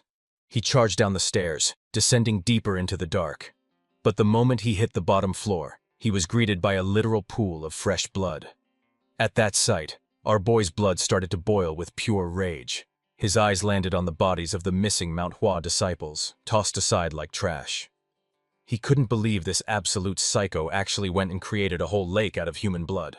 He was left reeling, wondering how the Dark Knight Palace could commit such an absolute nightmare. Right in the middle of that gruesome pool of blood, he spots a single flower somehow blooming. He started to wonder, did the Dark Knight Palace really pull all these strings just to get their hands on this one flower? Yang Chan couldn't wrap his head around it, but as he leaned in to inspect the flower, he caught sight of something seriously twisted. He hauled the body right out of that massive pool of blood. That's when it clicked. This fighter didn't belong to the Mount Hua sect at all. One look at the body told him the guy had just kicked the bucket. Spotting a familiar logo on the man's robes, Yang Shan instantly clocked him as a member of the Murim Alliance. The cold reality set in. The Murim Alliance had already beaten him to the punch. Just as he's staring down at the corpse, something comes screaming through the air right at his face. Yang Chang ducks his head in a flash, narrowly avoiding the lethal blade aimed right for his skull. The blade slammed into the rock right in front of him, missing by a hair. The crowd was absolutely blown away by Yan Shan's lightning-fast reaction speed. Yang Chen whips around to find a masked man perched on the stairs, who scoffs that he finally understands why Hijack lost. Yang Shan straight up asks if he's just a lowly lackey, catching the guy completely off guard before he snaps back and calls Yang Shan a total brat. Between that iconic red robe and his pint-sized frame, the guy put two and two together and realized exactly who he was looking at. Yang Chan was caught completely off guard when he realized the Dark Knight Palace already knew his true identity. The masked man stands tall and drops the bombshell that Yang Shan was his target all along, laughing because he never expected our boy to deliver himself right into his hands on a silver platter. Yang Shan didn't waste a second, instantly snapping into a battle-ready stance. The man leans in and drops a massive bombshell. He's got a deal for him. He reveals the shocking truth. The palace actually wants him brought back alive. Now he's demanding that he just surrender and follow him without a fight. Our boy lets his aura explode, telling the man to stop talking trash and cut the crap. He snaps back, reminding the guy that he literally just tried to take his head off. The man tries to play it off, swearing he had no idea who he was actually attacking. Yang Chan basically told the guy his lies were trash and dared him to quit yapping and finally step up if he actually wanted to fight. This guy was seriously annoyed that Yang Chan was actually smart, so he whipped out his blades and declared himself the warding demon. Yang Chan demands to know why the guy is even bothering with a formal introduction. Suddenly, the warding demon rockets toward our boy with terrifying speed. He just smirks, claiming he's only being a nice guy by giving him a proper intro. He told Yan Chan he deserved to know exactly who was ending him, and before he could even blink, our boy was staring down the edge of a cold blade. His jaw hit the floor as he struggled to process just how blindingly fast this guy really was. Just as the blade was inches from his eye, He unleashed a point-blank inferno right at the demon's face. But luck wasn't on his side, as the man effortlessly danced around the flames. In the blink of an eye, he vanished and reappeared right behind his back. Yang Chen whipped around in a heartbeat. He realized the exit was miles away, and though every fiber of his being screamed at him to bolt, he stood his ground. Did he seriously think he could win? Before he could react, the warding demon loomed over him, instantly closing the distance. He unleashed a flurry of strikes at blinding speed, forcing Yan Chun to duck his head just as the steel whistled past. The warding demon starts talking smack, mocking him because his blades look like tiny toothpicks compared to Hijik's. He looks our guy right in the face and asks why the heck he's running away like a coward. Yangshan is absolutely fuming, grinding his teeth as his blood starts to boil with pure rage. He knew he'd absolutely wreck this guy if his internal energy wasn't running so low. He vaulted back in a flash, barely dodging the warding demon's incoming blades. The man snapped his head up, reeling from the shock that Hijik could have actually been defeated by a guy like him. He straight up declared that Hijik's life was forfeit, and the second those words left his mouth, he went for the kill. He swung his blades in a lethal arc right at our boy. Yongchun threw up his arms to tank the blow, but he was sent reeling back, crashing into a pool of blood just as his vision started to fade. They told him that the second he finally snapped awake, he was staring right at. He's already managed to land himself in another massive mess, and Yangshan's jaw hits the floor the second he hears Keel's voice. Our boy snatched a blade from a fallen Manhwa disciple, as Chiol prayed the heavens would witness the man's absolute grind, even beyond the grave. He hauled Yanchuan back to his feet, barking that they weren't done until they gave it another shot. While Yongchun and Chihol are busy talking, the warding demon's eyes are darting everywhere, hunting for our hero. He calls out to our boy, demanding that he quit hiding and show his face. He's desperate to end this fight just so he can finally head back home. He actually compliments Yan, admitting that his skills are way more impressive than he thought. He never expected the kid to actually have the reflexes to block that massive attack. He mutters about how much he hates it when a simple assassination drags on for this long. But the second those words leave his mouth, he spots something chilling. Bubbles are starting to erupt from the pool of blood. He was dead sure Yongchun was lurking right there. He barks out that he's ending this whole fight with a single devastating blow.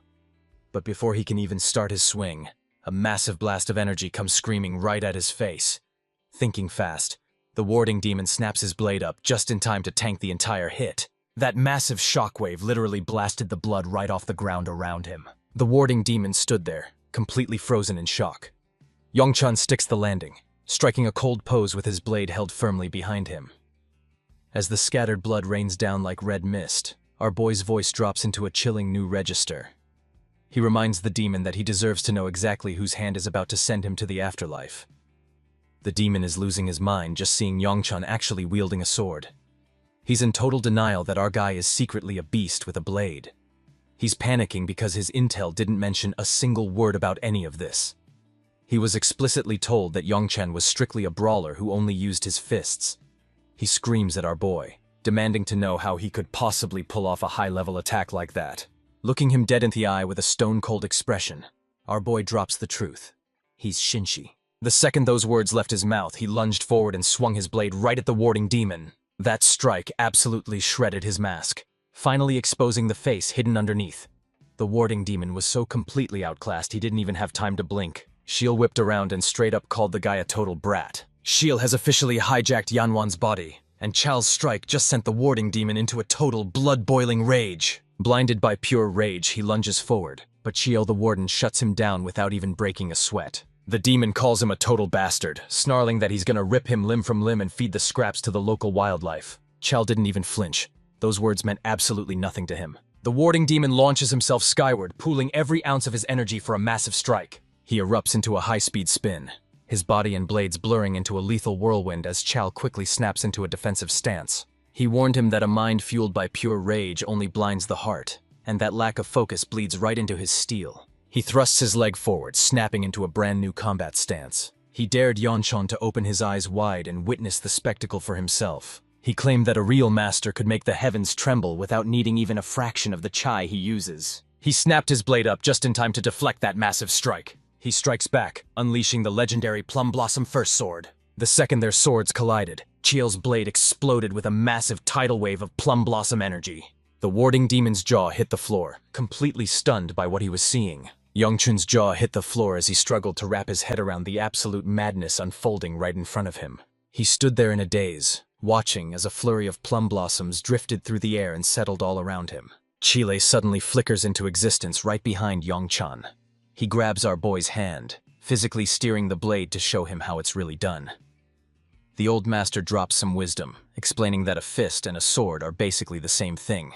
He admits he's actually surprised a genius like Yongchan hadn't connected those dots yet. He couldn't believe his eyes. How was this guy still hung up on this for so long? He straight up roasted Yanshan, telling him he's moving at a snail's pace for a literal time traveler. Our boy's heart nearly stopped. His ultimate secret was out in the open. Shaking with shock, he begged the man to repeat those words one more time. Chio gripped Yonuin's hand and dropped the bombshell.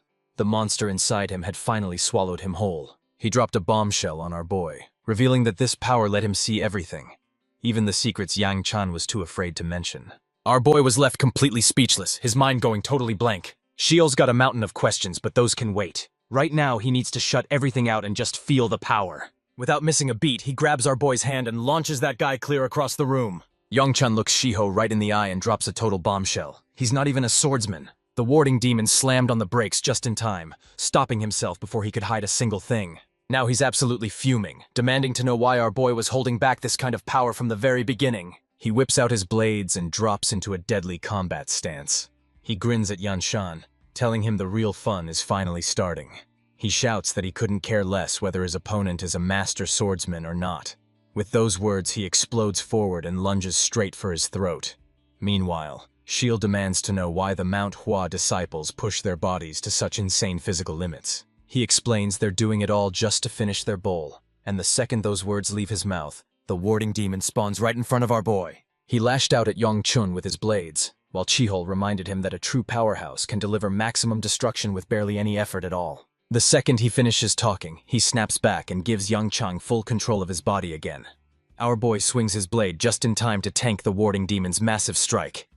He white-knuckles the hilt, refusing to let his weapon slip for even a second. But man, he immediately realizes his entire body feels like it weighs a total ton. Sheol breaks it down for him, explaining that the burn is real because he's finally waking up muscles he's never even touched before. Instantly seizing back control of his body, he told Yan there was no need to be so desperate just to make those plum petals bloom. He told him to stop forcing it and just let his insane talent flow naturally. 1. Right as he finishes speaking, he lashes out, swinging his sword straight for the guy's arm. 2. A flurry of plum petals explodes from the blade mid-swing. 3. The strike connects, clean-cutting the warding demon's right arm right off. His jaw hit the floor as he stood there paralyzed by the absolute insanity unfolding before his eyes. His rage hits a boiling point, and he starts blitzing his opponent with a barrage of lightning-fast strikes. Our boy is tanking every hit with his bare chest, but his muscles are absolutely screaming from the strain. Chu starts mocking him, asking if it sucks to play defense without any chi, while Yang Chuan demands the old man hand back control if he's just gonna waste time dragging this out. He's gonna warn our boy to check that ego and quit acting like he's untouchable. He threw his weight into his blade, forcing the warding demon to retreat. But that demon wasn't finished, lunging back for a second round in the blink of an eye. Chiol didn't even break a sweat, parrying every single strike with total ease.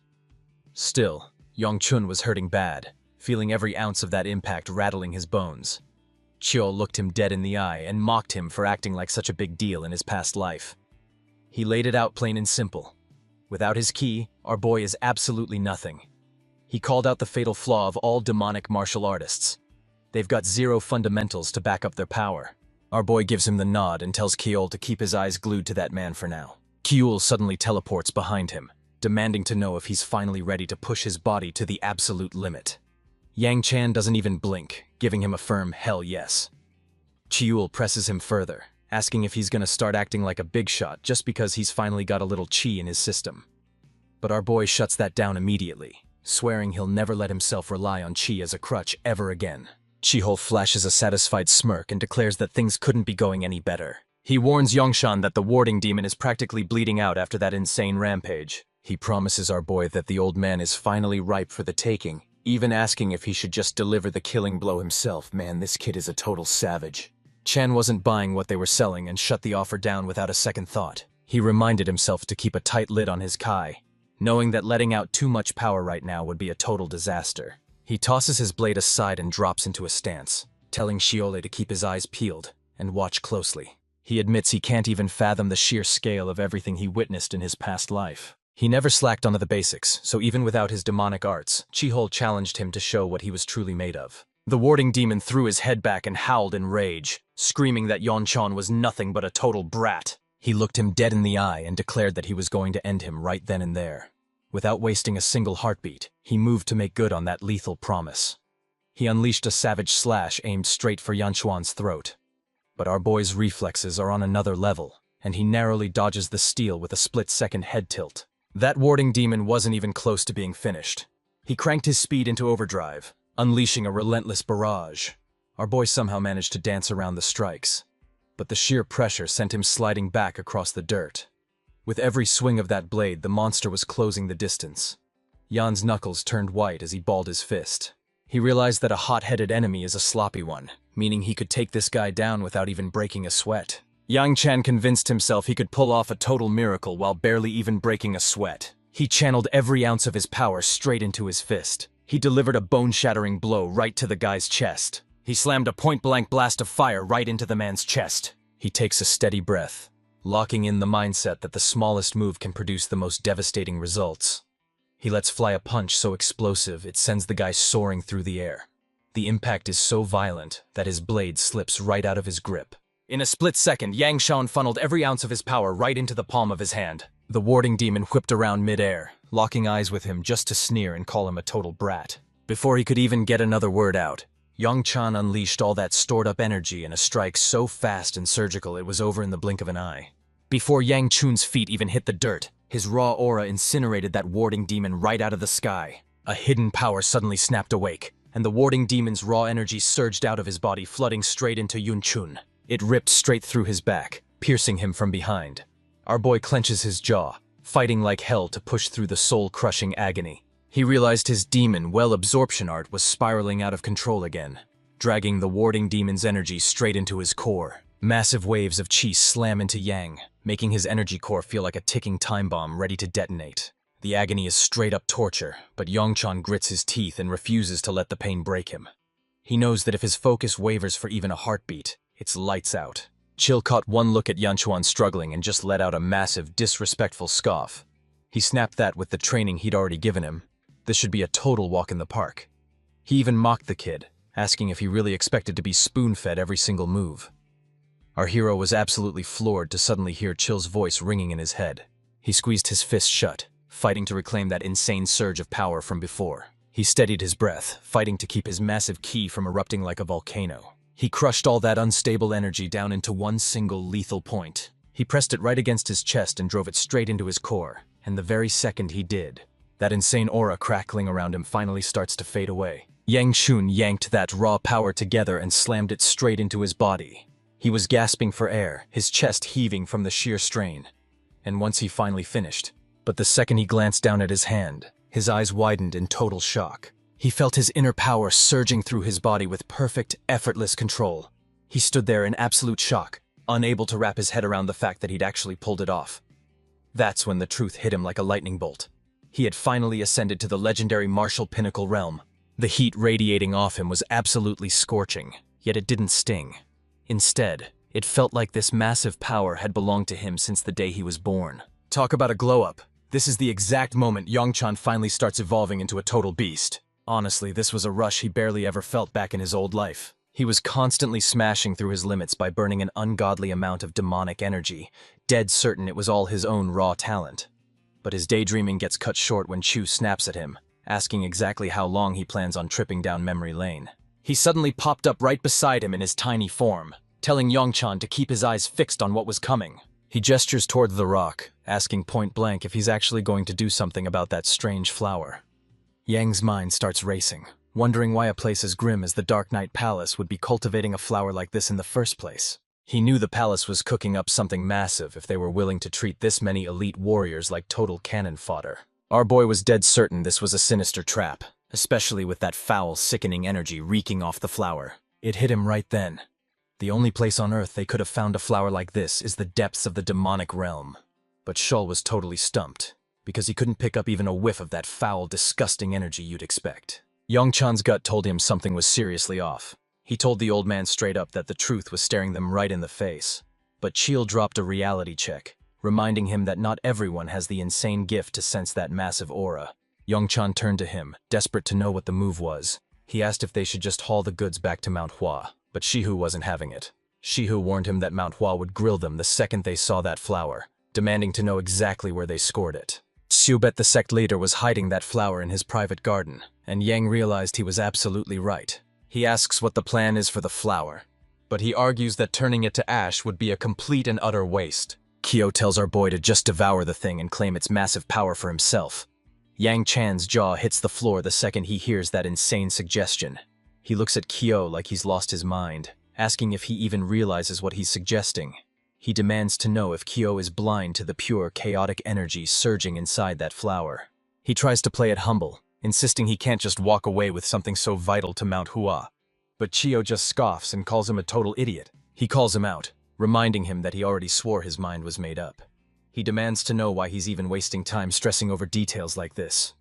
He warns Yan Xuan to stop using his guilt or moral hang-ups as a pathetic excuse to hesitate. He was dead certain Yongshan knew exactly what it would take to pay for his sins. To honor everyone who had fallen so far, he told him to stop looking back and focus entirely on skyrocketing his own strength. No matter how he tried to spin it, Yongshan was completely powerless to argue with Chili. There wasn't a shred of doubt left in his mind. He knew he was 100% right. He looked him dead in the eye and told him he finally understood everything. Then, he reached out and snatched that glowing crimson flower right from the ground. He finally had to face the facts. Shiel was 100% right. Vowing to never look back, our boy ditched the doubt and finally went full throttle. He didn't even hesitate, jamming the flower straight into his mouth. He shoved it into his mouth and gulped it down without a second thought. The second that flower touched his energy core, Yongchun's strength vanished and he hit the floor. Every single nerve in his body was screaming in absolute white-hot agony. Veins bulged across his skin as he finally tapped into that insane surge of divine energy. He stood there in total shock, unable to believe a single flower could hold such a chaotic, swirling mess of both internal and demonic energy. He knew right then that this flower was way too powerful for any ordinary martial artist to survive eating. He channeled all that energy into his palm, and suddenly, his fire flared into a deadly purple blaze. Our guy's eyes went wide when he realized his flames were suddenly pulsing with the power of deist energy. He could feel the flower's stubborn resistance finally starting to snap. The flames dancing in his palm started to flicker and die, and the moment the last spark blinked out of existence, Yongchun slammed his hand over his heart, bracing himself for the storm. His jaw hit the floor when he caught sight of something absolutely insane. Chao wasn't blind to it either. He caught the exact same detail. 5 wheels are now violently spiraling around Yangwen's core. Our boy's Goo Flame Will Art finally hit the 5-star mark, and he's absolutely stoked to see his hard work pay off. Cut to the forest where Yongchun is absolutely tearing through the trees. He's hyped about his massive gains, but he's racing against the clock to make it on time. He knew he was already too late. The ceremony was definitely a wrap. He launched himself into the trees, parkouring through the branches to make a lightning-fast escape. As the sun began to peek over the horizon, Yang Chan scrubbed every last drop of blood off his skin and torched his ruined clothes before heading back inside. With his mission finally wrapped up, our boy knew it was only a matter of time before the Murim Alliance or the Mount Hua sect stumbled onto that missing martial artist. Our boy finally calls it a night, crashing hard to recharge his batteries for the massive journey ahead. Yanshan swings his door open and finds Baya rubbing her eyes in his bed, realizing he'd completely blanked on the fact she was even there. Chiol smirked and grilled him on whether he'd finally made a move on the girls while he was away. Yang Chan's face soured instantly, clearly annoyed by the prying question. He shot back, demanding to know exactly what kind of progress Chi was even talking about. Without missing a beat, he dropped this bombshell. Ba sniffs the air and catches the metallic scent of blood, immediately calling him out on it. She starts grilling him, demanding to know what on earth took him so long. She throws his own promise back in his face, reminding him he said he'd be back in a heartbeat. Yongchan brushes her off to go handle some business, quickly checking his clothes to make sure the stench of blood is gone. He was sure he'd scorched the scent away with his heat, but then Ba drops a bombshell. Ryangwa actually lost her match. Our boy didn't even flinch at the news, knowing that's just par for the course when you're squaring off against the legendary sword dragon. And Ba even noted that Ryangwa looked like she was actually enjoying the chaos. She was actually beaming despite the loss, mentioning that she'd never seen Ryangwa look so incredibly hyped. Yangshan honestly couldn't have cared less about what was going down. While he's completely locked into his own body, Baya glides over and pulls him into a surprise embrace. Talk about being blindsided. He immediately calls her out, reminding her she literally just said he reeks of blood. Young-chan leans in close enough to catch her scent, teasingly asking why she hasn't even bothered to ask where he's been hiding. She decided to let him off the hook and keep her burning questions to herself for now. She begged him to just stay right there, desperate to freeze that moment for as long as possible. Yan gives her the thumbs up, and you can bet Sheol is absolutely seething. He straight up roasted Yanchun for being a thirsty brat who hits on anything that moves, leaving our boy completely speechless. Suddenly, we're thrown right back into the darkness of the cave. Two Murim Alliance big shots descend into a hidden underground chamber, and the vibe is instantly chilling. They're met with a total nightmare. The bodies of their missing comrades floating in a massive pool of blood. One official, completely rattled, asks what kind of sick, twisted goal these kidnappers were actually chasing.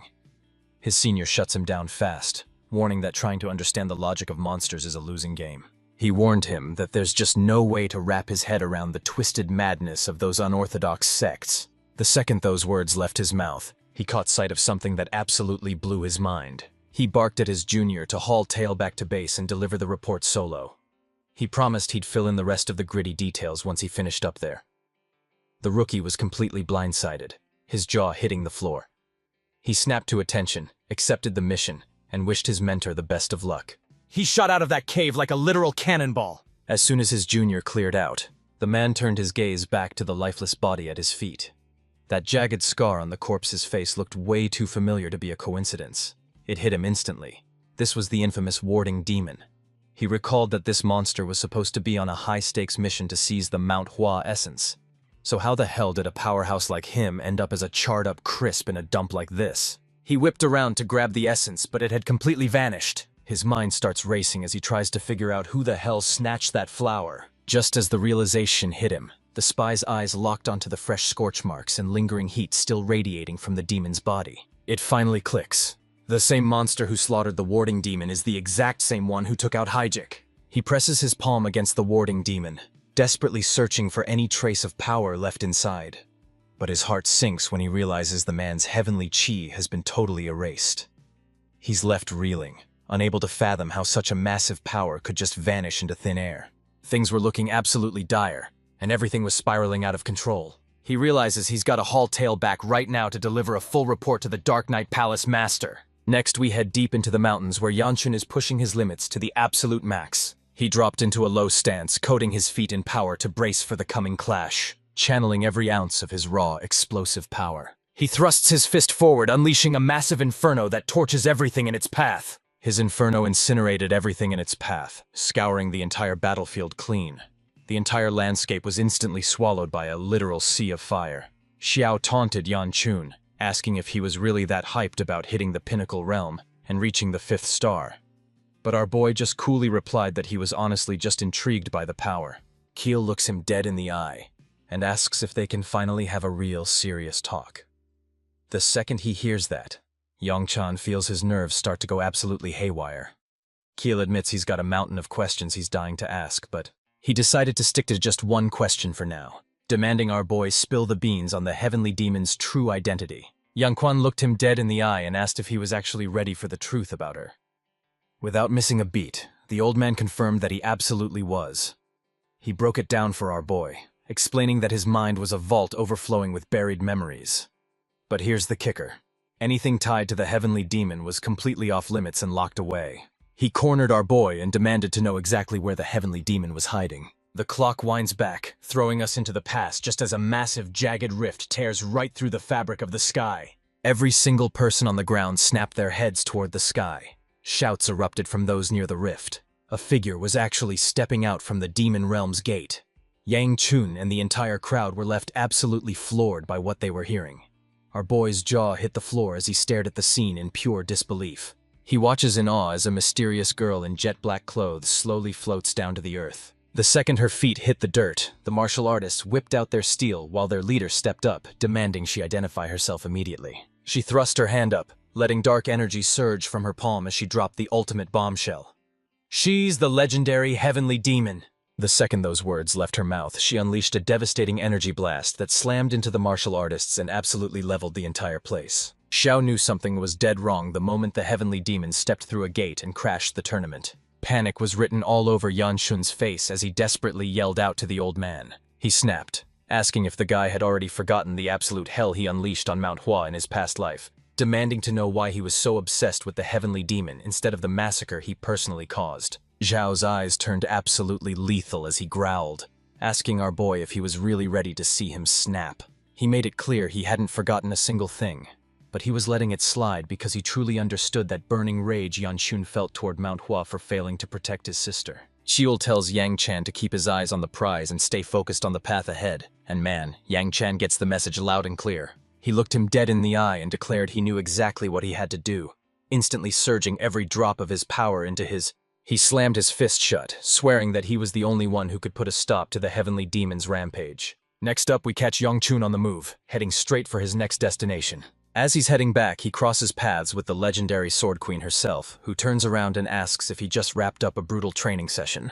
She let him know the servants were finally ready to roll, and when she invited him to walk down to the carriages together, Yang Chun gave a respectful bow and accepted her offer. Over by the carriages, the disciples were a total wreck, sobbing as they begged Ryangwa to stay healthy and never forget about them.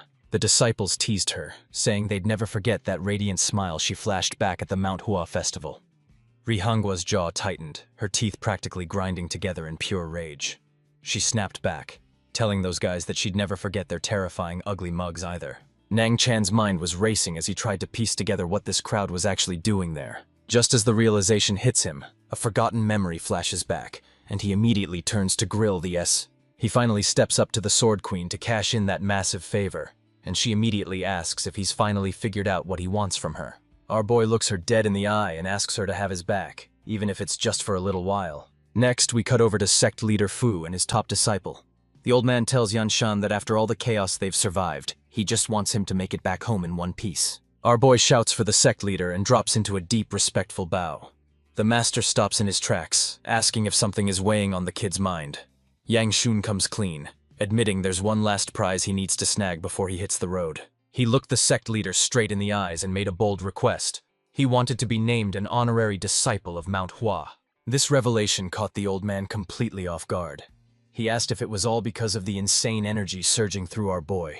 Yang Chun just nodded, confirming the old-timer hit the nail right on the head. He explained that he desperately needed a cover story for wielding such a massive amount of power.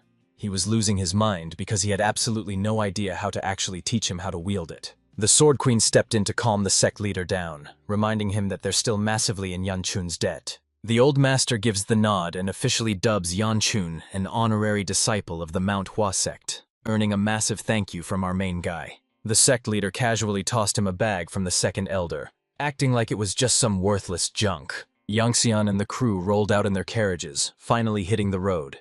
But Feng wasn't letting them go that easy, shouting that he's coming for a rematch the next time they meet. As he traveled, Yan Chun's mind was racing, replaying every single moment that had led him here. Now Shinchil is straight up hijacking his entire body. He's locked in a brutal clash with Helgeek. He's racing against time to purge the poison and save the legendary Sword Queen. And that's when they finally come face to face with the man himself, Jie Gelhu, who was now completely robbed of their voice. The divine physician and his grandson teamed up as they began the long journey back to the Gu clan. Yonchun's second guest bringing them for a split second, but he quickly realized it might just be the best move he's ever made.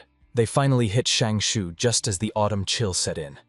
And right there at the front gates, the entire clan was already lined up and waiting for them. Rihanna brushed right past her father in stone-cold silence, but to her absolute shock, he actually welcomed her back with open arms. The second she stepped through those doors, the real madness began. Yonchun and Bayer were right there to give him a proper welcome. She introduced herself as Namgung Baye and thanked him, but Yonchun was totally floored by how weirdly normal she was acting. Chio starts roasting her for being a total sleep drooler, but Yonchun claps back with a savage burn, saying he's never actually seen her use her brain before. Guqilan introduces himself and drops a total bombshell. He knows her story, and since the Namgung clan has been scouring the land for her, he's going to be the one to call them in. Bia bowed her head in respect, thanking him for showing her some genuine kindness. Just as Young Chun is about to head out, he gets hit with a massive shock. A mystery guest has been camping out for 10 whole days just to see him, even though he wasn't expecting a soul. While he's left guessing who this mystery person is, Seola chimes in to tell BYA she looks straight up legendary. The clan finally reunited with the divine physician, and while they marveled at the long wait, Elder Tay dropped the heavy truth. It had been years since they last crossed paths. Alin tries to play it cool with a casual greeting, but the Sword Queen just shuts him down with a look that could kill. Yongchun ducked into his room to get cleaned up, knowing he had to look sharp before heading out to face their guest. The second he steps inside, he finds dirt all over his mat and a girl totally passed out, drooling and muttering about how cozy the room feels. Almost like he's lying right there next to her, and she was left desperately praying that he'd make it back home sooner rather than later. She snapped her eyes open to find Yongchun staring her down, causing her to let out a massive shriek of pure embarrassment and leaving him completely stunned and wondering what the heck he was supposed to do next. So he quietly slunk out of his own room, desperate to escape that suffocatingly awkward vibe. Fast forward a bit, and Yongchun has been laid to rest beneath the cold earth. He's practically shaking as he stammers out the question, desperate to know why she suddenly showed up at his clan's doorstep. She pulled him aside, looking like she was finally ready to drop a massive bombshell. She slammed her hands onto the table, screaming that he wasn't Gu Julaiopi and demanding the truth, while he froze, realizing his entire cover was blown. She initially claimed she was just there to visit Julia, but as she waited in that room, it was obvious she was secretly hyped to finally lay eyes on Yang Chen. But then the twist hits, and Julio suddenly bursts onto the scene. He flashes her a confident grin and introduces himself, letting her know he heard she was looking for him.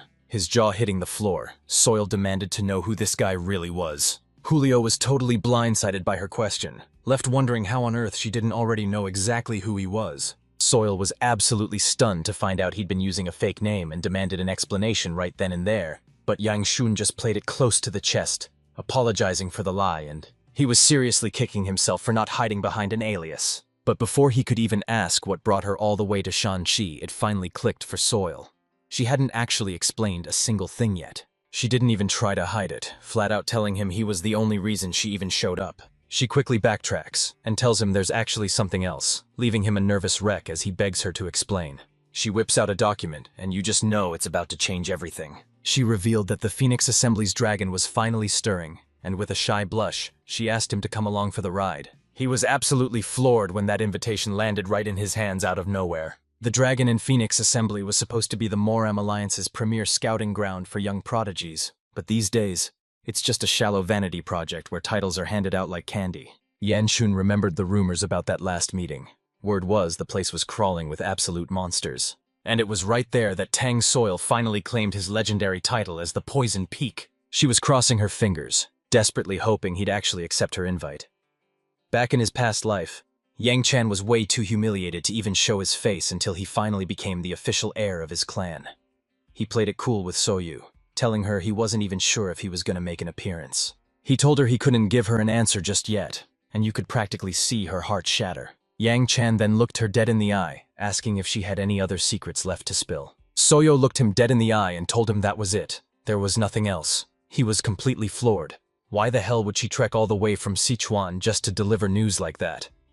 Right then, Kyo stepped into the light, asking if he was seriously this blind to the truth. The old man was absolutely fed up with just how oblivious Yan Chun was being.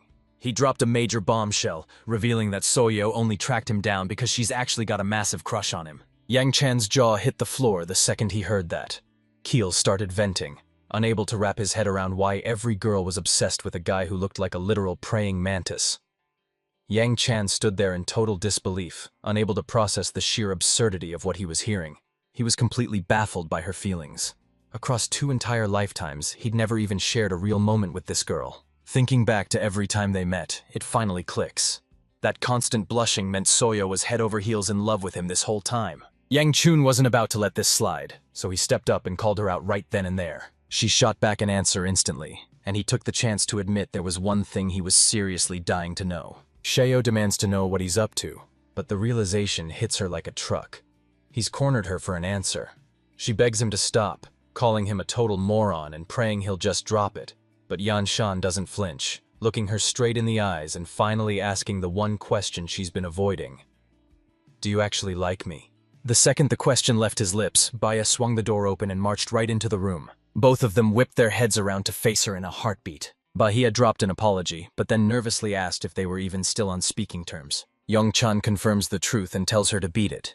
But Soyo apologizes and begs for just a few more minutes alone. Stunned by her words, our MC demands an explanation. but Keel just snaps that he's a total moron who needs to zip it and vanish if he wants to keep his head. Soyo was practically throwing daggers at her friend, and the vibes were getting seriously intense. Reading the room, Yang Shun decides it's time to bounce, flashing a smirk at Bei as he wraps things up with Soyo and promises to hit her back about that offer. She offers her thanks, and Yang Chun immediately hightails it out of there, unable to handle the suffocating tension.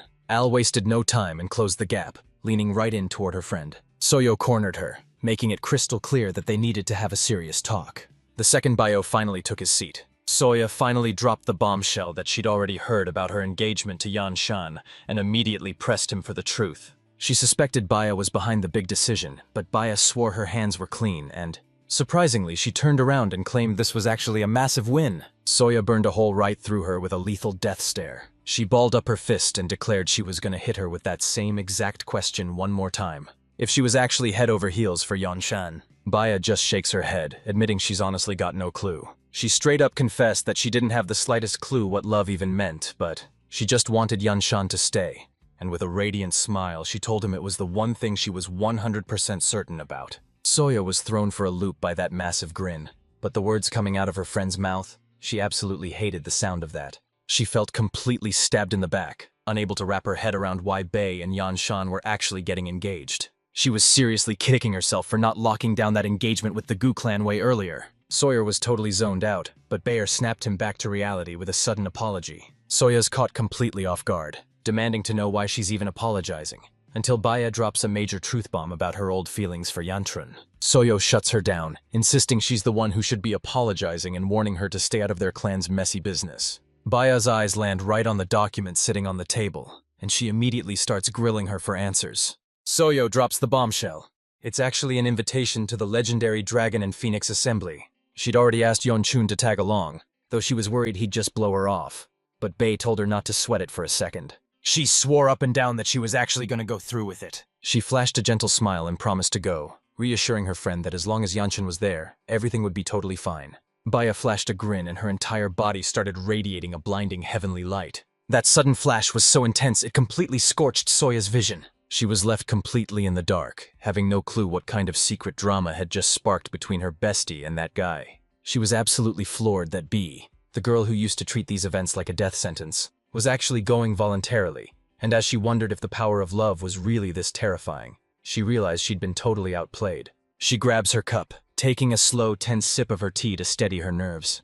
Bia leans in and tells her friend that she's got a massive secret to drop. She drops the total bombshell on Soyo. She might actually be carrying Yanchuan's child. Hearing that, she did a massive spit take and started hacking up a lung. B rushes over, checking to see if she's actually holding it together. Soyo finally snapped out of it and begged her friend to repeat those words, sending a soft blush creeping across the girl's face. Right outside the room, Yunchun was already on the move, heading off to his next destination. He suddenly skids to a halt and whips around. Chio looks at him confused, asking if something's up. But the kid just brushes it off, claiming it's nothing. He tells the old man that he's getting a seriously bad vibe. Deep down, he's just praying those girls aren't talking about something totally insane. Soyo cornered her friend, demanding the absolute truth. Was she really carrying Yanchuan's child? Vaya softly cradled her stomach, dropping the bombshell that they'd shared an intimate night back at the Mount Hua sect, holding hands and sleeping side by side. She dropped a total bombshell on her friend, admitting that very night was likely when the baby was conceived. Soyo's jaw hit the floor. She literally couldn't process what she was hearing. She never in a million years imagined their relationship would actually get this serious. The second that thought crossed her mind, everything finally clicked. She pressed Bia for the juicy details of what happened after they held hands. But Bia just played dumb and acted like she had no clue what she was talking about. Soyo pressed for more, asking if that was really where they called it a night. Right then, it hit her. Her friend was totally oblivious when it came to anything even remotely romantic. She pulled up a chair and got serious, telling Bia she was about to drop some truth purely for her own good. She dropped the truth bomb that babies aren't made that way, leaving Bia absolutely floored by the revelation. She begged Soyo for the secret of their creation, and her friend told her to lean in and listen up. She points a finger at the totally clueless girl and starts laying out the cold, hard facts about where babies actually come from. Bia's jaw hit the floor. She couldn't believe her own ears after hearing that. He was totally stranded and didn't have a single clue where he'd ended up. After what felt like an eternity, Bei finally emerges from the chambers only to find Yeonchun lurking right there, immediately grilling her on what took her so long. He immediately clocked that she was looking completely wiped out. He leaned in, asking her what the heck had gone down. He let out a massive stretch to shake off the tension. He reached out a hand to help her up, asking if she was still in one piece. Baya's face turned bright red the absolute second she laid eyes on his hand. She whipped around and took off at a sprint, while Yang Chun desperately shouted for her to wait and tell him where she was going. He's completely blindsided, his mind racing as he desperately wonders if he's the one who caused all this. Next, we're cutting straight into the clan head's inner sanctum. The Sword Queen makes her entrance, and Xiaolan gestures for her to grab a seat because he's ready to grill her for some much-needed answers. She told him to stop stressing, promising she'd be out of his hair in the blink of an eye. She was officially over it. She looked the clan head dead in the eye and addressed him as nothing more than squad leader. Xiaolan immediately snapped back, demanding she use his actual high-ranking title. He told her they'd been apart way too long to be playing these kinds of petty head games. But the Sword Queen fired back, insisting that squad leader was the only name she'd use if she wanted the truth about what went down in the demon realm that day. Shallan's jaw hit the floor the second she heard that. He let his power explode, and in an instant his entire body erupted into a massive pillar of flame. He demands to know if the Sword Queen's already forgotten their deal, but she just scoffs, reminding him that her promise was strictly about Chunhei, not the chaos of the demon realm. Glaring with pure malice, the clan head spat out a challenge, asking if she really thought those cheap tricks would work on him. But the Sword Queen didn't flinch, making it dead clear she wasn't playing games. She brought up the elite dragon squad the Moram Alliance built to shield humanity from the demon realm, swearing she'd never joke about this, especially since it involves the very kids who once followed him as their leader. The Sword Queen was practically on her knees, begging Shallan to reveal the horrors he'd witnessed back in the demon realm. She demanded to know the truth. What kind of madness drove his squad to start butchering each other the second they set foot in the demon realm? The survivors are left shaking in absolute terror, choosing to end it all themselves rather than face the nightmare. The moment he heard that question, Xiaolan instantly reined in his surging power. He looked her dead in the eyes and asked if she'd actually believe that he witnessed the exact same thing she did. The Sword Queen could still see that moment as if it were burned into her brain. Standing right there is a massive, gnarled tree, its twisted branches dripping with leaves that pulse with an eerie purple glow. While scouring the demon realm for Chunhei, she's hit with the memory of that tree's chaotic energy ripping through her just for looking at it, a power so overwhelming it literally gagged her from ever speaking its name. Roman was absolutely floored that Xiaolan had witnessed the same horror, but the clan had immediately shut the conversation down, refusing to say another word now that she'd shared his brush with death, dropping the chilling warning that every single person who sees that thing eventually loses their mind. He dropped the bombshell that the entire crew invaded the demon realm under orders from the Sword Supreme, the Alliance's top dog at the time. The Sword Queen was the only one who missed out, sidelined by a nasty illness while everyone else charged in. Shaolin made it clear to the Queen that they were just soldiers following the Sword Supreme's absolute commands. He reminded her of Haiyan's bold claim, that obliterating the demon realm was the only way to save humanity.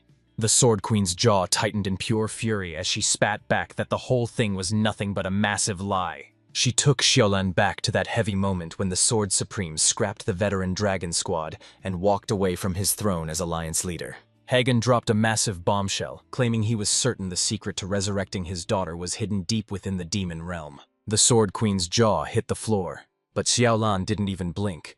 She revealed she'd already confronted Hagen on the road, forcing the Sword Supreme to drop to his knees and confess that his entire scheme was fueled by nothing but pure, selfish greed. The Sword Queen's jaw hit the floor when she saw the legendary Sword Supreme actually dropping to his knees right in front of her. She looked over at Xiaolan and spat out that the whole thing was honestly just a pathetic joke. She was actually praying Haiyan would stay arrogant, just so she'd have a valid excuse to finally let him have it.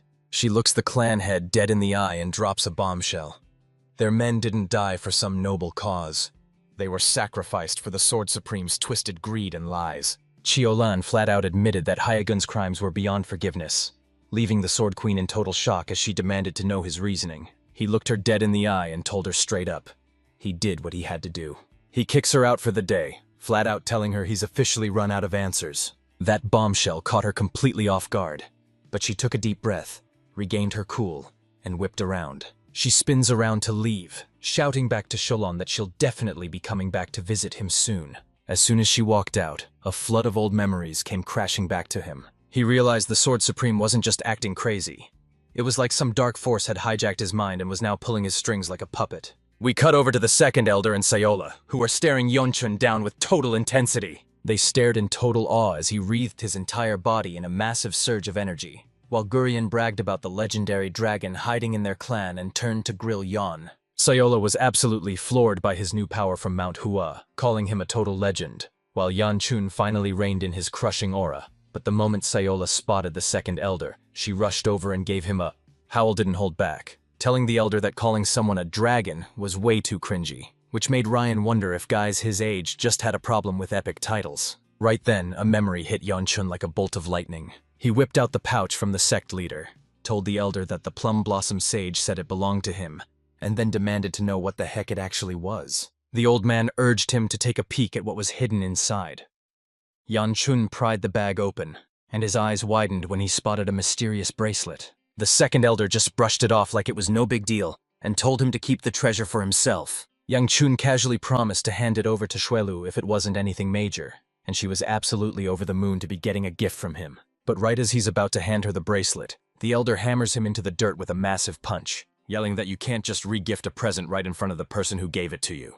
Viola's jaw dropped at the elder's move, and she scrambled over to Yeonchun, desperate to tell him she was officially done with it. Just as Yeonchun yanked his head out of the dirt, the second elder suddenly remembered a major detail. He blurted out that the Namgung clan had already infiltrated their territory.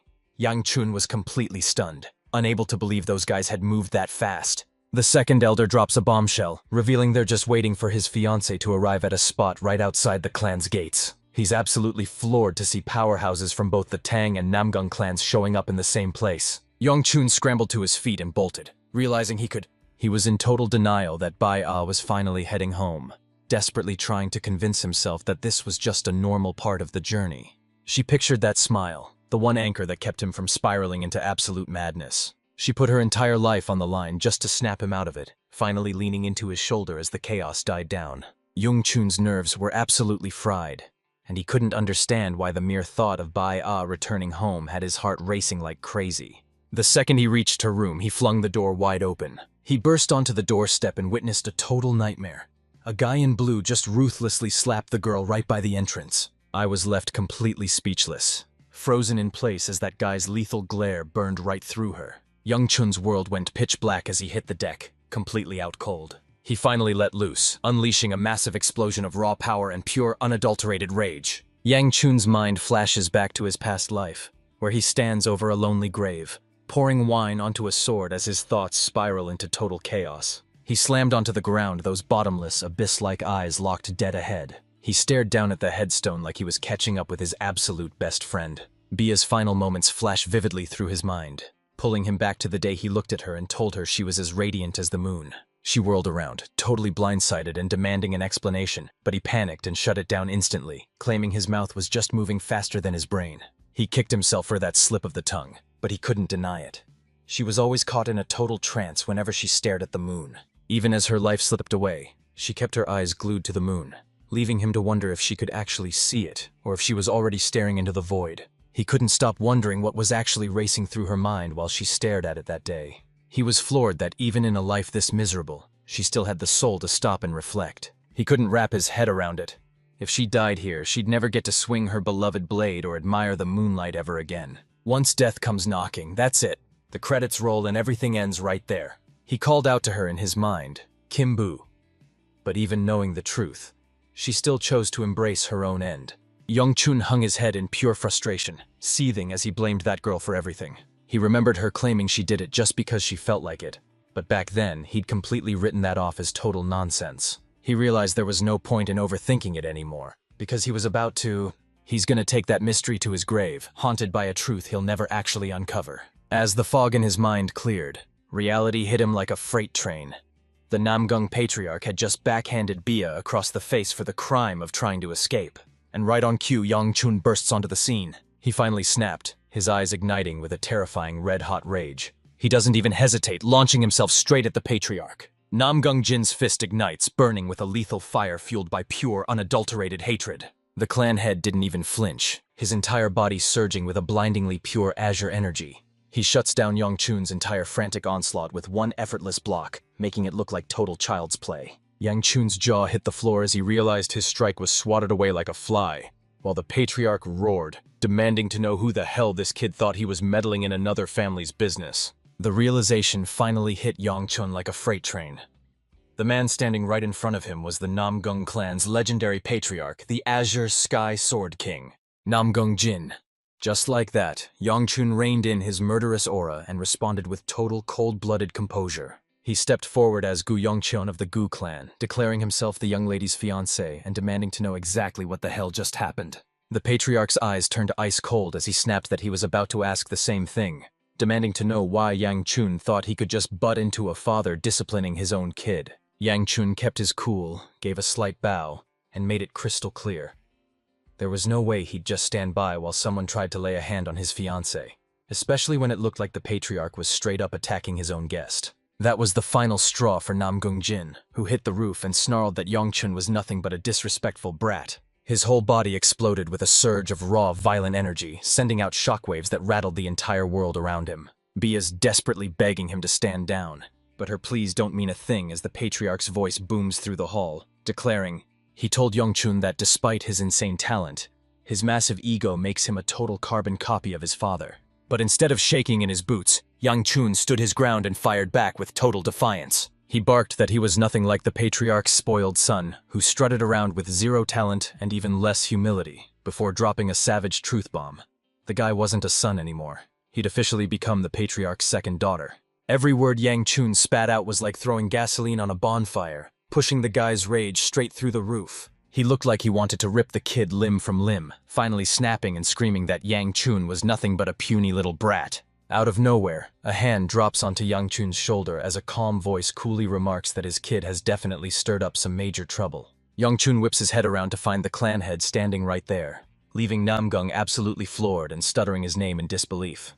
But Gu keeps his cool, dismissing Yang Chun as just a reckless kid and asking Namgung to show some mercy while promising to discipline the boy later. He absolutely laid into Yang Chun, barking at him to apologize right now. So Yang Chun dropped into a deep bow and stammered out a sorry to clan head Namgung. Gu snatched his son and tried to bail with a half-baked apology, but Namgung roared after them that a simple sorry wasn't going to cut it. Yet the only clan head Gu just stared him down with a look that could freeze blood, and Namgung, catching the hint immediately, decided it was time to shut his mouth and back off. The door slammed shut, leaving Namgung and his son in a heavy silence after clan head Gu drops a final warning that they'll see each other at tomorrow's assembly. The room went dead silent as a heavy tension settled over the face of clan head Namgung Dar. He finally spat out that the punishment was over, barking at the staff to patch Bia up immediately while the guy just bowed his head in total submission. We cut outside to see clan head Gu and Yang Chun strolling through the eerie silence of the moonlit night, when Yang Chun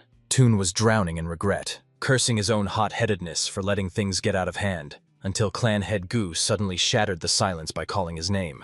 He barked the question a third time, demanding to know if he was being ignored, which sent Yang Chun into a total panic as he stammered out a terrified reply. Deep down, he's absolutely panicking, convinced that he's about to be wiped off the face of the earth. Yang Chun was bracing for the worst, but instead of a death sentence, clan head Gu actually started singing his praises. Stunned into silence, Yang Chun just stood there like a deer in headlights, barely able to choke out a confused, "Wait, what?" The clan head didn't blink, doubling down and making it crystal clear that he meant exactly what he said. Against all odds, Yang Chun had actually pulled it off. He did what he had to do to keep his people safe, and honestly, you can't blame him for having their backs. Yang Chun stared at his father's retreating back in total shock, wondering what had gotten into the old man, because the same father who only ever cared about combat results had just finally acknowledged him as his own flesh and blood. Suddenly, a tidal wave of childhood memories came crashing back into his mind. Think back to those heartbreaking moments when Yang Chun and his sister poured their hearts out, desperately trying to show their parents some love. He can still feel the warmth of his mother's radiant smile and the pure, heart-melting love she showered on him. That one gentle pat on the head was a moment burned into his memory forever. He realized that if his parents were still alive, things would be a hell of a lot different, and the thought alone was driving him absolutely insane. They were supposed to be the perfect family, a life of non-stop laughter and warmth that would be burned into his heart forever. Yang Chun stood frozen for a heartbeat, gathering his resolve before diving headfirst back into the chaos. He finally broke his silence and spoke up, addressing his father by his formal title, Clan Head, Clan head Gu turned with a chilling calm and gave him the floor, so Yang Chun immediately brought up the Taishan pill he was promised for rescuing the youngest. Lan head Gu was just about to speak up, but Yang Chen cut him off, shaking his head and saying he was officially done with that pill. Instead, he throws everyone for a loop and demands to see the underground for himself. The clan head's jaw hits the floor, completely blindsided by such a wild request. He called Yang Chun out for dodging this place like the plague ever since that day, but a trembling Yang Chun just muttered that as a member of the Gu clan, he finally had to face the truth. He realized he couldn't run from his fate any longer, and the clan head just sat there in dead silence, weighing the gravity of the decision. Smirking with pure arrogance, he told him that as soon as the wedding talks wrapped up tomorrow, he'd lead him to the underground, leaving a stunned Yang Chun wondering what kind of marriage he was even talking about. The clan head dropped the news that Yang Chun was meeting the legendary head of the Namgung clan to finalize his wedding date, warning him to be there on time, or else. Yang Chun gave a sharp, respectful salute in agreement, and a little while later, back at his quarters, a frustrated Yang Chun lays into Elder Shin for just standing there while things went south, but the elder fires back, asking since when he ever actually listened to advice anyway. Yang Chun called his bluff, pointing out that for someone acting indifferent, the old man's eyes were glued to the action the entire time. Elder Shin finally cracked, admitting that from a spectator's perspective, the whole spectacle had been nothing short of legendary. The conversation takes a sharp turn as the elder grills him about that tournament the Tang girl mentioned, pointing out he could have easily bailed.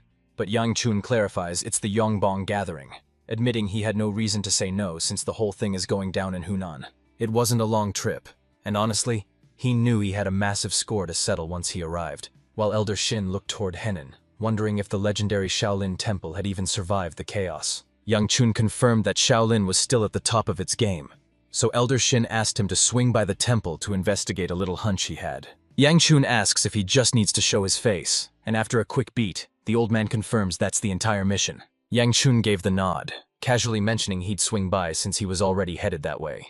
The next morning, Yang Chun rolls up to the meeting spot completely solo, right where the clan head told him to be. He'd practically sprinted there in a total panic, terrified of being late, only to find the place dead quiet, at least until Bia's voice rang out from the distance, teasing that he'd actually beaten everyone there. Yang Chun just pointed a finger at her and demanded to know what took her so long, grumbling that they really should have been the first ones on the scene. Bia brushes a strand of hair behind her ear, flashing a smile that's honestly just too wholesome for this world. Instead of the beast Yang Chun expected, a stunningly elegant lady stood before him, her white hair perfectly styled, and her gaze so sweet it could make any man's heart skip a beat. Yang Chun stood there paralyzed, his entire body locking up like a kid seeing true beauty for the very first time. Flash forward to the dining hall where both clan heads are already settled in, and Gu kicks things off by asking if the other guy actually managed to get some decent sleep. He insisted that if a disaster like that actually went down, nobody would ever sleep soundly again, while Yang Chun sat right there, completely blindsided but choosing to keep his mouth shut. Nam Gung kept a calm exterior, but with a flicker of irritation, he thanked Gung for the concern and basically told him to stay in his lane and mind his own business. Gu snapped back that it was totally impossible, since that heavenly demon was literally tied to his soul. Nam Gung's face twisted in pure irritation as he nearly crushed his cup, growling that he'd realized the exact same thing yesterday. Gu hadn't changed one bit. He takes a slow, calculated sip of tea and casually drops the bomb that he's still a level above the rest, leaving Yang Chun completely stunned and wondering what the hell that flex even means. Gu finally pivots to the kid's marriage, making the air so thick with tension that Yang Chun is desperate to bolt for the exit. Everyone was bracing for a total bloodbath, but the meeting actually went surprisingly smooth. Turns out even these bitter rivals still know how to keep it classy. Yang Chun shot a look at Bia as she kept stuffing her face, realizing they were basically just glorified seat warmers and wondering how she could even stomach a meal in such a suffocating atmosphere. Feeling his eyes burning into her, Bial looked up and locked onto his gaze, the air thick with everything they weren't saying, right before she suddenly whipped her head away, her face flushing a deep crimson. And while Yang Chun wondered why she was getting shy, now, of all times, he brushed it off since everything was finally going his way. So they struck a deal. The wedding would wait until the kid grew up and was finally ready to step up as the new clan head. Nam Gung shut that down instantly, arguing that waiting years for the kid to reach adulthood was a massive waste of time. Gu didn't even let him finish, cutting him off mid-sentence to ask if he had some kind of problem with how things were going. Nam Gung immediately starts backpedaling, swearing he didn't mean it like that, while Yang Chun watches from the side, realizing once again that Nam Gung is completely incapable of standing up to his old man. This wasn't a conversation, it was a straight-up power trip where Gu was just barking out orders. Without missing a beat, Gu demanded to know exactly when they were locking in the betrothal ceremony. He suggested that if there wasn't a specific date in mind, this coming spring would be perfect. And a hesitant Nam Gung finally gave in, promising to clear it with the elders before sending Gu the official word. Gu declared the matter officially settled, making it clear he expected nothing less than a total victory from Nam Gung before moving the conversation forward. Later, Planhead Nam Gung is stewing in his chamber alone, death staring his sword with a burning rage as the cold moonlight cranks the tension to an 11, and he grits his teeth in pure fury. His teeth ground together as thick veins bulged across his absolutely livid face. With Guchiolan's name echoing in his heart, a flood of childhood memories came crashing back. Gu hadn't changed a single bit, still looking down on him with that same arrogant stare that dragged him right back to the day of his most soul-crushing defeat. The heat from those roaring flames was just insane, showing off a level of raw power that no kid his age should ever be able to control. Ever since that day, he threw his entire youth into the fire, obsessed with the single goal of finally leaving Gu in the dust. He was dead certain that pure willpower would bridge the gap, but let's be real. No matter how bad you want something, pure desire alone isn't enough to force the world to change. Ever since an elder told him he was nothing but a hollow shell, those words have been haunting his very soul. Back then, Nam Gung was totally lost and couldn't wrap his head around those words. When he demanded an explanation, he was hit with the brutal truth that he was a hollow, empty shell who needed to fill his void before anything else. This wasn't just some random advice either. It came from one of the legendary 3 celestial venerables, and he was talking about something way deeper than just leveling up his inner strength. He was just trying to fill a hollow void in his soul, obsessing over those words for decades while fearing he'd never truly break free from Gu Chaolin's suffocating shadow. His eyes burned with a hidden storm as his mind went into absolute overdrive. It's gotten so bad that even Gu's own son has the audacity to look down on him. He locked his eyes onto the blade, refusing to look away for even a single second. He made a silent vow. If Gu wouldn't put his brat in their place, he'd be the one to step in and teach them a lesson they'd never forget. He decided it was finally time to step in personally and beat some respect into this mouthy brat. Meanwhile, Suolo is off in the shadows, absolutely locked in as he grinds his sword skills in total secret. She shuts her eyes, letting the voice of her past self, the legendary sword saint, guide her to move in perfect rhythm with the whisper of her steel. Bit by bit, she started to feel the invisible current of energy swirling all around her. In a heartbeat, she let her blade rip through the air with absolute conviction. Suddenly, a soul-crushing pressure ripped through the sky, shattering the very air itself. She unleashed a massive sword aura that absolutely shredded everything in its path, leaving the ground stripped bare and scattered with leaves until she finally let out a heavy sigh, totally wiped out and ready to call it a day. Her spirit companion materialized right beside her, worriedly insisting that her brutal training was finally paying off. But Seol-Ah could only look back and ask if she'd really made that much progress. Even her spirit had to admit that she'd leveled up like crazy since the very beginning. But right then, a wave of pure dread hits her like a truck, snapping her out of it as she whips her head around to see the source. And it's her The spirit asks if she felt that too. A massive explosion of raw power erupting right from the Nam Gung clan's estate. And that's a huge problem, because that's exactly where Nam Gung's older sister is staying. Sensing the danger, the holy sword Saint Sola starts panicking and screams at her to get there as fast as she can. But Sola freezes, knowing that if she shows up like this, everyone will find out she's secretly just a servant for the Gung clan. But then, she flashes a determined smirk and tells them she's already got the perfect plan to handle this. Meanwhile, on a desolate road, the Namgung clan head was charging forward, his eyes burning with a rage that could set the world on fire. He was ready to let his rage explode. But he was stopped dead in his tracks. A voice suddenly barks for him to stop, and there stands Seola, her face shrouded by her hat as the moonlight floods the path ahead. He barked a demand for her name, but the realization hit him like a truck. This was the same attendant who'd been tailing Chiet Van's son. The whole clan had been mocking her pathetic excuse for a disguise, and Soile's heart stopped as she realized she was totally busted. Panic surged through her as she realized her big sister's secret plan might have been exposed from the very start. Seeing the blade, Saint Seola went dead silent as the realization of that insane plan finally clicked.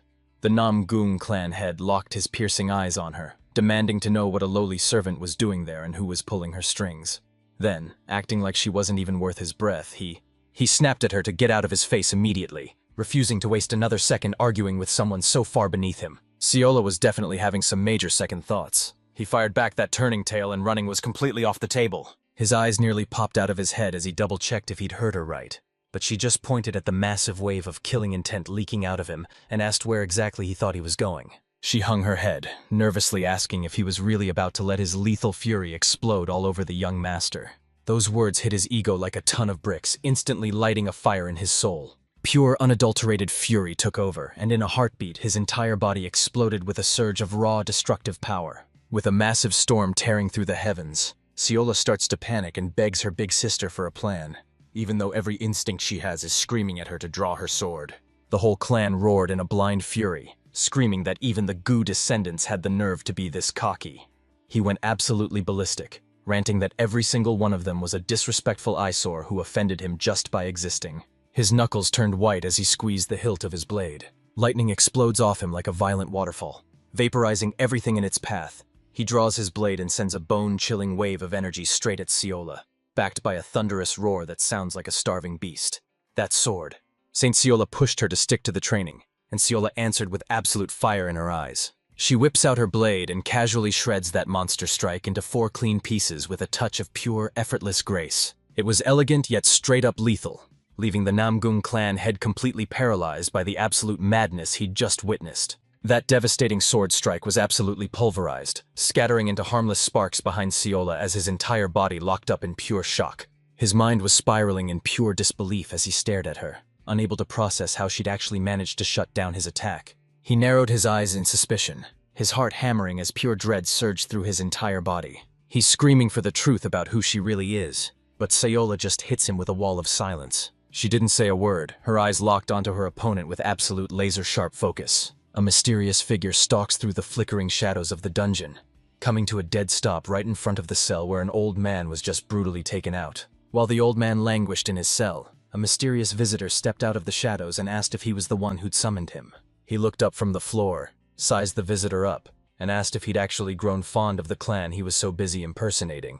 The stranger reaches out, grazes his face, and finally delivers his answer. After lurking in the shadows for what felt like an eternity, it finally had. Eventually, it just became pure muscle memory. Fed up with the silence, he demanded to know why he'd been summoned, so the old man shoved a letter into his hand and told him he was heading straight for the Black Knight Palace. The visitor was totally blindsided by the destination, but the old man explained that the First Elder had accepted a high-stakes request, and that letter had to be delivered at all costs. He started groaning about what a total drag the mission was, but the old man just brushed him off and dumped the whole burden on his shoulders anyway. And just like that, the mysterious guest turned his back on the dungeon and made his exit. Sitting alone in his cell, the old man just sneered, muttering about how these vultures were desperate enough to crawl even here just to snag a seat. Meanwhile, Guangjun is over here grinning like a total maniac, his eyes blinded by pure greed as he brags about how much he's loving this. Deep in the heart of a dark forest, the full moon hangs high, bathing the trees in an eerie silver glow. The battlefield exploded into absolute chaos as both sides clashed with everything they had.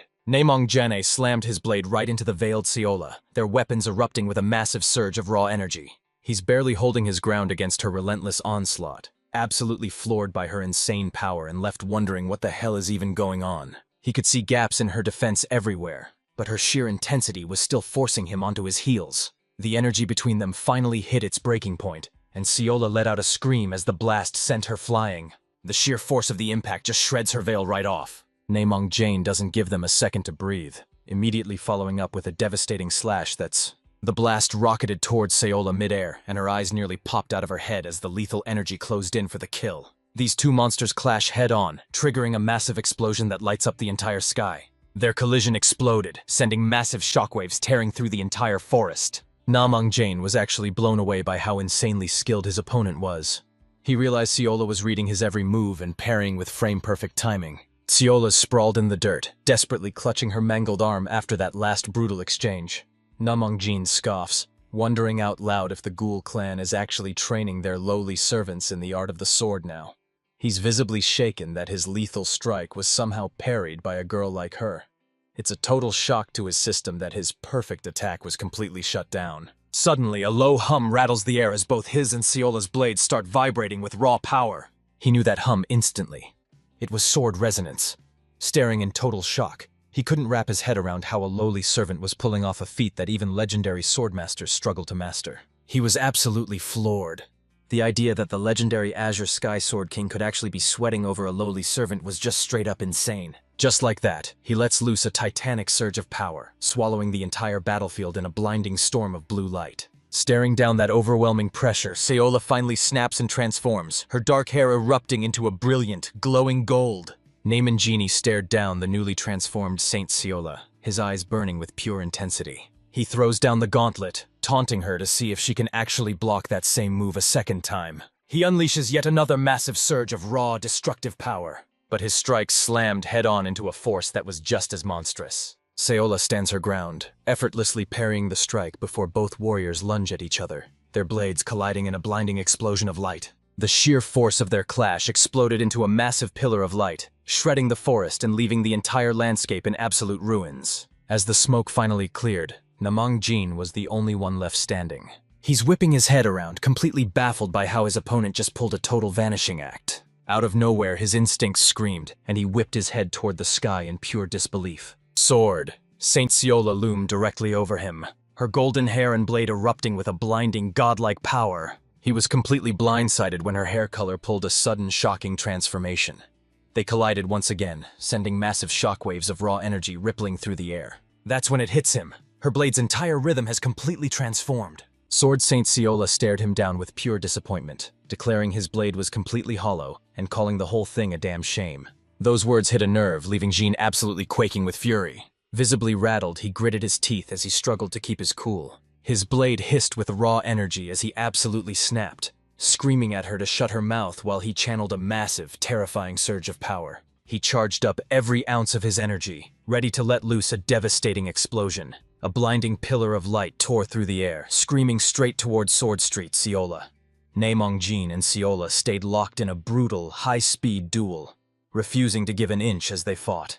She instantly recognized those lethal strikes as the legendary Namong sword style, but it felt rough and totally out of control, like it had lost its path and been ripped right out from its own roots. She remembered that even a top-tier master like Chan Jin was pushed to his limits by this wild style, and as she faced Namgong Jin's onslaught, she couldn't help but wonder, was their family's swordsmanship always this brutal? Kia realized there was only ever one person who could truly stand against him, the Demon Sword Queen, and when their blades met, the sheer power of the impact was absolutely legendary. She suddenly remembered how the Queen's blade felt alive, as if the steel itself was guiding her every move. She couldn't help but wonder why the Queen was the only Namong warrior to forge her own path.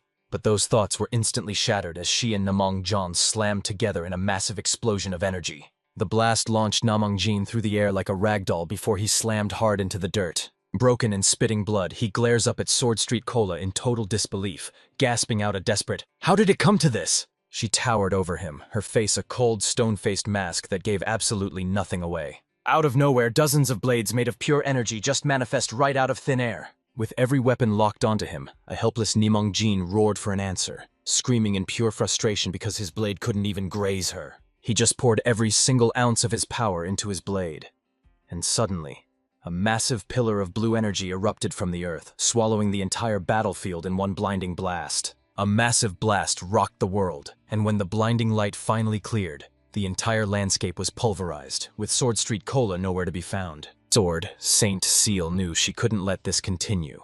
She really didn't want to shatter his spirit, but she realized she was officially out of options. A blinding white wing of energy explodes from the earth as a massive, ghostly blue titan starts to materialize from the light. Right in the center, Sword Street Cola hovered as her golden aura violently smashed against the figure's surging blue energy. These two massive powers fused together, spiraling into a colossal blade of raw energy that dominated the entire sky.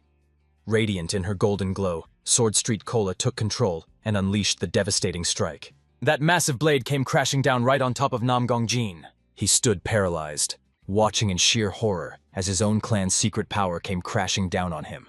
And once the smoke finally cleared, the two were deadlocked in the middle of the wreckage. Namong Jin hits the deck in absolute shock, his mind reeling as he realizes the technique she just unleashed is a secret art from his very own Neiman clan. He's absolutely losing it, demanding to know how she can swing that blade, but the Sword Saint just towers over him with her golden hair glowing under the moonlight as she stares down the Namgung leader, demanding to know who he really is and how he stole their secret sword style. The sword. Saint's eyes sharpened as he realized something was dead wrong. A lowly servant just pulled off a legendary family technique, and all the clan head could do was calmly ask how. At that moment, his warrior's curiosity completely snuffed out his urge to kill, and the clan head actually dropped to his knees, begging Sayola to tell him how she mastered the Namgung family's secret sword style. But he quickly tossed his pride away, admitting the how didn't matter, as long as she taught him the technique, so he could finally ascend to a higher realm. Sayola looks down and tells him to quit while he's ahead, urging him to stand up as she reels from the sheer, soul-crushing desperation in his eyes. She admitted she was just a lowly servant of the Gu clan, explaining that she'd only managed to piece together scraps of info, making it impossible for her to give him the full picture. The clan leader's jaw hit the floor, and he immediately demanded to know who leaked that secret to her. Solo flashed a relieved smirk, totally thrilled to finally dump this massive burden onto someone else's plate. She playfully challenged him, asking if he'd actually buy it if she claimed this guy was her young master. The clan leader completely lost it, barking that it was impossible for Chulwun's son to have that kind of power, especially since the rumors claimed they only stumbled onto the lost Namgung technique by pure luck. Sayola told him she didn't give a damn whether he believed her or not. The only thing that mattered was that he kept his mouth shut about everything that went down that night. She dropped a reality check. If he actually wanted the young master to train him, he'd have to learn to keep his cool first. She vanished in a heartbeat, leaving the clan leader reeling as he wondered if a kid like Gu Yongchun was actually the secret weapon he needed. While the sword saint pushed forward under the moonlit sky, Sayola's voice suddenly rang out, begging her sister for forgiveness and promising to return her body right then and there. She started panicking that they'd gone too far, fearing that another hit on the young master would trigger a total disaster, but she quickly told her sister to just relax and not worry about it. She finally came clean, admitting that all she'd really done was dump a massive new mountain of trouble onto her shoulders. She leans in and whispers a soft sorry right into Gu Yangchun's ear. The night blurs away, and before you know it, the morning sun is breaking through. Yangchun finally blinks his eyes open, but his arm is completely dead and stinging with a sharp numbness. Confused about what the hell just went down, he glances over only to find Bia fast asleep right next to him. She used his arm as a human pillow all night long, but he eventually snaps, shoving her aside and demanding to know why she's being so reckless with his dad right there. Honestly, it's like she's just begging for another massive earful. Suddenly his eyes lock onto a mysterious letter sitting on the windowsill, and he reaches out, totally thrown for a loop. He stood there completely stumped, racking his brain to figure out what the heck he was even looking at. He rips open the letter to find Seol A's elegant script, telling him she's already put the Namgung clan leader in his place and he can finally relax. But honestly, Mian is still standing there completely baffled by what's actually going on. He muttered under his breath, racking his brain to figure out what this cryptic message was actually about. His eyes were glued to that sketch at the bottom of the page, but he still had no clue who the main figure was or who the mystery sender could be. Out of nowhere, a familiar voice echoed from the hallway, calling out to see if he was actually in the room. Jiang Chun nearly jumped out of his skin when he realized the Namgung clan leader was at his door at the crack of dawn, and he started tripping over his words, desperately begging for just a second to pull himself together. He scrambled to the door, still fumbling with his half-on clothes, and blurted out why the clan leader was visiting at such an insane hour, but the leader at the time kept his chilling composure, claiming he just wanted some answers. But those words... His voice cuts out the second he spots a shadow lurking in the corner. The temperature hits rock bottom as Bi Ahi crawls right out of Yongchun's bed. She asks who's there, but the second she realizes she's been caught, she absolutely loses it. Pure, unadulterated rage exploded across the clan leader's face once more. He cursed her timing for waking up at the worst possible second, his eyes snapping toward Yangchun with a look that said he was ready to tear him to shreds, though. He choked back his pure rage to focus on the bigger picture, and instead... He basically told Yangchun that if he wasn't busy, they should take the conversation outside. But Yangchun just stood there, stunned. He scrambled into his gear and trailed the clan leader, his mind racing over why on earth the boss wanted to talk at the training grounds of all places. The clan leader slowly hoisted his blade with chilling precision, letting the tension in the air reach a breaking point. As a lethal strike closed in, Yangchun's mind spiraled with the terrifying thought that this was a setup to end him. So he desperately ignited his palms with blazing energy while cursing the nightmare he'd walked into. But the clan leader didn't strike. Instead, he put on a masterclass of the legendary Namgung sword forms, and the second he finished, he snapped his blade back into its sheath and... The guy asked Yangchun for his take, but Yangchun was just left scratching his head, totally clueless about what he was even getting at. The clan leader makes his demand crystal clear. He wants Yangchun to expose the flaws in his swordplay. But Yangchun just shuts him down, calling the request insane and swearing he's got no clue what's even being asked of him. The clan leader lunges forward, pointing his blade right at his chest and screaming at him to stop playing dumb. He'd already caught wind that Yang Chun was a master of the legendary Namgung sword style, and hearing this, Yang Chun's face went dark, his eyes turning as cold and lifeless as a dead fish. He barked out a demand to know who leaked his secret, his mind immediately racing back to that bizarre letter he'd just opened. Driven by pure desperation, the clan leader lunged forward and begged to see that sword style just one more time, swearing he'd give him anything he wanted. But a terrified Yang Chun scrambled back, wondering why the hell the leader was acting so insane. Looking at the sheer confusion in his eyes, he wondered if the man had finally lost his mind. How could someone's entire personality flip that hard in just one night?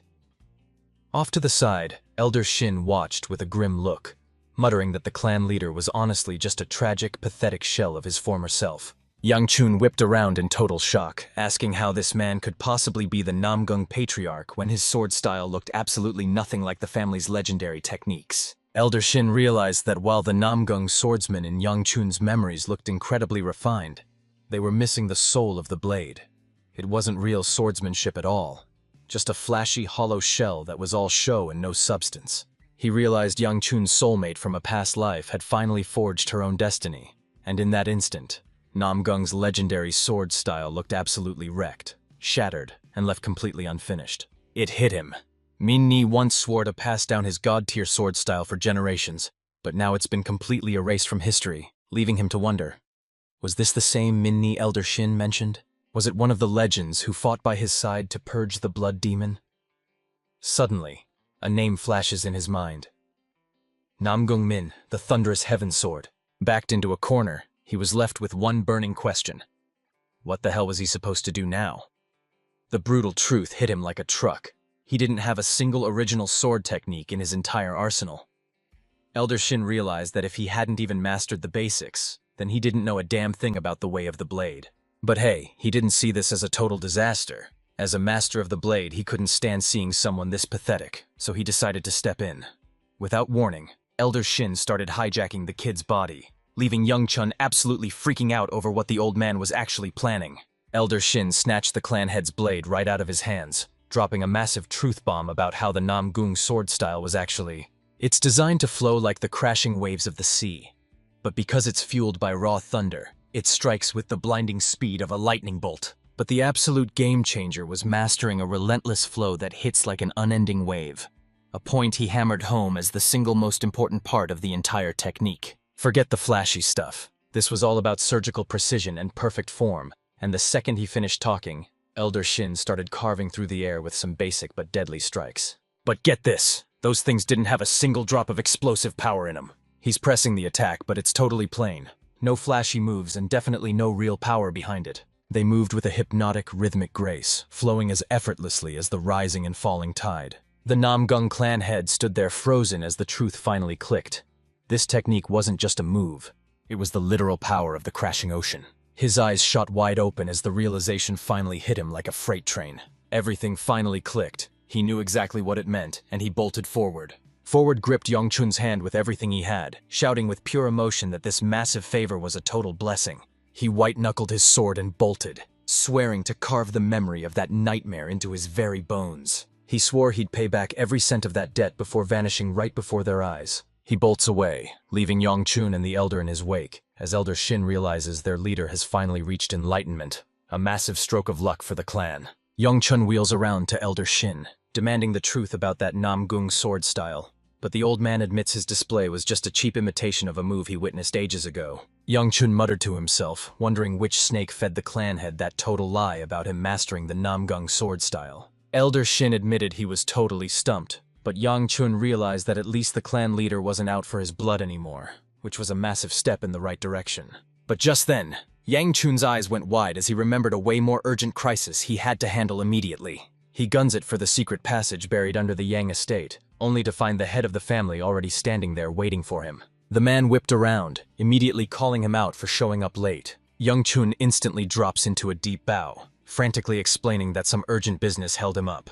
He pours his heart into a sincere apology, and his father surprisingly lets it slide, simply asking if the steward was the one who showed him the way. He insisted they dive down into the depths as a team. Yang Chun's face went dead serious the second both of them stepped up. The two of them trekked down a massive staircase, plunging deeper and deeper into the dark earth. After what felt like an eternity of walking, they finally hit the absolute lowest level.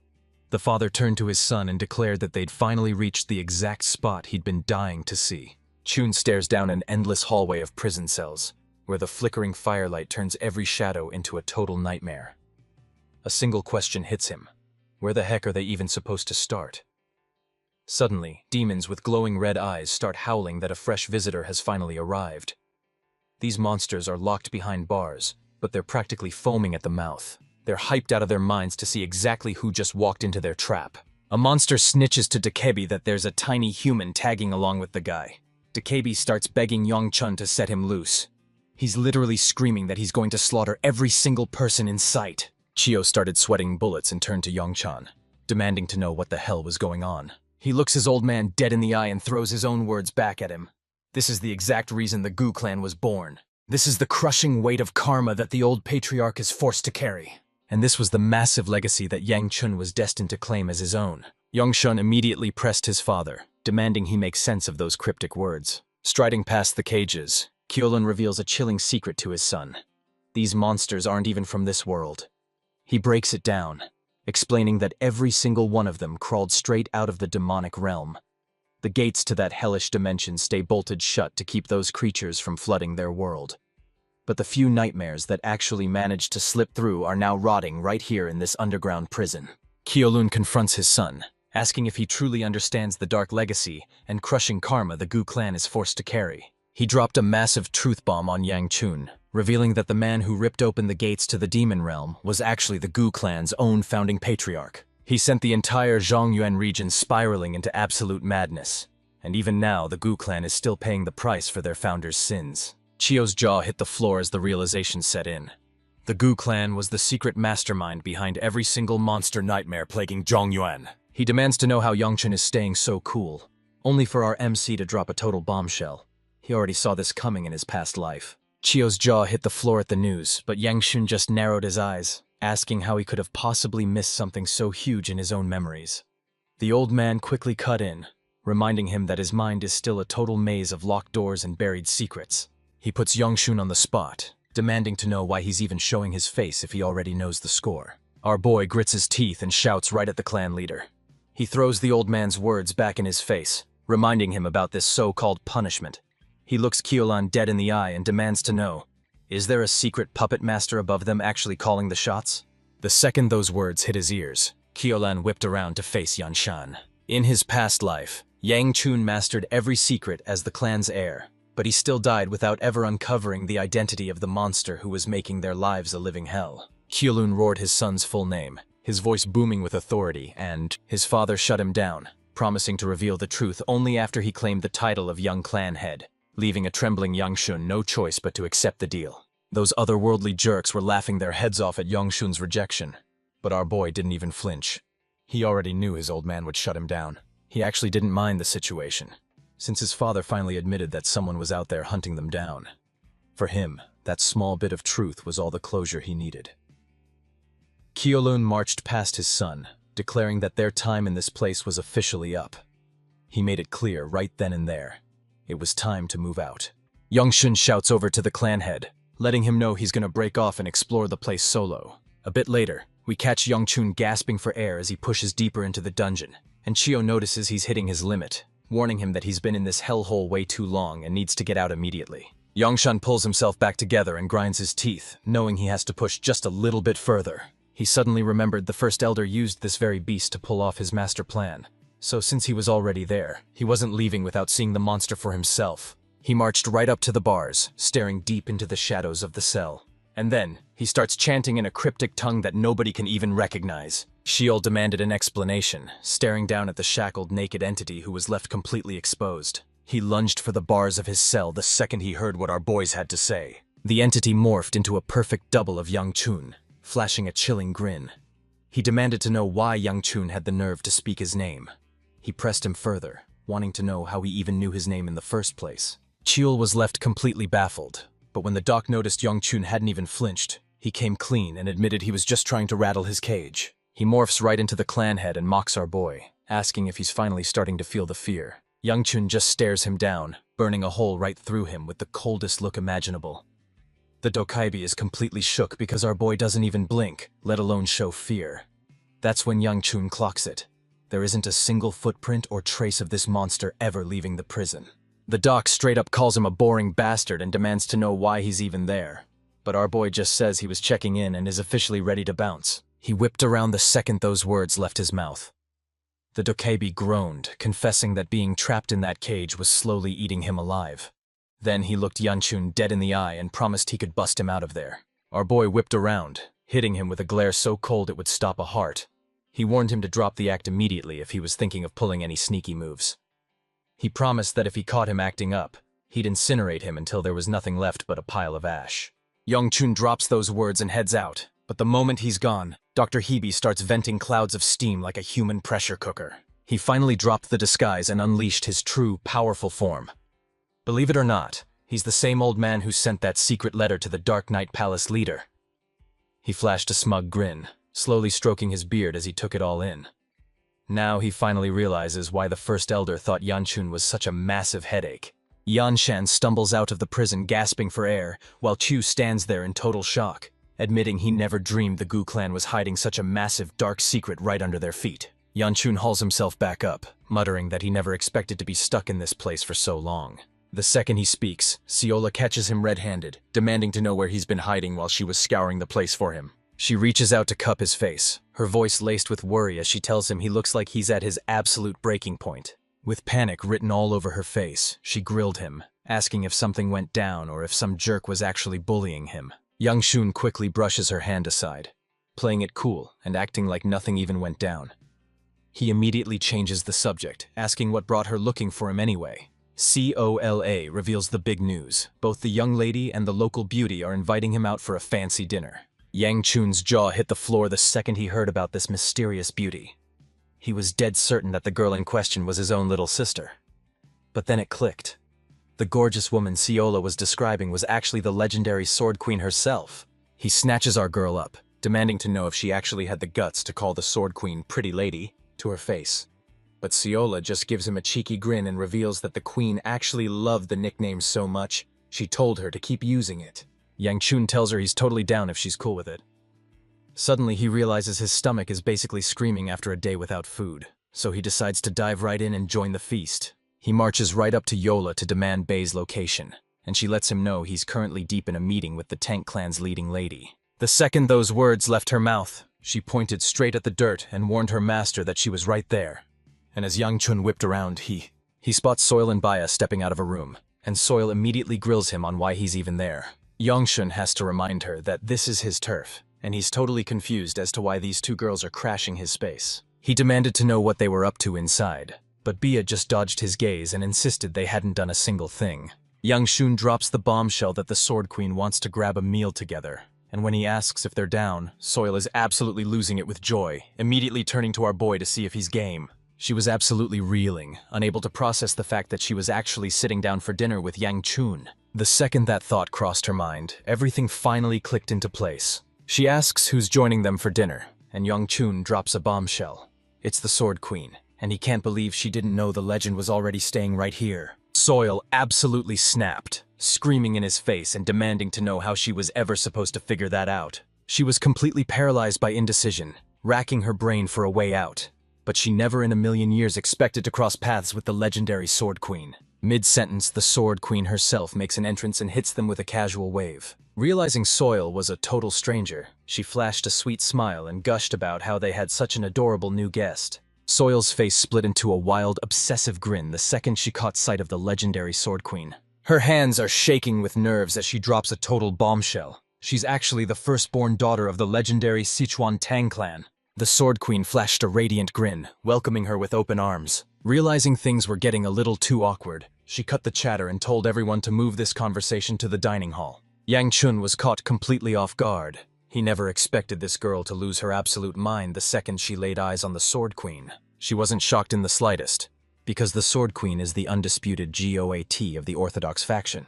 So it's only natural that Soil treats her like an absolute legend. Reincarnates got right in her brother's face, demanding to know why there's another girl in the picture and if Soil is actually crushing on him too. Yang Shun's blood started to boil, so he threw up a hand to cut his sister off and told her she was dead wrong. What really ticked her off was the fact that she was actually 100% right. As night falls, we're whisked away to a completely different building. Yang Chun's jaw hits the floor when he sees the insane mountain of food waiting for them. He can't believe his eyes, noting that this feast is way more high class than their usual setup. The Sword Queen drops a bombshell, revealing that Hyuk actually teamed up with the attendants to whip up this entire feast. Yang Chun's jaw hits the floor the moment he realizes Hyuk was the one behind the cooking. He's absolutely stunned that the kid actually knows his way around a kitchen. Then it clicks. He remembers Hyuk mentioning this exact thing back when they were still stuck in the demonic cult. Hyuk opens up about his secret passion for cooking and his dream of starting a restaurant before the cult took over.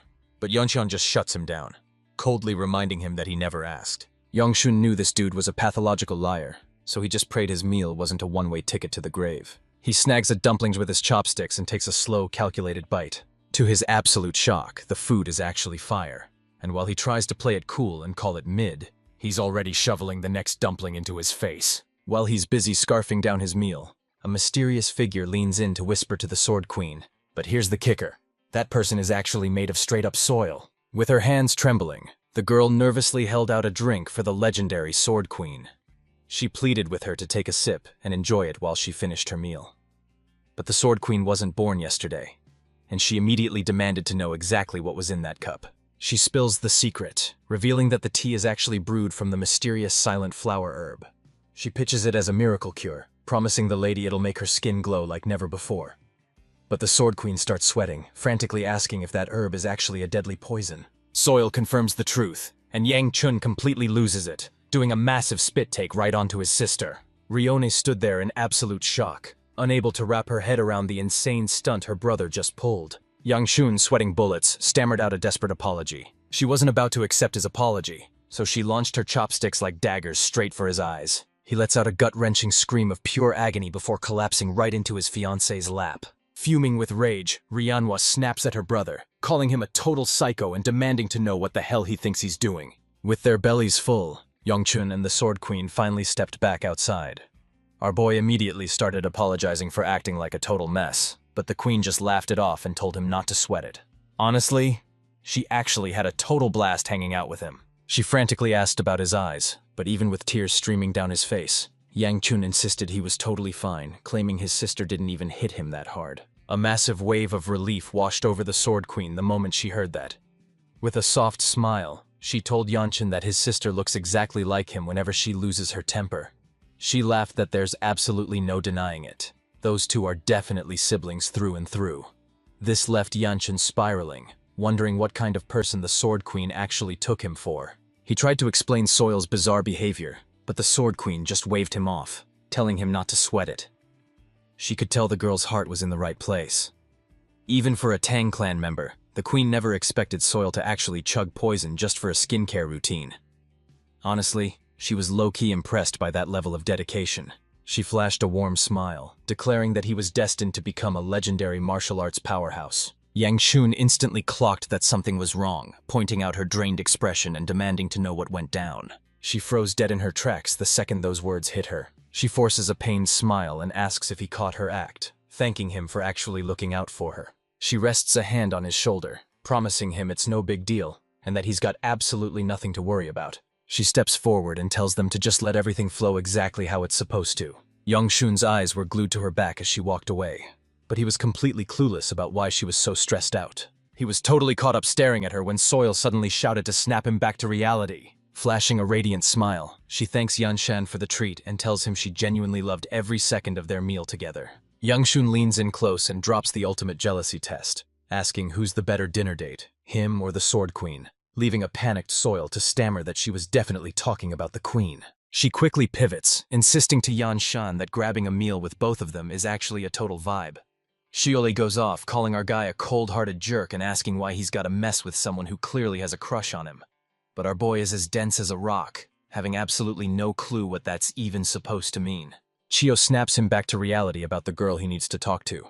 And suddenly, the words Yang Chun was dying to say come rushing back to him. He looks Soil right in the eyes and breaks the news. He's officially entering that Dragon and Phoenix assembly she was talking about. The moment he asked her to join him, Soil was absolutely over the moon with pure excitement. She lunged forward to grab Yanchuan's hands, thanking him from the bottom of her heart and declaring she's hyped for the epic journey ahead. She yanks her hands back in a total panic, stammering an apology since she didn't even realize she was grabbing him. But our guy just plays it cool and tells her it's no big deal. He told her they'd be hitting the road shortly, urging her to get some much-needed rest while she still could.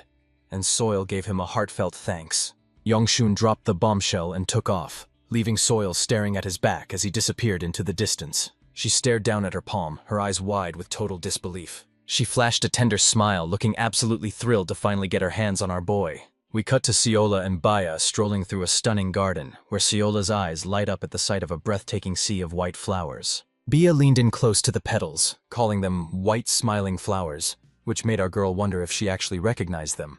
Bia flashes a tender smile and admits she's a fan, revealing that her mother used to absolutely love them too. We flash back to see a young Baya standing before her mother, who gently tucks a white smiling flower into her hair. She pleaded with her to find a way to be happy, even if she wasn't around to see it anymore. Just as Baya is getting lost in his memories, someone suddenly mentions their little stroll, and the girls whip around in total shock. And wouldn't you know it, the man standing there is none other than Yongchun himself. Our boy takes one look at the garden and calls it out for looking totally basic. He reminisces about the days it was bursting with flowers back when his mom was the one tending to it. Bia locked eyes with him and asked if she could snag a few of those flowers, and Yongchun just shrugged her off, telling her to help herself since he couldn't care less anyway. Bia plucks a flower and tucks it right into Siola's hair, sharing that her mom used to do this for her all the time. Siola pulls out a flower and tucks it right into Baya's hair, telling her she absolutely has to wear it. A satisfied smirk spread across Bios's face the second she heard those words. The two girls suddenly whirled around to Yanshan, calling his name and dying to know what he thought of their new looks. Those white smiling flowers were absolutely beaming, lighting up the whole place with a radiant, otherworldly glow. Yongchun stood there frozen, completely lost for words. Cheol suddenly teleports in and gives our guy a sharp tap on the head. He drops this cheesy line about how a flower wearing another flower will make the whole night shine. Then, he actually tries to pressure Yongchun into saying that cringeworthy stuff to the girls. Our boy is absolutely not having it, and looks completely fed up with the nonsense. He snaps back, telling him to quit shoving these ridiculous thoughts into his brain. Siola caught one look at his face and immediately spiraled, thinking they looked like a total disaster. But Yongchun was quick to jump in and promise her they looked just fine. Cut to the training grounds, where we catch someone putting in some serious work. Turns out it's the big boss himself, the legendary head of the Namgung clan. He's out there shirtless under the sun, pushing his physique to the absolute breaking point. His muscles are bulging and his veins are practically popping as he swings that sword with terrifying intensity. Right as he's honing his blade, someone calls out that they heard he visited Shang-Chi, asking if he actually managed to unlock any crazy new insights. Jean whipped around the second he caught the sound of that voice. He stepped forward with a confident smirk, greeting the clan head like they were old friends. This man was none other than Gu Changjun, the powerhouse first elder of the Gu clan.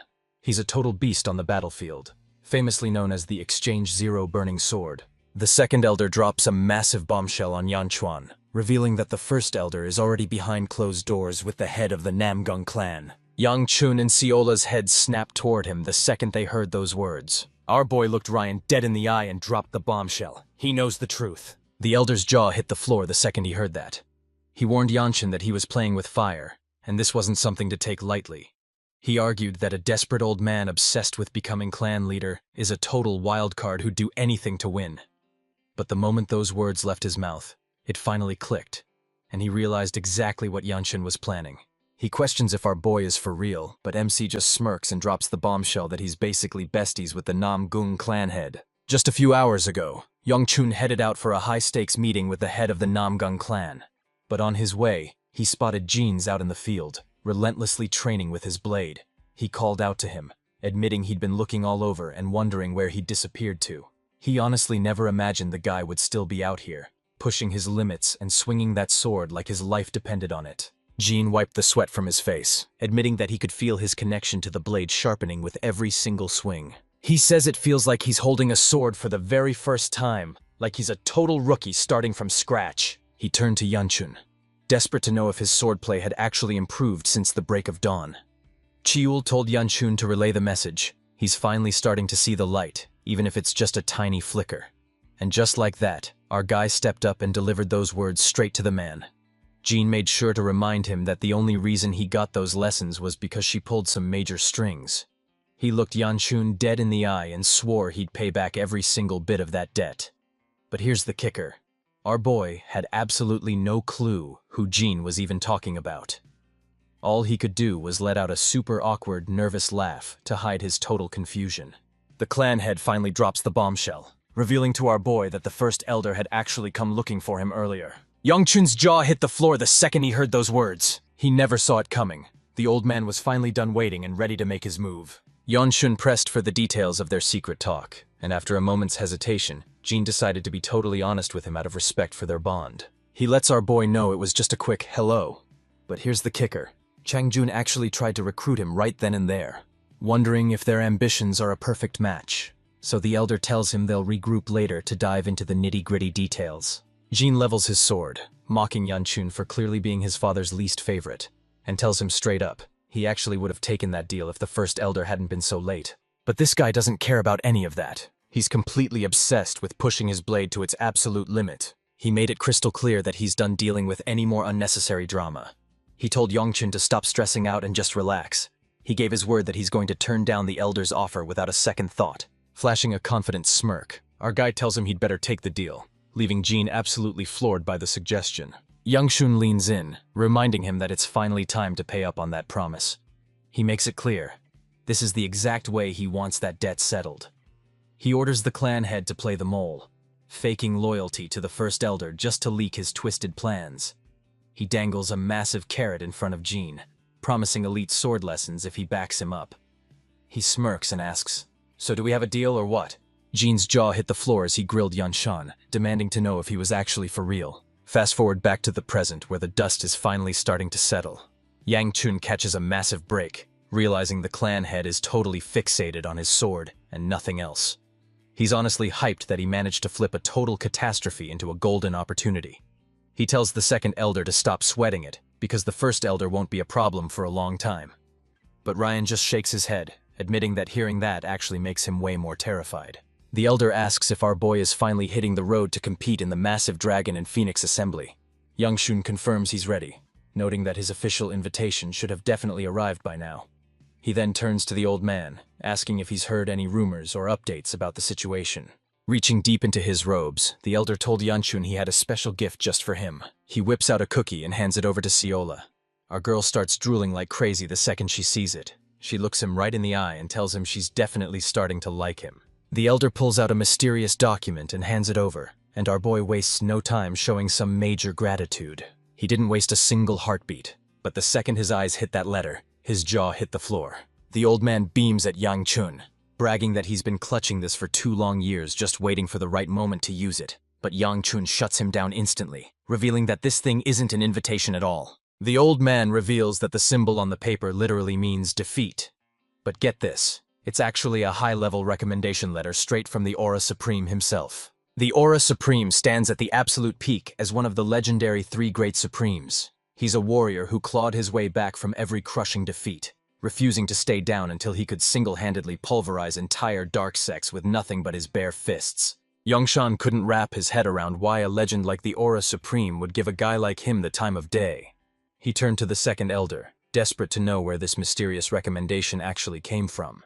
The old man dropped a total bombshell, confirming it was a direct gift from the Aura Supreme himself. Our boy was floored and demanded to know why a powerhouse of that caliber would personally vouch for him. Because let's be real, these invites are usually handled by elite clans, not legendary masters. The second elder shoves Yanchuan's head down to shut him up, barking that he should just keep his mouth closed and accept whatever an adult gives him. He whips around and commands Yan Shan to absolutely shred his enemies. Meanwhile, our boy is left scratching his head, wondering how on earth the elder got cut off. This mess was a total nightmare, and he was hating every second of it. Just stressing over the first elder was already pushing him to his absolute breaking point. He knew that if the assembly caught wind of this, all hell would break loose. Siola leans in close, noticing that he looks like he's about to drop from exhaustion. Yang Chun admits he's completely exhausted, and tells her he's stepping out for a walk to clear his mind. He whipped around, locking his eyes straight on Siola. He turns to her and asks if she's down to join his journey. Our girl is absolutely over the moon to hear him say that. She jumps at the chance and locks it in without a second thought. The moment they step into town, Seola starts bolting through the streets in pure excitement, forcing Yangshun to tell her to pump the brakes since she hasn't been back in ages. He was completely blindsided by just how hyped up she actually was. She practically teleports to a nearby stall, flashing a huge grin as she greets the shopkeepers. The woman greeted her by saying it's been way too long, and after the man told her she'd grown even more stunning, Seola just beamed and thanked him. Yangshun suddenly remembered her saying she loved walking through here, but now he's spiraling, wondering if there was a hidden message behind those words. Lost in thought, Seola snagged a pair of candy sticks from the shopkeepers. Yola snagged a Dianchun and insisted it was her treat, leaving our guy absolutely floored as he blurted out, "Wait, do you even have the cash for that?" She finally confesses that she's actually a paid servant. Our guy is absolutely floored, unable to believe this is the same girl who was just shamelessly begging him for treats. Watching her command the room with those merchants, Yang Chun finally realized, our girl isn't the same person anymore. She was convinced her old self was about to resurface, and in that split second, the realization hit him like a ton of bricks. The second Theola calls him Goocliner. Our boy's jaw hits the floor, and he immediately grills her on why she just used that name. Seola kept calling him the Goo Clan heir, insisting that's the only name the rest of the world has for him now. She flashed a playful grin, admitting she'd been dying to try out that nickname, even if she worried she couldn't quite pull off something that sounded so cool coming from anyone else. The second those words hit him, Yang Chun's mind flashed back to an event from long before the heavenly demon ever showed his face. Flashback alert! We're jumping back in time to see where it all started. There sits an older Yang Chun, perched right on the jagged edge of a cliff in a completely different world. At this point, our guy hasn't even crossed paths with the demonic cult yet. Suddenly, a mysterious figure steps out of the shadows to meet him. And get this, the stranger addresses him as none other than Guklanar. Yang Shun wheels around, immediately asking her if something's up. He points out they've still got a good chunk of time before the next shift swap. He's genuinely confused. Why the heck is she even out here right now? But then we see her face, and it's the older Seola. She asks if he'd like some company to kill the silence while he's on guard. Then, she wonders if she can just take a seat right there next to him. Yongchun tells her she's gotta tame that wild hair if she wants to sit next to him, but Seola's stuck without a single thing to tie it back. Our boy wasn't having any of that, so he ripped a strip right off his own clothes and offered it to her. Seola's eyes widen in pure shock, but a tender smile quickly softens her face. She pulls her hair back and hits Yanshan with the ultimate curveball. What's he actually gonna do once they finally escape this world? And man, our boy was not ready for that one. He couldn't wrap his head around why she'd bring this up now, especially after they'd been trapped in this demonic hellscape for 3 long years. He forced her to face the brutal truth. Half those elite warriors from the assembly were ripped apart by beasts the second they landed, so how could she still be delusional enough to think they're getting out alive? He spat that he never should have set foot in that garbage event in the first place, but being the clan heir meant he was backed into a corner and forced to play along. Suddenly, Seola chimed in, asking if he had any real dreams he was actually chasing. She leaned closer, telling him she was dying to hear what he was really after. Yongchun just brushed her off with a wave, claiming he'd never even given it a thought, and you could practically see Seola's heart sink. He turns to her and drops the big question. What's the first thing she's gonna do once they finally bust out of this place? Seola flashes a bright smile and declares that her ultimate dream is to travel the entire world. She's dying to leave it all behind and dive straight into the heart of civilization to see their world for herself. Back in the present, Seola is staring a hole through Yongchun, dying to know what's actually going on inside his head. She nervously asked if he was actually fuming just because she called him Gu Klanair. She quickly promised she'd never let that name slip past her lips again. But Yangchun just reached out and gave her cheek a rough, teasing tug, and begged her to never pull a stunt like that again. Seola didn't hold back, straight up calling him out for being a total jerk. Our boy's eyes were locked on her as she charged headfirst into the action. He'd give anything to just freeze time and keep her soul this pure before the world inevitably breaks her. 7 weeks fly by in a flash, and finally it's time to pack up and hit the road to Hunan. But duty calls, and the second elder has to bolt for the front lines because the 5th squad is in serious trouble. Now Weeby is a total beast as a leader, so if she's calling for backup, you know things have officially hit the fan. Right before taking off, the elder tosses Yanchun a fat stack of cash and tells him not to blow it all in one place. Yanchun's jaw absolutely drops. He never expected a payday from the old man. The elder drops a massive bombshell. Yang Chun's sisters are officially competing in the legendary Unified Dragon Assembly this winter. He tells Yang Chun to just stay cool and not worry his head about it. But our boy is completely stunned. double-checking if he's actually talking about his second sister and his little sis. The second elder gives it to him straight. Yep, that's exactly what's going down.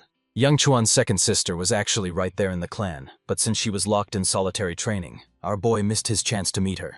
Meanwhile, he realizes Yang Xiao only entered the Unified Dragon Assembly because he heard our boy was heading to the Dragon and Phoenix Assembly. When the dust finally settles, Yang Chun turns his back on the clan for good, and he's bringing Soil, Mu Yan, Siola, and Baya along for the ride. Bia finally managed to talk her old man into it, scoring the green light to head straight to the event. While the Sword Queen and the Divine Physician settled into the clan, Hayuk was right there with them, but Yang Chun still hadn't figured out if the guy was an ally or a total ticking time bomb. What really ground his gears was being trapped in this cramped carriage for yet another long haul. Seriously, this wooden box was starting to feel more like his permanent home than a mode of transport. The squad had barely even started their journey when the weather suddenly turned into a total nightmare. The road has completely vanished under a mountain of snow as a freezing gale rips through the landscape, leaving A shivering uncontrollably by the fire while she mutters over and over that the cold is just too much to handle. She turns to Yongqin with a shaky voice, asking if he's freezing in those thin layers, but he just plays it cool and says the chill actually feels amazing. CLA and Namungbai are shivering uncontrollably, and Namungbai realizes the young master is basically a human furnace, so she asks to snuggle up for warmth, only for Chin to give her a cold shrug and tell her he couldn't care less.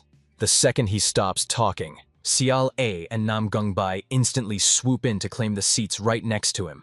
Xiao A's face beams with pure joy as she grabs his hand, gushing about how amazingly warm he feels.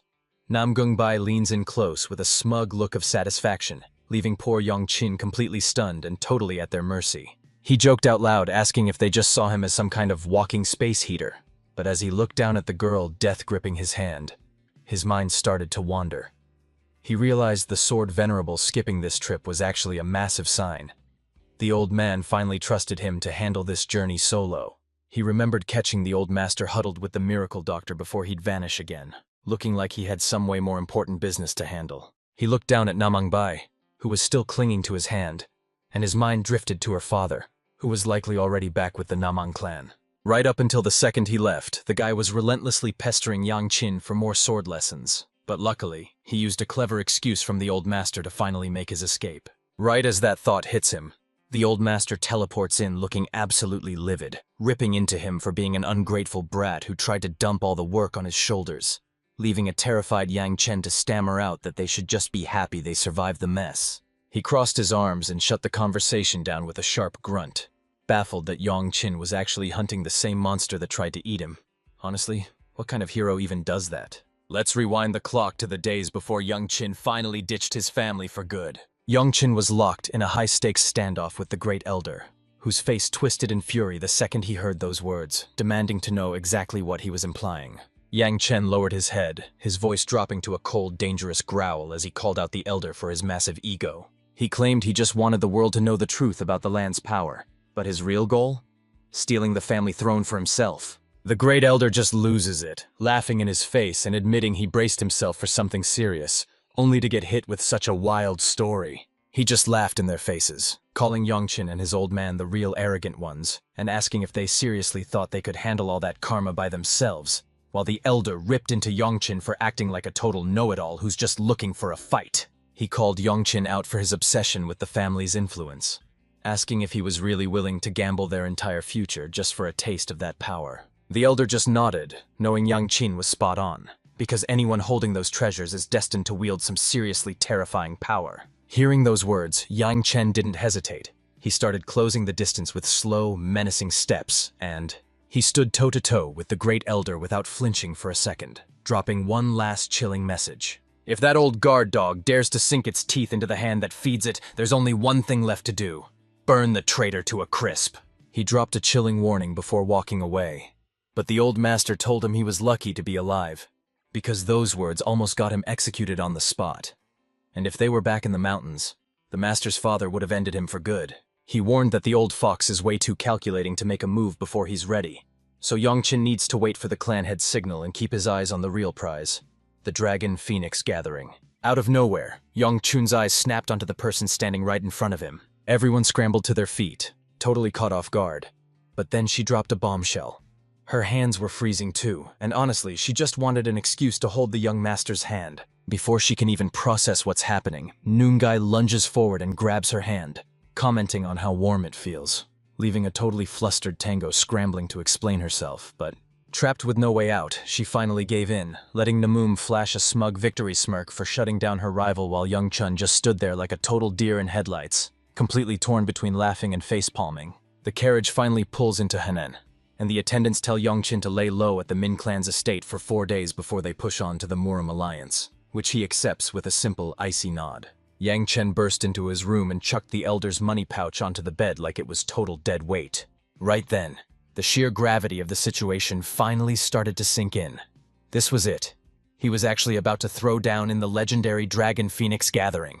His eyes sharpened as a flood of memories hit him, because in his previous life, the Dragon Phoenix gathering was nothing but a total nightmare. Fast forward a few years, and the demon realm suddenly tore into existence, devouring an entire generation of prodigies in a catastrophe the Zhang clan would forever brand as the Demon Realm Incident. He remembered every agonizing year he spent rotting away in that dark cell. In his past life, he was the only soul who managed to claw his way out of that absolute hellhole alive. From that point on, it was like the Demon Realm never even existed.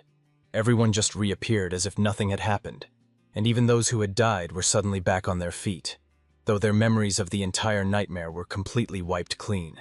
When the dust finally settled, he was the only one left carrying the weight of every bond and betrayal, while the rest of the world lived on in total ignorance. He was still nursing a massive grudge, but there was one person he was straight up terrified of running into again. He was hit with a crushing thought.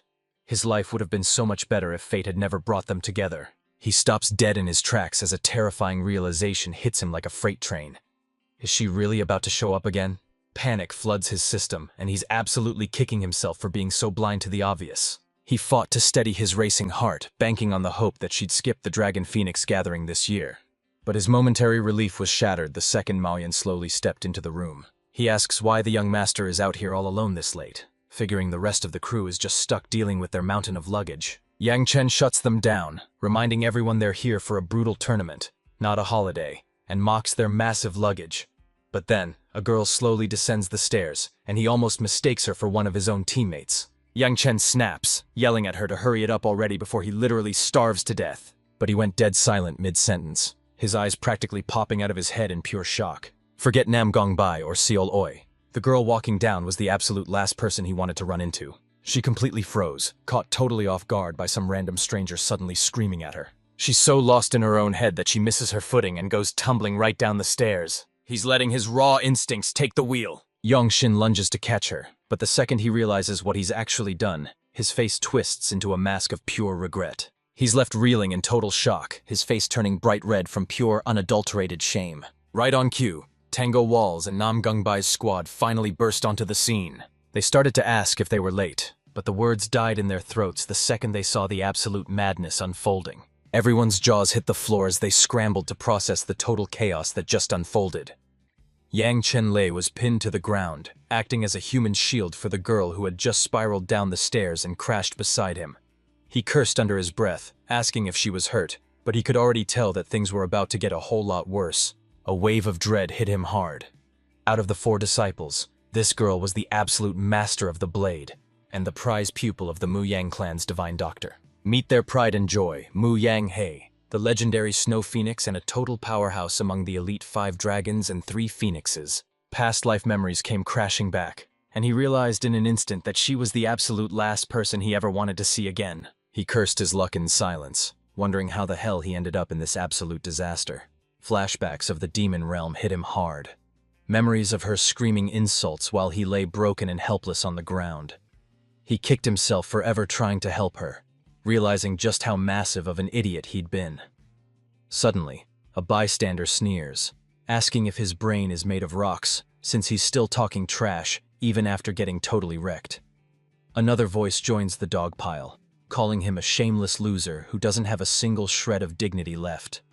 Every single insult cut deep, making his self-hatred burn even hotter than before. Suddenly, a calm but hauntingly familiar voice cuts through the air from behind, asking if she's really Miss Mu Yang He. Mu Yang He shook off the shock, pulled herself together, and greeted the newcomer, noting that it's been ages since the last Dragon Phoenix gathering. She demanded to know what the heck just happened, Scrambling to her feet, she explained that she'd totally wiped out on the stairs and that young Master Yang was the only reason she didn't end up a complete mess.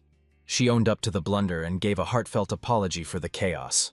But the other girl just waved it off like it was absolutely nothing.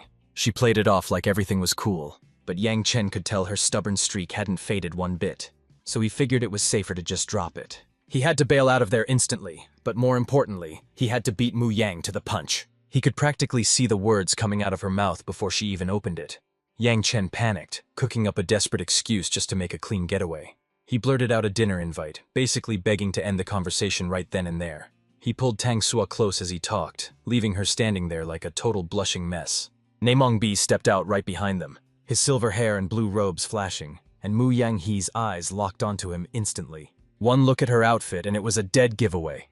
She was a member of the Naaman clan. Mu Yang He shouts for them to hold up, calling their meeting a total stroke of fate, as she asks to crash their table since her group is running late and she's absolutely starving. Those words stopped Youngchen dead in his tracks, and he spun around looking like he'd seen a ghost, stammering that she barely eats lunch anyway. The second those words slipped out, Mu Yang's hand flew to his mouth in total panic, as the weight of his massive mistake finally hit him. A subtle, knowing smirk crept across his face, like he was already 10 steps ahead of the game. She calls him a total weirdo because even though he's constantly biting her head off for no reason, he somehow knows every single one of her secret habits, forcing her to remind him that they literally just met. She tilted her head, asking him point blank if they'd actually met somewhere before. Jungchun's heart hit the floor as pure despair filled his eyes, wondering why fate was playing such a twisted game by dragging him right back into the dark past he'd fought so hard to leave behind. Suddenly, we're thrown back in time to the heart of the demon realm, where jagged, massive mountains tower over the land under a pitch-black sky. A booming voice thunders across the wasteland, dropping a bombshell. Someone is getting the boot.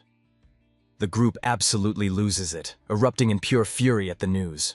But then, one guy steps up and shouts that they'll never leave a friend behind, demanding to take the hit himself. Another voice cuts in, calling him the Little Sword Saint, and begging him to stay calm. Because if their absolute powerhouse leaves, the squad is finished. After all, his sheer strength is the only reason they've survived 3 hellish years in the demon realm. That was Mu Yang Shua, also known as Mu Yong He, stepping in to argue that while honor and loyalty are great, they needed to ditch the sentimentality and look at the cold, hard facts. She coldly declared that not all lives are created equal, insisting that sacrificing the few for the sake of the many was their only move left. The Sword Saint's eyes narrowed in pure dread as she demanded to know who was being targeted. But before the truth could come out, Yang Chen stepped from the shadows and cut her off, asking. He mockingly asked what the problem was, acting like the answer was staring them in the face. After all, hadn't they been the ones telling a nobody like him to just drop dead and vanish? Muang Sua keeps it totally chill as he approaches Yang Chen, swearing there's no bad blood. He just knows Yang Chen was only picked because he's the absolute weakest link in the room. He was a total waste of space. And Yang Chen realized that if he were in that guy's shoes, he'd bail too, especially since Muang Shua was a cold-blooded psycho who didn't even show himself any mercy. Muang Shua brushed past the group with a final warning, telling them to stay safe, because if he went down, he'd be waiting for them in the pits of the underworld. Yang Qin's tiny frame was swallowed whole by the demon realm's biting snow, looking like a guy who had completely and utterly lost his way. The Sword Saint watched him walk away, her eyes flooding with tears of pure heartbreak and something far more intense. Guangshua's whole body was shaking as she white-knuckled her fan, choking out an apology so quiet it was practically a ghost of a sound. But outside those walls, we're finally snapping back to reality. As the snow finally settled and the feast wrapped up, one of them turned to the young master, thanking him for the incredible meal and the honor of sharing his table. Muang Shua flashes a bright smile at Yang Chen, asking if she can call him 9th Young Master, while promising to return the favor at the upcoming Mu Yang clan banquet. Yang Chen's face immediately drops, and he fires back with pure sarcasm that he's totally dying to attend, though he's secretly scratching his head over why Muang Shua, who, for a girl who never takes a handout without a catch, she was suddenly bending over backward for a guy she'd literally just met. She's weighing the potential payoff, wondering if this 9th Young Master is actually a secret descendant of the Shani Juff. He's fighting for his bloodline, and get this, he might even be packing some serious heat with fire energy. The moment that possibility clicked, her face lit up with a look of pure, smug satisfaction. She realized the tournament was her golden ticket to scout his skills, but their talk was suddenly cut short when a voice called out to Ms. Mu Yang, surprised she'd actually beaten them there. Yang Qin's eyes nearly popped out of his head the second he laid eyes on the newcomer. He spots Nam Ong Chunjun in the tournament, and the second their eyes meet, the air turns cold with pure bloodlust as they both itch to tear each other to pieces. Namangpai welcomed the crew with a big smile, giving the younger brother a friendly shout-out. Young Chun just death-stared the little brat, cursing his entire existence under his breath. The boy's face twisted in total disgust the second he caught Young Chun hanging around his sister. Gritting his teeth in a blind fury, he swore that if they crossed paths in the tournament, he'd wreck the kid so hard he wouldn't even be able to lift his head. Just as someone leaned over to tell Yung Shin that the others had finally arrived. He puts on a show of being totally shocked, pointing right at Young Chun and ripping into him for going way too far, especially after they'd reached out to the Ju family so many times, and Young Chin's eyes flashed with pure irritation at being ghosted, but the other guy just laughed it off as a prank, desperately begging the 9th young master to keep his cool.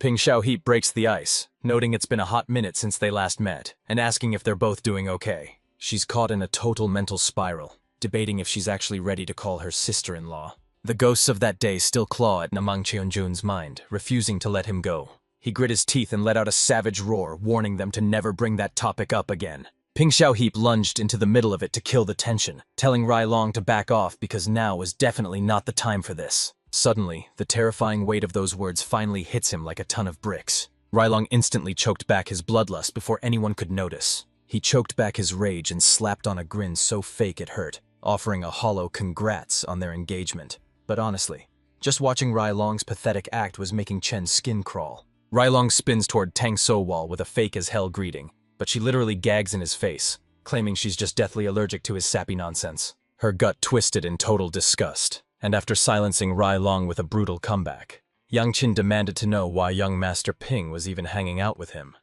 And more importantly, where Hua and the rest of the Pang clan were hiding. Ping Xiaoheap played it cool, claiming it was nothing but a total fluke, especially since he was the lone wolf representing the Pang clan this time, but while he was en route, after catching wind that Rai Long was heading out to meet his fiancée, he decided to tail him just to see the drama unfold. Yang Qin was left looking completely baffled, but Miss Mu Wang suddenly stood up, declaring the timing was perfect now that young Master Namong had finally made his entrance. She quickly dipped out, telling the group it was an absolute pleasure, but she made sure to give the 9th young master a special farewell before taking off. It finally clicked for Yang Chen that Mu Yangshuo and Rai Long were actually engaged, and even as young Master Peng hauled Rai Long away, he was still screaming that they needed a serious sibling heart-to-heart later, while Namang Bai just gave a lazy wave and told him to stay safe. The light bulb finally clicked for Yang Qin. Mu Yangshuo wasn't just being friendly at dinner. He was shamelessly buttering up Namang Bai to get an in with her fiancé's family. But as the realization hit, he couldn't help but wonder. If he already had his own history with the Namon clan, why wasn't he the one making a move to secure that connection? But he knew her game wasn't that simple, and he had a gut feeling this was all tied to the chaos that went down earlier. He flashed back to the time they both stumbled, and suddenly, the crushing weight of that terminal illness hit him all over again. That caused a lethal frost to build up inside her, the absolute meridian sickness, and it's finally clear that her real goal all along was just to find a cure. Her words about fire energy flashed back to him, and suddenly every single piece of the puzzle finally clicked. Yang Shua had spent her entire life hunting for a cure, mastering the art of faking every emotion just to get what she wanted. And he finally realized that this cold, calculating mask was her true nature. 4 weeks fly by in a heartbeat, and before they know it, the massive Dragon Phoenix gathering is finally here. Yongchun and the squad are hauling tail toward their carriage, not wanting to waste a single second. He's barking orders at everyone to pile in fast because there's no time to lose. Yang Chen is absolutely blowing a fuse because Sayala and Nungai are still dragging their feet, even though he warned them they have to reach the Marum Alliance banquet before the sun goes down. Sayala tries to play it off, claiming her sister just forgot to hibernate because of the winter chill. But Yang Chen snaps back, asking if she thinks she's a literal bear before cursing under his breath about how they're definitely going to be late. He whipped around, shocked to see Mu Yongse Hua still standing her ground, and when he demanded to know why she hadn't left, she just flashed a soft smile and told him it was pure fate that she and the 9th young master had crossed paths again. She explains that young Master Noon was way too impatient and ditched them, so now they're stuck sharing the same carriage. Yongchun smelled a rat immediately because that was a total lie, and as their carriage thundered toward the Murum Alliance, he realized they'd made it just in the nick of time. Mu Yongsi Hua quickly makes her exit, telling everyone to go get dressed for the banquet so they can meet up later. but she stops dead in her tracks the moment Young Chin calls out her name. He spun back around with a totally deadpan look, casually asking if there was even a problem. He chokes back his words and brushes it off, convinced she's completely misread his true intentions. She tells him straight up that neither of them has time to play games and just leaves him hanging as she walks away. Just as she finishes, the old master teleports in to roast Yang Chun, calling him a total playboy for snagging another girl the second his back was turned. He jokes that while it's not the time for romance, the two of them are actually a perfect match, which is wild because he totally thought they hated each other's guts. Yang Chun keeps it ice cold, firing back that with lives on the line, he's not about to let his feelings cloud his judgment. The old master played along, secretly thanking his lucky stars he hadn't mentioned the cursed disease, or he'd definitely be called out for sticking his nose where it didn't belong. He realized that neither the Zhu family's scorching fire techniques nor the Neimong clan's legendary physical builds were even in the same league. The only way to finally purge that absolute meridian sickness. If she didn't find the right path, her life was basically on a countdown. Time flew by as Yongchun suited up for the banquet, and when someone warned him to ditch the flashy jewelry, he just shrugged and said he hated that junk too much to even pack it. She playfully poked fun at him, calling it a bit of a letdown, but CLA stepped up with a grin to fix the young master's hair, and after a moment of doubt, Yongchun finally gave her the green light. Just outside, a mysterious figure was closing in on his room. Yongchun's guard was left speechless, his eyes widening in total shock as the man swung the door open and stepped right in. Yongchun whips around to ask if his hair looks weird, and when the guy tries to lie about it, Yongchun calls his bluff and playfully threatens to give him the exact same haircut if he keeps it up. The maid nearly jumped out of her skin, blurted out a frantic apology, and admitted things were going south, just as a guy behind them chimed in, demanding to know if the ninth young master was actually in there, as he had a massive secret to share. And the man stepping into the spotlight was the big boss himself, the Murim Alliance leader, Southern Sword Zhang Qin. Meanwhile, Xiao A decides to give Yongchun some absolutely goofy-looking hair buns, and he's so mortified that he begs them to change it back before anyone else sees. With the repairs finally finished, he gave a sharp salute to the boss, but Zhang Qin just brushed off the formalities and straight up admitted he was the one who started the disrespect. Flushing bright red from the sheer awkwardness of it all, Yongchun finally broke the tension and asked what the heck brought the alliance leader there in person. Zhang Qin pulls out of the recommendation letter and grills him on whether the fallen venerable actually wrote it, forcing Yang Chun to admit he knew something was fishy but couldn't bring himself to toss a gift from an elder. Zhang Qin grilled him on whether the letter was hand-delivered, and when Yang Chun denied it, the leader demanded to know who the secret messenger really was. When they asked if he'd actually checked the back of the recommendation letter, Yang Chun had to come clean. He hadn't read a single word. He wondered if there was a secret message on the back, and the alliance leader just shoved the paper back, telling him to flip it over and see for himself. Yang Chun flipped it over, but the second his eyes hit the text, he froze dead in his tracks. His face went stone cold as those words practically screamed at him from the page. The letter dropped a total bombshell. The secret master, that legendary fallen venerable, was officially putting his weight behind Ninyang, the god of the Shaniju family. Despite being a total slacker, he actually poured his heart and soul into training this disciple. The prophecy declared that this kid would one day literally shatter the heavens, and the fallen master put every ounce of his faith in him. The postscript casually mentioned that some ancient treasure worked like a charm and would be returned via a disciple, warning the guy not to complain, which left Yang Chun totally baffled as he handed the letter back to the alliance leader, who just wanted to know if the young master had finished reading. After Yang Chun nods, Zhang Qin doubles down, insisting the aura and seal are the real deal. Even that messy handwriting is so unique that there's just no way this is a forgery. Even if it looked like the real deal, the alliance leader wasn't taking any chances and demanded absolute proof. He locked eyes with Yang Chun and dropped a heavy question. Was he really the disciple of the fallen legend? That question hits Yang Chen like a total sucker punch, leaving him frozen in the middle of the room as his mind starts spiraling. He keeps replaying the name Fallen Venerable's disciple in his head, realizing that across 2 whole lifetimes, he's never heard of such a thing.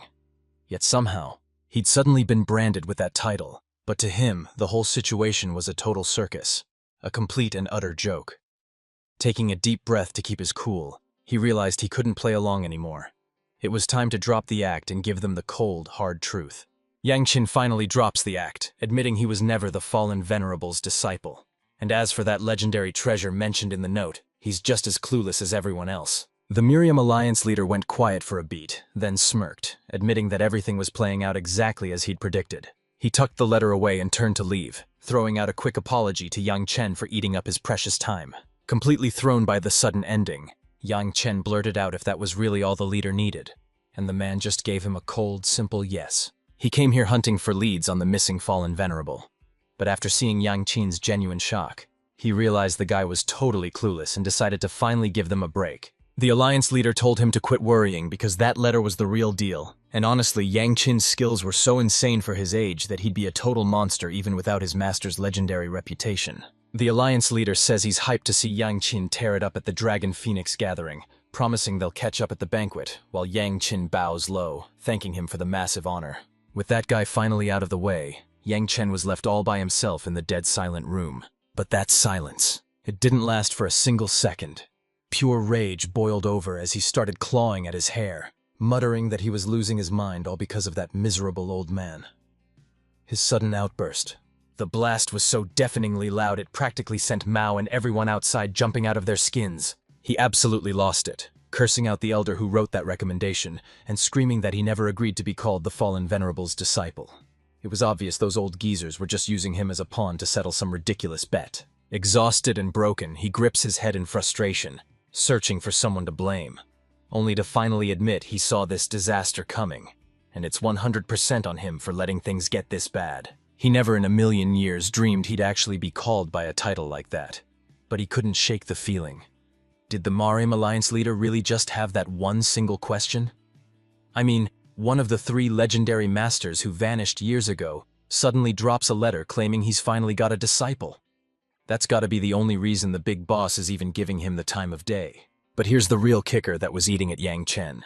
That fallen venerable was actually the guy's own father, and he knew exactly where the old man was hiding and what he was plotting at this very moment. He could have just told the truth, but looking like a loyal disciple wasn't his style.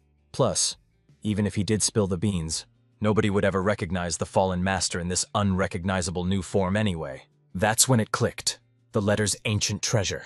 The fallen master made it clear that his disciple would be the one carrying it. Right then, Yang Chen remembered the pouch the second elder had pressed into his hands, echoing the old man's warning to spend its contents with extreme care. Panic surged through him the second the terrifying truth finally clicked. He snatched the pouch out and hissed a curse, calling the elder a senile old fool. He gripped it tight, but for a heartbeat, he actually froze in his tracks. He yanked the string loose and dumped the bag, sending a flood of gold coins clattering across the floor and filling the room with the sweet sound of riches. Buried under the piles of gold, he finally spots the one thing that's been eating at him, and his sudden roar absolutely shatters the silence. He's absolutely fuming, calling the old man a total nutjob, and grumbling that if the geezer really wanted to show some gratitude, he didn't have to pull a stunt this insane. Cut to the banquet hall, and man, this place is already packed to the brim and vibrating with high-energy chatter.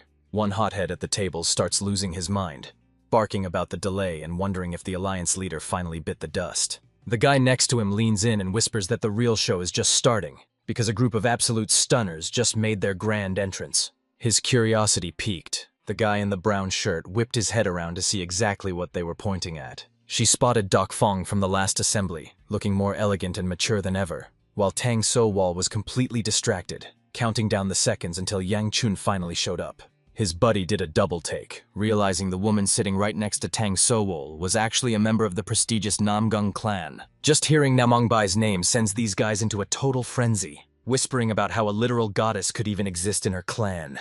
They're dying to know what's going on between her and Ryong, especially since her natural elegance totally clears Snow Phoenix, even when she's dressed down. Right in the middle of their conversation, Muang Shua sweeps into the hall with glowing cheeks and a smile that's absolutely mesmerizing. And those eyes of hers, they were glowing with a charm that was straight up hypnotic. She glided over to the table where Namongbai and Tang So-wol sat, greeting them before pointing out that the 9th young master was still a total no-show. Hang So-wol offered a polite apology for his lateness before asking where the rest of the squad was, but Se-hua just casually adjusted her hair and claimed she hadn't caught a single glimpse of young Master Ryong since they first stepped foot in the Merm Alliance. She was desperate for any lead on where he'd vanished to, but Namongbai just gave her a knowing look and promised he'd be there any second. Just a few feet away, a guy in a loud orange shirt is soaking it all in with a smirk, telling his buddy that seeing 3 absolute smoke shows in one spot is a total jackpot. Noticing a few empty spots right next to them, he wonders if he should just go ahead and join the group. But his buddy immediately pulls him back, warning that the Alliance leader is about to arrive and they can't afford to cause a scene right now. Huangbo Qiwi just let out a cocky laugh, declaring that only the fearless deserve true love, and he was about to prove it right then and there. He swaggered right up to the three women and asked for a seat with a polite smile. But don't let the charm fool you. He was definitely up to no good. Muang Shua shot him a look of total contempt, instantly clocking those Huangbo clan robes. A respectable family for sure, but they were still light years below the legendary four great houses. Sowal's expression went cold as ice, absolutely fed up with the fact that she can't go to a single event without some thirsty creep trying to slide into her space. Nemong Bai didn't say a word, but her body language screamed that she was totally on edge. Tang Sual shuts him down, making it clear the seats are taken. But this guy is totally shameless and keeps pushing, insisting there's no way they're using all four spots. Her voice turned razor sharp as she snapped that the seats were already assigned, ordering him to get back to his spot, but he just brushed her off. Completely ignoring her, the creep lunges forward and tries to lay a hand on Muang Shua, telling her to drop the icy attitude so they can get friendly, while Miss Hua is still in the room. But before he could even finish his sentence, Wang Sewa swatted his hand away and shut him down with a voice as cold as ice. He couldn't believe they were getting so handsy, making him wonder if their clan totally failed at teaching them some basic decency. His face twisted in pure rage as he lunged forward, screaming that their pretty faces didn't make them special and he was about to give them a brutal lesson in manners before the banquet even started. Just as he's about to lay a finger on her, Yang Qin flashes onto the scene and shuts him down at the very last second. Wangbo snaps back, absolutely livid, and roars at the top of his lungs to find out which blind moron actually had the guts to get in his way. But his voice cuts out as a spike of pain hits his head,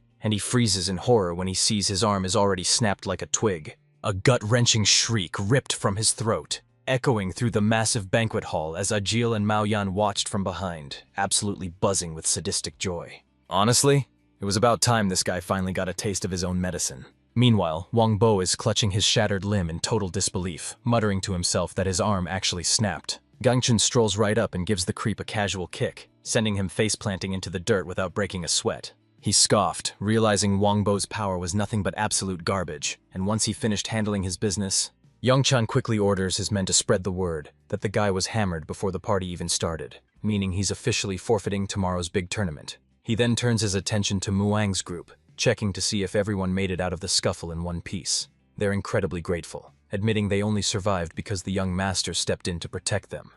She is clearly loving the outcome, praising Yongchan for that absolutely legendary one-hit strike. But Yongchan just brushes it off, saying he had to humble the guy for acting out in public and sighing about how many weirdos are running loose these days. He turns to CA and points out that she's grown just as powerful as he has since their time at the waterfall. But she immediately plays dumb, acting like she has absolutely no memory of ever being there. Suddenly, a slow clap echoes from the shadows as a mysterious voice starts hyping up the whole scene. They admitted they almost let the Alliance leader see a total disaster, but the young master stepped in and handled everything like a total pro. Yongchan slowly turned his head, and the second he saw who was approaching, his blood absolutely boiled. It was that same damn bastard again. This guy saunters up with a confident smirk, playing the polite gentleman as he announces it's an absolute honor to meet the group, introducing himself as Shang Xiang from the legendary Tailing Xiang family. The second his name was announced, the whole crowd broke into a frenzy, whispering and wondering if this Chang Ziyun could actually be the son of the legendary Miriam Alliance leader. Yang locked eyes with the man, his mind burning with the weight of every single grudge they still hadn't settled. He realized that from the second Xiang Xiang was branded as Sayel A's fiancé, right up until Namongba's tragic end, the two of them had been trapped in a relentless cycle of absolute chaos. Then it hit him. This exact spot was where that massive disaster went down years ago. On that insane day, the demon gates suddenly ripped open right in the middle of the Dragon Phoenix Festival, and the one behind awakening that ancient portal was none other than Shangxian himself. Yang swore he'd never forget that smug, moronic face if it was the last thing he did. Snapping back to reality, Kanji reached out with a grin and told them this had to be fate, so they better both go all out at the Dragon Phoenix gathering. Yang Qin stared down at his hand, the word fate echoing through his mind like a curse. He lets out a chilling smirk, finding the whole thing hilarious as Shang Xian walks straight into a death trap, before finally revealing his true identity. Neon God, Yang Chuan of the Shani Ju family. The two of them lock hands in a firm shake. Yang Chan says he's ready for some pointers, but Shang Xian's face instantly drops into a dark, icy scowl. He's literally gritting his teeth in pure frustration. He's gritting his teeth in pure agony as Yongchan crushes his arm, his face twisting as every scheme he had just falls apart. Meanwhile, Yongchan looks totally smug, convinced this jerk was just trying to test his strength. It looked like a harmless handshake, so he decided to play along, wondering if Shang Xian really thought he'd miss the massive surge of hidden power pulsing right in his palm.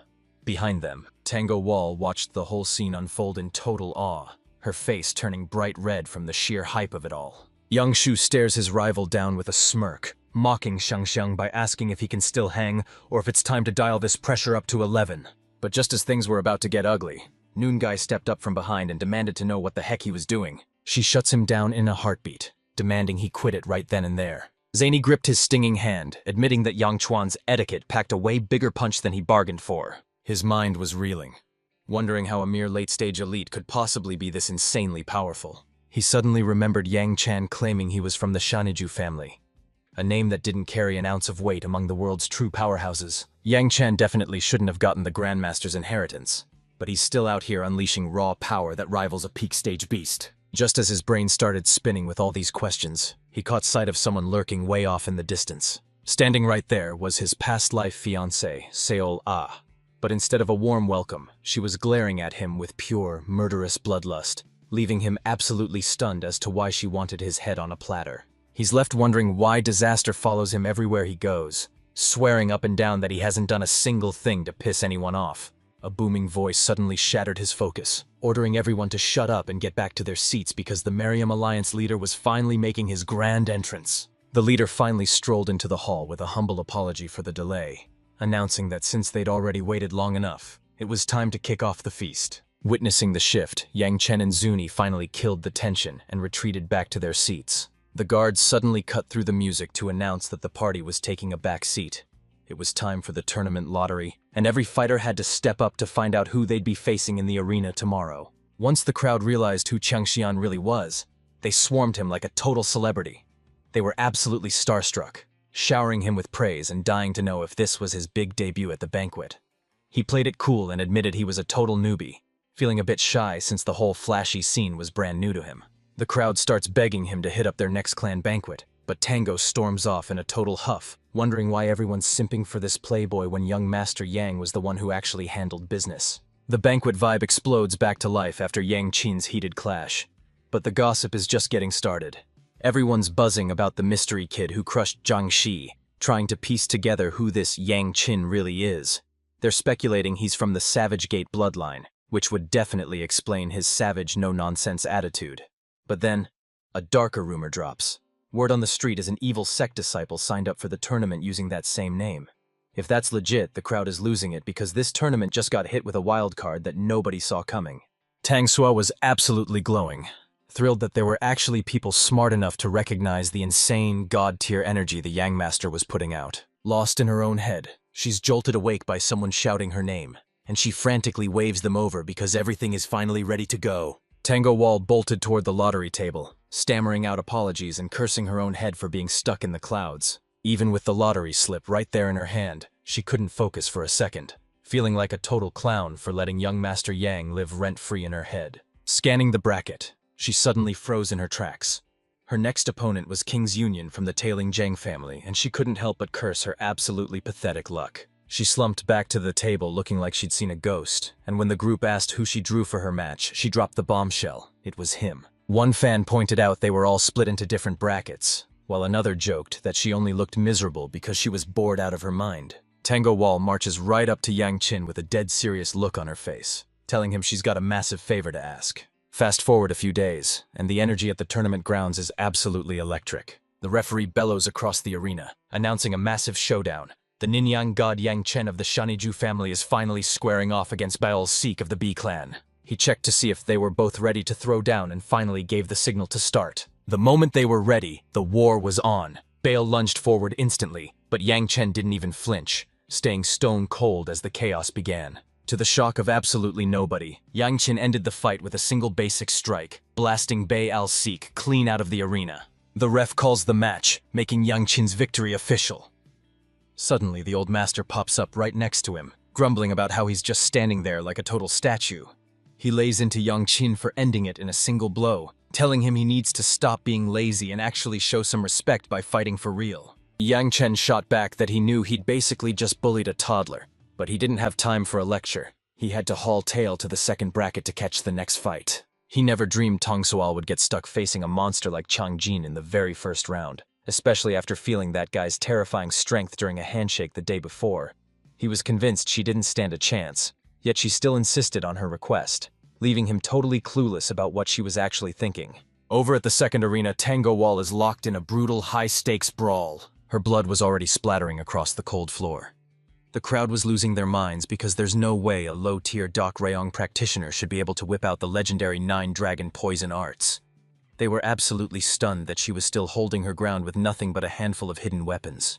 They even confessed that if this was a real fight to the death, they'd be the ones taking a hit. Proving exactly why she's one of the legendary 5 dragons and 3 phoenixes, she shoots a death stare at her opponent, swearing to herself that she absolutely cannot lose to this guy. She instantly snaps 2 daggers off the floor and hurls them straight at his head, but he just swats them away like they're nothing.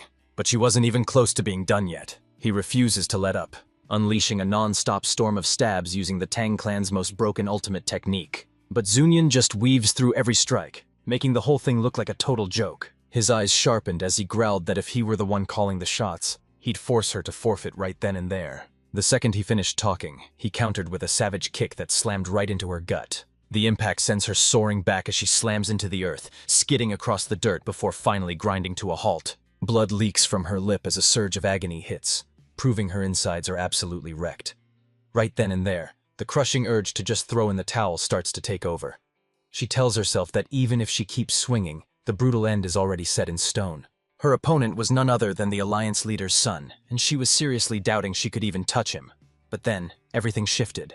But then her eyes catch something that stops her dead in her tracks. Perched high on the distant wall, Yang Chen's eyes were glued to the fight, making her wonder if he'd ditched his own match just because he was worried about her. As she lunged to snatch her dagger, she was absolutely reeling. I mean, normally this guy wouldn't give a damn about anything she did. But right now, a tiny smirk played on her lips as that old fire finally roared back to life inside her. She shouts out a quick thanks to her opponent for holding back earlier.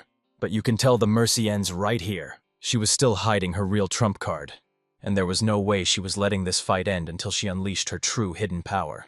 Zhang Zunyun locked his gaze on her, his mind absolutely buzzing with questions. He's left wondering, what could possibly be fueling Miss Tang to push herself this far past her limits? She stays dead silent, her eyes snapping wide as she white-knuckles her twin daggers and locks onto her target. Her bloodlust explodes like a nest of vipers, coiling around her and warning everyone that underestimating her is a fatal mistake. Zuyan's face tightened in pure shock, his eyes practically popping out of his head as he struggled to wrap his mind around the madness unfolding right in front of him. We kick things off by flashing back to the day right before the big tournament. During a rare break in training, Tang Sual grabs young Master Yang Qin and drags him off to a private corner. Her voice is barely a whisper, but you can feel the fire in her eyes as she tells him she's got something heavy on her mind. Yang Qin just raises an eyebrow, his sharp gaze practically demanding to know why she's being so secretive. Tang Sual takes a massive breath, steels her nerves, and finally drops the bombshell. Her next opponent is none other than young Master Zhang.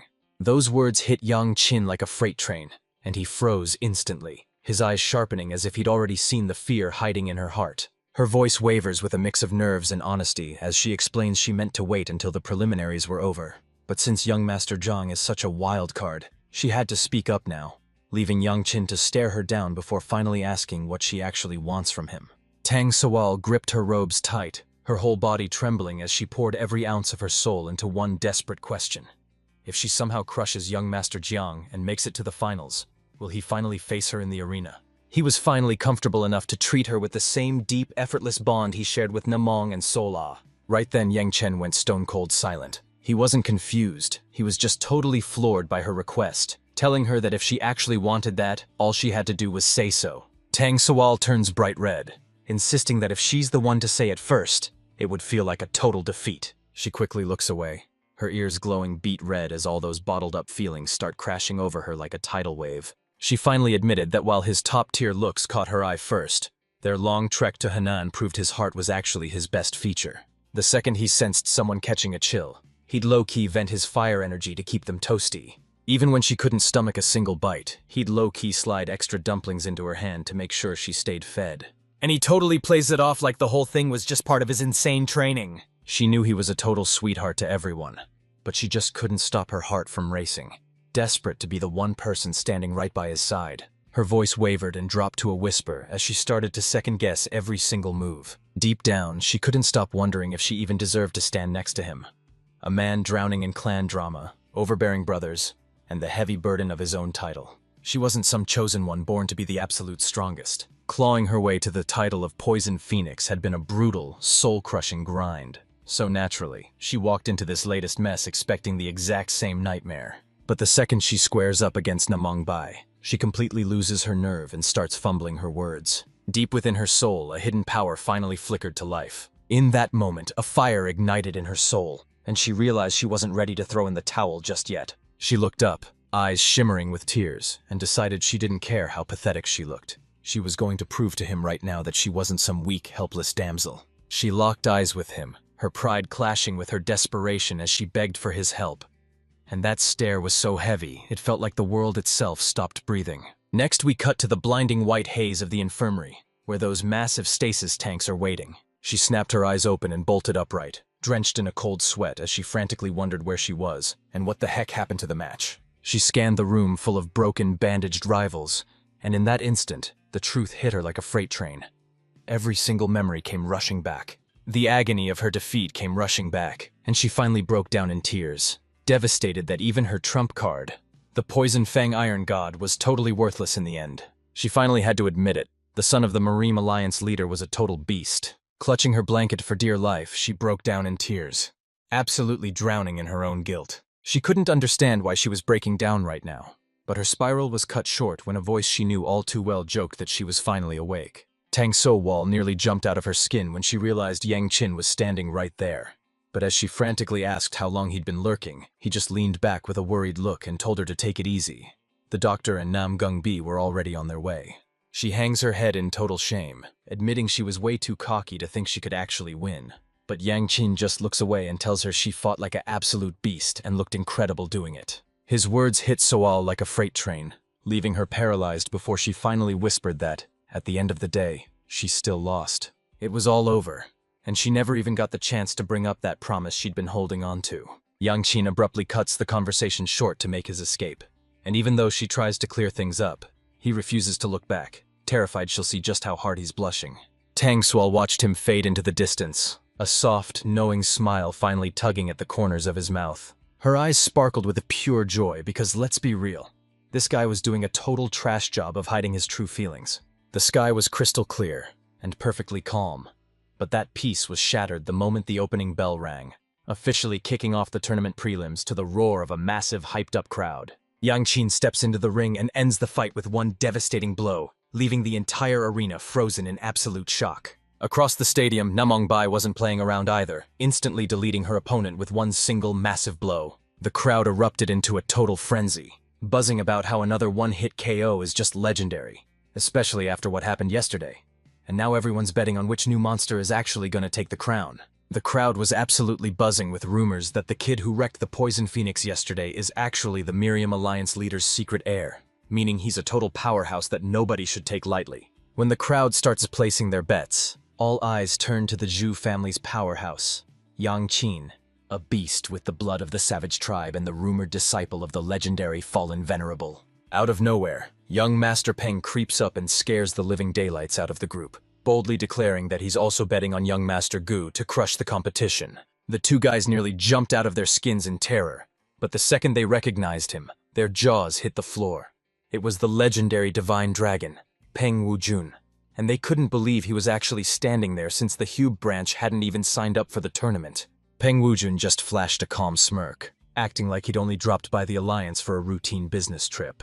Meanwhile, Namong Bai marched right up to Yang Chen, his eyes burning with a dead serious challenge. After cruising to another easy victory, Yang Chen just shrugged it off, telling her she'd won her match too, but he warned her she should at least remember the name of the person she just beat. She just gave a bored shrug, calling the other fighters a total waste of time and demanding her duel, leaving Yang Chen to wonder why she was so obsessed with taking him on. He scanned the room and asked the crew if they'd seen the girl, figuring she'd already slipped outside just like she did yesterday. He scratched his chin, wondering if he should warn Honghua to keep that kid on a much tighter leash. Suddenly the world flips into a pitch-black void that feels heavy enough to crush the life out of you. He's white-knuckling his mangled arm, heart hammering against his ribs as the sound of non-stop screaming chases him from the shadows. Him, as blood drenched the earth like a vision of hell, with bodies stacked high in every direction in a scene of absolute carnage. He's frantically clawing his way out of that pitch-black cave, praying this whole thing is just some twisted nightmare. He's still haunted by the nightmare of the entire Shawnee branch being wiped off the map,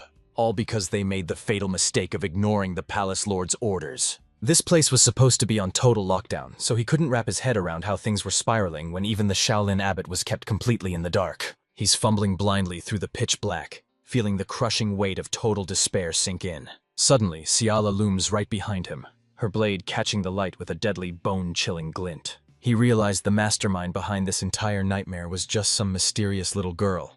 And he knew he couldn't die here. He had to escape and warn the Palace Lord at any cost. He spun on his heel and bolted at top speed, every fiber of his being screaming for survival as he desperately told himself there had to be a way out. Without a moment's delay, Seale lunges in and delivers a strike so clean the man's head is sent spinning while he's still wide awake to feel the end. Standing over his unconscious form, Sayala whispered an apology for hijacking his body and dragging him into this total nightmare. But then, a gentle voice from her past chimed in, reassuring her that Seal Ao only did it to look out for the young master and ease the heavy burden he was carrying. Her past self dropped the bombshell, admitting that everything finally clicked now that she knew Seole was her future self. With the job finally done, Seole sprinted back to the inn, only to be hit by the sound of Honghwa's frantic voice screaming in the distance. Seole charges ahead and tackles her big sister in a massive hug, but Honghwa immediately starts chewing her out, her voice shaking as she demands to know where she's been. A just flashes a sweet, innocent smile, claiming she only got lost while exploring. But Honghwa isn't buying it, warning her that if she wanders off again she's really gonna get it. She grabbed A's hand and pulled her toward the house, telling her the young master had been worried sick this whole time. Inside her mind, Sahil A hears her future self's voice ringing out like a dead serious promise. She swore that if there was even a sliver of hope to make things right with Gu Yanqin, she'd grab it and never let go. Day 3 of the group stages is finally here, and Yang Chun drags himself out of his room, shaking off the fatigue with a massive stretch. But just as he's doing that, the sound of a heated shouting match catches his ear. He stumbles right into a heated showdown between Namun Bai and Chen Jun. Chen Jun is practically begging his sister to quit the act and head home before she drags the entire Ju family's reputation through the mud. But Bai just snaps back, annoyed as hell, asking why he's even bothering her when they're supposed to be living completely separate lives.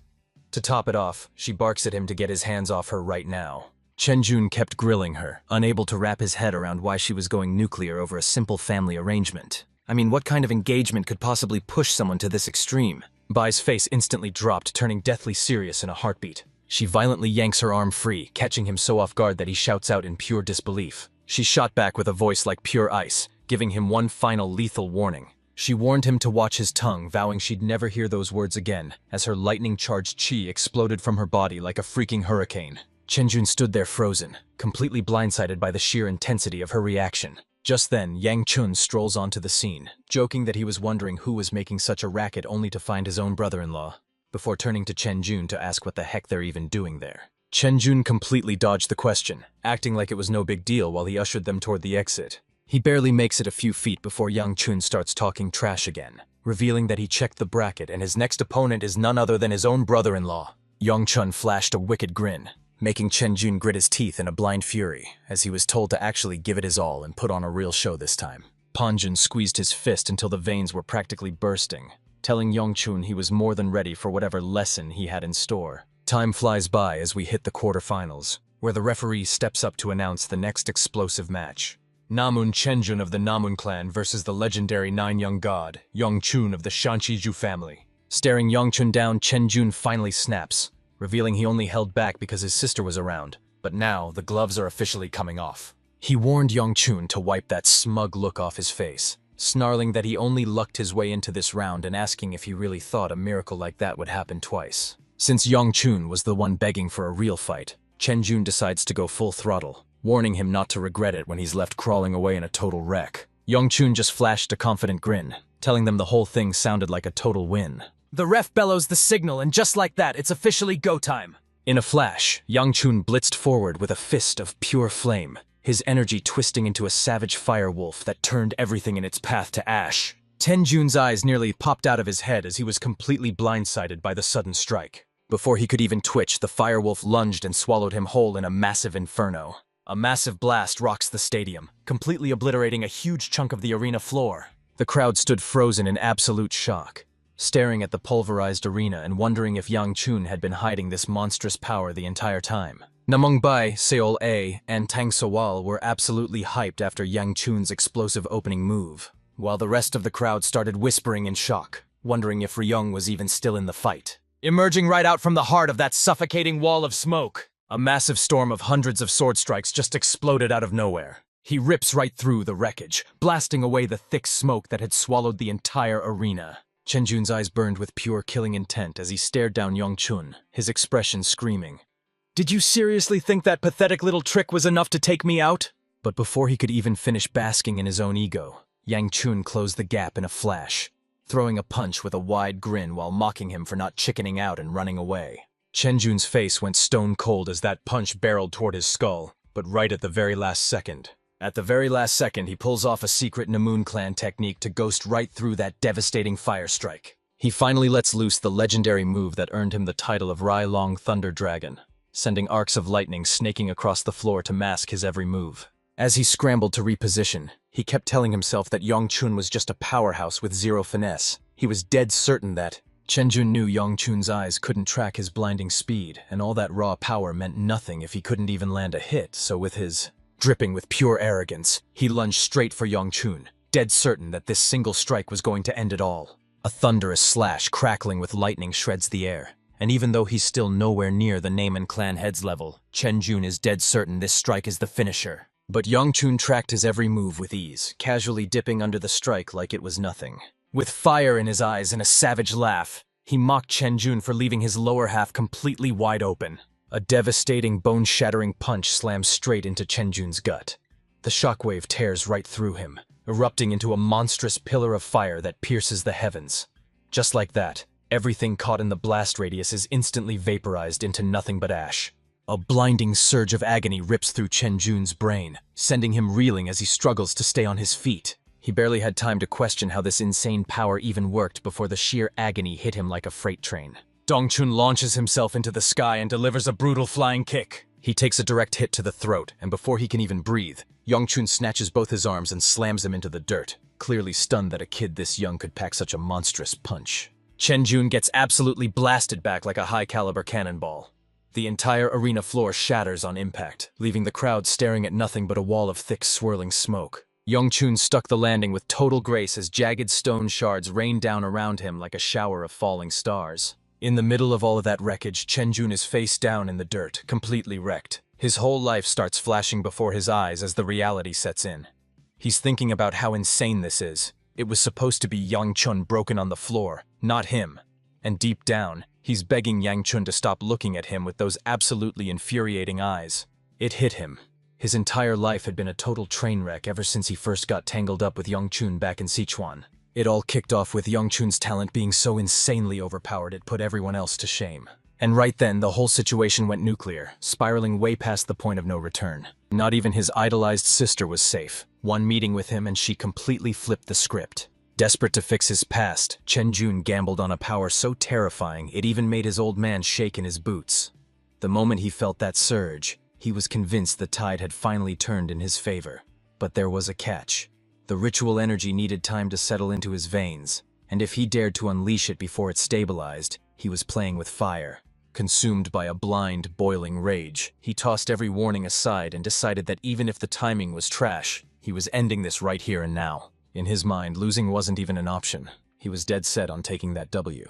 He didn't care if this world burned down. As long as he crushed Yang Chun, he'd pay any price. Roaring like a maniac, he lunges at Yang Chun again, his sword flaring with a sinister black aura as his power level absolutely explodes. Yang Chun is completely blindsided, forced to block a lethal strike with his bare hand as he retreats, his mind reeling over where this insane power spike came from. He took a closer look the second time around, and that's when he finally spotted it. That sword barely nicked him, but it was enough to shatter his momentum, forcing him into a desperate, non-stop dance of survival. Chen Jun lets out a wicked laugh, looking completely satisfied as he mocks Yang Chun, telling him that things are finally back in their proper order. and asking if he finally realizes just how massive the gap in their power really is. He went absolutely feral with his new strength, swinging his blade like a maniac while screaming that a total nobody like Yongchun wasn't worthy of even touching his sister. He made it dead certain that his sister belonged to him and him alone, and he wasn't letting a single soul come between them. But the second those words left Chen Jun's mouth, Yongchun's fuse finally blew, and he went absolutely ballistic. Yongchun shatters the blade with his bare hands, leaving Chen Jun paralyzed with shock as he coldly promises to show him the true meaning of a power gap. Chen Jun's jaw hit the floor, his brain completely short-circuiting as he struggled to process the absolute madness that just went down. Yongchun delivered his answer by lunging forward and crushing that arrogant throat with a grip like iron. Chen Jun was left babbling in pure terror as Yongchun slammed him into the dirt, his fire chi erupting behind him like a massive, out-of-control volcano. Yongchun's voice drops to a bone-chilling whisper, radiating pure killing intent as he demands to know the secret behind Chen Jun's power. His grip tightens like a steel trap, leaving Chen Jun gasping for air and thrashing in a desperate fight for survival. Barely able to breathe, Chen Jun spits out every insult he can think of, calling Yongchun a filthy demon and screaming for him to let go. Outside the arena, the crowd erupts into a frenzy as a massive barrier slams down, completely blinding them to the chaos unfolding inside. As Chen Jun is literally getting the life choked out of him, he's still desperately gasping out excuses, claiming that if Yongchun were gone, he'd finally have his sister all to himself. Yongchun absolutely lost it, roaring in a blind rage as he demanded to know where that massive swirling power inside Chen Jun was coming from. Before Chen Jun could even get a word out, someone shattered Yongchun's barrier, leaving him gasping for air until he collapsed and completely humiliated himself right there on the arena floor. Peng Wujun and the crowd were absolutely glued to the action, but Yongchun's massive wall of fire had completely swallowed the ring, leaving everyone blind to the chaos unfolding inside. Peng Wujun lets out a massive hyped-up laugh, blown away that young Master Gu is actually this cracked. The guy is a straight-up legendary genius. He spins toward young Master Chang, whose eyes flash with pure irritation as he coldly demands to know if Pang actually thinks this disaster is something to celebrate. Chung warned them that this junior wasn't just strong. He was outclassing the three great clans so badly that their entire mission was now on the verge of total collapse. Peng Wujin's tone turned dead serious as he pointed out that the kid only crashed because he forced his unstable energy just to snag a win, before turning back to Chiang to demand exactly why he dragged Namong into this mess in the first place. Zhang Jian just keeps it cool, explaining that he's only using Namong because the guy is a valuable tool. Peng Wujun just scoffs at that, mocking the idea that a talentless nobody could ever be worth his time. Zhang Jian fires back that Ryong is the real deal, asking Peng if he's just bitter that he wasn't the first one to get a power-up. At those words, Peng Wujun's face instantly twisted into a look of pure, chilling fury. Then, out of nowhere, he let out a roar of laughter that caught everyone in the room completely off guard. Chang Xian was totally baffled by Penguin's weird vibes, but before he could even get a word out, Penguin shut him down hard. Penguin immediately shut him down, demanding he take back those words because, even without a falling star or some fancy power-up, the young master could easily stomp any junior, especially a guy like Chang Jian. Chang Xian didn't even blink, questioning why Penguin was so desperate to distance himself when they were both trapped in the exact same mess. He couldn't help but wonder out loud if they'd seriously managed to piss off Penguin that badly. Ping Wuzhan goes silent for a beat before flashing that signature smirk, telling Chang Jian he's got it all wrong because he actually thinks the young master is great and was just being honest. But Chang Jian immediately fires back, asking why he's acting like best friends with the 9 Yang master, Yang Chun. Ping Wuzhang's eyes practically popped out of his head as he stared down at the arena, explaining that for him, every bit of color just drained away, leaving him wandering aimlessly through a soul-crushing gray void. He swore that one day a light so blindingly beautiful would finally pierce the darkness. And just like that, it materialized right out of thin air, staring him dead in the face. It was a radiance so blinding that words couldn't even begin to describe it. A power so overwhelming it bled into everything, painting his entire gray world in vivid color. He wondered how on earth he was supposed to just look away once he'd finally found a light like that. He admitted that Chang Xian definitely had his own way of shining, which is why he liked the guy. But young Master Gu, that man was just radiating a whole different level of heat. Right as he finished his sentence, a deafening explosion ripped through the entire arena. Yangchun's barrier finally shatters, unleashing a massive wave of heat that slams right into the stands. Everyone instinctively shields their faces, choking on the sudden blast. Panicked whispers ripple through the crowd as they struggle to breathe through the thick steam, and a stench so foul it's making their heads spin. A few people even joked that the place smelled like a literal toilet, leaving Chung Sion frozen in total shock, while Ping Wujun just stood there with a massive, satisfied grin. He's standing there in total shock, trying to wrap his head around what just happened as a massive cloud of dust and smoke turns the arena below into pure mayhem. As the barrier shattered and the smoke finally cleared, we caught our first look at who was still standing and who was flat on their back. The referee's voice bellows across the arena, crowning Nine Young Master Yang Chun the victor, as the entire stadium explodes in a deafening, ground-shaking roar. The crowd erupted as Yang Chun took down Railong, proving once and for all that he's every bit as legendary as his brother from Sword Peak. Qing Wuzhen squeezed his fist in pure satisfaction, realizing he'd finally claimed the one thing he'd been starving for his entire life. He vowed that the Nine Yang Master, Yang Chun, had to keep blazing bright until his light finally brought color back to this dull world. Meanwhile, down on the ground, Yang Chun stared at his own palm as it pulsed and overflowed with the bizarre, raw qi he'd just absorbed. He's drenched in sweat and pushing past his limit, silently screaming at the absolute mess he's stuck in. Seconds turned into agonizing hours as the wait continued inside that treatment room. The air was filled with non-stop screams as Chen Zhen woke up clutching his head in total despair, losing his mind because his internal energy, his mica, had completely vanished into thin air. His mind flashed back to the absolute war he just had with Yang Chun. He grit his teeth in total denial, swearing that there was no way he'd ever let this be his reality. Ma Ronghua is practically gnawing her fingers off as her world crumbles, thinking about how hard she fought to snag this engagement just to watch the whole thing turn into a total train wreck. She realized that if things kept spiraling like this, begging the Namen clan for a favor would be the least of her problems. She'd have to go straight to the top and plead with the Heavenly Venerable himself. She let out a heavy, bone-tired sigh, looking like she'd finally hit her limit. She was desperate to know how much longer this nightmare would drag on before she could finally stop living in fear of the deadly condition choking her from the inside out. She was desperate for the whole mess to just disappear, wishing it would melt away like snow under a warm spring sun. Suddenly her mind flashed back to the very first time she crossed paths with Yang Chun. She realized there might be one last wild card to play, but first, she had to make absolutely sure it would actually work. Back at the mansion, Yang Chun is strolling through the halls with Muon, who's basically fanboying over his master's legendary performance and begging to know how long he's been this cracked. But Yang Chun just shrugs off the hype and he turned to his bodyguard in total shock, realizing Muon had somehow smashed through the peak stage barrier while he wasn't even looking. But Muon just scratched his head and shrugged it off, saying that reaching this level is just a basic requirement for a Jew family guard. He asks how the match actually wrapped up, admitting that all that thick steam made it impossible to see a thing. Yang Chun's face drains of color as he scrambles for a cover story, desperately claiming he only used his firewheel technique to deliver the final blow. Deep down, he's panicking, wondering how he could ever explain the absolute disaster that just went down. He remembers the real reason he sparked that heat. He was literally just trying to dry the pants of a kid who'd peed himself from pure terror. Honestly, if he wasn't worried about his reputation as the Naemong clan's future son-in-law, he would have let that kid be the laughingstock of the century. Thank God he threw up a barrier just in the nick of time to keep the whole messy situation from being exposed. Laughing it off, Yang Chun keeps moving, shouting back that he's totally spent and needs to crash. Yang Chun bows his head respectfully, telling the young master he did a great job. But just as Yang Chun, he reached for the handle, but at the very last second he completely froze up. He never saw this disaster coming, and he was starting to freak out over the bizarre nightmare happening to his own body. He remembered that the monster inside him had resurfaced and just straight up devoured all of Railong's bizarre energy. He was absolutely baffled.